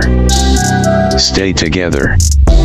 Get to the church," he shouted, hoping the old stone structure would provide some semblance of safety. In the chaos, families clung to each other, their terror mounting as the giants closed in. The ground shook with each step of the monstrous beings, and the town's idyllic calm shattered into a cacophony of screams and crashing debris. The giants were merciless, their lack of ethics evident as they tore through the town, their immense hands sweeping away anything in their path. Carter and his deputies took up positions around the church, armed with whatever firearms they could find. The first giant to approach was met with a volley of gunfire. The bullets, however, seemed to have little effect, merely bouncing off the creature's thick scales. The giant roared, a sound that reverberated through the town like a thunderclap, and retaliated with a swipe of its massive hand, sending men flying through the air like ragdolls. Inside the church, the townspeople huddled together, their prayers mingling with cries of despair. Among them was Eliza Thompson, a young woman with a fierce determination. She had always been fascinated by local legends and had spent years studying the myths and folklore of the area. She remembered stories of giants from ancient times, tales that spoke of their divine origin and their connection to the earth. Eliza's mind raced as she tried to recall every detail. They are immortal as long as they walk on the ground where they were born, she whispered to herself, a glimmer of hope igniting within her. If we can get them off the ground, we might have a chance. She ran to Sheriff Carter, who was reloading his shotgun with trembling hands. Sheriff, we need to get them off the ground. They draw their strength from the earth. Carter looked at her, his eyes wide with desperation but also a spark of belief. How do we do that, Eliza? The quarry, she replied, thinking of the deep, water-filled pit on the outskirts of town. If we can lure them there and get them into the water, they might lose their power. Carter nodded, a plan forming in his mind. All right, everyone who can move, follow me. We're heading to the quarry. The journey to the quarry was fraught with danger. The giants, sensing their prey's flight, pursued with relentless determination. Carter and his men fired sporadically, trying to slow the creatures down, but it was Eliza's quick thinking and intimate knowledge of the land that truly made the difference. She led the group through hidden paths and narrow alleys, using every advantage the familiar terrain offered. As they neared the quarry, the giants closed in. The townspeople, exhausted and terrified, could feel the hot breath of the monsters on their necks. Carter turned and fired his last rounds, aiming for the eyes of the closest giant. One shot found its mark, and the giant bellowed in pain, momentarily blinded. Keep moving, Carter shouted, pushing Eliza and the others forward. The edge of the quarry was just ahead, a yawning chasm filled with dark, cold water. With a final, desperate sprint, they reached the quarry's edge. Carter and a few brave souls formed a line, holding the giants at bay as Eliza and the others began to spread out, shouting and waving their arms to attract the giants' attention. Come on, you bastards! Carter yelled, his voice echoing off the quarry walls. This way. The giants, driven by an unrelenting hunger, lumbered forward, their massive forms looming over the edge. The first giant, blinded and enraged, stepped too far and tumbled into the water below. A deafening splash followed, and for a moment, the creature thrashed violently, its roars turning to gurgles as it sank beneath the surface. Seeing their kin fall, the remaining giants hesitated. It was a brief moment of doubt, but it was enough. Eliza, standing on a precarious ledge, threw rocks and shouted, drawing their attention away from the fleeing townsfolk. Another giant lunged at her, its massive hands sweeping through the air. She jumped at the last second, the giant's momentum carrying it over the edge and into the water. The townspeople watched in awe and terror as the giants fell, one by one, into the depths of the quarry. The water, dark and foreboding, seemed to swallow them whole. stripping them of their power and leaving only ripples on the surface. As the last giant disappeared beneath the waves, a profound silence fell over the quarry. The townspeople, bruised and battered, stood at the edge, staring into the water. The once invincible giants were no more, their connection to the earth severed by the deep, alien environment of the quarry. Eliza, breathless and trembling, felt a hand on her shoulder.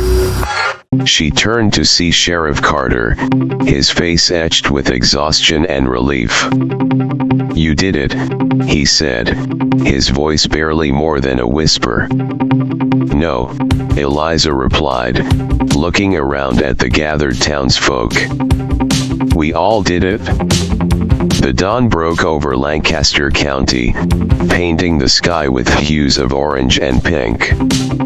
The town, though scarred and shaken, stood resilient. The giants had come and wreaked havoc, but the spirit of the people had prevailed. As the first rays of sunlight touched the ground, the townspeople began the arduous task of rebuilding, their hearts heavy with loss but also buoyed by a newfound strength. The scars left by the giants' rampage ran deep through Lancaster County, both physically and emotionally. Families mourned lost loved ones, homes were reduced to rubble, and the once tranquil countryside now bore the marks of the monstrous invasion. Yet, amid the grief and destruction, a sense of unity and resilience emerged. The townspeople, bonded by their shared ordeal, came together to rebuild and heal. Eliza Thompson, whose quick thinking had played a crucial role in defeating the giants, found herself at the center of this recovery effort. Her knowledge of local legends and her courage had earned her the respect and admiration of the community. She was no longer just a curious young woman with a passion for folklore.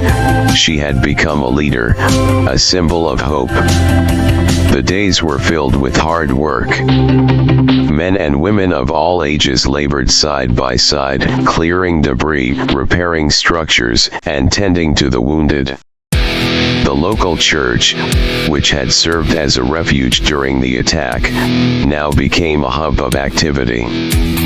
Its pews were filled not with worshippers, but with volunteers organizing supplies, coordinating efforts, and providing comfort to those in need.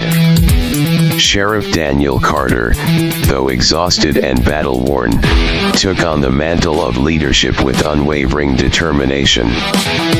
He patrolled the town tirelessly, ensuring that order was maintained and that everyone had what they needed. His presence was a reassuring constant, a reminder that despite the horrors they had faced, they were not alone. As the town slowly regained its footing, strange occurrences began to unfold. The land around the quarry, where the giants had met their end, seemed to pulse with a peculiar energy. The water, once still and dark, now shimmered with an eerie glow under the moonlight. Some townspeople claimed to hear faint whispers emanating from the depths, ghostly echoes of the giants' roars. Eliza, ever curious and cautious, spent her evenings near the quarry, studying these phenomena. She documented the changes meticulously, filling her journal with observations and sketches. The giants might have been defeated, but their presence lingered, woven into the very fabric of the land. One night, as she sat by the water's edge, Eliza felt a sudden chill. The air grew colder, and the whispers grew louder, more distinct. She strained to listen, her heart pounding in her chest. The whispers seemed to form words, a language ancient and arcane. She could not understand them, but their tone was unmistakable, a warning, a plea, a promise of something more. Determined to uncover the truth, Eliza sought out the town's oldest resident, Old Man Hargrove. He was a reclusive figure, known for his vast knowledge of local history and folklore. If anyone could shed light on the mysteries surrounding the giants and the quarry, it was him. Eliza found Hargrove in his ramshackle cabin on the outskirts of town. The old man greeted her with a wary but curious glance, his eyes sharp and knowing. She explained what she had witnessed, describing the strange energy and the whispers in the night. Hargrove listened intently, his expression growing more grave with each word. When she finished, he sat in silence for a long moment, his weathered hands clasped tightly. The giants were not just creatures of legend, he began, his voice low and rasping. They were guardians, bound to the land by ancient magic. Their fall has disturbed the balance, awakened forces that have lain dormant for centuries. Eliza leaned forward, her pulse quickening. What does that mean for us? For Lancaster? Hargrove's eyes bore into hers, filled with a somber intensity. It means that the giants were only the beginning. There are older, darker things beneath the surface, things that the giants kept at bay. Now that they're gone, those things are stirring. The weight of his words settled heavily on Eliza. The giants' defeat, though a victory, had unsealed a greater threat. She felt a mix of dread and determination. They had fought and survived once, they could do it again. But this time, they needed to be prepared, to understand what they were facing. As days turned into weeks, Eliza and Hargrove delved into ancient texts and forgotten lore, seeking any hint or clue about the entities that now threatened their town. They discovered references to a primordial darkness, an entity older than the earth itself, bound by the giant's presence and now free to spread its malevolent influence. The whispers at the quarry grew louder, more insistent. The water's eerie glow intensified, casting strange, dancing shadows on the surrounding rocks. One night, as Eliza and Hargrove conducted their research, a particularly powerful tremor shook the town. The ground cracked open near the quarry, revealing a cavernous void that seemed to breathe darkness. Eliza knew they had to act quickly. She gathered a group of the bravest townspeople, including Sheriff Carter and a few of his deputies. Armed with lanterns, ropes, and a resolve born of necessity, they descended into the gaping maw, determined to confront whatever lay within.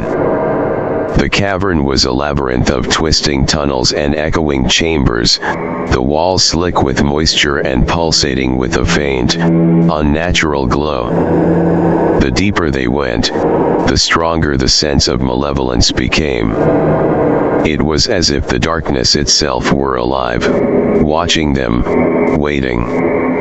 At the heart of the cavern, they found it, a massive, pulsating mass of darkness, its form constantly shifting and writhing. It was a void given shape, a presence that defied understanding. The air around it was thick with whispers, a cacophony of voices that filled their minds with dread. Eliza, her heart pounding with fear and determination, stepped forward. She held in her hand a relic they had discovered in their research, an ancient talisman said to contain the power of light and protection. She raised it high, its surface glowing with a fierce, pure light. The darkness recoiled, its form quivering in the face of the talisman's brilliance. Eliza could feel the power of the relic coursing through her, a force of hope and strength that pushed back against the encroaching void. She spoke words of ancient incantation, her voice steady and strong. The light from the talisman grew brighter, filling the cavern with a blinding radiance. The whispers turned to screams, a cacophony of rage and despair. The darkness writhed and twisted, its form unraveling under the assault of the light. With a final, agonized shriek, the darkness dissipated, its form dissolving into nothingness. The cavern fell silent, the oppressive weight lifted. Eliza and the townspeople stood in the aftermath, their breaths ragged, their bodies exhausted but their spirits triumphant. They emerged from the cavern into the light of a new day, the sun rising over Lancaster County. The town, though scarred, had faced the darkness and emerged stronger. The giants and the primordial darkness had tested their resilience, but they had stood firm. Eliza looked out over the town, her heart filled with a quiet determination. There would always be challenges, always be darkness to face. But she knew, now more than ever, that as long as they stood together, they could overcome anything.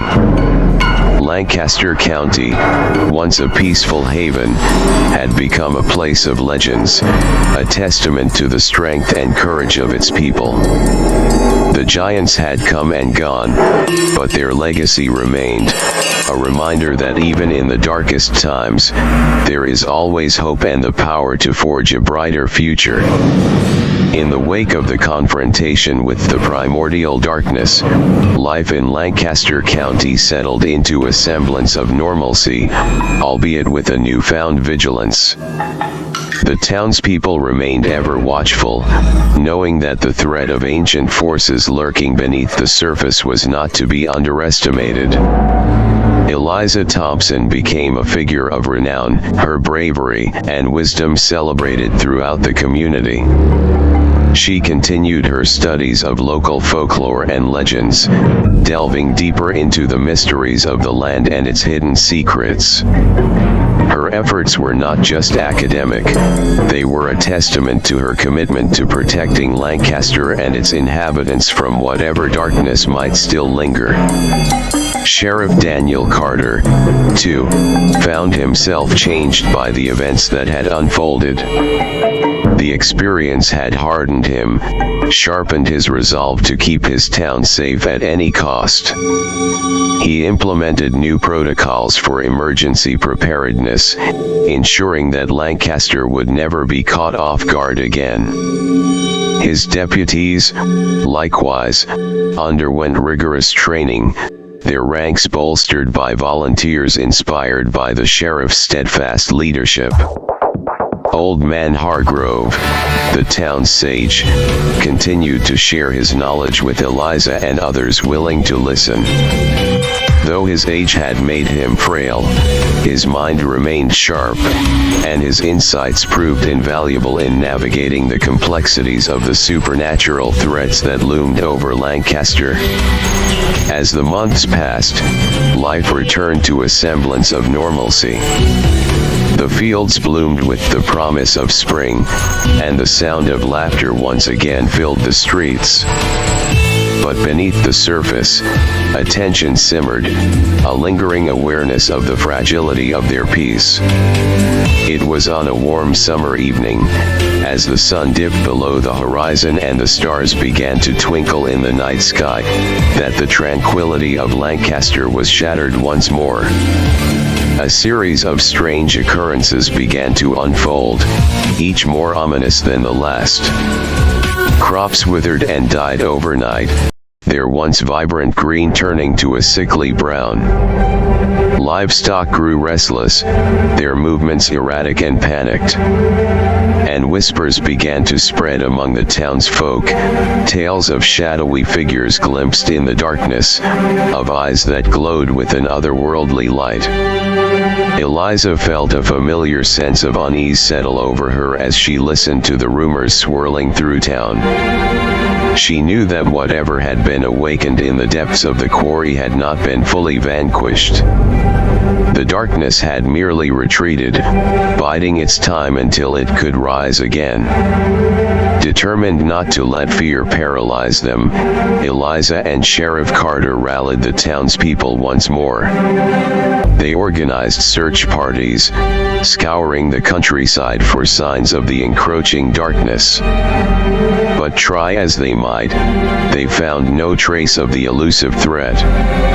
As the days stretched into weeks, tensions ran high. The once tight-knit community began to fray at the edges, suspicion and paranoia taking root where camaraderie once flourished. Some blamed Eliza and her studies of the supernatural, accusing her of inviting the darkness into their midst. But Eliza refused to be deterred. She continued her research, poring over ancient texts and consulting with Hargrove in search of answers. And then, one fateful night, she made a discovery that sent shivers down her spine. Hidden within the pages of an obscure tome, Eliza found a reference to a being known as the Shadow Weaver, a creature of darkness said to be capable of manipulating shadows to its will. According to legend, the Shadow Weaver was drawn to places of great turmoil and despair, feeding off the fear and suffering of those it encountered. Realization dawned on Eliza. The strange occurrences in Lancaster were not random, they were orchestrated by the Shadow Weaver, a malevolent force seeking to plunge the town into chaos and darkness once more. And it had chosen Lancaster as its next hunting ground. Armed with this knowledge, Eliza and Sheriff Carter devised a plan to confront the Shadow Weaver head-on. They gathered the bravest among them, those willing to stand against the encroaching darkness and defend their home at all costs. Under the cover of night, they ventured into the heart of the forest, where the Shadow Weaver was said to dwell. The air grew thick with anticipation as they drew closer to their destination, their senses heightened by the palpable sense of danger that hung in the air.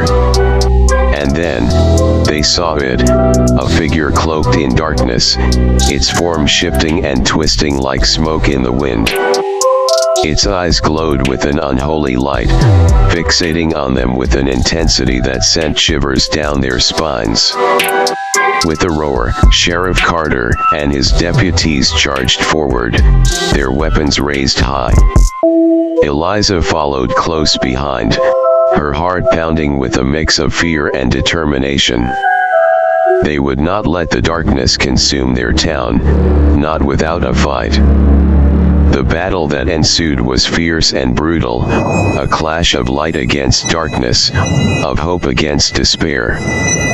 The Shadow Weaver lashed out with tendrils of shadow, enveloping its enemies in an inky embrace. But Eliza and her comrades fought with a ferocity born of desperation, refusing to yield to the darkness that sought to consume them. In the end, it was Eliza who delivered the final blow. With a cry of defiance, she unleashed the power of the ancient talisman she had wielded against the primordial darkness, channeling its light into a blinding beacon that pierced the Shadow Weaver's form. With a howl of agony, the Shadow Weaver retreated into the depths of the forest, its darkness dissipating like mist in the morning sun.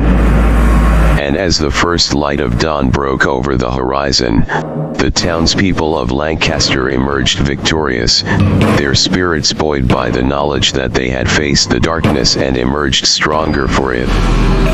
As the months passed, the memory of the battles against the giants and the Shadow Weaver began to fade into legend. Lancaster County returned to its peaceful rhythms, its residents going about their daily lives with a newfound appreciation for the fragility of peace.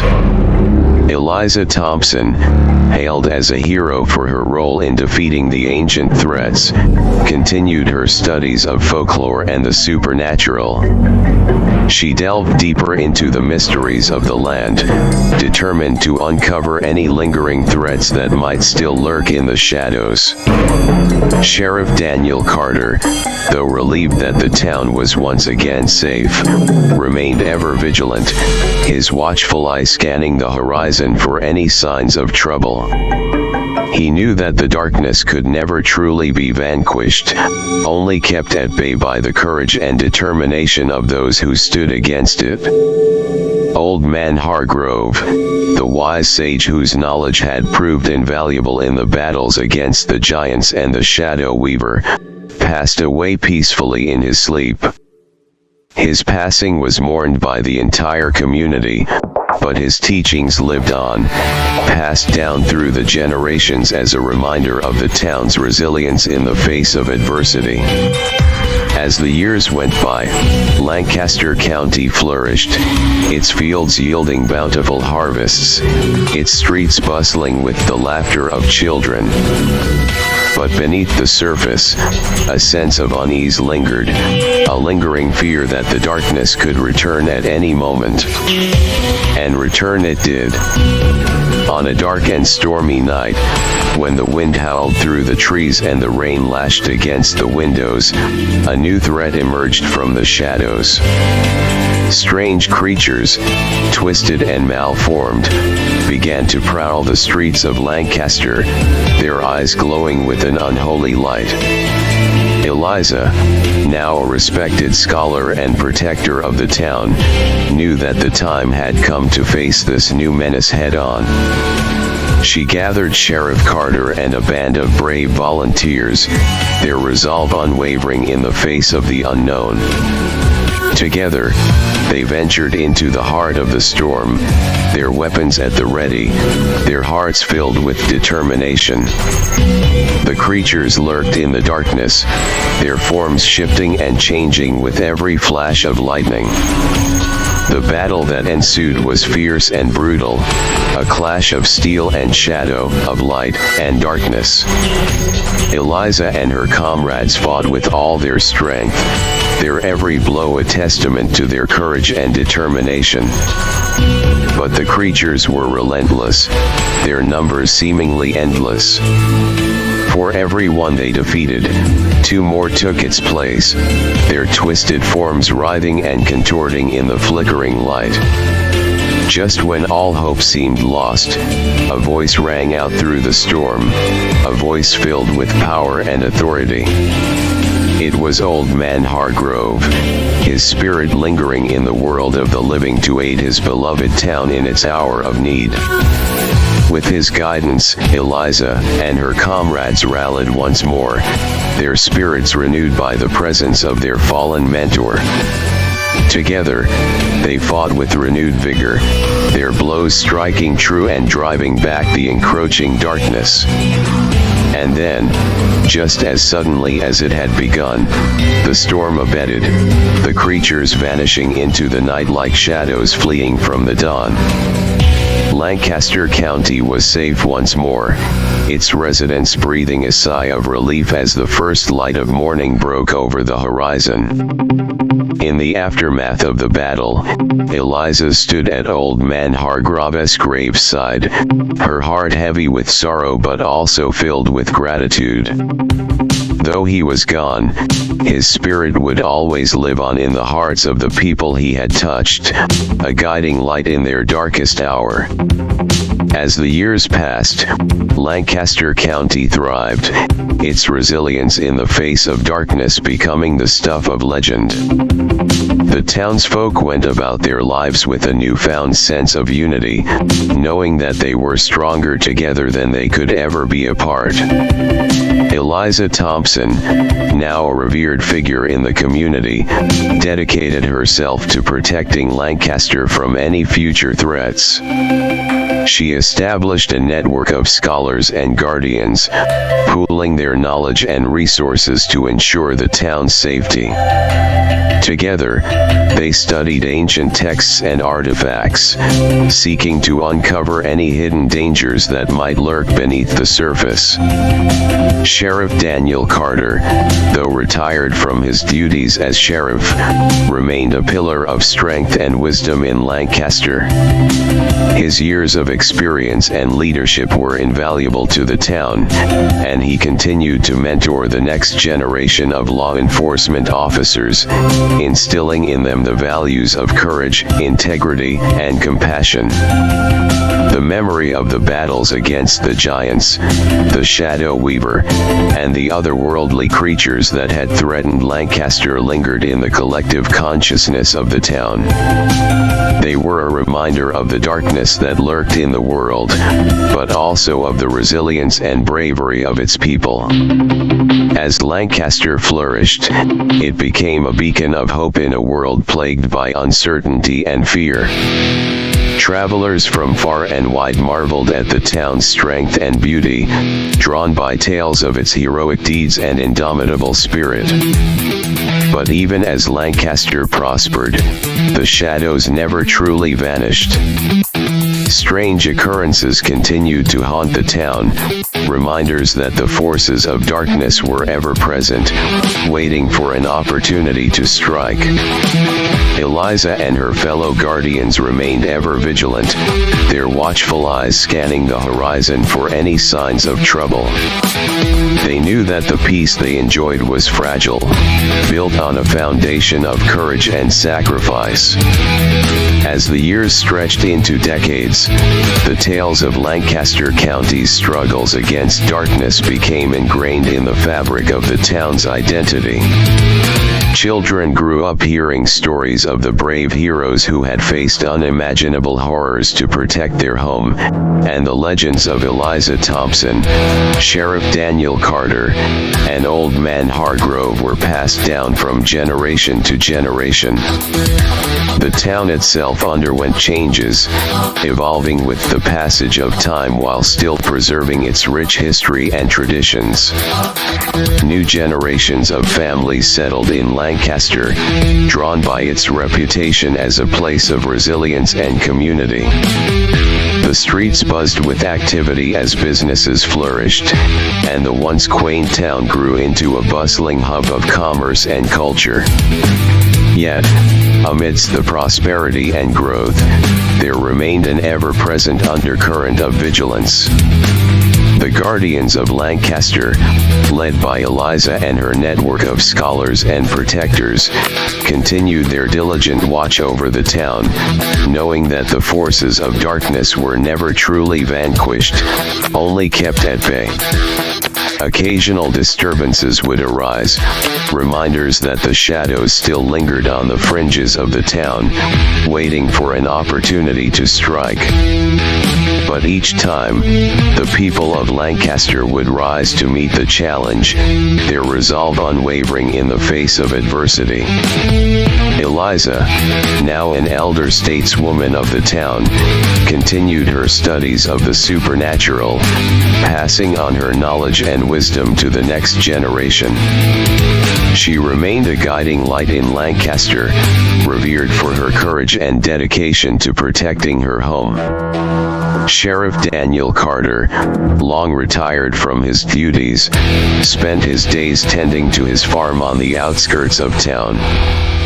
Though his days of patrolling the streets were behind him, his sense of duty and commitment to Lancaster never wavered, and he remained a respected figure in the community until his final days. And Old Man Hargrove, though gone from the physical world, was never forgotten. His memory lived on in the hearts and minds of the townsfolk, his teachings serving as a beacon of wisdom in times of uncertainty. As Lancaster County continued to thrive, it became a symbol of hope and resilience not just for its own inhabitants, but for all who heard its tales. Travelers from far and wide would come to visit, drawn by the stories of bravery and heroism that had made the town famous. As time flowed steadily onward, Lancaster County continued to stand as a bastion of strength and unity. The tales of its triumphs over darkness became woven into the very fabric of its existence, shaping the identities of its inhabitants and inspiring awe in those who heard of its legendary resilience. Generations came and went, each adding their own chapter to the ongoing saga of Lancaster's history. The town evolved, adapting to the changing times while remaining rooted in its traditions and values. New technologies emerged, bringing both progress and challenges, but through it all, the spirit of Lancaster endured. Eliza Thompson, now an elder stateswoman revered for her wisdom and courage, watched over the town with a steady gaze. Though her body had grown frail with age, her spirit remained as strong as ever, a guiding light for those who looked to her for guidance. Sheriff Daniel Carter, long retired from his duties but still a figure of respect and admiration, spent his twilight years reflecting on the battles he had fought and the friendships he had forged. His legacy lived on in the hearts of the townsfolk, a reminder of the strength that could be found in unity and determination. And Old Man Hargrove, though long gone from this world, continued to be a presence in Lancaster, his memory kept alive through the stories and teachings he had imparted to those who had known him. His wisdom echoed through the generations, a timeless beacon of insight and understanding. As the sun dipped below the horizon, painting the sky in hues of gold and crimson, the people of Lancaster gathered together, bound by a shared history and a shared purpose. They knew that the road ahead would not always be easy, that darkness would inevitably rear its head once more. But they also knew that as long as they stood together, united in their determination to protect their home, they could face any challenge that came their way. And so, as the stars began to twinkle in the night sky, casting their gentle glow over the tranquil landscape, the people of Lancaster County stood as one, ready to embrace whatever the future might hold. For in Lancaster, the light would always triumph over the darkness, and hope would always prevail. And so, the story of Lancaster County, a tale of courage, resilience, and community, continued on, its pages filled with the stories of heroes and legends, past, present, and future. And as long as the spirit of Lancaster burned bright, its legacy would endure for generations to come. As the night deepened, and the stars twinkled overhead, the people of Lancaster County gathered around a roaring bonfire, their faces illuminated by its warm glow. They shared tales of bravery and camaraderie, of triumphs and hardships, weaving together the rich tapestry of their shared history. Amidst the laughter and song, Eliza Thompson stood at the heart of the gathering, her eyes shining with pride as she looked out over the faces of her fellow townsfolk. She knew that though the road ahead would be fraught with challenges, they would face them together, united in their determination to protect the home they loved. Sheriff Daniel Carter stood by her side, a silent sentinel watching over his town with a sense of quiet satisfaction. His days of patrolling the streets were behind him, but his commitment to Lancaster burned as fiercely as ever, a beacon of strength and guidance for all who looked to him for leadership. And though old man Hargrove was no longer among them, his presence was felt in every flickering flame, in every whispered tale, in every lesson learned. His memory lived on in the hearts and minds of the people he had touched, a reminder of the wisdom and insight that had guided them through their darkest hours. As the night wore on, and the fire burned low, the people of Lancaster County raised their voices in a song of defiance, a song of hope, a song that echoed through the valleys and hills, reaching out into the darkness beyond. For in Lancaster, the light would always triumph over the darkness, and the spirit of resilience would endure forevermore. And so, as the flames of the bonfire danced in the night, casting their warm glow over the town of Lancaster County, a sense of peace settled over the land. The people stood together, their hearts filled with courage and unity, ready to face whatever challenges the future might hold. For in Lancaster, the spirit of resilience burned bright, a beacon of hope in a world filled with uncertainty. And as long as the people stood together, united in their determination to protect their home, the legacy of Lancaster would endure for generations to come. And so, with a final glance at the twinkling stars above, the people of Lancaster County bid farewell to the night, knowing that with each dawn, a new chapter of their story would begin.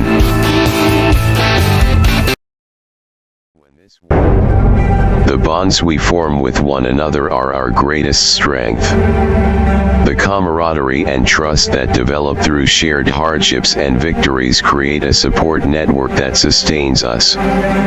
We are a family, not by blood, but by choice and by the trials we have endured together.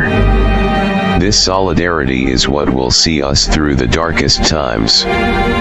Shadows, they are creeping through the multiverse. I've been monitoring the network and I've noticed audio logs from Vanjikis we have never met before, and their timelines all share a new trend. Someone, no, not someone, something is out there, and it is not happy. At first I suspected this was just another game by the imposter. But I quickly realized that the imposter would never be capable of such feats, not at this stage in the game at least. Damn it, this is not what we need right now. Why is the multiverse bleeding? Am I to believe even after we stopped the imposter's army and stopped an multiversal invasion of vampires? Am I to believe even after all that the multiverse is in a worse state now than when we started out? If the imposter and another force isn't the cause, then what is? Am I to suspect that the multiverse itself is sending a message? Am to assume that perhaps this the end result of all the war? Or am I to believe that every action has an equal and opposite reaction? Is what we view in these audio logs but the result of the existence of us Vanjikis? Does bringing in odor also invite shadows? Have all the bullets we fired over the years led to this? Have we made the multiverse bleed? There is only one way to know. I'm setting my sights on the first timeline to encounter these shadows. That version of us hasn't breached the multiverse yet. Hope you're ready to learn today, kid. Okay, jump set in 3, 2, 1. There we go. Man, this part of the multiverse is bleak as all hell. I've never seen a section contain on nothing but blacks and grays. The color grading of this place or lack thereof is quite disturbing. Well, this is... wait. There's countless timelines here. By God, I can hardly keep count. Well, this explains a lot already. It's almost like we predicted back during the war. There is a place where bad timelines go. Most of these timelines, they are dead. These worlds are remnants of the imposter's warpath. These are the timelines he used to make his army. We fixed a symptom. We never fixed the problem. So it's not just because of us. The multiverse is bleeding from the inside out. It never healed from the war. It only chose to forgot. There's the timeline I'm after. Okay, let's try to land. That smell. It's still winter in this timeline. For most of us it's summer right now. Whoa, that's a lot of churches. I guess Lancaster is very religious in version of Earth. Okay, well, I'm locked onto the new Vanjiki's coordinates. And touchdown. Wait, are my calculations off? This is one of the churches I saw from above. Where's Johnny? Vanjik. Is that you? Sorry, I'm kinda new to all of this. So you're this world's version of me? What's with the church boy get-up? What you call a get-up we call proper attire. I could also ask you why you have a gun in our church. Oh please, we fight and hunt monster for fun. And wait, you're telling me you believe in this God talk? To a degree, something had to make the multiverse after all. Well, agree to disagree for now. Why haven't you activated your call sign yet? I had to track your location the old way. And tell me, what good will I do my timeline by doing such a thing? No offense, but I've seen what happens to your timelines when you lot leave. We didn't have a choice, although I too disagree with it. To be blunt, we are screwed right now. These shadows, I know of them. My timeline did not benefit of having a Vanjik to go back and fix mistakes. The people of this earth have a very keen awareness and vast knowledge of the multiverse. In this timeline, you and I are not so special. Wait, you're telling me this whole planet understands the multiverse? Yes, and that's why there are no Vanjikis, until now anyway. But even then, as you can tell, I don't carry your firearms, I don't breach the multiverse. They call me Johnny Vanjik, but I'm no Duke of Lancaster. I'm just another student of this timeline. Okay, then tell me, why are these shadows spreading? We have thousands of these shadow timelines floating about, and they are infecting the multiverse. What is normal to your people will be a death sentence to many if we don't stop it. We have an immunity. My people have been living alongside these shadows for millions of years. They can afflict us, but only slightly. And as far as it goes for them spreading, I fear I don't have an answer. Then you're useless too. Wait. What's that book? The one at your side. You're a storyteller. You can fix all of this. No. My powers are not to be used. I've seen what happens when a storyteller gets involved. Then I'd say you speak more sin than the very imposter who set these events in motion. So says you. But your lot keep opening wounds in bear that already bleeding out. The only things letting the bear bleed out is those who sit back and do nothing. And with that I left the timeline. I could feel the weight of the revelations pressing down on me. The knowledge that the multiverse was in such dire straits was both overwhelming and clarifying. The Wasteland Vanjik, the Faerun Vanjik, and even the mysterious imposter Vanjik, all these versions of myself and our collective experiences painted a complex and grim picture. Yet, Despite the chaos, one thing was clear: action needed to be taken. I decided to set my sights on the next critical timeline. According to the reports from the call sign network, there was a timeline that was on the brink of divergence. It was a version of Lancaster that had just started to experience anomalies similar to those reported by the Orphan. If we could intervene early enough, we might prevent another disaster. As I prepared to jump, I couldn't help but think about the conversations with my other selves. Each Vanjik had their unique perspective and strengths, but the threat we faced required a united front. I sent out a call through the network, hoping to gather a small team of Vanjikis who were close enough to respond quickly. Vanjikis, this is Johnny. I've identified a timeline on the verge of divergence. If you're nearby, I need your help. Meet me in timeline LC1389. Coordinates incoming.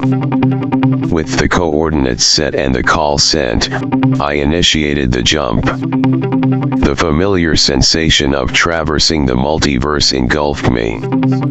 Colors blurred, time stretched, and in an instant, I was standing in the new timeline. Lancaster in timeline LC1389 was eerily similar to my home, yet subtle differences were evident. The air had a peculiar stillness, and the usual bustling streets were quieter than they should have been.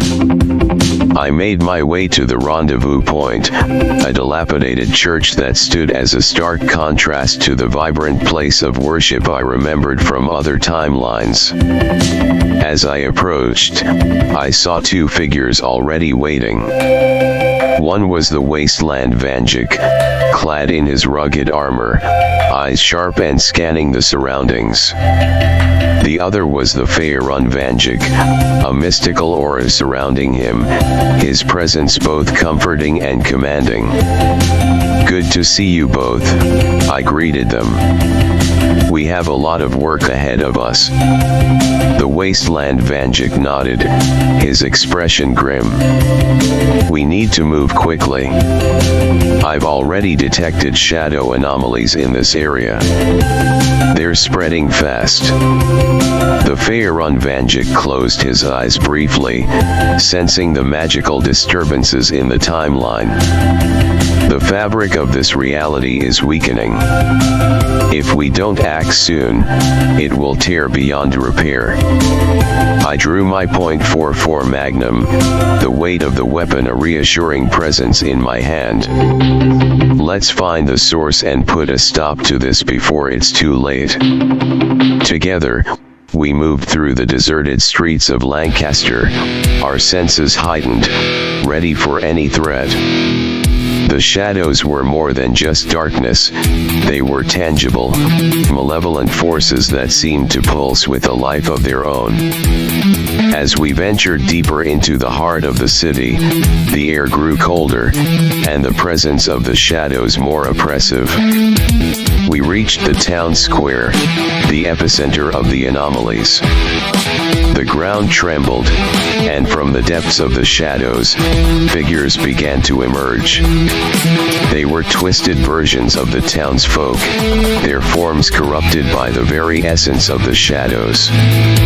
Stand your ground, I ordered, and audio log. Audio log, timeline LC1389. Stand your ground, I ordered, as the twisted versions of the townsfolk advanced. The Wasteland Vanjik fired his energy rifle, cutting down the nearest shadowy figures. Faerun Vanjik summoned a barrier of light, pushing back the darkness and illuminating the square. As the corrupted figures recoiled, I spotted the source of the anomaly, a pulsating rift in the fabric of reality, hovering above the fountain in the center of the square. The air around it shimmered, and I could feel its malevolent energy. That's it, I said, pointing towards the rift. We need to close that. The Wasteland Vanjik nodded. I'll cover you. Faerun, can you stabilize it? Faerun Vanjik closed his eyes, muttering an incantation. The runes etched into his staff glowed brightly. I'll do what I can. But you'll need to get closer. With a deep breath, I dashed towards the rift, my .44 Magnum ready. The shadows lunged at me, but the Wasteland Vanjik's precise shots and Faerun's barrier kept them at bay. As I reached the fountain, the rift's energy pulsed, sending a wave of dark force that knocked me off my feet. Johnny! Faerun Vanjik shouted. Get up, we don't have much time. I struggled to my feet, feeling the oppressive weight of the rift's energy. Gritting my teeth, I raised my magnum and fired at the rift. The bullets, infused with a bit of Faerun's magic, struck the rift, causing it to waver. It's working. Faerun Vanjik said. Keep going. Suddenly, a shadowy figure emerged from the rift. Unlike the others, this one had a form reminiscent of the imposter Vanjik. It grinned, its eyes glowing with a sinister light. Did you really think it would be that easy? It taunted. I aimed my magnum at the imposter. Who are you? The imposter laughed. Just a harbinger of things to come. You and your multiverse meddling, it ends now. Before I could react, the imposter lunged at me. I fired, but it moved with unnatural speed, dodging the bullets. It grabbed my wrist, and a searing pain shot through my arm as its dark energy seeped into me. You can't stop us, the imposter hissed. The multiverse will fall. With a surge of adrenaline, I kicked the imposter away and fired again. This time, the bullet hit its mark, and the imposter staggered back, its form flickering. Now, Faerun! I shouted. Faerun Vanjik raised his staff, chanting louder. The light from his staff enveloped the rift, and with a final incantation, he thrust the staff forward. The rift pulsed violently before collapsing in on itself, taking the imposter with it. The square fell silent. The remaining shadows dissipated, leaving us in the eerie stillness of Lancaster. We did it, Faerun Vanjik said, lowering his staff. But this is just the beginning. The Wasteland Vanjik joined us, his expression grim. If they're targeting timelines like this, we need to be prepared. There are more out there, and they'll only get stronger. I nodded. We need to gather more Vanjikis. Strength in numbers. As we stood in the quiet aftermath, I sent another call through the network. Vanjikis, this is Johnny. We've neutralized the threat in timeline LC-1389, but there are more out there. We need all the help we can get. If you're out there, respond. One by one, the responses came in. From timelines near and far, versions of myself answered the call. The battle for the multiverse had only just begun, but united, we stood a chance. The next timeline awaited. As the responses poured in, I felt a renewed sense of hope. The Vanjik network was stronger than ever, and despite the looming threat, we had the means to fight back. We regrouped at the dilapidated church, our temporary headquarters in this timeline. The Wasteland Vanjik, ever vigilant, set up a perimeter while Faerun Vanjik began crafting wards to protect the building from further shadow incursions. I took a moment to review the messages from the other Vanjikis. "Johnny, this is Urban Vanjik," came a voice through the network. "We're seeing similar anomalies in timeline UC457. Requesting immediate assistance." Another message followed. "This is Steampunk Vanjik. Timeline SP902 is stable for now, but we could use backup. The anomalies are spreading faster than we can handle alone." I relayed the information to the team. "We have multiple hotspots. We need to divide and conquer. Faerun, can you stay here and stabilize this timeline further?" Faerun Vanjik nodded. "I'll fortify our position and keep an eye on any new disturbances. Wasteland Vanjik, you and I will head to UC457. We can't let these anomalies spread unchecked." "Got it," he replied, checking his gear. "Let's move." With the coordinates set, we initiated the jump. The familiar sensation of traversing the multiverse engulfed us once more. As we landed in timeline UC457, we found ourselves in the heart of a sprawling metropolis.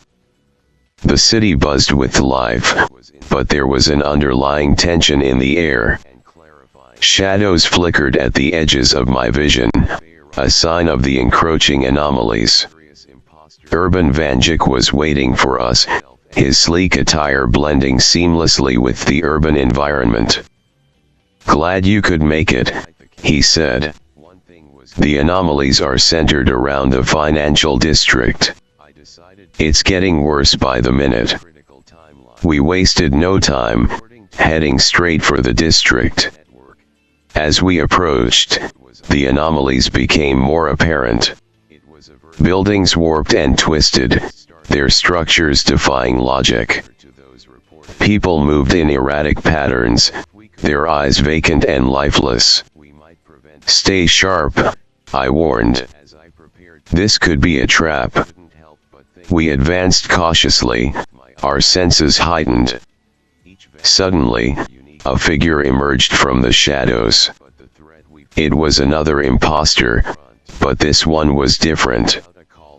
It exuded a powerful aura, its form shifting and unstable. "You think you can stop the inevitable," it sneered. "This world will fall, just like the others." I raised my magnum, aiming at the imposter. "Not if we have anything to say about it." The battle was intense. The imposter's attacks were relentless, its form constantly changing to avoid our strikes. But we fought back with everything we had. Urban Vanjik's agility and knowledge of the city gave us an edge, while the Wasteland Vanjik's firepower kept the imposter on the defensive. As the fight dragged on, I noticed something. The imposter's form seemed to weaken each time we landed a hit. It was drawing power from the anomalies, using the chaos to sustain itself. "Focus on the anomalies," I shouted. "Disrupt its power source." Urban Vanjik nodded, using his tech to target the distortions in the buildings. The Wasteland Vanjik unleashed a barrage of energy blasts, destabilizing the anomalies further. With each hit, the imposter's form flickered and waned. "No. You can't do this," it screamed, its voice distorted and desperate.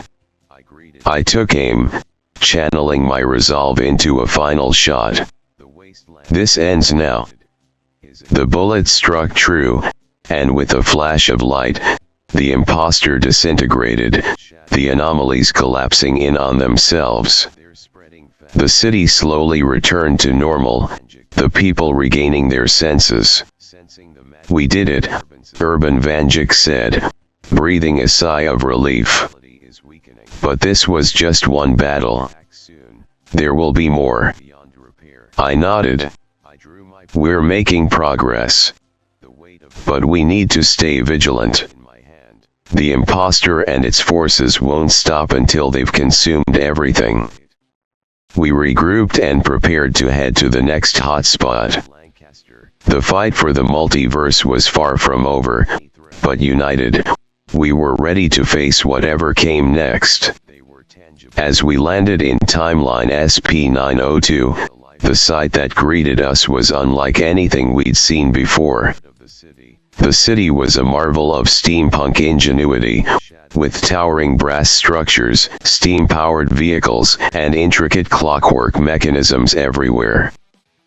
But the anomalies had taken their toll here as well. Steampunk Vanjik, dressed in his distinctive gear, was waiting for us at the edge of the city. "Welcome to SP-902, he said with a grim smile. The anomalies are concentrated around the central power station. If we don't stabilize it soon, the entire city could collapse. We made our way through the bustling streets, the air thick with steam and the sound of clanking machinery. As we approached the power station, the anomalies became more pronounced. Gears turned in impossible directions, and steam vents spewed dark, unnatural smoke. Be ready for anything, I cautioned. These imposters are getting more aggressive. As we entered the power station, the air crackled with energy. The anomalies here were stronger, more volatile. In the center of the room stood another imposter, its form wreathed in shadow and steam. "You think you can save this timeline?" it mocked. "You're too late." We didn't waste any time. Steampunk Vanjik and I charged forward, while the Wasteland Vanjik provided cover fire.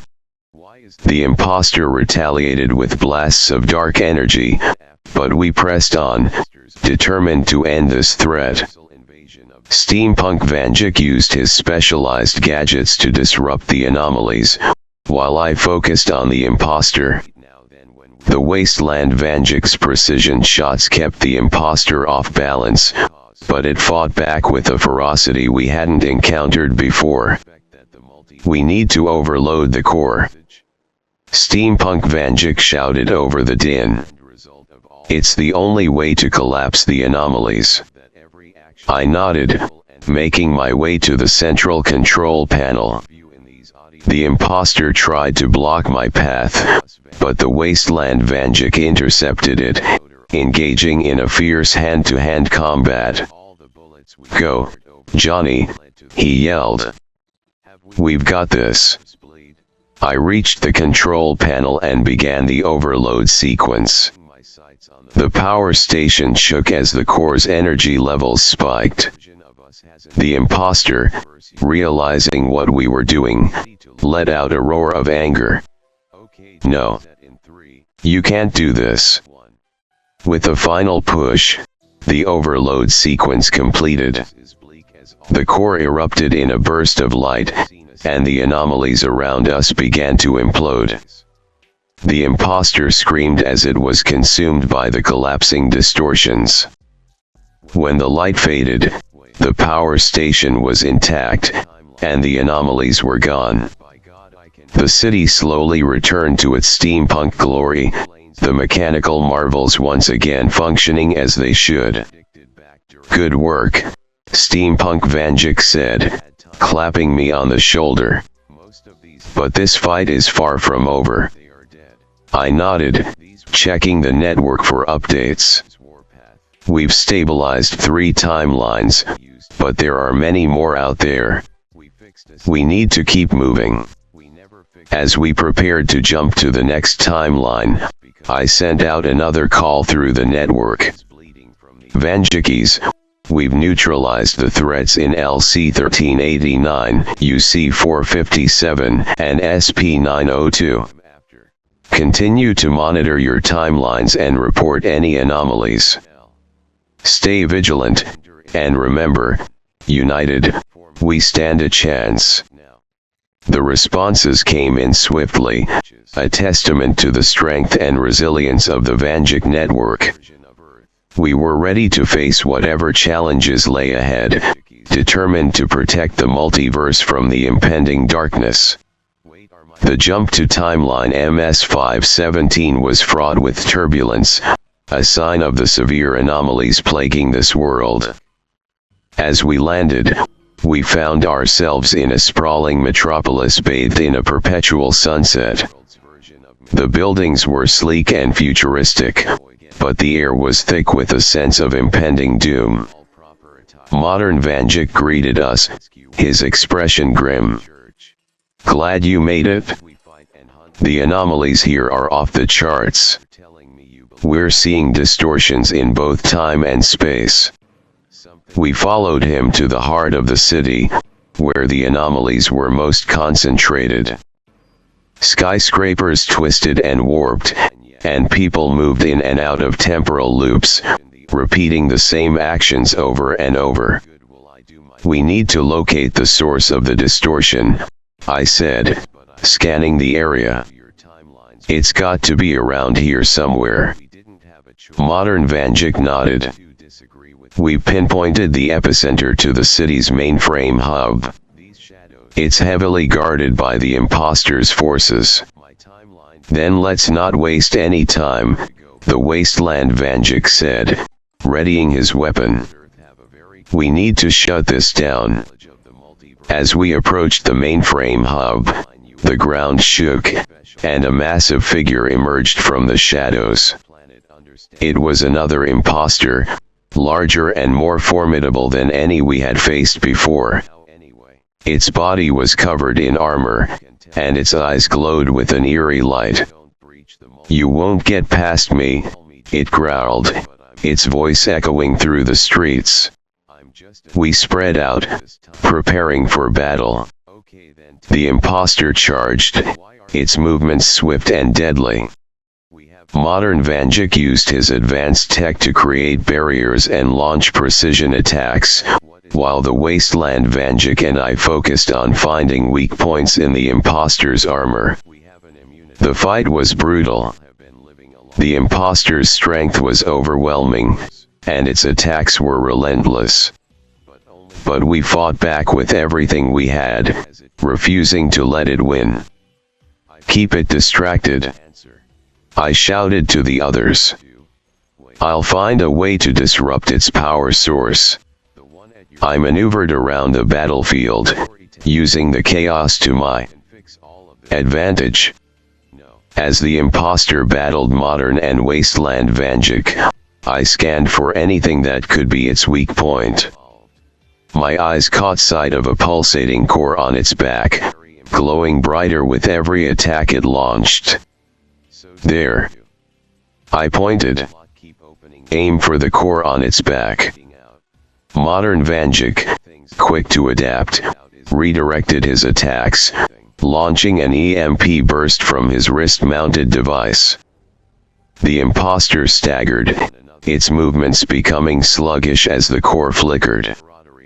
Keep it up, I encouraged, taking aim with my magnum. Each shot I fired was aimed directly at the core. The imposter roared, turning its fury towards me. With its attention diverted, Wasteland Vanjik seized the opportunity. He fired a concentrated energy blast, hitting the core dead center. The imposter's roar turned into a scream as the core exploded, sending it crashing to the ground. The ground trembled as the imposter's body disintegrated, leaving behind a crater where it had fallen. The city's mainframe hub was still intact, but the anomalies persisted, flickering in and out of existence. We need to access the mainframe and shut down whatever is causing these distortions, Modern Vanjik said, already moving towards the building. We followed him inside. The mainframe was a massive, sprawling network of servers and cables, humming with energy.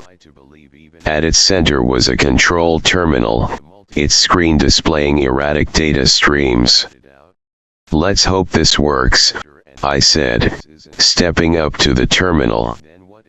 With the help of modern Vanjik, we began deciphering the code. It was complex, filled with layers of encryption designed to protect the anomalies. "We don't have much time," Wasteland Vanjik warned, keeping an eye on the surroundings. "Those imposters might send reinforcements." As we worked, the terminal screen flickered, revealing a series of commands. "There," modern Vanjik said, pointing. "That's the source of the anomalies." I typed furiously, inputting the commands to deactivate the distortions. The mainframe groaned, its system straining under the sudden change. For a moment, everything seemed to freeze. Then, with a final keystroke, the anomalies collapsed. The air cleared, the buildings returned to their proper forms, and the temporal loops ceased. The city was stable once more. "We did it," I said, stepping back from the terminal. "For now." Modern Vanjik nodded, wiping the sweat from his brow. "We stabilized this timeline, but it feels like we're just putting out fires. We need a more permanent solution." The Wasteland Vanjik reloaded his weapon, keeping a watchful eye on our surroundings. "Agreed. But for now, let's regroup and plan our next move. We can't keep running on fumes." I took a deep breath, feeling the weight of the battles we had fought. "You're right. Let's head back to base and figure out our next steps." We initiated the jump, the familiar sensation of multiversal travel washing over us. In an instant, we were back at our base in timeline LC-1389. The dilapidated church stood as our haven, its old walls now fortified with Faerun Vanjik's wards and modern tech enhancements. Faerun Vanjik greeted us at the entrance. "Welcome back. Any luck?" "We managed to stabilize MS-517, I said, my voice heavy with exhaustion. "But it's clear that these anomalies are just the beginning. The imposters are getting more aggressive." He nodded, his expression serious. "I've been monitoring the network. Other timelines are reporting similar issues. We're spread thin." We moved inside, the dimly lit interior of the church providing a brief respite from the chaos outside. The pews had been converted into makeshift workstations, each one equipped with the tools and tech we needed to monitor and combat the anomalies. I slumped into a chair, feeling the exhaustion catch up to me. "We need a strategy. We can't keep reacting to these anomalies. We need to find the source and cut it off at the root." The Wasteland Vanjik leaned against a table, his face etched with fatigue. "Agreed. But first, we need rest. We're no good to anyone if we collapse from exhaustion." Modern Vanjik set down his gear, his cybernetic eyes flickering as he scanned the room. "I'll start analyzing the data from MS-517. Maybe we can find a pattern or a weakness in the imposter's strategy." Faerun Vanjik placed a reassuring hand on my shoulder. "Get some rest, Johnny. We've got this covered for now." I nodded, grateful for the support. "Thanks, Faerun. Wake me if anything urgent comes up." As I made my way to one of the makeshift sleeping areas, the weight of the multiverse seemed to press down on me. The battles we had fought, the timelines we had saved, and those we had lost, they all swirled in my mind. Lying down, I closed my eyes, hoping for a few moments of peace. The sounds of my fellow Vanjikis working, the hum of the equipment, and the faint glow of the wards provided a strange sense of comfort. In the silence, my thoughts drifted to the imposter. What drove it to such lengths? What was its end game? And how could we stop it without tearing apart the very fabric of the multiverse? Sleep came slowly, and with it, dreams of endless timelines and the faces of those I had yet to save. But in the midst of the chaos, there was a glimmer of hope, a reminder that we were not alone, that we were Vanjikis, and that we would fight for every life, every timeline, and every future. After a few hours of much-needed rest, I woke to the sound of hushed voices and the hum of activity. The base was alive with the efforts of my fellow Vanjikis, each one dedicated to the cause. I joined the others in the main hall, where Modern Vanjik was projecting data onto a makeshift screen. I've been analyzing the data from MS-517 and comparing it with other timelines, he said, pointing to a series of patterns on the screen. There are some commonalities in the anomalies, similar energy signatures and distortions. Faerun Vanjik, ever the strategist, leaned in closer. Can we use this information to predict where the next anomaly will occur? Modern Vanjik nodded. It's possible. If we can identify the patterns early enough, we might be able to intervene before the anomalies become critical. The Wasteland Vanjik crossed his arms, his eyes narrowing in thought. But that still doesn't get us closer to the source. These imposters are just symptoms of a larger problem. I stepped forward, my mind clearer after the rest. We need to find the imposters' base of operations. If we can take out their command center, we might be able to stop these anomalies from spreading. Faerun Vanjik nodded. Agreed. But finding it won't be easy. They could be hidden in any number of timelines, using advanced cloaking technology. We'll need more intel, Modern Vanjik said, adjusting his cybernetic interface. I've sent out requests for information to other Vanjikis. With any luck, they'll have leads we can follow. I took a deep breath, feeling the weight of our mission. In the meantime, we need to fortify our position here. If the imposters decide to target this timeline, we need to be ready. The Wasteland Vanjik clapped me on the back. We've got your back, Johnny. We'll hold the line. With our course of action set, we divided the tasks. Faerun Vanjik and I focused on reinforcing the wards and defenses, while Modern Vanjik continued his analysis and communication efforts.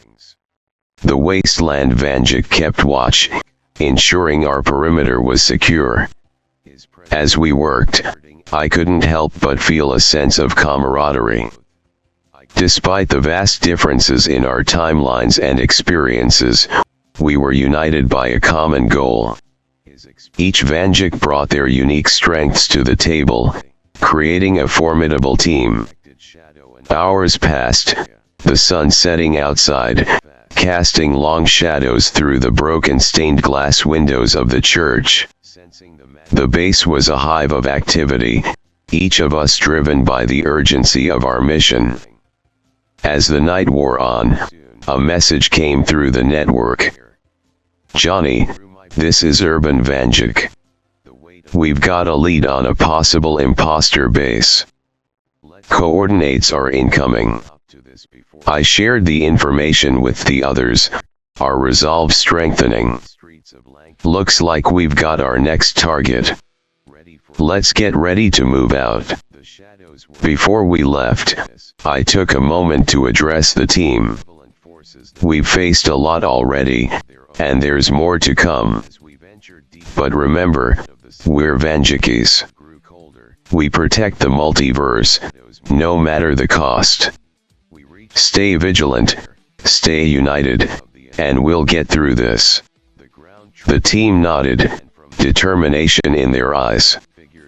With our gear packed and the coordinates set, we prepared to jump to the next timeline. The fight was far from over, but together, we stood a chance. End of audio log. Audio log, timeline LC1389, Part 2. As we prepared to jump to the coordinates provided by Urban Vanjik, I felt a mix of anticipation and apprehension. The lead on the imposter base could be the breakthrough we needed, but it also meant diving headfirst into enemy territory. Everyone ready? I asked, glancing at the team. They all nodded, resolve clear in their eyes. We initiated the jump, the familiar rush of colors and sensations engulfing us. When we landed, we found ourselves in a stark, desolate landscape. The sky was overcast, and a chilling wind swept across the barren ground. Urban Vanjik was already there, standing next to a rusted sign that read "Welcome to Haven." He greeted us with a nod. "This way," he said, leading us toward an abandoned factory on the outskirts of what once might have been a thriving town. As we approached, the air grew colder, and the oppressive energy of the anomalies became more palpable. The factory loomed ahead, its windows shattered and walls covered in strange, pulsating symbols. "Stay sharp," Urban Vanjik warned. "The place is heavily guarded." We moved cautiously, scanning the surroundings for any signs of the imposters. The factory's entrance was blocked by a heavy metal door, but Cyber Vanjik quickly interfaced with the locking mechanism, bypassing the security protocols. The door creaked open, revealing a dark, cavernous interior. The air inside was thick with the hum of machinery and the faint glow of unstable energy sources. "Fan out," I instructed. "Look for anything that could lead us to their command center." We split into teams, each Vanjik taking a different section of the factory. The Wasteland Vanjik and I moved toward a series of control panels, their screens flickering with erratic data. Urban and Cyber Vanjik headed deeper into the facility, their steps silent and purposeful. As I scanned the control panels, I noticed a series of blueprints and schematics for devices that matched the descriptions of the anomalies we had encountered. "They've been planning this for a long time," I muttered. "Johnny," the Wasteland Vanjik called out, pointing to a section of the schematics. "Look at this. It shows a central hub, possibly their command center." I examined the blueprints closely. "If we can take out this hub, we might be able to disable their operations across multiple timelines." Before we could move, the ground trembled, and a loud alarm blared through the factory. "Intruders detected," a cold, mechanical voice echoed. "Deploying defenses." From the shadows, a horde of imposter drones emerged, their eyes glowing with malicious intent. We readied our weapons, preparing for the onslaught. "Hold the line," I shouted, firing at the advancing drones. The Wasteland Vanjik's energy blasts tore through their ranks, but more kept coming. Urban and Cyber Vanjik rejoined us, their faces set with determination. We found a hub, Urban Vanjik said, out of breath. It's heavily fortified, but we can take it down if we work together. Then let's move, I said, leading the charge toward the heart of the factory. The drones swarmed around us, but we fought our way through, our combined skills and firepower making short work of the mechanical foes. As we neared the central hub, the air crackled with energy, and the oppressive weight of the anomalies grew stronger. The hub was a massive, spherical device, pulsating with dark energy and surrounded by a web of cables and machinery. We need to overload it, Cyber Vanjik said, moving to the control panel. But it'll take time. Cover him, I ordered, firing at the drones that continued to pour into the room. The Wasteland Vanjik and Urban Vanjik held the line, their attacks precise and devastating. Cyber Vanjik worked quickly, his fingers flying over the controls. Almost there, he muttered, sweat dripping down his face. The ground shook violently as the hub's energy levels spiked. The drones intensified their assault, but we held our ground, determined to see the mission through. Now, Cyber Vanjik shouted, hitting the final command. The hub glowed brightly, its energy destabilizing. With a deafening roar, it exploded, sending a shockwave through the factory. The drones collapsed, their power sources severed.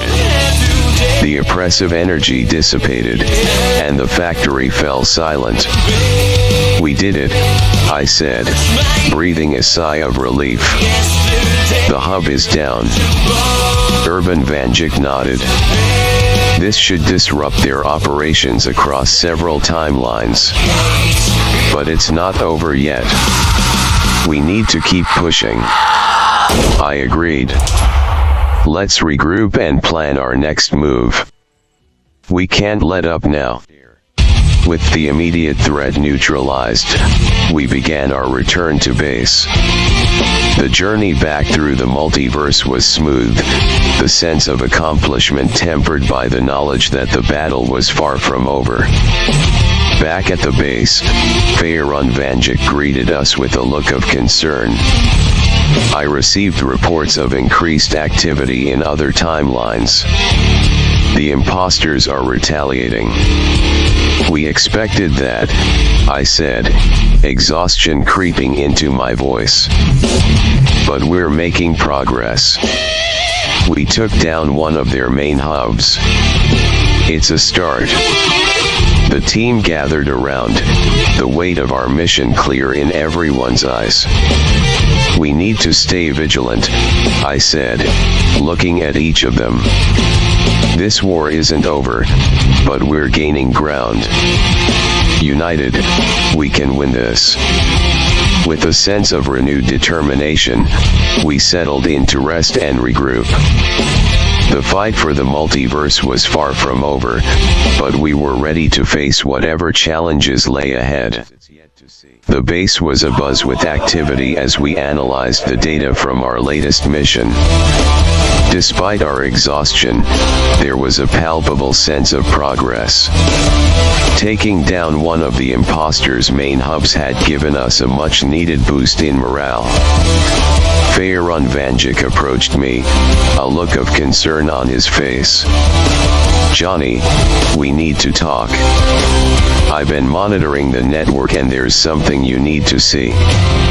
We gathered around a large holographic display, where Faerun Vanjik pulled up the latest reports. The anomalies are spreading faster than we anticipated. It seems the imposters are trying to overwhelm us by hitting multiple timelines at once. Urban Vanjik frowned, crossing his arms. They're trying to wear us down.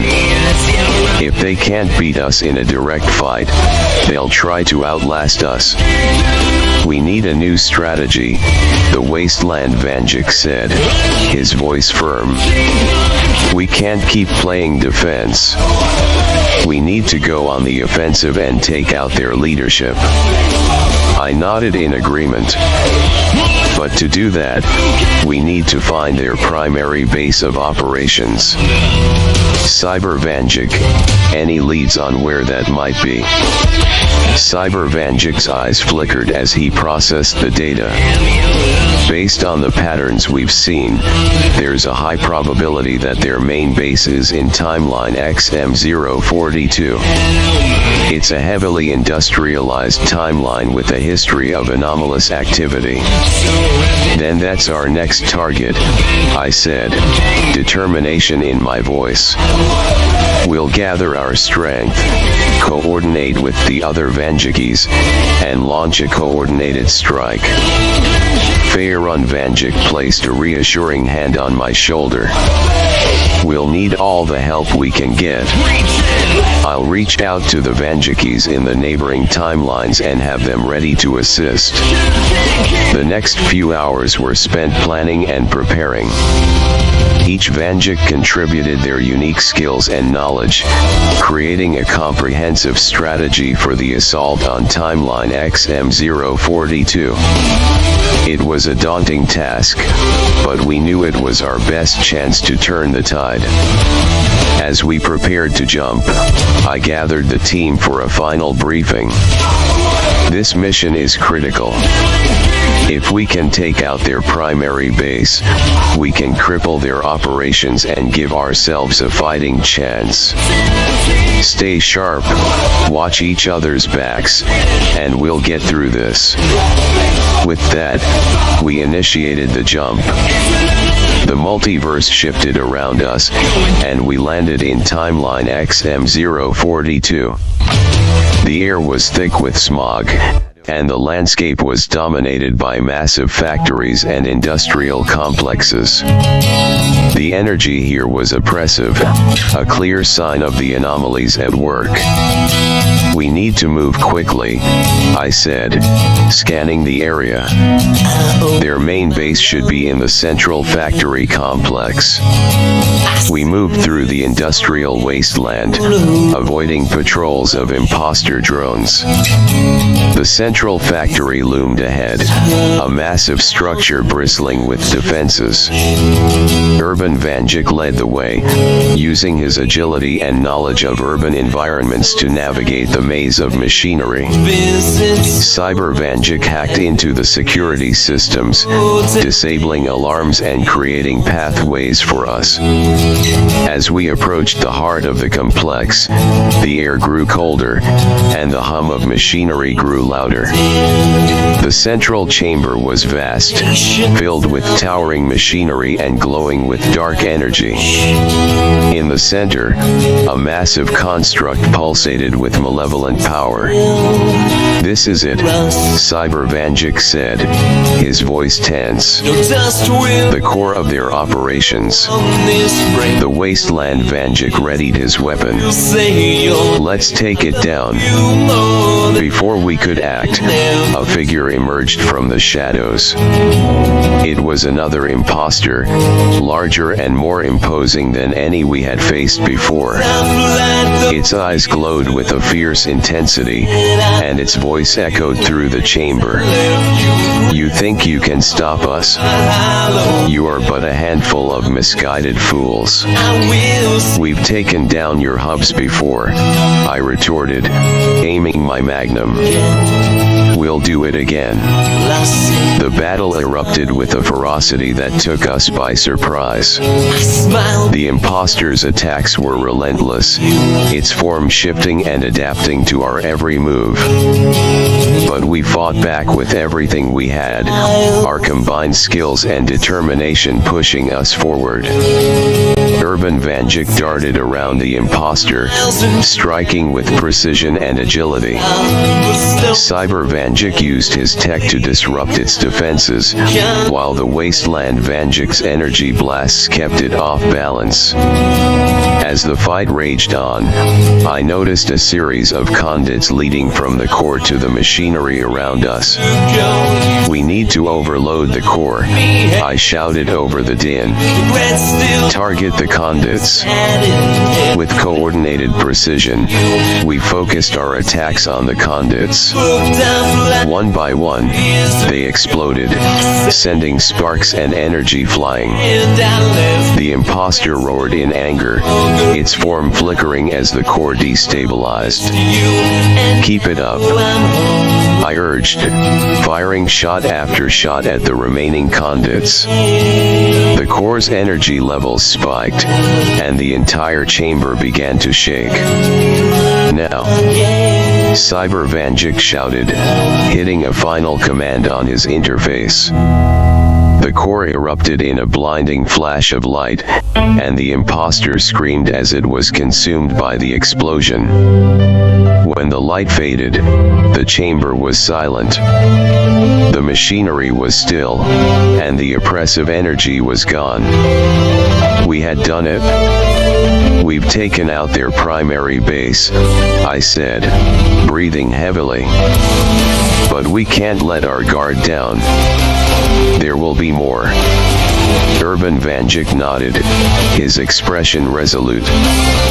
"But this is a major blow to their operations. We've given ourselves a fighting chance." As we made our way back to the base, the weight of our victory and the battles ahead weighed on my mind. The fight was far from over, but for the first time, I felt a glimmer of hope. Back at the base, we were greeted with cheers and relief.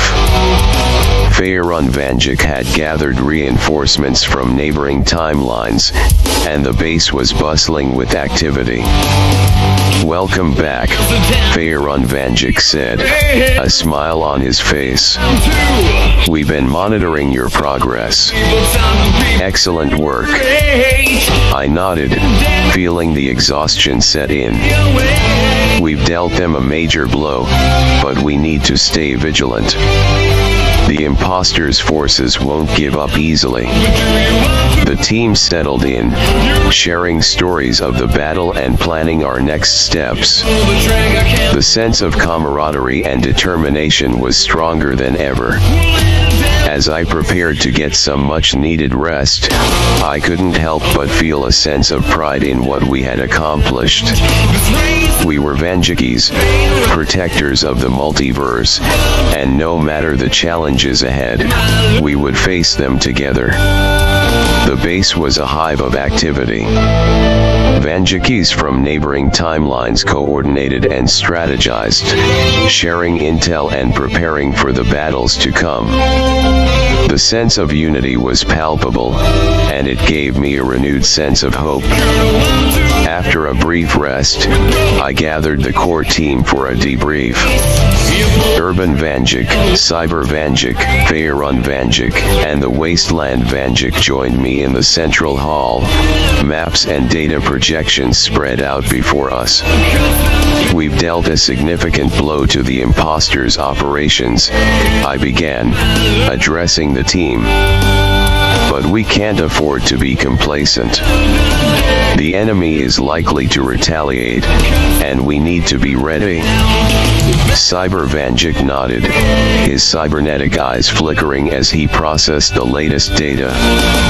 "I've been analyzing the feedback from our assault on timeline XM042. The core we destroyed was a primary node, but there are secondary nodes still active in other timelines. These nodes are crucial to the imposter's network. Then we need to hit those nodes next," the Wasteland Vanjik said, his voice determined. "If we can disrupt their entire network, we might be able to weaken their overall operations." Faerun Vanjik placed a hand on the map, pointing to several locations. These are the most likely sites for the secondary nodes based on the energy signatures we've detected. We'll need to coordinate strikes on multiple timelines simultaneously. Urban Vanjik leaned in, studying the map. We'll need to divide into teams and strike quickly. The element of surprise will be crucial. I agreed, formulating the plan. We'll form 3 teams. Feyron Vanjik and I will take timeline ZK233. Urban Vanjik, you and Cyber Vanjik handle timeline VR908. Wasteland Vanjik, you'll lead the third team to timeline PX774. We'll synchronize our attacks and take down these nodes simultaneously. The teams nodded, understanding the gravity of the mission. We'll need to gather our resources and coordinate with other Vanjikis in those timelines, I continued. This will be a coordinated effort. As we prepared for the simultaneous assaults, messages of support and coordination came through the network. The other Vanjikis were ready, each one dedicated to the cause. The sense of unity and purpose was stronger than ever. With the teams assembled and the plans set, we initiated the jumps. The familiar rush of colors and sensations enveloped us as we traveled to our respective timelines. Feyron Vanjik and I landed in timeline ZK233, a world shrouded in perpetual twilight. The landscape was dominated by towering trees and mist-covered valleys. The air was thick with an ethereal energy, a sign of the anomalies at work. Our target is an old temple deep within the forest, Feyron Vanjik said, his voice calm and focused. It's heavily guarded by the imposter's forces. We moved through the dense forest, our senses heightened. The trees loomed overhead, their branches intertwining to create a canopy that blocked out the sky. The mist swirled around us, making it difficult to see more than a few feet ahead. As we approached the temple, the presence of the anomalies grew stronger. Dark figures moved through the mist, their eyes glowing with a malevolent light. "Stay close," I whispered, my hand on my magnum.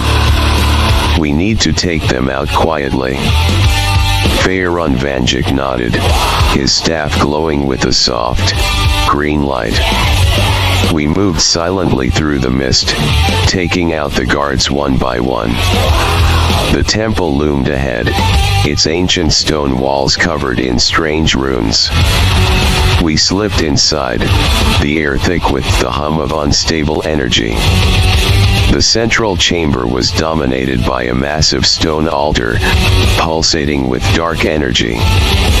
The secondary node was embedded in the altar, its cables snaking out like the roots of a tree. "We need to overload it," Feyron Vanjik said, moving to the altar. "But it'll trigger an alarm as soon as we start." "Then we need to be quick," I replied, taking position to cover him.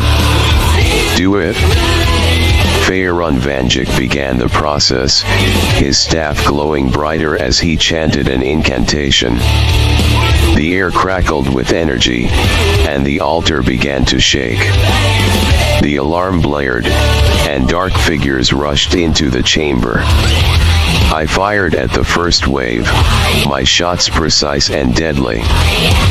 Feyron Vanjik's magic flared, creating a barrier to protect us as he worked. "Almost there," he shouted over the noise.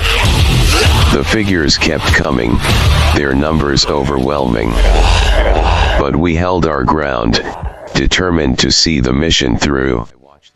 With a final burst of energy, the altar exploded, and the secondary node disintegrated in a flash of light. The figures dissolved, their power source severed. The air cleared, and the oppressive energy dissipated. We had done it? One node down, I said, breathing heavily. Let's check in with the others. Urban Vanjik and Cyber Vanjik landed in Timeline VR 908, a world dominated by virtual reality. The cityscape was a blend of the real and the digital, with holographic advertisements and virtual constructs blending seamlessly with the physical world. The node is located in the central data hub, Cyber Vanjik said, his voice steady. We'll need to navigate through both the physical and virtual defenses. They moved through the city, their steps silent and purposeful. The data hub was a towering structure, its exterior covered in shifting holograms. The air was filled with the hum of servers and the glow of digital displays. Urban Vanjik used his agility to bypass the physical security, while Cyber Vanjik interfaced with the digital defenses. Together, they moved swiftly through the building, avoiding detection. The central chamber of the data hub was filled with rows of servers, each one humming with energy. The secondary node was embedded in the central server stack, its presence distorting the data streams around it. We need to disrupt the data flow to overload the node, Cyber Vanjik said, moving to the terminal. But it'll trigger countermeasures. Urban Vanjik nodded, readying his gear. I'll handle the countermeasures. Do it.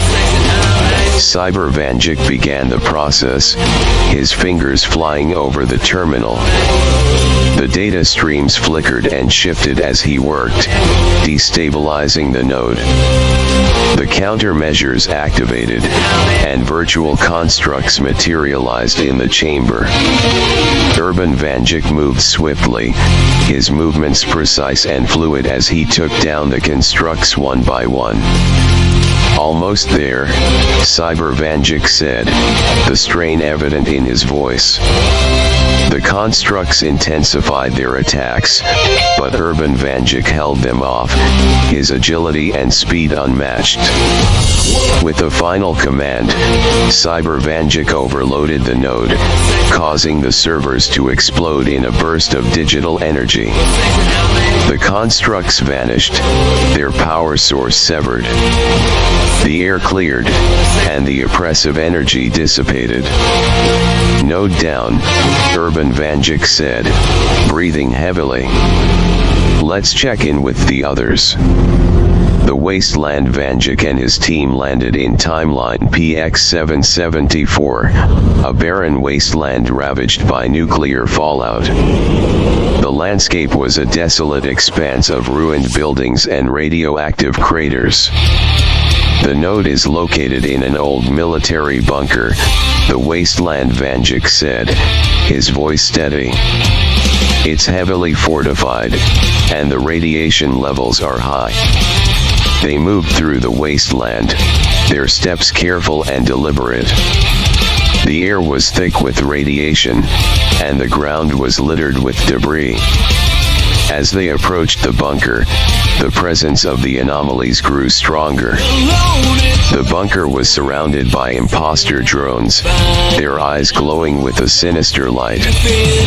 We need to take them out quietly, the Wasteland Vanjik said, his hand on his weapon. Follow my lead. They moved silently through the debris, taking out the drones one by one. The bunker loomed ahead, its entrance blocked by a heavy metal door. The Wasteland Vanjik interfaced with the locking mechanism, bypassing the security protocols. The door creaked open, revealing a dark, cavernous interior. The central chamber of the bunker was filled with rows of old military equipment, covered in dust and grime. The secondary node was embedded in the central command console, its cables snaking out like the roots of a tree. We need to overload it, the Wasteland Vanjik said, moving to the console. but it'll trigger an alarm as soon as we start. Then we need to be quick, one of his team members replied, taking position to cover him. Do it? The Wasteland Vanjik began the process, his hands moving swiftly over the console. The air crackled with energy, and the console began to shake. The alarm blared, and drones rushed into the chamber. The team fired at the first wave, their shots precise and deadly. The Wasteland Vanjik's focus never wavered as he worked. Almost there, he shouted over the noise. The drones kept coming, their numbers overwhelming. But the team held their ground, determined to see the mission through. With a final burst of energy, the console exploded, and the secondary node disintegrated in a flash of light. The drones collapsed, their power source severed. The air cleared, and the oppressive energy dissipated. Node down, the Wasteland Vanjik said, breathing heavily. Let's check in with the others. Back at the base, we regrouped, sharing stories of the successful missions. The sense of accomplishment was tempered by the knowledge that the fight was far from over. Addressing the gathered Vanjikis. But we can't let our guard down. The imposter will respond, and we need to be ready. Faerun Vanjik nodded, his face serious. We disrupted their operations significantly, but there are still nodes out there. We need to continue our efforts to weaken their network. Urban Vanjik spoke up, his voice resolute. We need to keep hitting them where it hurts. We have momentum on our side, and we need to capitalize on it. The Wasteland Vanjik crossed his arms, his gaze steady. Agreed. But we also need to gather more intel. The more we know about their operations, the better we can plan our next moves. Cyber Vanjik nodded, his eyes flickering as he processed the latest data. I've been working on decrypting some of the data we recovered from the nodes. It's encrypted, but I'm making progress. It might give us a lead on their main base. I took a deep breath, feeling the weight of our mission. Then let's get to work. We need to be ready for anything. Over the next few days, the base was a flurry of activity. Vanjikis from different timelines coordinated their efforts, sharing information and planning the next steps. The sense of unity and purpose was stronger than ever. Faerun Vanjik continued to reinforce the wards and defenses around the base, ensuring we were prepared for any retaliation. Urban Vanjik and Cyber Vanjik worked tirelessly to decrypt the data and analyze the patterns of the anomalies. The Wasteland Vanjik kept a vigilant watch, his keen eyes scanning the horizon for any signs of danger. I moved between the teams, offering support and guidance where needed. As the days passed, we began to piece together more of the imposter's operations. The decrypted data revealed a series of coordinates, each one pointing to a potential location of another node or base. These coordinates could be the key to finding their main base, Cyber Vanjik said, showing us the data. But we'll need to verify each one. I nodded, formulating a plan. We'll split into teams again. Each team will investigate a set of coordinates. We need to be thorough and quick. The teams were formed, and we prepared for the next round of jumps. The sense of anticipation and determination was palpable. We knew the stakes were high, but we were ready. My team and I landed in timeline LC-098, a world where nature had reclaimed the ruins of an ancient civilization. The air was thick with the scent of foliage, and the sounds of wildlife filled the air. The coordinates lead to a temple deep in the jungle, I said, checking the map. Let's move. We made our way through the dense jungle, our steps careful and deliberate. The vegetation was thick, and the ground was uneven, but we pressed on.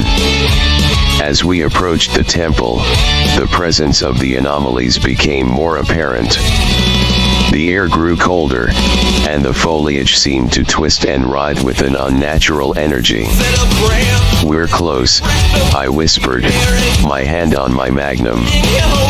Stay alert. The temple loomed ahead, its ancient stone walls covered in strange runes.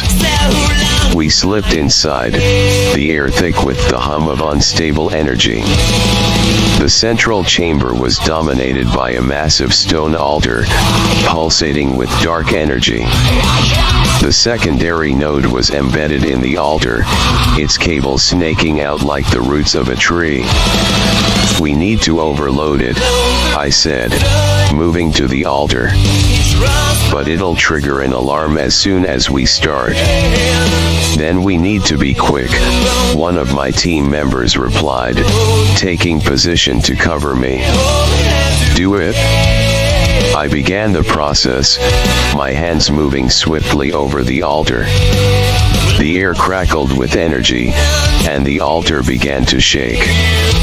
The alarm blared, and dark figures rushed into the chamber. We fired at the first wave, our shots precise and deadly. The figures kept coming, their numbers overwhelming. Almost there, I shouted over the noise. With a final burst of energy, the altar exploded, and the secondary node disintegrated in a flash of light.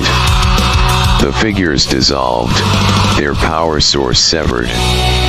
The air cleared, and the oppressive energy dissipated.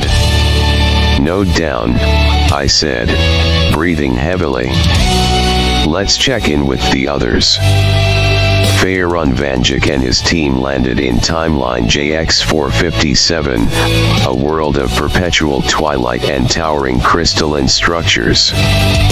The air was thick with an ethereal energy, and the ground shimmered with a faint glow. The coordinates lead to a crystal cavern deep underground, Faerun Vanjik said, his voice calm and focused. Let's move. They made their way through the towering crystals, their steps careful and deliberate. The air was filled with the hum of energy, and the crystals seemed to pulse with an inner light. As they approached the cavern, the presence of the anomalies grew stronger. The air grew colder, and the crystals seemed to vibrate with an unstable energy. We're close, Faerun Vanjik whispered, his staff glowing with a soft, green light. Stay alert. The cavern loomed ahead, its walls covered in glowing crystals. They slipped inside, the air thick with the hum of unstable energy. The central chamber was dominated by a massive crystal formation, pulsating with dark energy. The secondary node was embedded in the crystal, its cables snaking out like the roots of a tree. We need to overload it, Faerun Vanjik said, moving to the crystal. But it'll trigger an alarm as soon as we start. Then we need to be quick, one of his team members replied, taking position to cover him. Do it? Faerun Vanjik began the process, his staff glowing brighter as he chanted an incantation. The air crackled with energy, and the crystal began to shake. The alarm blared, and dark figures rushed into the chamber. They fired at the first wave, their shots precise and deadly. The figures kept coming, their numbers overwhelming. Almost there, Faerun Vanjik shouted over the noise. With a final burst of energy, the crystal exploded, and the secondary node disintegrated in a flash of light. The figures dissolved, their power source severed. The air cleared, and the oppressive energy dissipated. Node down, Faerun Vanjik said, breathing heavily. Let's check in with the others.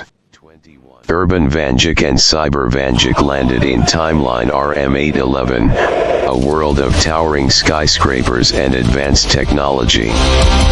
The air was thick with the hum of machinery, and the skyline was dominated by neon lights. The coordinates lead to a high-tech lab in the city center, Urban Vanjik said, his voice steady.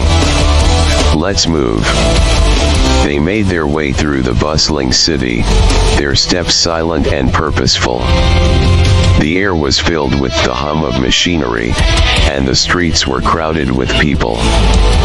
As they approached the lab, the presence of the anomalies became more apparent. The air grew colder, and the buildings seemed to twist and writhe with an unnatural energy. We're close, Urban Vanjik whispered, his hand on his weapon. Stay alert. The lab loomed ahead, its exterior covered in shifting holograms. They slipped inside, the air thick with the hum of unstable energy. The central chamber was filled with rows of servers, each one humming with energy. The secondary node was embedded in the central server stack, its cables snaking out like the roots of a tree. We need to disrupt the data flow to overload the node, Cyber Vanjik said, moving to the terminal. But it'll trigger countermeasures. Then we need to be quick, Urban Vanjik replied, taking position to cover him. Do it? Cyber Vanjik began the process, his fingers flying over the terminal. The data streams flickered and shifted as he worked, destabilizing the node. The countermeasures activated, and virtual constructs materialized in the chamber. Urban Vanjik moved swiftly, his movements precise and fluid as he took down the constructs one by one. Almost there, Cyber Vanjik said, the strain evident in his voice. With a final command, Cyber Vanjik overloaded the node, causing the servers to explode in a burst of digital energy. The constructs vanished, their power source severed. The air cleared, and the oppressive energy dissipated. Node down, Urban Vanjik said, breathing heavily. Let's check in with the others. Audio log, timeline LC1389, part 6. Back at the base, we regrouped, sharing stories of the successful missions. The sense of accomplishment was tempered by the knowledge that the fight was far from over. We've taken down multiple secondary nodes, I said, addressing the gathered Vanjikis. But we can't let our guard down. The imposter will respond, and we need to be ready. Cyber Vanjik nodded, his eyes flickering as he processed the latest data. I've decrypted more of the data. It points to a central command base in timeline AX001. This could be their main base of operations. Then that's our next target, Faerun Vanjik said, his voice firm. We need to gather all our strength for this assault. The Wasteland Vanjik crossed his arms, his gaze steady. This is it. The final push. We take out their main base, and we cut off the head of the snake. Urban Vanjik nodded, his expression resolute. We need to coordinate with every Vanjik available. This will be the biggest battle yet. I took a deep breath, feeling the weight of our mission. Let's get to work. The fate of the multiverse depends on it. The base was a hive of activity as we prepared for the assault on timeline AX001. Every available Vanjik coordinated their efforts, sharing intel and readying their gear. This mission would be the culmination of our fight against the imposter forces, and we needed to be ready for anything.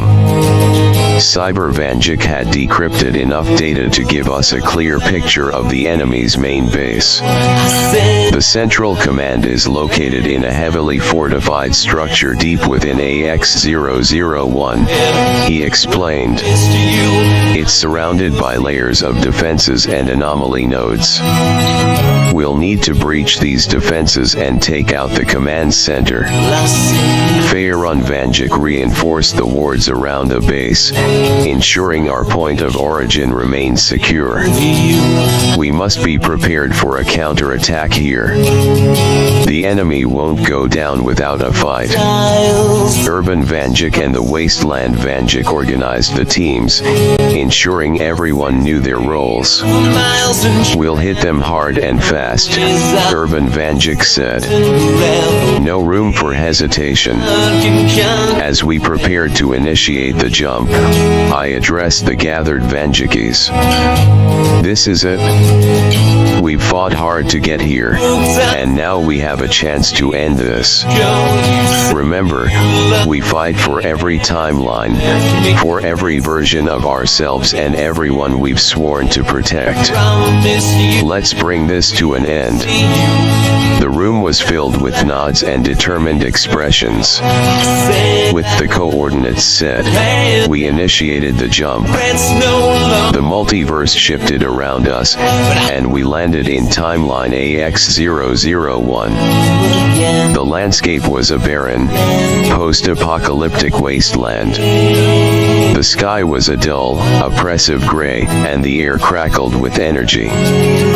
In the distance, the imposter's command center loomed, a dark, monolithic structure surrounded by layers of defenses. We moved quickly, splitting into teams to handle the outer defenses. Drones and automated turrets activated, but we were ready. Urban Vanjik led the charge, using his agility to bypass the defenses while Cyber Vanjik hacked into their systems to disable them. As we breached the outer defenses, the ground shook, and dark figures emerged from the shadows. These imposters were more powerful than any we had faced before, their forms shifting and flickering with dark energy. Hold the line, I shouted, firing at the nearest imposter. The Wasteland Vanjik's energy blasts tore through the ranks, while Faerun Vanjik's magic created barriers and launched powerful attacks. The battle was fierce. The imposters fought with a ferocity born of desperation, but we held our ground, pushing forward with relentless determination.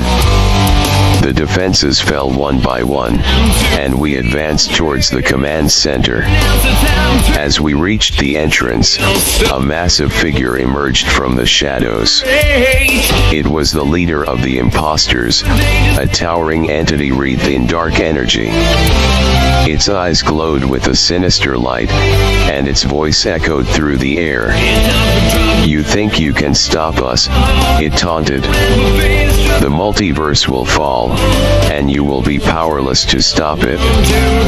We've taken down your nodes, and we'll take you down too, I retorted, aiming my magnum. This ends now. The final battle erupted with a ferocity that took us by surprise. The imposter leader's attacks were relentless, its form shifting and adapting to our every move. But we fought back with everything we had, our combined skills and determination pushing us forward. Urban Vanjik darted around the leader, striking with precision and agility. Cyber Vanjik used his tech to disrupt its defenses, while the Wasteland Vanjik's energy blasts kept it off balance. Faerun Vanjik's magic flared brightly, creating powerful barriers and launching devastating attacks. As the battle raged on, I noticed a series of conduits leading from the leader to the command center. We need to sever those conduits, I shouted. It's drawing power from the command center. With coordinated precision, we focused our attacks on the conduits. One by one, they exploded, sending sparks and energy flying. The imposter leader roared in anger, its form flickering as its power waned. Now, hit it with everything we've got, I urged. The combined assault of the Vanjikis was overwhelming. Energy blasts, magical attacks, and precise strikes pummeled the imposter leader. With a final, deafening roar, it disintegrated, its form collapsing into nothingness.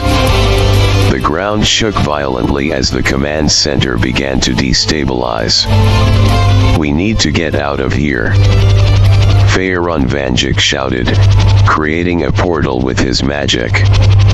We rushed through the portal, landing back in timeline LC-1389 just as the command center exploded in a blinding flash of light. The ground trembled, and a shockwave rippled through the multiverse. As the dust settled, we regrouped at the base. The sense of relief and accomplishment was palpable. We had done it. We had taken down the imposters' main base and crippled their operations. Faerun Vanjik smiled, his eyes reflecting the collective relief of the team. It's over. The multiverse is safe. Urban Vanjik nodded, a rare smile crossing his face. We did it together. Every Vanjik, every timeline. We stood united and we won. Cyber Vanjik processed the data, confirming the collapse of the imposter network. The anomalies are stabilizing. The timelines are returning to normal. The Wasteland Vanjik clapped me on the back. We couldn't have done it without your leadership, Johnny. I shook my head, feeling a mix of pride and humility. We did it together. Every single one of us. The multiverse is safe because we fought for it. As we celebrated our victory, I couldn't help but think about the journey we had taken. The battles we had fought, the timelines we had saved, and the bonds we had forged. We were Vanjikis, protectors of the multiverse, and together, we had faced the darkness and emerged victorious. Audio log end. Epilogue. The base in timeline LC-1389 became a symbol of our victory and unity. Vanjikis from across the multiverse gathered to share their experiences and prepare for any future threats. The sense of camaraderie and purpose was stronger than ever. As the days passed, we continued to monitor the timelines, ensuring the anomalies remained stable and the multiverse remained safe. The imposter threat had been neutralized, but we remained vigilant, ready to defend the multiverse against any future dangers. One evening, as I stood on the balcony of the base, looking out over the landscape, Faerun Vanjik joined me. It's a beautiful sight, isn't it? He said, his voice thoughtful. I nodded, feeling a deep sense of peace. It is. We fought hard for this. He smiled, his eyes reflecting the shared memories of our battles. And we'll continue to fight, for every timeline, and for every version of ourselves. I smiled back, feeling the weight of our mission balanced by the strength of our unity. Together. As the sun set, casting a warm glow over the base, I felt a renewed sense of hope. The multiverse was safe, and as long as we stood united, it always would be. Audio log, timeline LC1389, epilogue continued. As the days turned into weeks, the Vanjikis continued their efforts to stabilize the multiverse. Our victory over the imposters had brought us closer together, but there were still remnants of their influence scattered across various timelines. We couldn't afford to be complacent. One afternoon, as I was reviewing reports from different timelines, a familiar voice crackled through the network. "Johnny, this is Steampunk Vanjik. We've detected a residual energy signature in timeline SP904. It's faint, but it's there." I responded quickly. "Good work, Steampunk. Gather your team and investigate. We'll be on standby if you need backup." Steampunk Vanjik acknowledged, and I relayed the information to the others. Faerun Vanjik, ever the strategist, joined me in the command center. Residual energy could indicate a dormant node or a hidden base, he said, studying the map. "We need to be thorough in our investigation." Urban Vanjik entered, his usual calm demeanor tinged with curiosity. "I've been monitoring the network. There are similar reports from other timelines. It's possible the imposters left behind sleeper nodes to reactivate their operations. We need to address this quickly," I said, feeling the urgency of the situation. "Let's divide into teams and coordinate our efforts across these timelines." Audio log, timeline SP904. Steampunk Vanjik and his team landed in timeline SP904, a world of steam-powered machinery and Victorian aesthetics. The air was thick with the scent of coal and oil, and the cityscape was dominated by towering iron structures and billowing smokestacks. "The energy signature is coming from the old clock tower," Steampunk Vanjik said, adjusting his goggles. "Let's move." They navigated the bustling streets, blending in with the city's residents. As they approached the clock tower, the presence of the residual energy grew stronger. The air around the tower crackled with a faint, eerie hum. Steampunk Vanjik led the way inside, the interior of the tower filled with intricate gears and mechanisms. The energy signature was stronger here, pulsating from a hidden chamber beneath the clock's machinery. "We need to access the chamber," Steampunk Vanjik said, examining the gears. "But it'll be tricky. The mechanisms are delicate." Using his expertise, he carefully maneuvered through the gears, deactivating traps and bypassing security measures. The hidden chamber was revealed, and inside, a dormant node lay dormant, its cables entwined with the tower's mechanisms. "We need to neutralize it," Steampunk Vanjik said, his voice steady. "But we have to be careful not to trigger an explosion." With precision and caution, they began the process of deactivating the node. The air grew tense, but Steampunk Vanjik's steady hands and keen mind ensured success. The node was safely dismantled, and the residual energy dissipated. Node deactivated, Steampunk Vanjik reported. Let's check in with the others. Audio log, timeline LC1389, Command Center. Back at the base, we received reports from the other teams. Each Vanjik had successfully neutralized the residual nodes in their assigned timelines. The network was abuzz with activity, the sense of accomplishment mingled with the knowledge that we had to remain vigilant. Good work, everyone, I said, addressing the network. We've neutralized the immediate threats, but we need to stay alert for any future anomalies. Keep monitoring your timelines and report any unusual activity. Faerun Vanjik nodded in agreement. We've made significant progress, but the multiverse is vast. There will always be new challenges. We must be prepared.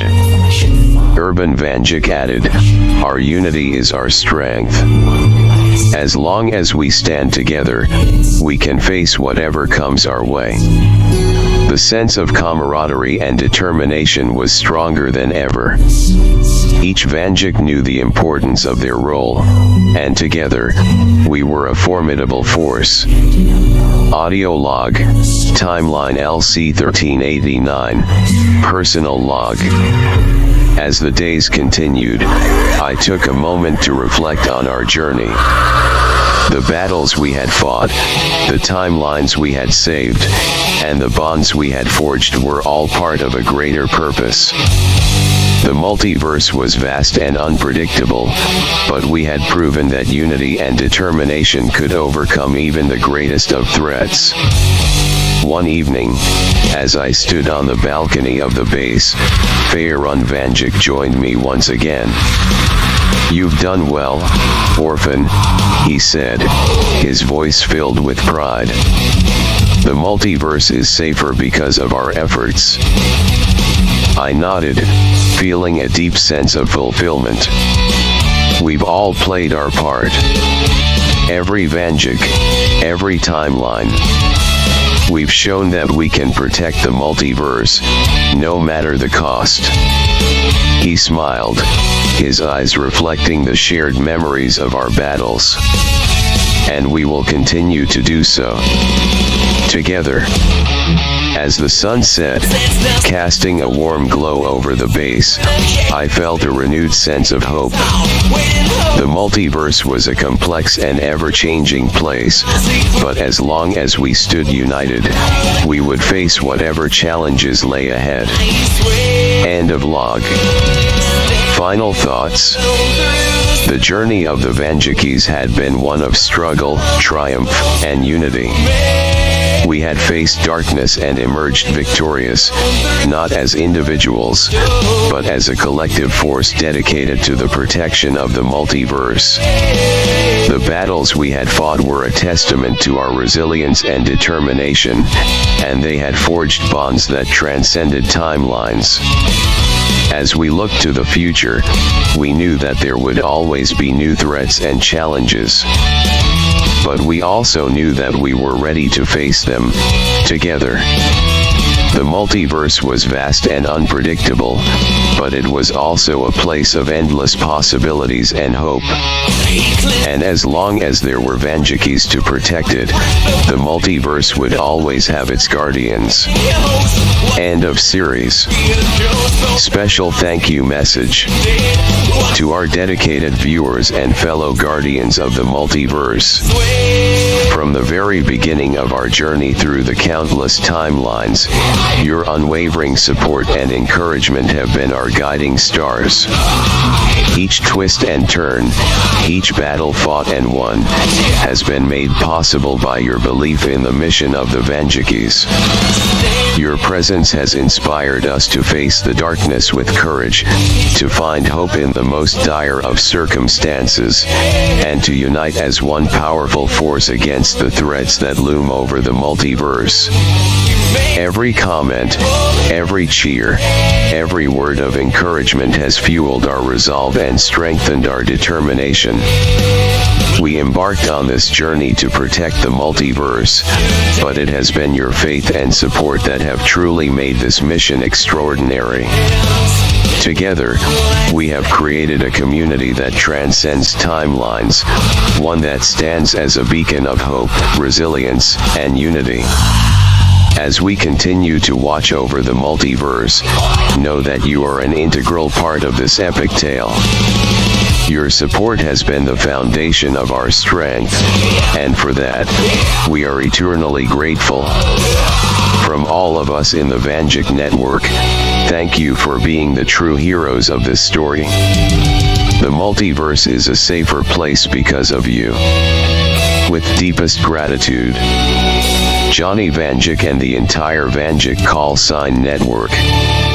Thank you for being with us every step of the way.